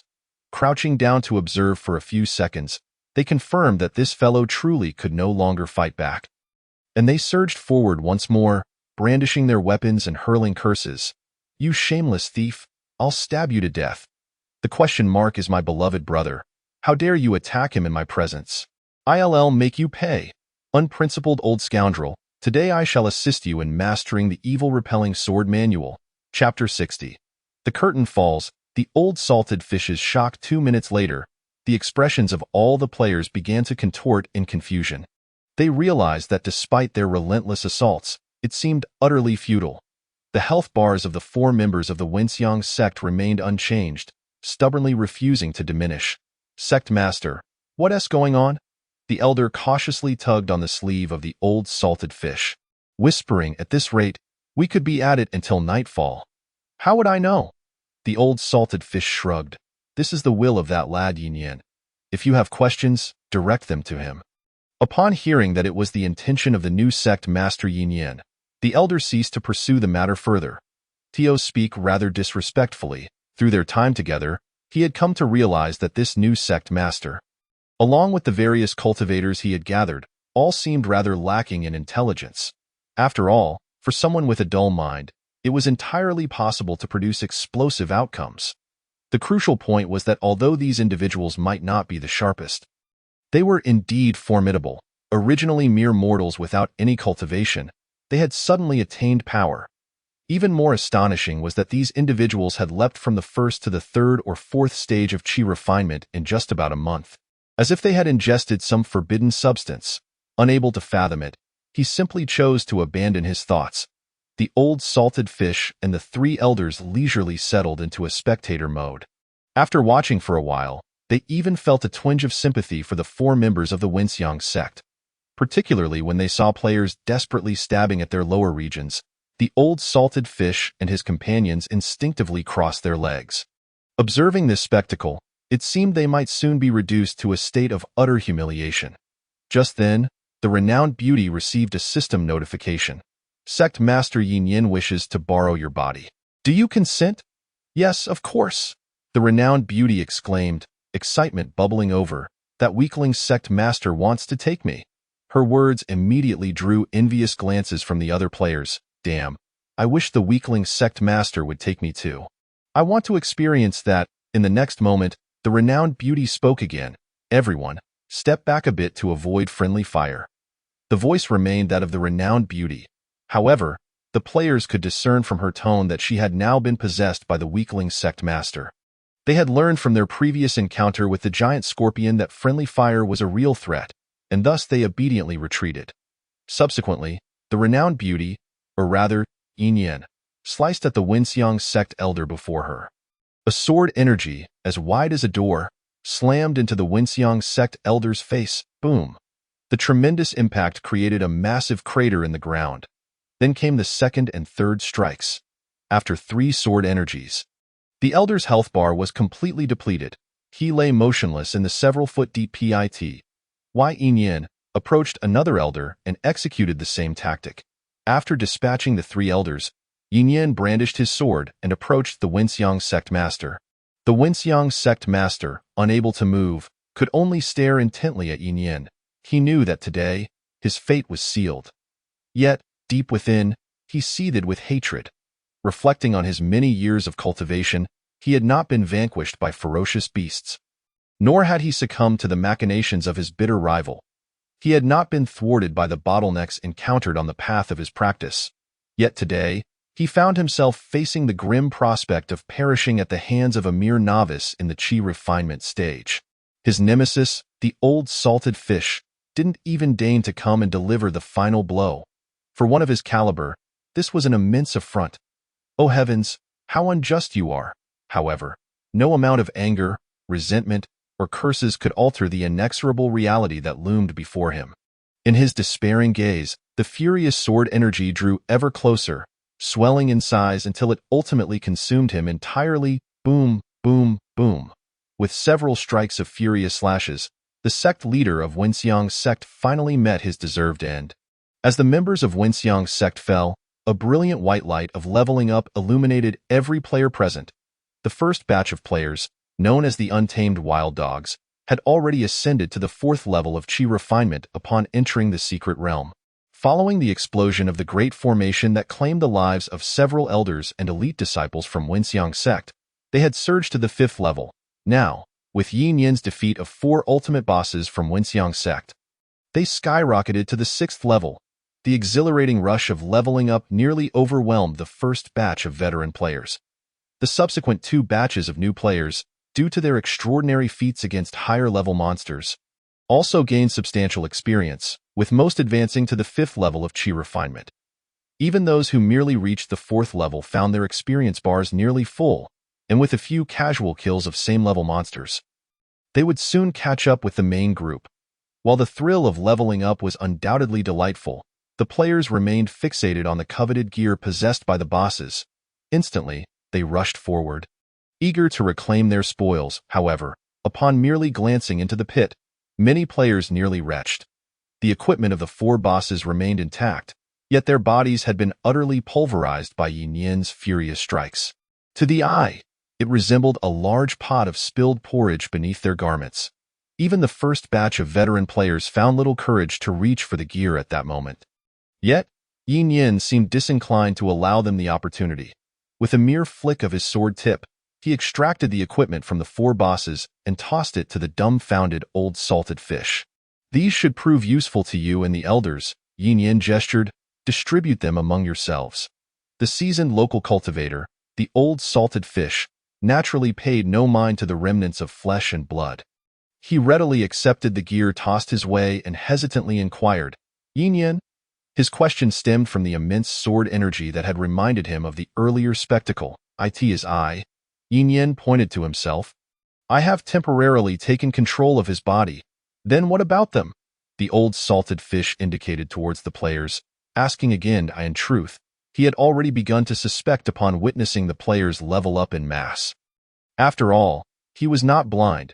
He had distinctly perceived that those whom Yin Yan referred to as chives had simultaneously elevated their cultivation levels. However, the sheer magnitude of this revelation was too staggering for him to accept. Indeed, Yin Yan affirmed with a nod, just as you have observed, they can enhance their cultivation through the hunting of beasts or practitioners. The old salted fish and the 3 elders stood rooted in shock. Speculating was one thing, but hearing Yin Yan's own admission was another matter entirely. The magnitude of their astonishment nearly shattered their beliefs.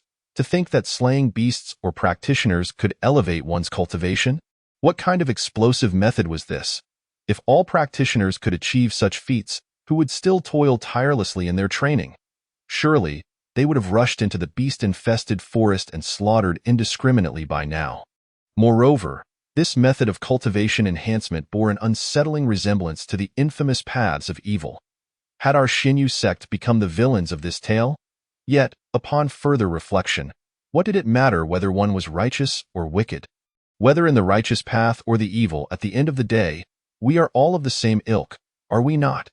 Furthermore, Wenxiang's sect was indeed the enemy, and their demise was just. Ultimately, the old salted fish recognized that through their interactions, Yin Yan did not possess an inherently malevolent nature. Although the means by which he empowered others was somewhat dubious, as long as Yin Yan guided them wisely, it would not be a grave concern. The essence of good and evil lies not in the methods or techniques employed, but in the hearts of those who wield them. Of course, the fact remained undeniable. This was the reality, and there was no way to deny it. Chapter 61. 5 silver coins, a server-wide amnesia. The players, witnessing Yin Yin claim the gear they had longed for in front of them. Erupted in cries of protest. Weakling sect leader, that was our hard-earned loot. You cannot do this. Oh no, this unscrupulous NPC has robbed us of our gear. I will lodge a formal complaint on the official site. Yet, regardless of their outcry, Yin Yin paid them no mind. He signaled to the old salted fish and the others to clean up the battlefield in the secret realm before he relinquished control over the chaotic beauty. Following Yin Yin's instructions, the old salted fish led the players back to thoroughly loot the remaining bodies of Wenxiang sect's elders and disciples. Naturally, under Yin Yin's directive, none of this equipment was handed over to the players. After the task was complete, the flying vessel transported everyone back to Xinyu sect. Along the way, players and the old salted fish attempted to curry favor or employ their tricks, but all were thwarted by the old salted fish's single statement. This is the intention of your sect leader. Yin Yin, if you have grievances, take them up with him. The players were left speechless, continuously cursing Yin Yin in their hearts. They conjured curses, wishing him endless urgency in his bathroom visits, forever plagued by frequent urges. In the sect leader's chamber of Xinyu sect, upon Yin Yin's consciousness returning to his own body, he immediately received a system notification. Congratulations, host. You have ascended to the 4th level of Qi refinement.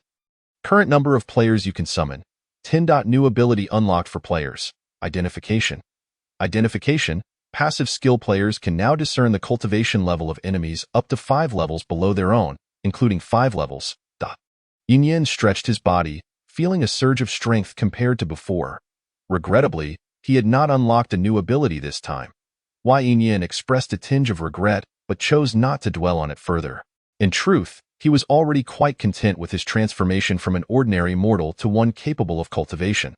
Especially the ability he had previously unlocked to possess players, which he found even more powerful than leveling up. Unlike players who could respawn infinitely upon death, if he were to be killed, it would be the end for him. Watching the players revive previously had filled him with envy. Now, with this ability to possess, in a sense, he too could be considered capable of resurrection, as for the safety of his original body. Once he achieved the ability to fast, he could dig himself deep underground for thousands of meters. At that point, he could possess players freely without fear of being killed. It was a flawless plan. Yet, at present, he had matters to attend to. The first was to arrange for the system to continue sifting through the next batch of fortunate souls. Considering the time dilation between the two worlds, the 10 players he had previously designated would likely be arriving soon, probably within a day or so. As for the second matter, Yin Yin was acutely aware that having claimed the player's gear would undoubtedly foster resentment. While he held a godlike presence in this world, making the players powerless to voice their grievances, as a benevolent sect leader and part-time game planner, he could never commit an act that would leave the players feeling disheartened. It was imperative that they felt the warmth of spring emanating from him. The solution was quite simple. As the saying goes, 5 silver coins, a server-wide amnesia. System, send out a wave of benefits to my lovely chives. On the flying vessel, just as the players were cursing Yin Yin, they suddenly received a system notification. Great warriors, you have successfully judged the evil Wenxiang sect. To commend your bravery, sect leader Yin Yin has specifically rewarded you with 300 points of sect contribution. Congratulations, you have learned a new skill, identification. Continue to strive in enhancing your strength, for the future of the world relies upon you to protect it. Your glorious deeds will undoubtedly be woven into epic tales. Sung and praised by countless future generations, upon hearing the system rewards, all the players were dumbfounded. What the heck? The system just rewarded me with 300 points of sect contribution, and it calls me a great hero who must protect the world. I heard it too. It seems to be the reward for this task, and there's a new skill called identification. Let me check the details. Wow, I can see the cultivation level of my enemies? Wow, 300 points of contribution. It would take forever to grind that out. What a steal. Weakling sect leader is amazing. Must give him a thumbs up. It turned out that Yin Yin's amnesia tactic was remarkably effective. This clever maneuver transformed the player's resentment into exhilaration in an instant. Especially with the identification skill, players were filled with excitement. From now on, when encountering monsters, they would no longer be left in the dark. At the very least, they would have a general idea of their opponent's levels, and when faced with monsters that were significantly stronger, they wouldn't have to foolishly walk to their deaths anymore. As for the earlier incident of Yin Yin claiming their gear, it was just a plot device in such a hardcore game. How could they expect to obtain such powerful equipment so easily? It was only natural. Subsequently, the players eagerly turned to those around them to engage in identification, savoring the effects of their newfound skills. Zhang Jian Tianya. Qi Refinement Level 6. Ji Feng Wen Hao. Qi Refinement Level 6. Shou Shang Diyu. Qi Refinement Level 5. After surveying their surroundings, the players directed their identification efforts towards the old salted fish and his companions. Xian Yuzong's old sect master. Xian Yuzong's grand elder. Xian Yuzong's second elder. Xian Yuzong's third elder. Observing the players' exuberance in the live broadcast, Yin Yin experienced, for the first time, the joy of a game designer. He chuckled. Just a moment ago, the players had appeared as mournful as spurned wives, and now they were all grinning like fools, witnessing this scene. The old salted fish and the three elders instinctively distanced themselves. Who knows whether such madness might be contagious? Better safe than sorry. At Xian Yuzong. After the return of the flying boat, the players joyfully rushed out to level up. Yin Yin, however, gathered the old salted fish and the three elders to commence the division of spoils. The reason Yin Yin had previously seized the players' loot was to distribute it amongst the old salted fish and the three elders. After all, they were not players. If they perished, there would be no resurrection. The equipment from the opposing elder was perfectly suited to arm their own elders. Initially, the three elders felt somewhat embarrassed, believing they had contributed little to the process and thus should not claim the rewards. I know you are concerned about my players, Yin Yin reassured them, but you needn't worry. I have everything arranged on their end. Given Yin Yin's insistence, the three elders felt compelled to accept the offerings, albeit with a sense of confusion. Previously, Yin Yin had referred to his followers as chives. Why was he now mentioning a player? Those individuals hardly resembled chives in any way. Moreover, they spent their days hunting demonic beasts. Never seen at home playing games. Perhaps it was merely a peculiar internal nomenclature. In contrast, the old salted fish showed no hesitation in claiming all the equipment stripped from the sect leader of Wenxiang Zong. However, he dutifully handed over all the spirit stones collected from the corpse to Yin Yin. The old salted fish seemed to imply that Yin Yin, now the de facto leader of the sect, could handle such matters without his intervention. The only issue left to resolve was the ownership of the weapon belonging to the Wenxiang Zong sect leader. Initially, Yin Yin expected the old salted fish to shamelessly take it for himself. Surprisingly, the old salted fish showed no inclination towards it, even appearing reluctant to touch it. Wasn't this weapon discovered by you? Yin Yin inquired, puzzled as to why he now seemed disinterested. This weapon has an unsettling aura. The old salted fish frowned. When I battled that old fool, I initially thought he was harnessing the sword's power, but later realized it was not the case. It appeared as if he were under the sword's control. Chapter 62. Weren't you dead? And this too? Yin Yin curiously picked up the sword for examination but found nothing particularly extraordinary about it. It felt like an ordinary sword, devoid of any spiritual energy fluctuations. As if it had been procured from a street vendor. In any case, I am reluctant to touch it. The old salted fish waved his hand dismissively. If you're interested, feel free to play with it yourself. But you should be cautious. This thing is truly sinister. All right, I shall take it then. Considering he was in need of a weapon, Yin Yin did not decline further. By the way, now that the upper echelons of Wenxiang Zong have been eliminated, Yin Yin looked at the old salted fish. Can we go raid their home? Great minds think alike. A spark of excitement flashed in the old salted fish's eyes. We'll set off tomorrow, after all. Wenxiang Zong was not a destitute sect like Xian Yuzong. The thought of their treasures nearly made the old salted fish drool. Speaking of which, he had not found the old fool's flying boat on him. It was likely stored within the sect. Speaking of flying boats, the old salted fish recalled a question posed by the players earlier. Your chives asked if they could borrow the flying boat as a mount. Would you actually part with it? Yin Yin glanced at the old salted fish, puzzled. What is there to be reluctant about? I rarely use it anyway. The old salted fish chuckled. Moreover, that old fool has an even better flying boat. Once we plunder their home tomorrow, It will be ours. All right, then leave the arrangements to me. After the division of spoils concluded, Yin Yan returned to his room with the diminutive flying boat. System, please examine what this sword truly is. Scanning system. Scan complete. A sword imbued with malevolent power. Specific attributes unknown. Even you cannot identify it? Yin Yan expressed surprise. I thought you were omnipotent. The system's capabilities evolve alongside the host's abilities. I see. Yin Yan nodded in realization. Reflecting on the system's previous behavior, it indeed seemed to be the case. New functions were unlocked only after leveling up. By the way, system, Yin Yan instructed, send a message to my chives, Demonic Beast Forest. The players, currently leveling up, suddenly received a system notification. The system has now enabled the use of flying boats, with spirit stone consumption determined by distance.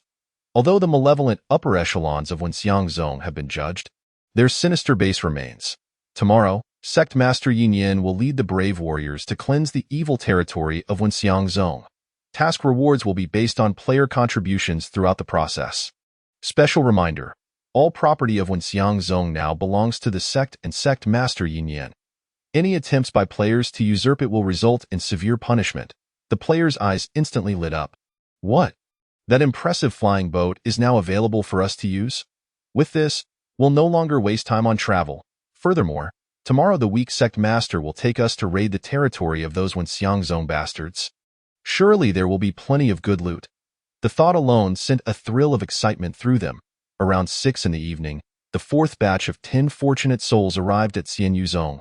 Much like their predecessors, the newcomers were awestruck by the game's realism and freedom, engaging in animated exchanges to express their astonishment.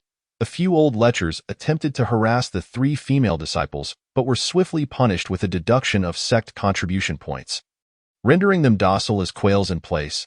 At this moment, Chun Feng and the others informed the players that the previous batch had returned in the evening and instructed them to remain in place. Avoiding any wandering. As for why Chun Feng and the other disciples were in the square? In truth, not only were a few disciples present, but the old salted fish and the 3 elders were also there. Currently, the old salted fish had gathered everyone under the eaves, resembling the most mysterious intelligence organization in the village at first glance. During their leisure moments, observing the player army had become a daily activity for several NPCs of Xianyu Zone. Especially after learning from the 3 elders that these peculiar individuals could enhance their cultivation by slaying demonic beasts or other players. Chun Feng and his fellow disciples were utterly astonished. Oh my goodness, is there truly such a mind-blowing phenomenon in this world? Although the disciples knew the elders would not deceive them, the news was so shocking that they simply could not accept it without witnessing it firsthand. At this moment, in the square, perhaps to test the game's logistics engine collision effects or simply to experience the sensation of impact, a player stepped back a few paces and charged towards a nearby tree. With a resounding thud, his head collided with the trunk, causing him to stagger and fall to the ground, unconscious. Chun Feng and his fellow disciples blinked in bewilderment at this scene. Could it be that this group of individuals with evident cognitive deficits truly possessed the miraculous ability to enhance their cultivation through slaying monsters or players? In comparison, they would rather believe that these fellows were out in the streets committing robberies or harassing innocent women. By evening, the leveling players returned triumphantly, hauling a multitude of demonic beast corpses. Upon witnessing this, the old salted fish and others prepared to disperse.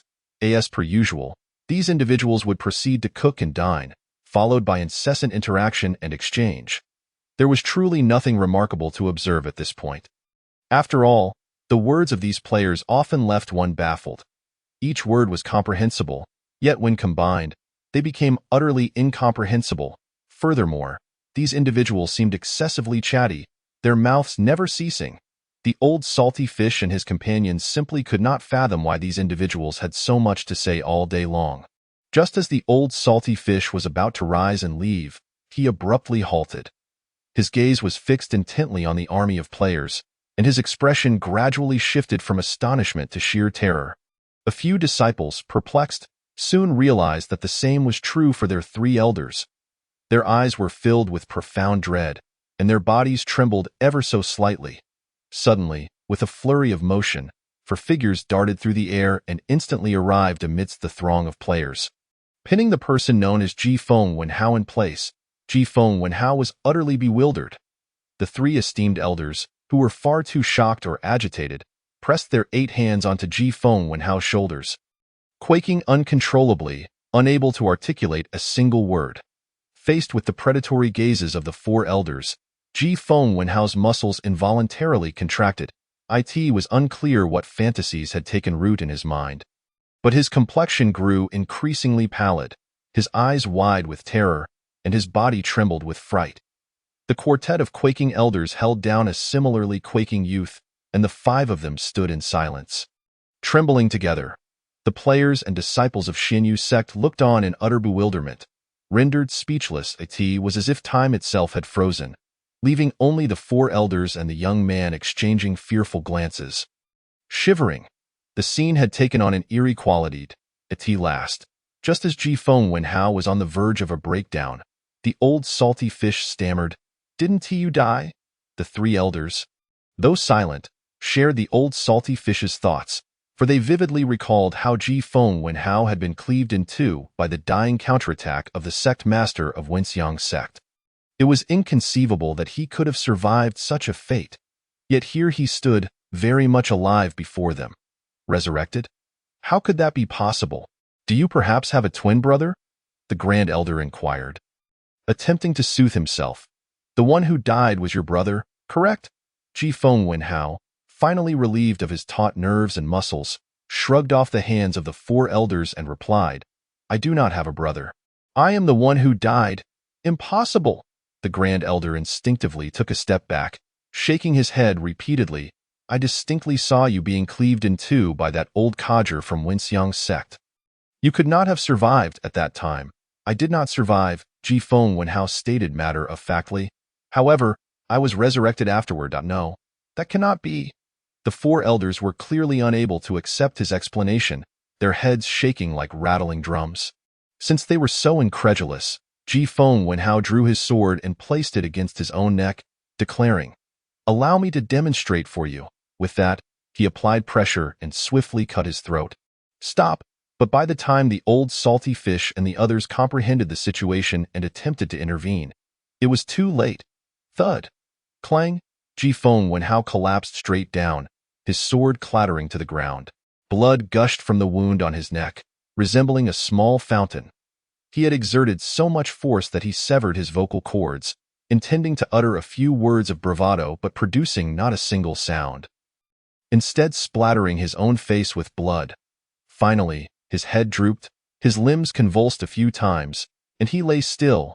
The 4 elders stood there, utterly stunned. They shook their heads vigorously, questioning their own sanity.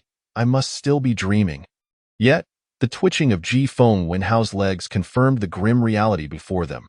A living person had just taken his own life right in front of them. In the next moment, a flash of white light appeared, and Ji Feng Wenhao was resurrected. Upon his return, he collected his own corpse before the astonished eyes of the 4 elders. Their eyes nearly popped out of their heads, jaws dropping as they transformed into 4 awestruck cats. "What is happening?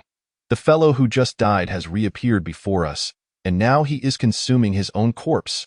At that moment, the worldview of the 4 elders began to crumble. They staggered back a few paces, gazing blankly at Ji Feng Wenhao and then at the other players. These individuals had all been conjured by Yin Yan. If this one could die and return to life, did it not imply, "Isn't this just resurrection?" "It's merely a basic skill," Ji Feng Wenhao remarked, scratching the back of his head and pointing at the other players. "Not just me, they can do it too." The players, who had been silently observing, finally stirred. "Wow, although this isn't my first time witnessing it, I still can't help but marvel at the impressive modeling of this game.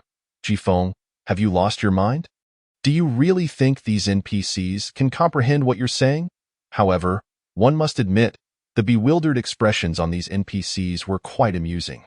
With renewed enthusiasm, the players began to engage in their antics once more. Some imitated Ji Feng Wenhao, drawing their weapons and slashing their necks. Unfortunately, some applied too much force, nearly decapitating themselves, leaving only tendons and flesh dangling from their necks as they staggered around, speechless, shambling toward the elders like zombies. Others faced off, stabbing each other while smiling at the elders, uttering phrases like, "See, it's that simple." Before long, they both collapsed, resembling a beehive as their bodies lay sprawled on the ground, limbs twitching erratically, blood gushing from their wounds. Newly arrived players either thought it was a quest or simply wished to join in the revelry, diving into the self-destructive frenzy. Lacking weapons, they resorted to fistfights. Eventually, feeling that mere fistfighting was insufficient, they seized bricks from nearby ruins and struck each other as heads with fervor. After a few blows, blood began to flow from their scalps, and they both collapsed with smiles on their faces, falling into unconsciousness. Each time they revived, they returned to collect their corpses and rejoin the cycle of self-destruction or mutual destruction. Eventually, they became so apathetic that they neglected to reclaim the bodies altogether. In no time, the square was littered with corpses in various states of demise. A player, spotting a severed head rolling by his feet, kicked it like a soccer ball. Soon, a dozen players were kicking and fighting over the head. Some lifted a player and smashed his head against a nearby tree like a battering ram, with both the lifters and the impacted laughing heartily, resembling a group of lunatics. In summary, the entire square had transformed into a chaotic spectacle, both horrifying and surreal. Chen Feng and his fellow disciples were utterly terrified, clinging to one another like quails, trembling uncontrollably. The two untrained female disciples, Lan Yingxue and Mu Yushi, had fainted from fright. Although the four elders did not lose consciousness, they trembled slightly, their worldviews shattered. After all, the scene before them was entirely beyond their comprehension. Madness. This world must surely be mad. After a lengthy period, the players finally ceased their antics. The veteran players led the newcomers to the kitchen to prepare a meal, sharing game strategies and insights. Time passed without their notice. Eventually, the four elders managed to regain a semblance of composure. They exchanged glances, at a loss for words. Finally, they all rushed into Yin Yan's room, recounting everything that had transpired, eagerly awaiting an explanation. Indeed, as you have observed, these individuals can resurrect after death, Yin Yan affirmed with a nod, addressing them gravely. The specifics are somewhat intricate, and I shall not delve into them now. But rest assured, it is not a negative occurrence for us, is it? Yin Yan did not intentionally withhold information. Rather, he knew that explaining the truth would require addressing concepts such as time travel. The four pitiable elders were already on the verge of mental collapse, and Yin Yan did not wish to further distress them. The four elders could no longer recall when they had left. By the time they regained awareness, they found themselves lying in their own beds, the hour having reached midnight. At this moment, they had finally come to accept the truth, albeit with great difficulty. Initially, they had believed that the players Yin Yan spoke of could elevate their cultivation merely through slaying monsters or other players, which was already astonishing in their eyes. After all, such matters merely require one to unleash their fury like a cat clawing to survive. In due time, all those so-called prodigies of cultivation shall be trampled beneath their feet. However, at this moment, they have come to realize their grave error. In comparison to the ceaseless cycle of resurrection, those previous concerns pale in insignificance. Just consider it. To never truly perish, even if these individuals possess no cultivation prowess, places them in an invulnerable position, confronting a relentless swarm of entities that rise again even after death, an existence that can never be extinguished. The crux of the matter is that these beings are capable of continuously enhancing their strength. Who among them could withstand such a force? Fortunately, these terrifying entities are on their side. Chapter 64. It has only been a few days. Why do you appear so disheveled? The following morning, at the residence of the Wenxiang sect, observing the flying vessel in the sky, all disciples of the Wenxiang sect were filled with excitement. Undoubtedly, this heralded the triumphant return of their sect leader and the elders. Yet, as the vessel descended slowly, the disciples found themselves in a state of confusion. Wait a moment. Doesn't our sect's vessel have a different design? It appears eerily similar to that of our archrival, the Xinyu sect. Oh no, an enemy attack! The disciples in the square erupted into chaos. How did the Xinyu sect manage to breach our defenses? Could it be that news of our leader's departure was leaked? There was no time to ponder this now. Quickly, summon the fourth elder to activate the protective array around the mountain. All inner sect elders had accompanied the sect leader to the secret realm and were not present at the sect. Were they? Then, hastened to find the outer sect elders. In a matter of moments, the crowd descended into a frenzy, scattering like headless flies. Boom, boom, boom. A series of furious sword energies shot down from the sky, striking the ground ahead of the fleeing crowd. Although these attacks did not directly hit the disciples of the Wenxiang sect, the residual force and flying debris halted their retreat. Simultaneously, sensing the anomaly, the outer sect elders of the Wenxiang sect arrived at the square. Old Xinyu leapt gracefully, landing firmly on the ground. Upon witnessing Old Xinyu's appearance, the outer sect elder's heart sank, with all their elite fighters dispatched to the relic. Everyone left behind, including himself, stood no chance against this old fellow. If a confrontation were to ensue, they would likely be slaughtered without mercy. With that thought, he stealthily retrieved an item, sending an urgent distress signal to their sect leader. Unbeknownst to the esteemed elder, he stepped through the crowd and approached, cupping his hands in greeting. Apologies for the inadequate welcome, esteemed elder. His immediate goal was to delay. The sect leader would respond to the distress signal and return promptly. Based on the vessel's speed, he would arrive in no more than 15 minutes. If only he could stall for that brief period, all threats would surely dissipate. Yet, the unfolding events surpassed his expectations. Terrifying pressure radiated from Old Xinyu, enveloping the entire Wenxiang sect's residence. To be precise, this was not an actual technique, but rather a psychological suppression exerted by a cultivator over those weaker than themselves. Soon, all present felt as though an immense weight had been placed upon their bodies, their legs bending involuntarily in this moment. Not only could they not flee, but even the mere act of moving a finger became an extravagant luxury. Having accomplished this, Old Xinyu bellowed, "Young lads, it's your turn." This had been previously agreed upon. Old Xinyu and his 3 accomplices would suppress the members of the Wenxiang sect to prevent them from fleeing, while the players would harvest these disciples for experience points, as for whether this would seem excessively cruel. The reality of the cultivation world is that it operates under the law of the jungle, survival of the fittest, where might dictates right. Furthermore, had it not been for Yin Yin and the players' intervention, it would have been the Xinyu sect facing annihilation. Mercy shown to enemies is the greatest cruelty one can bestow upon oneself. 3 elders from the Xinyu sect leaped from the vessel, each darting off in different directions in no time. Each was returning to the square, hauling several disciples of the Wenxiang sect in tow. After all, at this juncture, it was impossible for all members of the Wenxiang sect to huddle together. They were scattered across the sect. Finally, it was time for me to showcase my prowess. The player known as Chaotic Beauty let out a shriek. Leaping down from the vessel, faced the Tempest. Following closely was the player Tempest question. The 2 brothers, perhaps overly excited or lacking balance upon landing, both tumbled down in a comical heap before they had the chance to regain their footing. Players leaped down from the vessel and landed on top of them. Boom, boom, boom.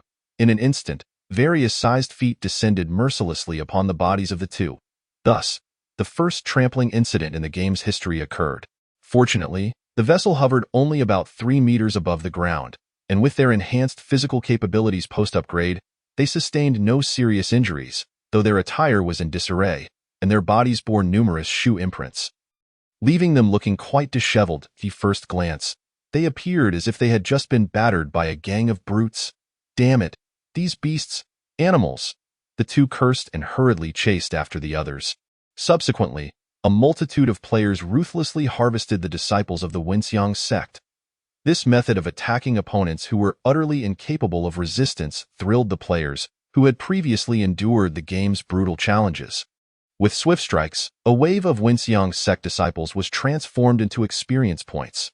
The 3 elders were still running about, consistently returning with several disciples in tow. Old Xinyu was equally active, systematically incapacitating those disciples of the Wenxiang sect who were at or above the 7th level of Qi refinement. This ensured that when the player army came to harvest, they would not encounter the awkwardness of being unable to defeat their targets. In essence, this was a most considerate arrangement to accommodate the newly arrived players. Everyone was organized into a single team.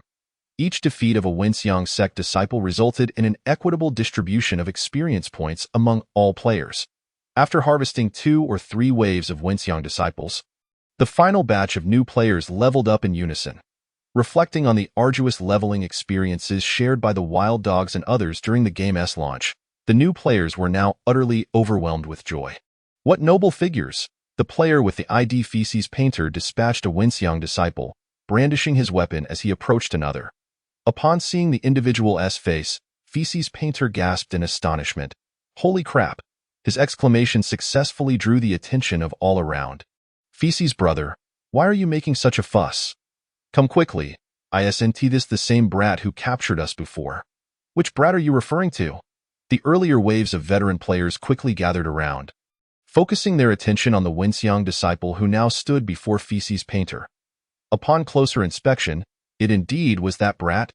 Meanwhile, the disciple named Zhang Hao, surrounded by the players, was trembling uncontrollably. He was a disciple of the Outer Sect Elder, previously tasked with investigating the disappearance of Wenxiang disciples. Upon encountering the players, he had been confident of their temporary defeat, but seeing them reappear alive and nearly shattered his resolve in desperation. He had imprisoned the players in the Wenxiang sect's dungeon, intending to torture them for information. However, he failed to extract any secrets and nearly lost his composure again when he realized these lunatics seemed utterly impervious to pain.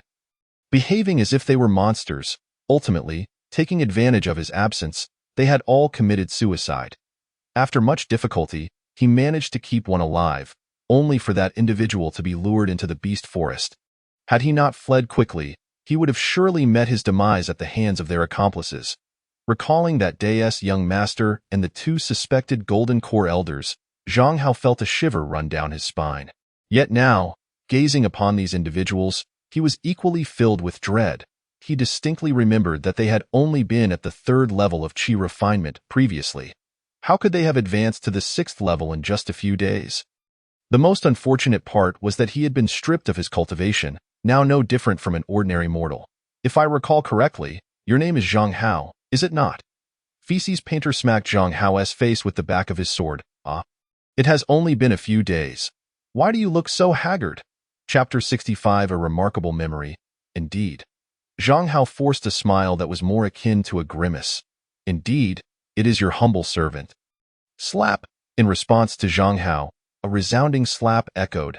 Damn it, you look like a ghost? Feces Painter dusted off non-existent dirt from his hands. Make me laugh again. Zhang Hao lowered his head, his expression twisting in pain. Then, he raised his head again, instantly donning an even more grotesque smile. Brother, I was wrong. He pleaded with a smile. You see, my cultivation has been destroyed. My life is over. Please, consider me as nothing more than a passing breeze.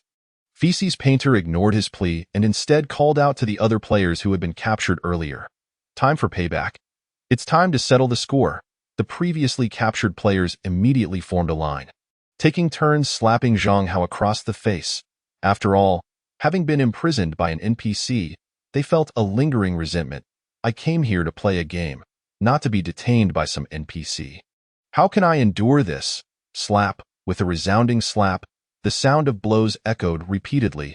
Initially, upon realizing that pleas for mercy were futile, Zhang Hao decided to abandon all hope and resorted to a torrent of curses directed at the players.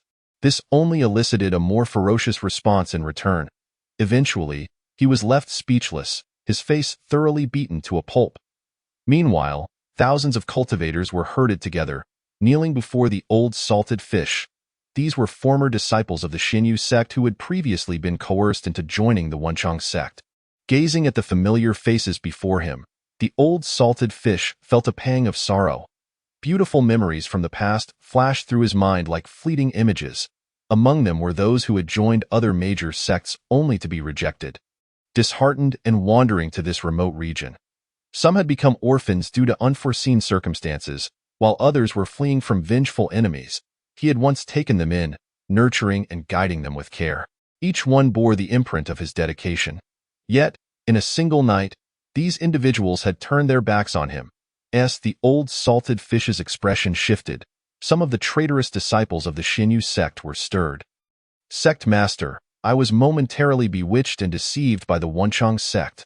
My heart has always belonged to the Xinyu sect, pleaded one, and indeed, Sect Master, I was forcibly brought here by the Wenchang sect. I never intended to betray our sect.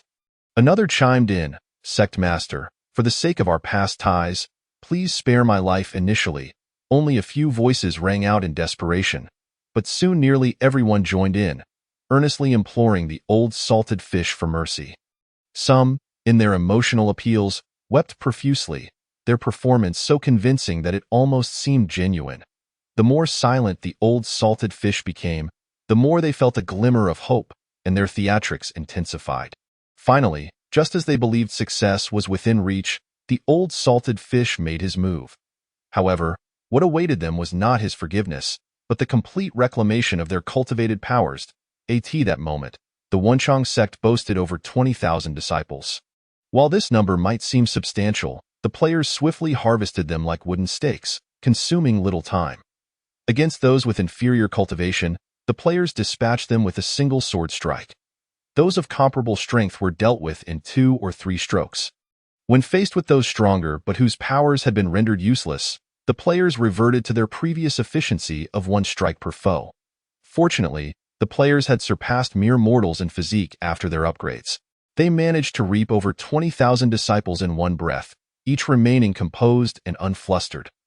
Otherwise, merely standing there while slaughtering such a multitude would have exhausted them multiple times over. Nonetheless, even with this efficiency, the endeavor stretched into the afternoon before concluding. This harvest provided the players with an experience that was undoubtedly the most exhilarating since they began the game. The first batch of veteran players soared from the 6th level of Qi refinement to the 1st level of foundation establishment. The majority of the remaining players reached the 8th or 9th levels of Qi refinement, and even the newly arrived 4th batch of players averaged the 7th level. Such an extraordinary pace of advancement propelled all players towards GC. Particularly, the unbridled wild dogs among the first group of new players reflected on the arduous days of their initial foray, nearly moved to tears of joy. Casting a glance at the new players, they couldn't help but feel a sense of nostalgia. You truly are fortunate to be living in such remarkable times. Simultaneously, at the Xinyu sect, Yin, who had been watching the live broadcast, also reveled in delight. His cultivation soared from the 4th to the 8th level of Qi refinement. The only regret was that the system hadn't unlocked any new features during these upgrades. Nevertheless, Yin maintained a positive mindset and accepted it with grace. Back when I was at the 4th level of Qi refinement, I could take down those at the 4th level of foundation establishment. I should be able to spar with those at the 8th level now. What a pity the Wenchang sect's leader has fallen. Otherwise, I could have tested myself against the old salted fish. The system, please recruit more new players for me. There are already 4 batches of 40 players in the game. Considering the 5th batch I had previously requested from the system, they should be arriving soon. Having just leveled up 4 times and gained an additional 40 player slots, I now possess a total of 90 players. Although this number is insufficient to fully leverage the maximum advantages of the Calamity, it marks a splendid beginning. The mere thought of commanding thousands of players to cause chaos fills Yin with a thrill of excitement. Oh, denizens of this world of cultivation, are you prepared to face the ultimate terror?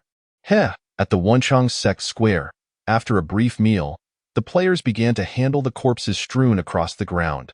Before long, the bodies of some well-dressed cultivators were left with nothing but their trousers. The female cultivators' remains, however, were preserved in their long-sleeved robes by the system. This left the sponge-like baby feeling a wave of disappointment. The ID indicated he was undoubtedly the most lascivious among them. When he had stripped the equipment, he had rushed eagerly towards the female corpses. Yet, far from the alluring and stimulating scenes he had envisioned, the bodies of these female disciples were tightly wrapped, resembling Zhongzi, leaving nothing to the imagination. What the hell? What kind of system is this? The sponge-like baby grumbled inwardly. Wasn't it supposed to be incredibly realistic? Why can't I strip them of their clothing? Dude, you might want to ease up, remarked a nearby player, unable to suppress her disdain. You said you were going to rob female NPCs and strip them bare, and I thought you were joking? But here you are, going all in? And these are corpses, For crying out loud. Are you really that twisted? What is wrong with corpses? The sponge-like baby retorted defiantly. They're merely data, no different from those X-rated games. What is the essence, really?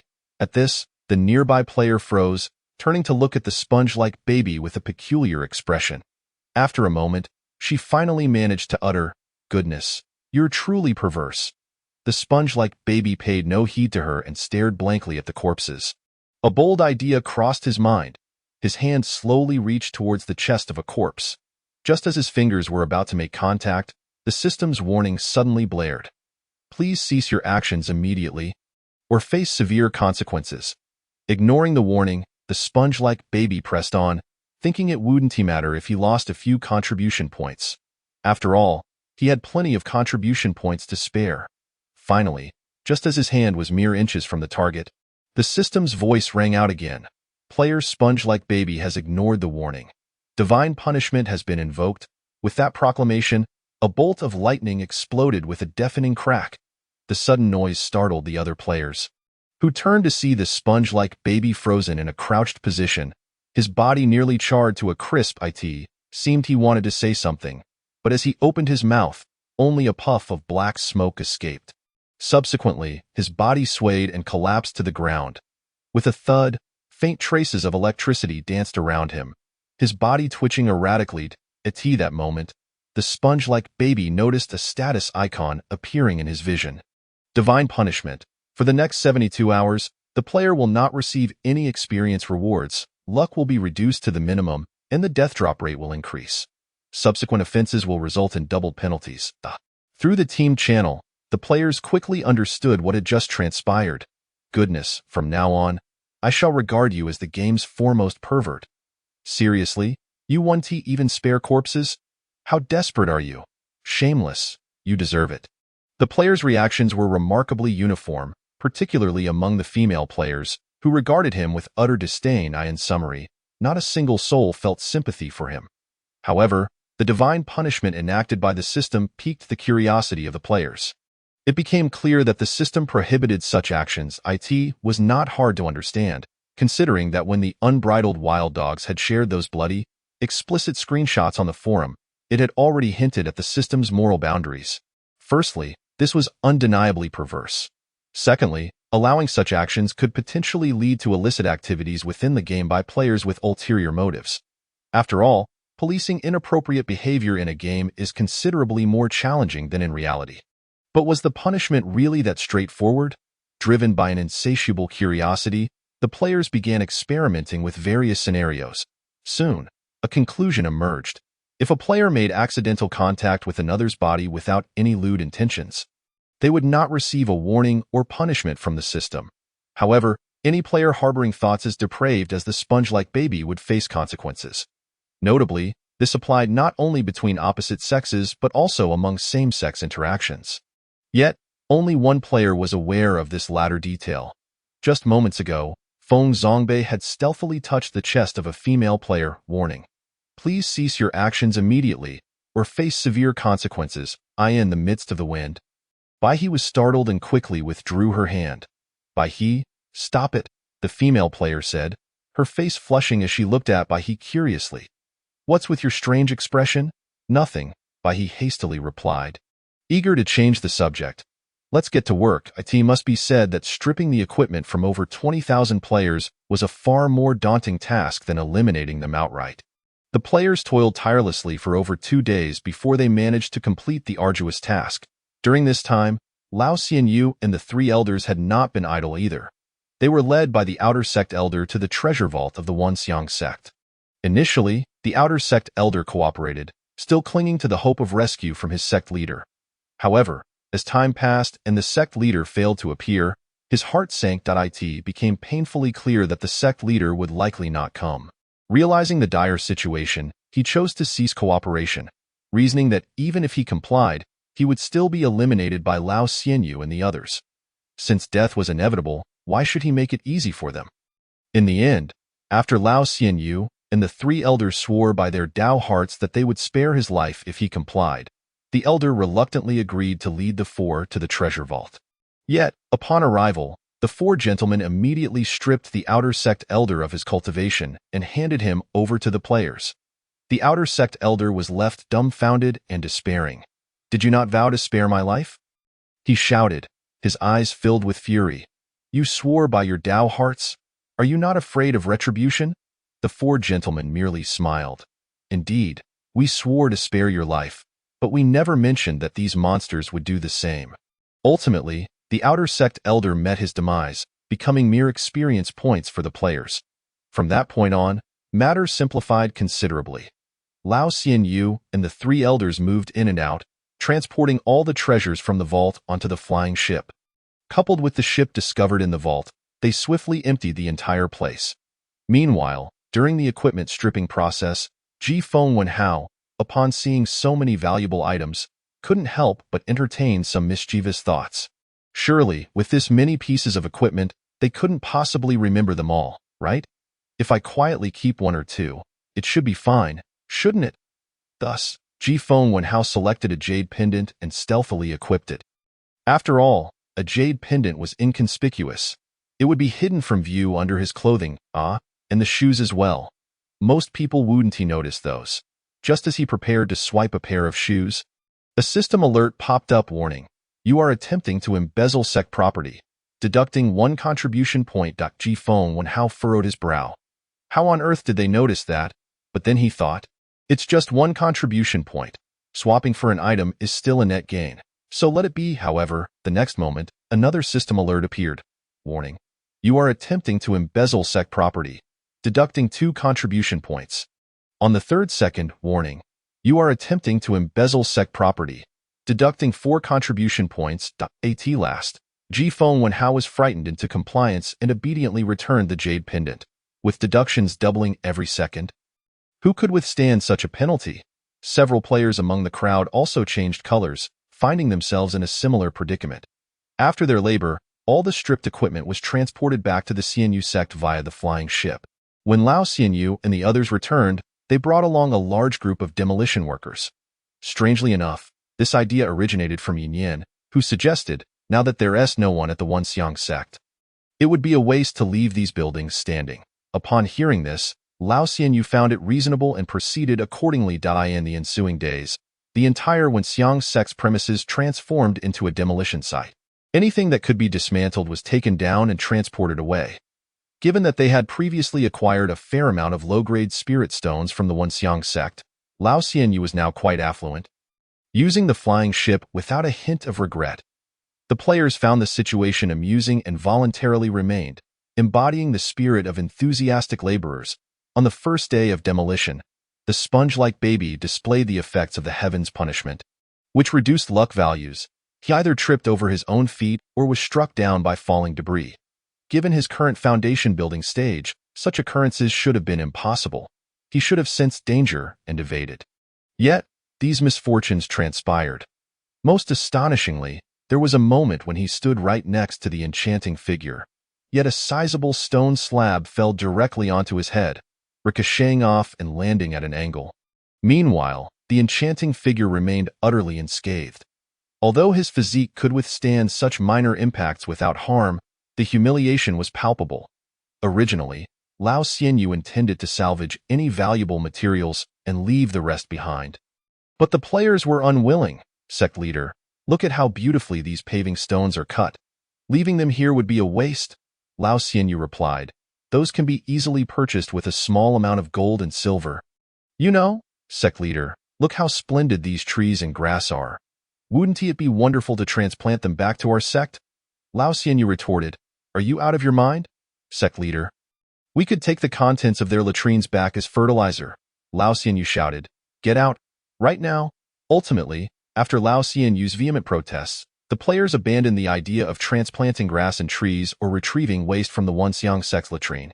However, they still managed to demolish all the trees and grass, reducing them to mere refuse, while the latrines were obliterated by sword energy, leaving filth splattered everywhere. 7 days later, the flying ship, laden with materials and its passengers, departed from the Wanxiang sect. At this point, there was nothing left of value at the sect. Not even a chair or utensil remained. The roofs were all torn down, the houses had been dismantled. The walls were toppled, and bricks were packed up and taken away. The paving stones lay bare.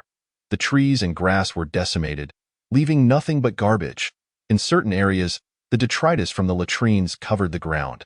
What was once a thriving sect had been reduced to ruins. At first glance, it resembled a place ravaged by the erosion of time over millennia.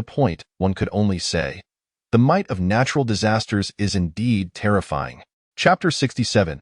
I am truly a pariah among capitalists. Upon their arrival at the Xianyu sect, the group found that the fifth batch of 10 players had already arrived. After a warm exchange of greetings, all the players grouped together to level up. The various items salvaged from the Wanxiang sect were transported by the demolition workers to the open grounds of the Xianyu sect. Inside, Yin Yin gathered once more with the 4 gentlemen to divvy up the spoils. In truth, there wasn't much to distribute. During their demolition efforts, Yin Yin had already led a few disciples to do a preliminary inventory. Excluding the 3 disciples who could not cultivate, the remaining 5 disciples received comprehensive upgrades from head to toe. Then, they retained some commonly used elixirs and other consumables for themselves. Aside from reserving a full set of equipment for Lao Xianyu and the other 3 gentlemen, Yin Yin also equipped himself suitably. All the surplus items that were temporarily unnecessary were entrusted to the system for safekeeping. Speaking of the system's functionality, Yin Yin was thoroughly satisfied. The equipment purchased by the 3rd elder had all been stored in the system space. Once the players completed their exchanges, the items would transfer directly to their possession. In a sense, the system was akin to his exclusive spatial ring, and it boasted infinite storage capacity. Its security level was arguably the highest in the realm of cultivation. After all, apart from Yin Yin, no one else could retrieve items from it. Moreover, the techniques and manuals acquired from the Wanxiang sect were fully scanned and converted by the system into skills that players could learn. However, while the Wanxiang sect possessed a plethora of techniques, most were inferior to the Furious Slash. After excluding those methods that merely increased cultivation speed, only 2 remained worthy. Fire Dragon Sword Chi. Level 1 releases a fire attribute sword chi that coalesces into a dragon, inflicting 125 damage on enemies within a certain range, consuming true energy points. Frost Slash. Level 1 releases an ice attribute sword chi, increasing attack power by 20 and applying a 3 slowing effect to the target.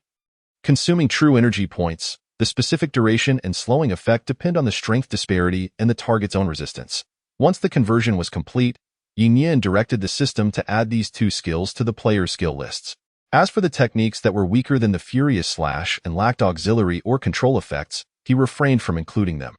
After all, players could continuously cast skills as long as they had enough mana. There was no cooldown, rendering such inferior skills utterly useless. In the Beast Forest, the players, upon discovering the new skills available for learning, eagerly chose to acquire them. After all, the first attempt at learning was free. And one could never have too many skills. Most importantly, the Fire Dragon Sword Chi was an area attack. The players quickly sought out a beast to test the new skill's effectiveness. Monster, taste my Fire Dragon. In a moment of fervor, the skilled practitioner unleashed a mighty roar, and the first to wield the Fire Dragon Sword Chi. Although its power fell short compared to the Fury Slash, the range of the Fire Dragon's attack extended to approximately 30 degrees, enveloping both the monstrous beasts and the surrounding flora. Had it not been for the inexplicable resistance of the trees in the monster beast forest to ignition, a wildfire would surely have ensued. Astonished, the skilled practitioner could not help but exclaim, "How impressive! Does this mean we can now engage multiple foes at once, with an attack range of over 30 degrees for a single player?"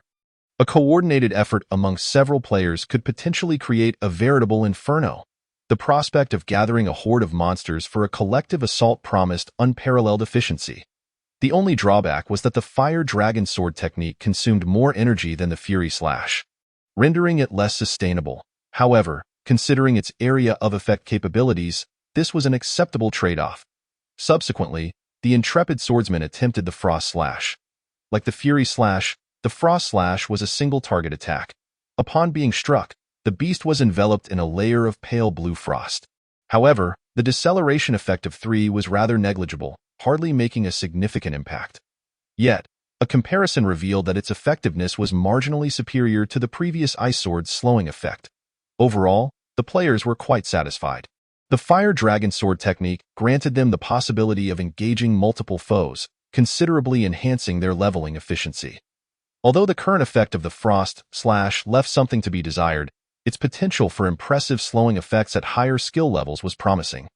Marking their first control skill, coupled with the prior Fury Slash and Gale Step, even the fifth batch of newly arrived novice players could now venture forth to train against Gale Wolves unarmed. Reflecting on this, the skilled practitioner turned to the newcomers and remarked, "You are truly fortunate to have arrived at such a propitious time. I recall our own arduous leveling experiences." Just as he began to reminisce, the intrepid swordsman coldly interrupted. "We attracted attention in the Shinyu sect. Congratulations were bestowed upon the host for mastering the Fire Dragon Sword technique, now at maximum level, and the Frost Slash, also elevated to its full potential." Yin Yin hurriedly checked his attributes. Fire Dragon Sword Chi, max level, unleashes a fire attribute sword chi that coalesces into a dragon, inflicting 930 damage upon enemies within a specified range. Consuming true energy, Frost Slash, max level, releases an ice attribute sword chi, dealing 620 damage to enemies, with a 30 slowing effect upon the target. Consuming true energy, the specific duration and slowing effect depend on the disparity in strength and the target's resistance. Everything appeared satisfactory. Yin Yin promptly retrieved the sword imbued with malevolent power and made his way to the plaza of the Shinyu sect. With a swift motion, the sword cleaved through the air. And instantly, a roaring fire dragon surged forth. While players executed a level 1 skill, releasing a single fire dragon, Yin Yin unleashed not one, but 10. The 10 fire dragons formed a circular formation, launching in a 360-degree arc without any blind spots. As they soared, the bodies of the fire dragons expanded significantly, resembling an ever-enlarging circle that consistently covered the entire 360-degree range. Yin Yin had initially estimated the attack range to be around 10 zhong. But as he observed the fire dragons continuing their flight well beyond that distance, he hastily redirected the sword chi from a horizontal spread to ascend into the sky. At first glance, it resembled a platter that had been abruptly elevated, shooting upward with great speed. After soaring approximately 100 zhong, the fire dragons finally dissipated in mid-air. Yin Yin could not help but exclaim, "Wow, the range is quite astonishing." His actions startled nearby workers transporting goods from a flying vessel, causing them to kneel and prostrate themselves, pleading for mercy from the immortal Lord.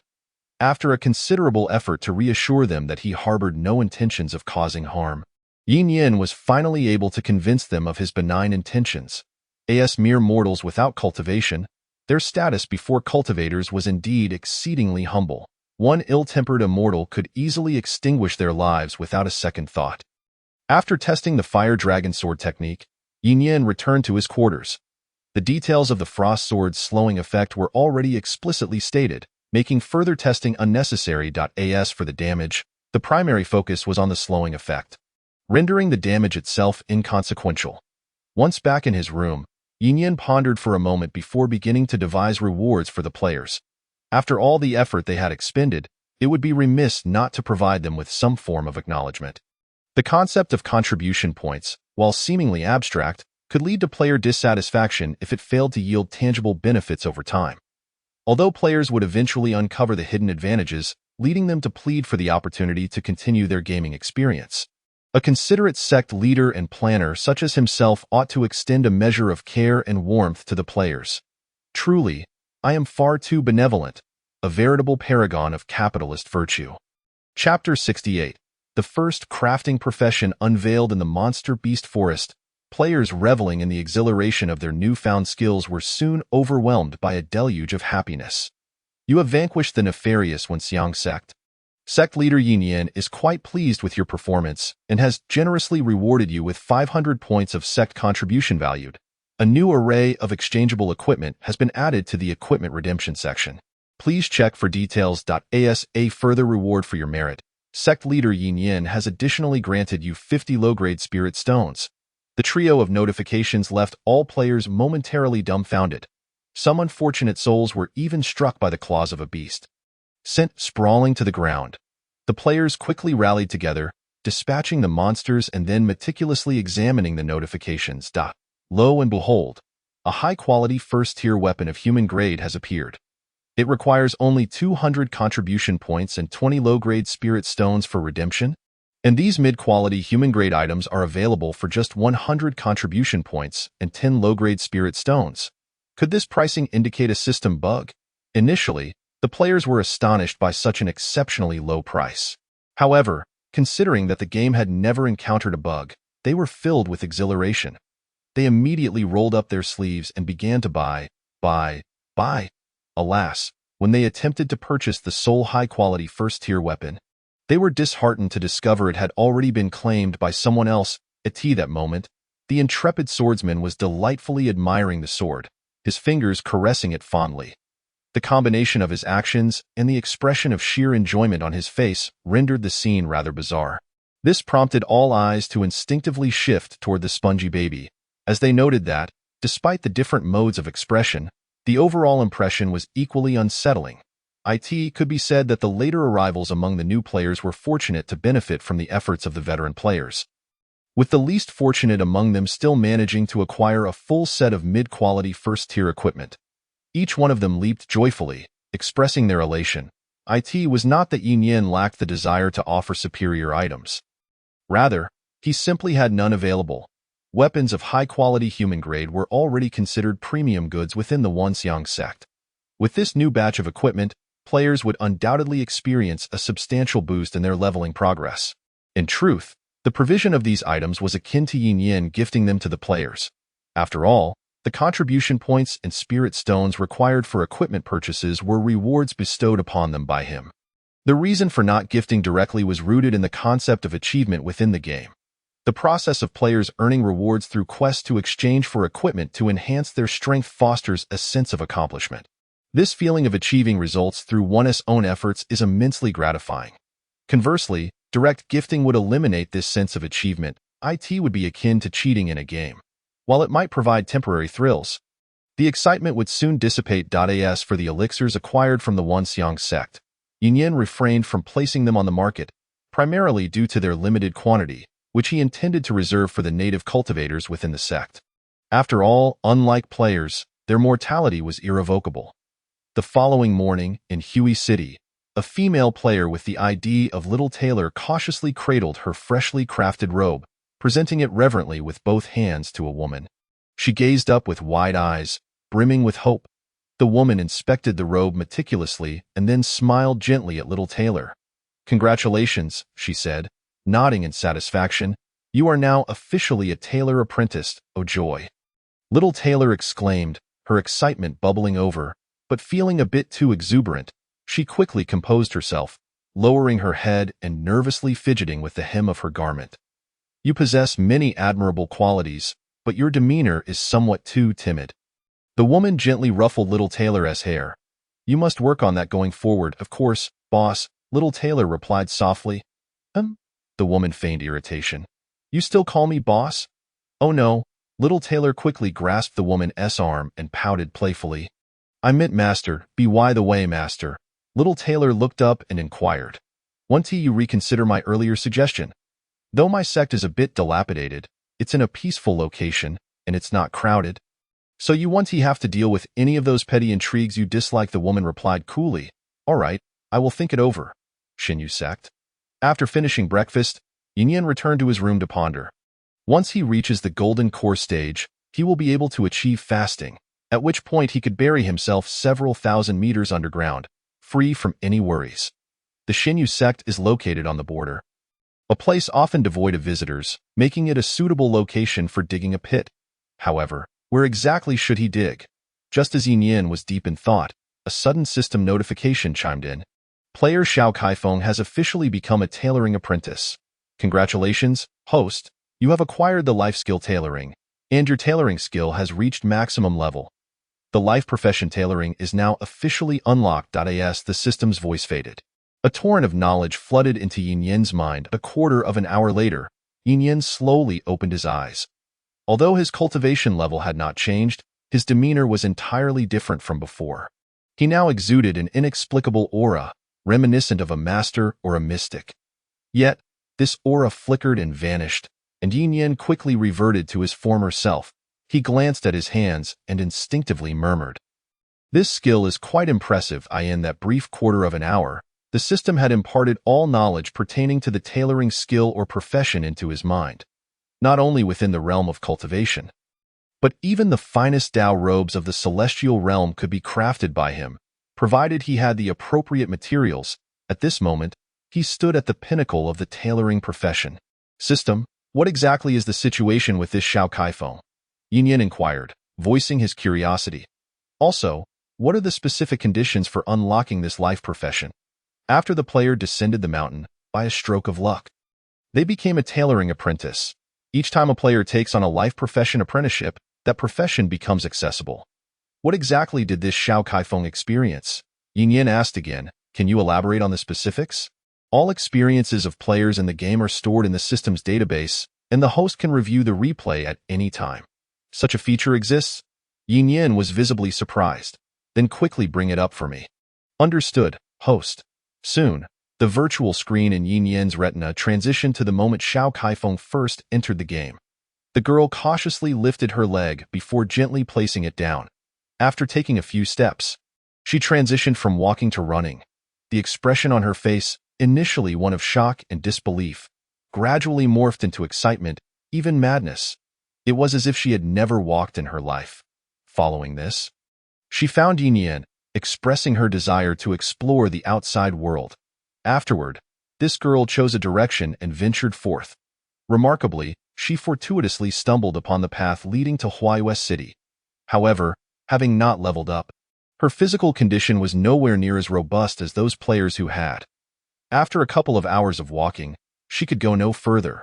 With intermittent stops and the kindness of strangers providing her with some food, she inadvertently arrived at Huai West City, only to faint from hunger before the tailor shop. Thus, she became a helper in the tailor shop. Initially, she merely sought to earn a bit of pocket money, but later discovered a semblance of talent, leading her to become the owner's apprentice almost by accident. The final scene depicted Xiao Kaifeng earning the owner's approval and subsequently inquiring whether the owner would like to join Xinyu sect. "This Xiao Kaifeng is quite something," Yin Yan remarked with a smile after watching. "She even knows to help me recruit people back. By the way, system," Yin Yan continued to inquire, "if I hire a group of indigenous cultivators skilled in life professions to teach players life skills, would that allow me to unlock other life professions?" "Yes, host. As long as players meet the apprentice standards, they can unlock the corresponding life professions." "What are the standards for becoming an apprentice?" "Players must independently produce a life profession product of any quality." Chapter 69. Xiao Caifeng's exclusive reward. Before long, Yin Yan summoned the third elder and shared his thoughts.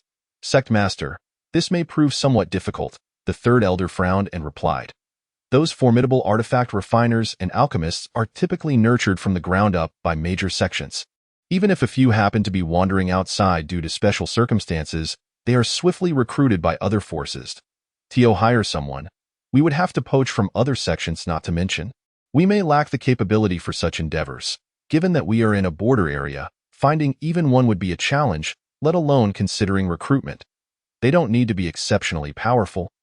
Yin Yan countered, "As long as they can help me cultivate formal apprentices, that will suffice. If that's the case, it may not be too difficult." The third elder nodded in realization. "What type of talents does Sect Master wish to recruit?" "The more, the better." "What about remuneration? What are the market rates?" "If all you require is for them to cultivate apprentices, the minimum remuneration would be 100 low-grade spirit stones per month. However, we would have to cover other expenses such as the tools they require and material consumption during the teaching process.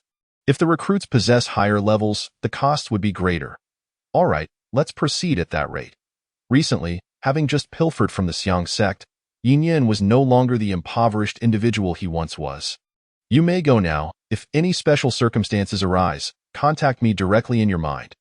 Although the individuals in Xinyu sect were not players, perhaps due to their shared sect affiliation, Yin Yan could leverage the system for remote communication with them. For instance, if the third elder were to reach out to Yin Yan mentally, the system would provide him with a prompt. "Understood, Sect Master, I shall depart at once." "Wait a moment." Yin Yan suddenly recalled something and called out. "When you arrive at Huai West City, visit the tailor shop on Fuhua Street. The owner is a young woman. Just seek her out for tailoring. Sect Master, do you know her? No, then what is her cultivation level? Why do you suddenly ask this? I am concerned she may not agree to return with me, so I inquired about her cultivation level. If she could be subdued, I would simply bring her back by force. Yin Yin was utterly astonished. After spending time together, the impression the third elder had left him, aside from a slightly irritable temperament, was quite favorable. What was this sudden bandit mentality? Speaking of which, the method the old fish used to keep him seemed to share a similar style. Could it be that this was the hidden ethos of Xinyu sect? A den of bandits? Yin Yin gently patted the third elder's shoulder and earnestly admonished, remember, we are civilized individuals, not ruffians. Forget about kidnapping. What if she refuses? You need not worry about that. I will handle it. Understood, Sect Master, I shall take my leave. After the third elder departed, Yin Yin contemplated for a moment. System, assign a special mission to that little darling. At the same time, in Huaiwei City, amidst her studies, Xiao Caifeng's work primarily involved assisting her master in the shop. However, it seemed the store had little business, often going an entire day without a single customer. When a customer did arrive, they were quickly deterred by the exorbitant prices. Judging by the customers' reactions, the prices of the store's items were somewhat higher than the market rate. As for why her master operated this way, Xiao Caifeng was unaware and dared not inquire further. With little to occupy her time, Xiao Caifeng took out a book to read. This book, gifted by her master, contained knowledge regarding the tailoring profession. Suddenly, a system notification echoed in her ears. In a few days, the third elder of the sect will come to invite your master to join Xinyu sect. Please assist in persuading your master. Task reward, 500 points of sect contribution. Congratulations, you have become the first player in the entire server to master the life profession tailoring. Sect Master Yin Yin has awarded you the title Pioneer of Tailoring. Congratulations! You have become the first player in the entire server to master the life profession tailoring. Sect Master Yin Yin has awarded you the exclusive outfit Moonlight. As the system's voice faded, a set of clothing instantly adorned Xiao Caifeng. The garment appeared light and ethereal, enveloped in a silvery hue, as if she were shrouded in moonlight. The design resembled that of a celestial maiden from a mythological drama, exceedingly beautiful. Curiously, Xiao Caifeng touched the fabric. It possessed a wondrous texture. While it seemed almost insubstantial to the touch, it felt remarkably comfortable. As the ribbons swayed, they released wisps of translucent mist, speckled with glimmering starlight, intertwining to create a mesmerizing celestial spectacle. In summary, the visual effect was nothing short of breathtaking, exuding an air of sophistication. Xiao Caifeng twirled excitedly in the center of the room several times before finally coming to a halt. She then hurriedly checked the attributes of her new outfit. Moonlight, unique in the entire server exclusive outfit for player Xiao Caifeng.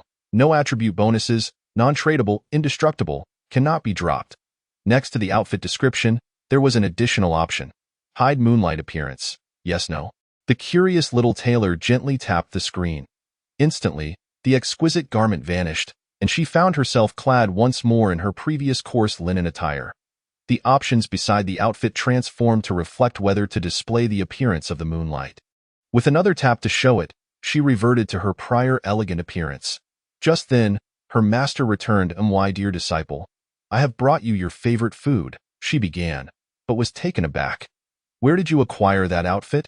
Upon uttering this, the shopkeeper swiftly shut the store's door, subsequently releasing a surge of energy that enveloped the entire shop. Once she had completed these actions, she approached the little tailor with haste. Master, you're back, the little tailor exclaimed joyfully.